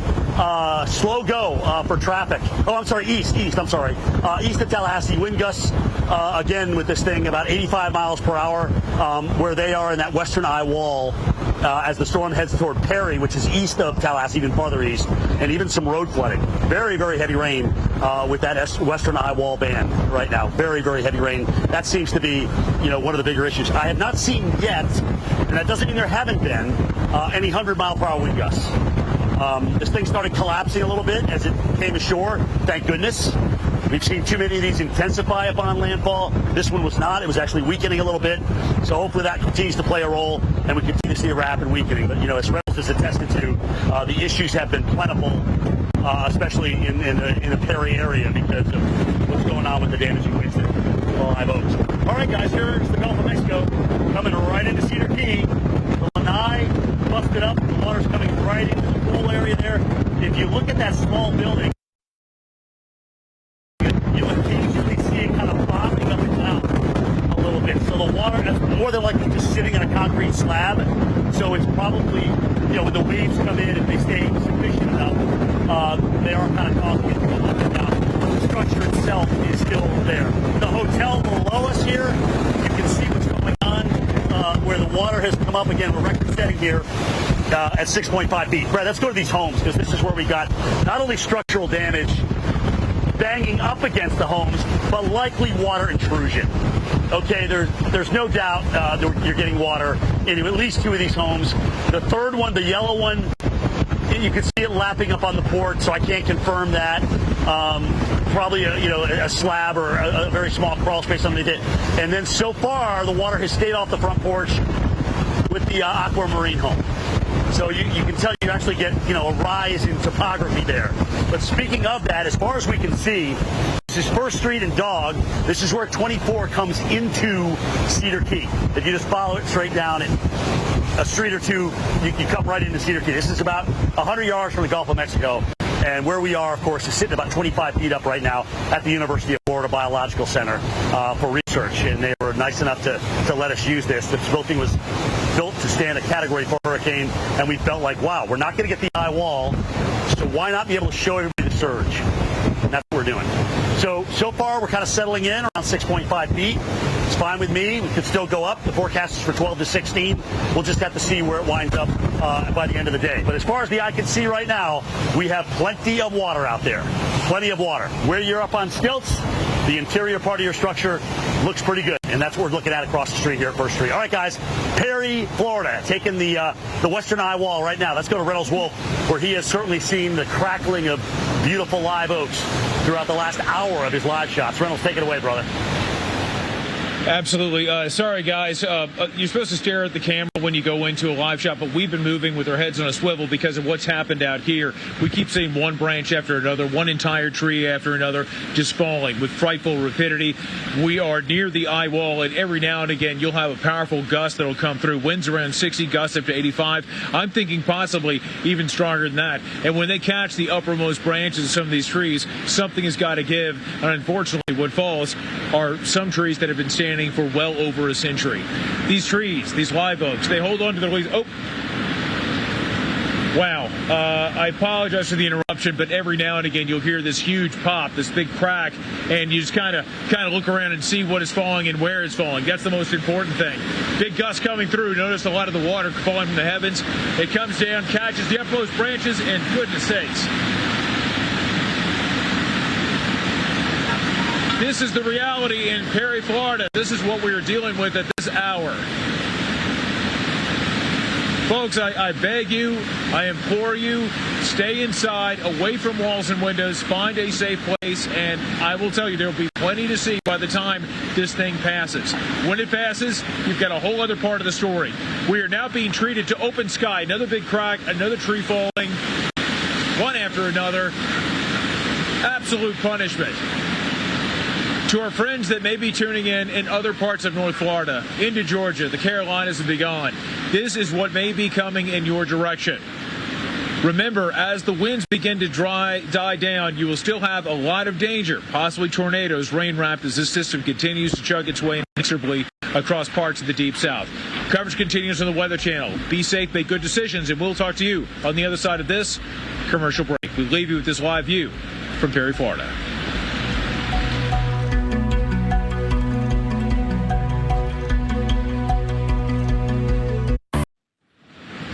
Live images. Well, actually, this is moments ago in Perry, Florida, and this is a view from Charles Peak, Weather Channel's Charles Peak's vehicle, and you are seeing a landscape that is forever altered, compliments of this massive system which continues to track its way across much of Florida and into Georgia eventually, and possibly the Carolinas and beyond. What a morning it would be. The common salutation is to say good morning, but nothing is good or grand about this. We are seeing just wanton destruction from the system that is emerging from the Gulf of Mexico and continues its march at a blistering pace across parts of Florida. Hello, everyone. I'm Reynolds Wolf, and I am with the Weather Channel, and we are seeing just these trees that are just being tossed one after another. We arrived here yesterday, and this was a gorgeous grove of trees. What you're seeing are Florida live oaks, and life begins as an acorn sprouting up from the sandy loam. These trees have dealt with heat waves. They've dealt with cold snaps. They've had wildfires in the area for year after year, decade after decade, in some cases century after century. They've withstood everything that fate and nature and destiny would dish out. But this morning, things change, compliments of this system, which continues to unleash its ferocity on this landscape. We're now seeing a bit of light right now. I mean, just as we were speaking, we are seeing the colors begin to evolve. And we may be experiencing part of the eye. I think we're actually getting some light that is beginning to come in. Now, there's a very good chance we may actually see conditions abate for a moment. Then the back half will come through, and then we have winds begin to switch. So trees that have been compromised in one ways by dealing with the This is the constant battering, punishment of the wind, could deal with winds then pushing from the other side. So although it may have been able to withstand so much, the end game for these storms, the end of life may come in a matter of seconds, perhaps minutes, perhaps hours. Much of the canopy, which was reaching up to the heavens, now covers a lot of the roadways. And going from one part of Perry, Florida to the other is not going to be difficult. It will be impossible for now. But although the story right now is in parts of Perry, it is much grander, much larger than that happens to be. This is Charles Peak's vantage point. This is what we're seeing now, a full image of Charles Peak's camera. And again, Charles is a veteran in terms of dealing with these stormy conditions. Folks, I implore you, I know there's a lot of curiosity of getting out there and seeing what's happening. You want to wait for this to begin to move out before doing the same thing. Please be extremely careful out there. Take all precautions. Get to that safe place. I will tell you as we go forward, what we're also going to have issues, not only in terms of transportation, but communication is going to be next to impossible, because I can only imagine the damage it's going to do in terms of some of the cell towers. So naturally, there's going to be a lot of frustration. Say, for example, you're tuning in from, say, Redondo Beach, California. Maybe you happen to be in, say, Acworth, Georgia. Maybe even, say, Kennebunkport, Maine. You're trying to reach relatives here and you can't. This is the reason why that's going to be impossible. In terms of power, we've lost it. And I would expect, Jim, that we're going to see more power outages all over. Jim, you've been with that power for quite a while. And I know that the staggering thing, I saw your images at your location a while ago. It is it's incomprehensible to see that rising water and know that we've got a long way to go yet. Back to you, Jim. We do. You're not moving. I'm not moving from where we are, guys. We're dealing with the storm surge here. Even though the storm is way up now, near Perry, and you saw Pete's camera, I mean, they're getting crushed there. That is the western eye wall of the hurricane. Maybe Reynolds, maybe slightly east of there in a little bit of a lull as this thing starts to collapse, but it won't be a clear eye by any stretch of the imagination. 6.7 is where we're at. 6.7 feet. That's a new record here in Cedar Key for any storm. And it's Idalia's, all right, which if you start saying it fast, you're going to get screwed up. Idalia is how you say it. Down the street, there's Dog Street right here at first. We've got water as far as the eye can see. And notice, again, guys, as we come to you with a few more shots here, you start to see more and more debris kind of floating around, whether they be pompons, parts of docks, 2x4s. We've had some containers come through as well. I'm kind of amazed that these kayaks under this one home are still sitting there. So they're probably not only kind of floating around, but they're tied up. All right, so there's probably a tie-up where it's holding them right there. So they're obviously going to float unless they fill with water, and then they may sink a little bit. But as far as the eye can see, even down at this hotel, look at the first floor. There's two floors here. One has a porch, the other one's down on the ground. That's where it is boarded up down there. Some of the boards have stayed, some have gone. But again, kind of that debris, that same signature where, the debris is just sitting around. We are surrounded by water here at almost 7 feet here at the University of Florida Biological Center. And this is a fortress here that we are lucky enough, they gave us permission to broadcast from because we knew we would be high enough and we knew we wouldn't get the eye wall. Brad, come here. We only got 15 seconds, but down the road, somebody is in a boat. Somebody is in a boat here.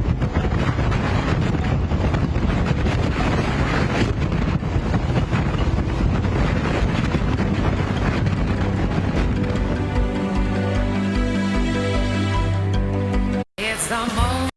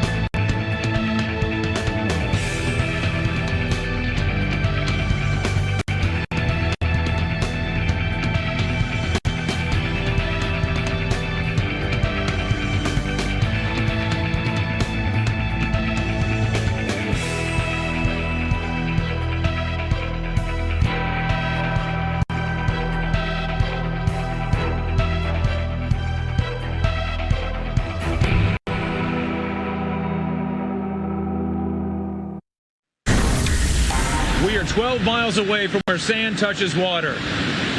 My goodness, but we've got the ferocity of this system, which escaped the Gulf of Mexico, is now roaring through Perry, Florida. Hello, everyone. I'm meteorologist Reynolds Wolf. You're watching the Weather Channel and continued coverage on the system that we've been following for days and days. And right now, what was conjecture has become a reality. We're now seeing it make its way across much of the region, and we have seen a grove of trees, which collectively has stood for thousands of years, being tossed to the wayside due to this immense system. Indescribable what has occurred here. One branch after another that has been reaching up, yawning towards the heavens, has been falling just one after another with just unbelievable, frightening rapidity. Yeah, you look at any direction and you'll see something that has never been seen before, at least with my eyes. And I've been doing this for 3 decades, but man, just seeing the absolute torment this grove, this landscape has been treated to is unreal. Power's been out for hours. It may be out for weeks.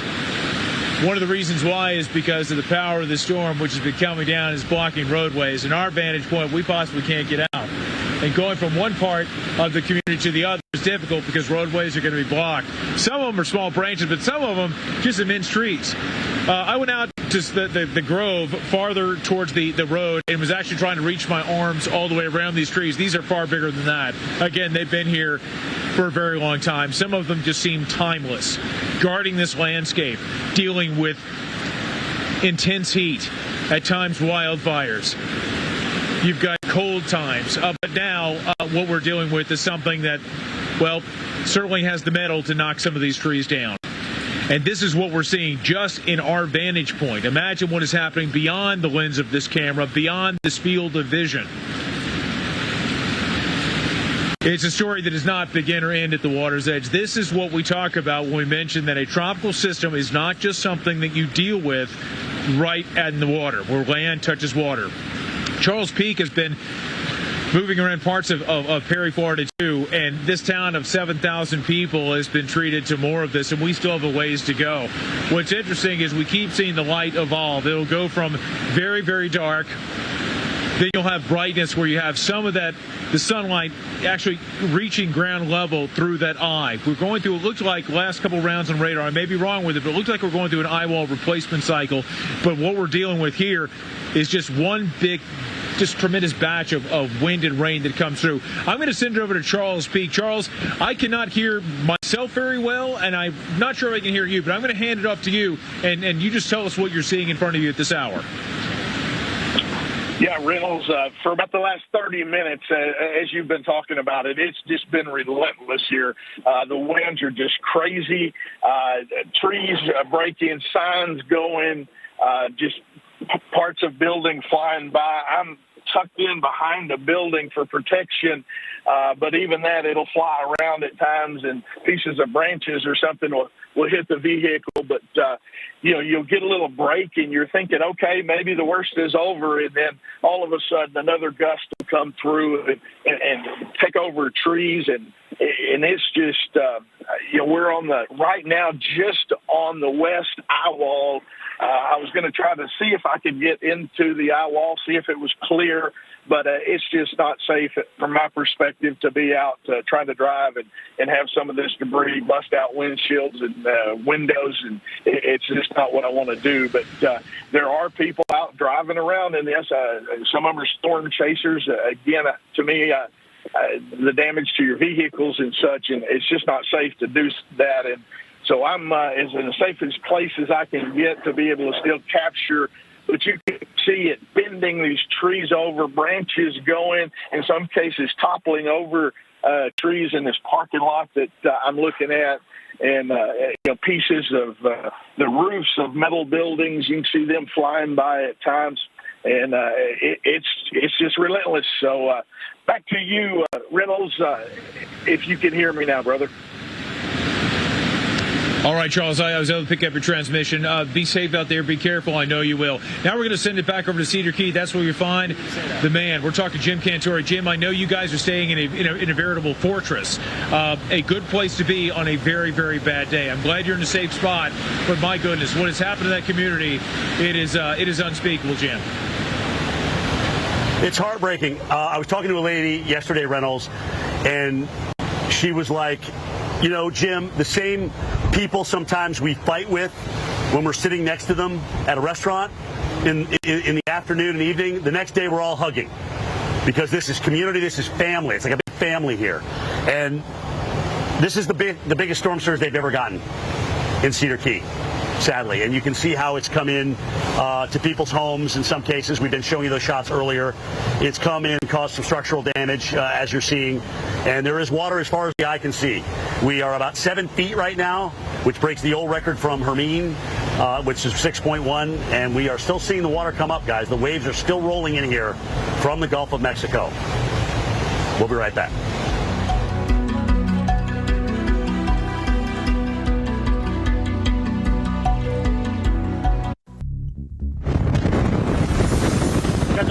Coverage of Hurricane Idalia coming ashore at Key Beach probably about an hour ago. The problem is the eye wall, that western eye wall is held together, and you've seen Reynolds' shots. We'll see them in a second here again on how they're getting a tremendous amount of tree damage. If you're watching us from Madison, that same eye wall in Madison, Florida is coming your way. Get ready to get crushed. If you're watching us from Valdosta, it is coming your way. So now you're talking about bringing that wind and that core across the I-75 corridor. All right, let me show you around here. We are in the middle of storm surge here, 6.8 feet. That is a new record here for Cedar Key. Compliments of Idalia, and unfortunately, this eclipsed the old one of 6.1 from Hermine. But the damage has been done. We've seen water coming into homes, hotels, businesses, some of the debris starting to pile up. One thing I have noticed, I will say, is that, and you can see it into those homes right there, the debris piling up in front of them. The trend for the rate of climb of the water has slowed down. So we may be seeing kind of a topping, if you will, of the storm surge, well, with the storm coming on shore. Now, that's not to say the water's not going to stay up for hours, because it likely will. I mean, we've got to get rid of almost 7 feet of water here. And you can see we're actually 6'9". Just got a new reading, 6'9", coming in. And look at Clearwater Beach.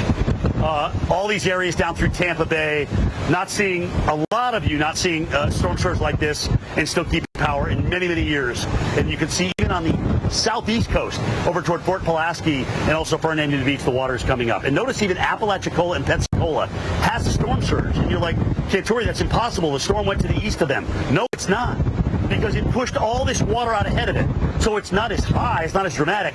But we talked about that yesterday, how you've got such a push of water. It's coming in even with an offshore wind. You can see roof damage here as Brad continues to pan around. And really water as far as the eye can see out here as the Gulf of Mexico continues to come on in.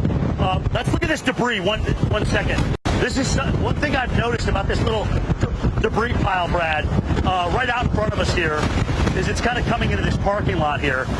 And it's actually come from the First Street sign, which is inland more, back out toward the Gulf. So are we starting to get kind of a turning and a swirling of the water and the debris now as the surge may be topping out from what we see? And that'll be something to watch. Either way, guys, water as far as the eye can see, a historic storm surge here in Cedar Key, Florida. All right, who's taking the western eye wall? That would be Reynolds Wolf up there in Perry, who has been describing... Yeah, Reynolds Wolf. He's been describing what we've had up there with breaking trees, live oaks that have gone through generations of families and provided shade. Reynolds, one of the things I noticed about your shot was how you went from literally an overcast canopy of trees to now like a big hole off of that porch where the sun will now come through.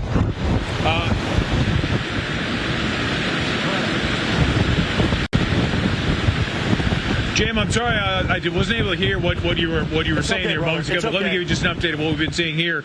We've got plenty of tree damage that came here. Now, we just arrived here late yesterday afternoon, and this grove was in pretty good shape. But right now, you see these trees that have been snapped in half, a lot of these oaks. Now, each one of these trees easily over 100 years old, but you look at them collectively, we're talking about a lot of time. Collectively, they've been here. Notice, though, you have a lot of pine trees, a lot of, let's see, even some magnolias off in the distance, but I mean, everything's been shattered. The reason why this is part of the story is that these trees are going to block a lot of roadways. So when you have recovery efforts in parts of North Florida, eventually Georgia and the Carolinas, this is why things could take not just days, they could take weeks possibly to get power restored in so many places, not to mention supplies, material going from one part of the map to the other.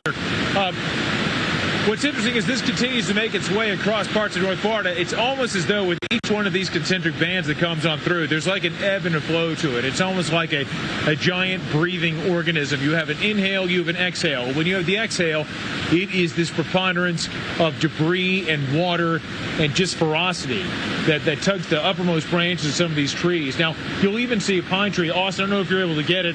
You go up, you see it swaying in the breeze. Again, that's your evergreen, although some of these live oaks, they actually keep their leaves for about 11 months out of the year. But a lot of those are just clipped completely. I mean, this thing has been racing its way across the landscape, and this is what it's doing, not just only in our live shot, but in many other places across North Florida. And for our friends that are in South Georgia, this is what you can expect as we go forward. Now, as the system is away from its primary power source being the warm waters of the Gulf of Mexico, and that has been one thing that we've been talking about, the sea surface temperatures, how warm they've happened to be. That's one of the things that's given this a lot of the gusto, a lot of the power as it races through. Now, it's going to begin to weaken. You'll see those wind speeds overall, sustained winds begin to drop, but don't let your guard down. Because with these bands, they come on shore. Pardon me, folks. Got a lot of water coming in, as you might understand. You have the potential of some tornadoes developing. So not only do you have the hurricane itself, but the potential of these very small rain-wrapped tornadoes. They tend to be weak. They don't last all that long, but they still can cause all kinds of damage, and they can be deadly. So again, have a plan right now. Lowest 4 away from walls and windows, and that is your safest bet. But I'll tell you, for this landscape, it is unreal. Again, just what we're seeing. Think about places like Tallahassee, which is about 52 miles from our present location. Think about Gainesville, which is a bit more to our east, southeast. You've got a lot of tree damage there that can be expected and widespread power outages. So it's not just this community, but it's a region that's going to be affected. For those of you that may have family across parts of North Florida, know that getting in touch with others may be awfully difficult because I'm sure we're going to be losing quite a few cell towers. So be patient. And I'll tell you, this is just going to be something you don't have a choice. You just got to endure it. But keep it here on the Weather Channel for continued coverage. We've got so many teams out in the field giving you coverage that, another big branch came down. More coverage coming up in a moment. But let's make our way back to the water's edge. That's where you'll find Cedar Key and Jim Cantori with his crew. Jim, back to you. Yeah, I'm so glad, Reynolds, that we got the opportunity to show everybody the storm surge here because it's such an important element and really the most deadly. All right, so you've got the eye wall up there. I've got the storm surge here that's come in to about 6.9 feet now. So we've got a record storm surge here at Cedar Key. And I want to just look around continually because we've got water as far as the eye can see. And until this goes out, we're not going out. But you can see some of the debris that's broken off from some of the trees. I mean, that's a pretty big limb. And if that just happens to sit there, that's going to have to be moved with heavy equipment or chainsaws. All right. But as you look down, Dog and First Street here, what we've got is water that's come into homes. All right, up onto porches, into homes. The water hasn't stopped going up yet, but it's certainly slowed its rate at coming up.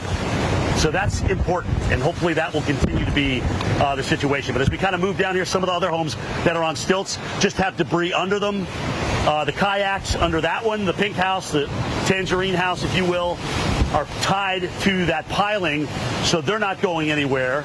And as we continue to move down, again, right here on First Street, you can kind of get an idea between the power poles of where the street is, but there's debris, of course, in the middle of that. Now, remember, there's only one way in to Cedar Keys. That's 50 miles or so southwest of Gainesville. But the fact is all this debris probably goes for about 10 miles inland. So they're going to have to get payloaders and equipment down here to move that debris out of the roads before people, including our team here, can get out. But we knew that. We planned on that. We wanted to show you the storm surge here, which was forecast to be 12 to 16 feet. It probably isn't going to get that high, thank goodness. But remember, what goes in must come out. So at some point, this water is going to retreat back out to the Gulf of Mexico. Don't be fooled. Don't be caught out in those currents with the water moving around. And that's why we chose this facility from the University of Florida. Again, Brad, just give everybody an idea. As we look down, you can see another part of the Gulf of Mexico that is coming into this area here. To the right of where our camera is right now is kind of that downtown area. Real popular restaurants, steamers, super nice people. Steve and I got a chance to, Bruce and I got the chance to eat there the other night. And, you know, they knew it was coming, but this is family, this town. And that's what they told us. Jim, make sure you know that, you know, we may be fighting one part of the day, but the next part of the day we're hugging each other.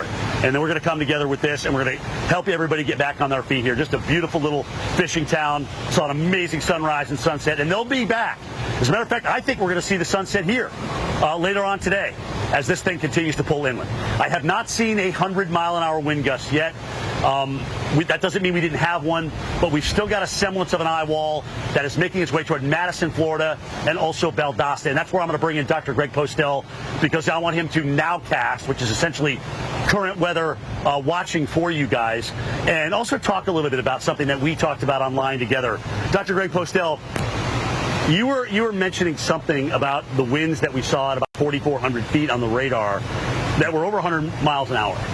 And there was something you were talking about that was going to make it very hard for at least those strongest winds to get down toward the surface. And I thought, you know what, let's tell everybody that, because that's good conversation between you and I. I think it's because the way you eloquently explain everything, you can tell everybody, you know, why those types of winds, you know, Cat 3 winds did not make it down to the surface. Typically when hurricanes make landfall, as you know, Jim, that we don't see the sustained winds that they exhibit over the water, over the marine environments. But we can sometimes get gusts close to that once they move inland. But we're not really seeing that right now. In fact, as you mentioned, some of the strongest wind gusts that we've seen in and around Perry, Florida have been 85 miles per hour. That's the fastest wind gust that I could find. And part of the reason for that is because the lower levels have stabilized a little bit. The winds are still really strong aloft, as you mentioned in that Doppler radar scan. Several thousand feet above the ground, they're over 100 miles per hour, but we're not getting that kind of wind gust down to the surface. We're not seeing a lot of those heavier squalls in that region right now.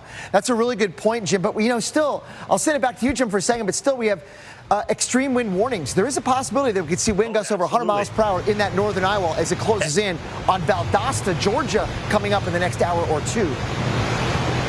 Yeah, so now that you can see it's all the way to the Georgia line, guys. And if you're just kind of now casting this or watching it, this is getting ready to come across a major interstate, I-75. So stay off the interstate if you're going between Lake City and Valdosta. Pretty dry, but not right now. And Greg, you know, we're just as heavily loaded with trees up in this Madison and Valdosta area, aren't we?